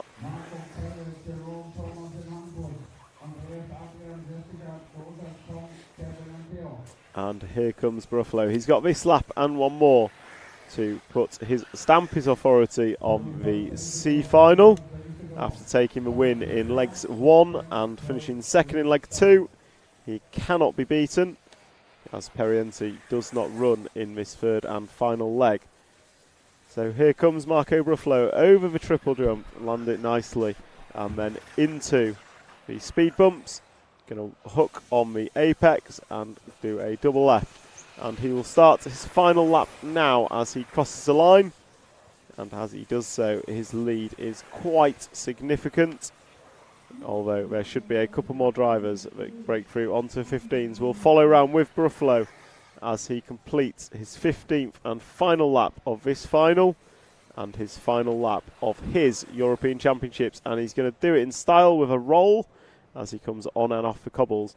Up and down the corner tabletop into the 7-pack. He goes double, he goes triple, and he goes double. Very nicely done. I bet he wished he did it like that all week as he puts one more lap on another driver. Through the speed bumps, through the 180, up and into the double left-hander, and we'll finish off with a double-double to take the win of the C final, leg number 3, and overall win in the C final. Second is Pele Kumsi. Thomas Musso going to get third in the leg, and Sartell 4th. Hampersberg 5th. Andres Meyer 6th, Adrian Periente, late starter, going to finish 7th, Jessica Palsson 8th, Thompson in 9, Kevin Mikadet in 10. And that is a wrap of your C final. So our last final of the event. So Scotty, to give you a recap, the A final was on about 15 minutes ago. So we ran the A final after the E final. So the final leg of the A final has happened, and Mikhail Orlowski took the win. There was contact between Orlowski and Burak Kilak, and it's fair to say the two camps have opposing views of what happened, and I am going to leave it at that. So we have crowned our champion, Mikhail Orlowski. Bruno Coelho finished in second overall, and Burak Kilak finished in third. And we now have our final here at the European Championships, and that final is the B final leg number 3. Martin Bayer has already taken the victory in that A final, so it will be a battle for second between Clement Boda, Yoparman Figueiredo, Wesley Van Helmond, Remy Bermudez, Daniel Periente, and Robert Battier. And your C final, Marco Bruffalo is your winner. Adrian Periente finishes second, Pele Kumsi third, Thomas Musso 4th overall, Andres Meyer 5th, Hampersberg 6th, Sartell 7th, Lemaire 8th, Jessica Palsson 9, Joseph Quagrain 10th, Tom Sonner 11th, and Kevin Mikadet 12th. Yes, Scotty, Michael won over Bruno. Bruno had a poor first and second leg by his standards, so going into leg 3, Bruno could not win. So Bruno was out of it going into leg number 3. It was a straight-up fight between Mikhail Orlowski and Burak Kilak. with an outside chance of Aaron Ronick taking the win. In the end, Bruno won leg 3, Jon Neumann finished second, and that settled the title in Mikael's favour.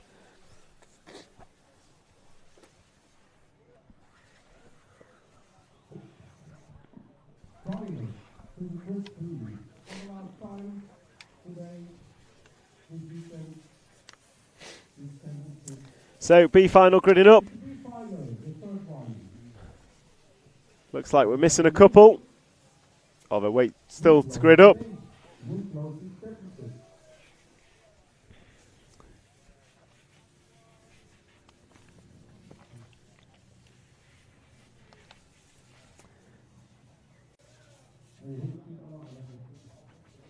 Scotty, if you skip back about 20 minutes on the live stream, maybe 25 to be safe, the A final will be on there. It came after the E final, so skip back a bit and then go forward. I wouldn't want to spoil the surprise.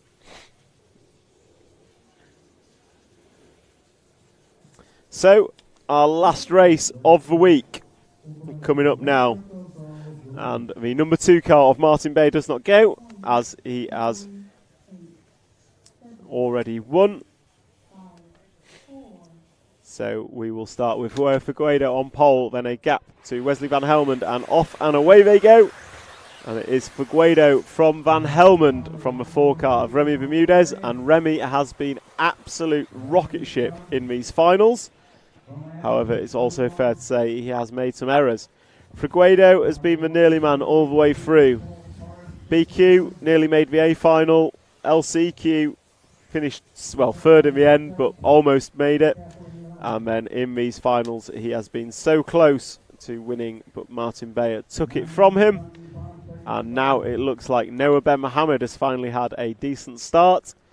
He's kind of been shuffled to the back in the last 2 legs. This time, though, he's coming down the straight in 2nd place. And Noah and Yoa put in a fantastic race in the LCQ first thing this morning. And I am hoping to see them put on another great display to close out this European Championship.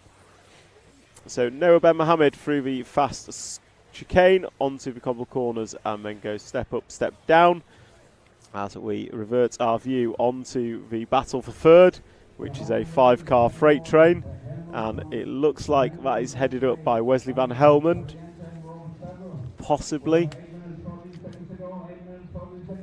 And it looks like Robert Battier is in there as well. Robert finishing 2nd in the leg 2, so a good result from him would be good.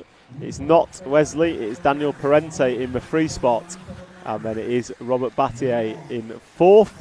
So Robert trying to put something good to go with his 2, and as I say that, Robert has an error.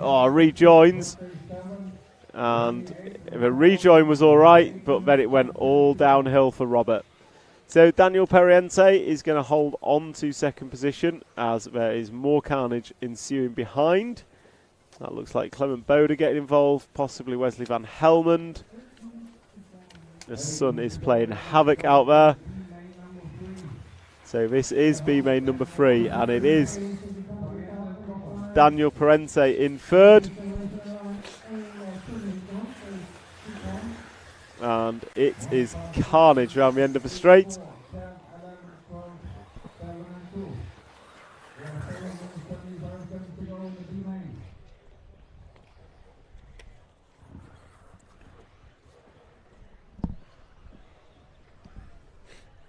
So B main, Yo Figueiredo is still leading from Noah Ben Mohammed, and we are watching the battle for 4th position behind Daniel Periente.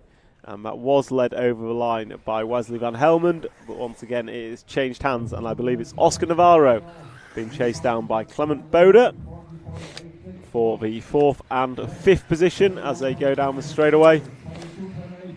And Yo Figueiredo out front, showing what could have, would have, and should have been, with a 3 second lead out front. Daniel Periente is a further 5 back. And if we just drop back on track to the battle with Oscar Navarro and Clement Boda, the closest battle on track as it stands is that battle for 2nd and 3rd.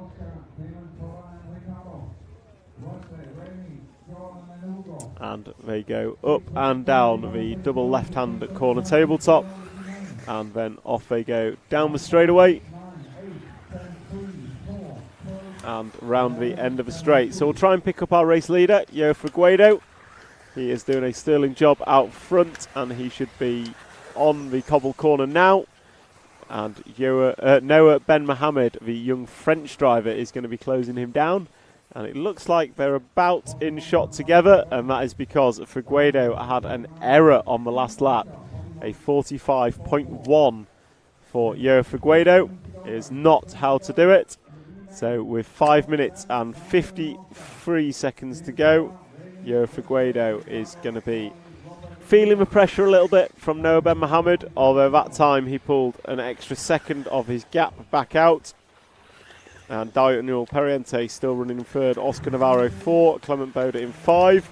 Is a fairly spread field as we follow the one car of poleman EFRA Europameisterschaft. So it is poleman EFRA Europameisterschaft who are watching, and this should cement his second place in the B main, I believe, if he is to take the win. To go with his 4, he absolutely will. As he comes down the straight, gets a bit of a kick, and then brings it into turn 1. Into the turn 2 free complex, and drops down into the front section. Comes up and over double, down slopes it nicely, jumps in and out of the bomb hole, and then nicely around the off camber and through the quick chicane. Last time by for Yoa was a 40.7 quickest lap of a scratch that, second quickest lap of the race. Daniel Periente did a 40.3 last time by, and he is trying to chase down Noah Ben Mohammed for second position. But we will focus on the one car of EFRA Europameisterschaft, who has led this from the flag and now has 8 laps on the board of a predicted 15, so 7 more to go. And those 7 laps will close out a wonderful 8th Electric Off-Road European Championship here at Rhein-Main-Circuit, Germany. And I would like to thank our sponsors, X-Ray, Hot Race, Hobbywing and S-Works, for allowing us to bring you this live stream on RC Racing TV. And Figueiredo now coming through the centre of the track, driving away from the rostrum, going to go double 90 left, and then drive down the double and down the straight he goes. And with it, that is 9 laps on the board and 6 remaining for Figueiredo. And a sterling job he is doing of it.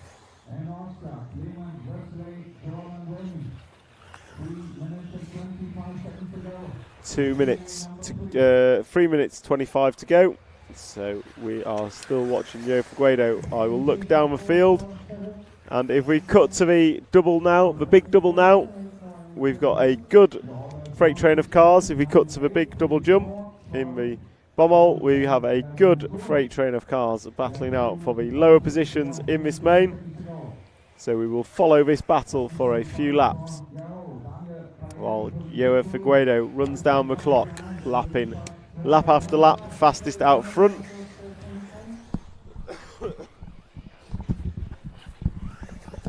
Yoa doing what he wished he could have done in qualifying, which is just be that little bit cleaner and a little bit quicker to make the main. As the 4-car battle starts to spread out, and we are following the lead of those 4, which is Robert Battier in the 7-car, red number 7, as he jumps in and out of the Bommel. Remy Bermudez chasing him down. Remy has been fantastically quick in these finals. With 2 minutes and 20 to go, this is your closest battle on track, as we get Robert Battier sending it over the little speed bumps pretty aggressively, and they come across the line, and that is 11 laps on the board for them. And if we just, this is the final 2 minutes, and this is still the closest battle on track. We'll pick up EFRA Europameisterschaft towards the end, but for now we will watch Robert Battier and Remy Bermudez battling it out for 6th and 7th spot in leg number 3 of the B main here at the wonderful Rhein-Main-Circuit. And it looks like Remy's just had a mistake, So that seems like good time to pick up our race leader coming out the bomb hole. Joe Figueiredo, it jumps in now and out round the off-camber corner, and he has 2 and a bit laps remaining, and we'll see out this European Championship,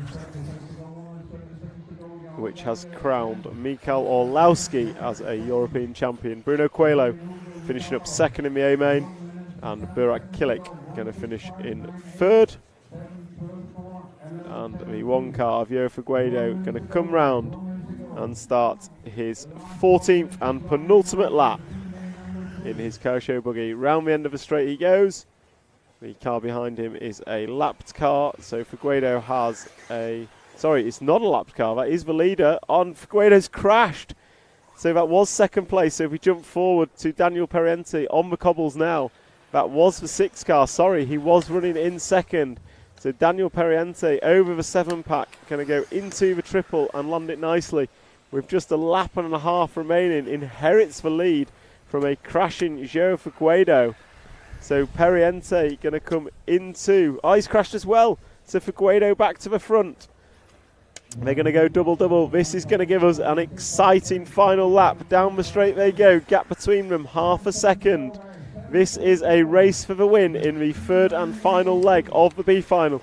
The last final here today at the European Championships. They both come out of the bomb hole. All right, round the off-camber, through the fast chicane. Where is it going to be decided? Coming on and off the cobbles. They come into the up and down section, through the 7-pack at the back. Neither of them go big. Coming into the triple, both looking for a downslope. Both hit it. And round we go. Not much more opportunity for Daniel Periente to make a move. Joe Figueiredo just got one corner and a double-double to go. And across the line he goes. And takes a win of B final leg number 3. Daniel Periente going to come home in second. Noah Ben Mohammed in third. Oscar Navarro in fourth. And that is a wrap of the European Championship.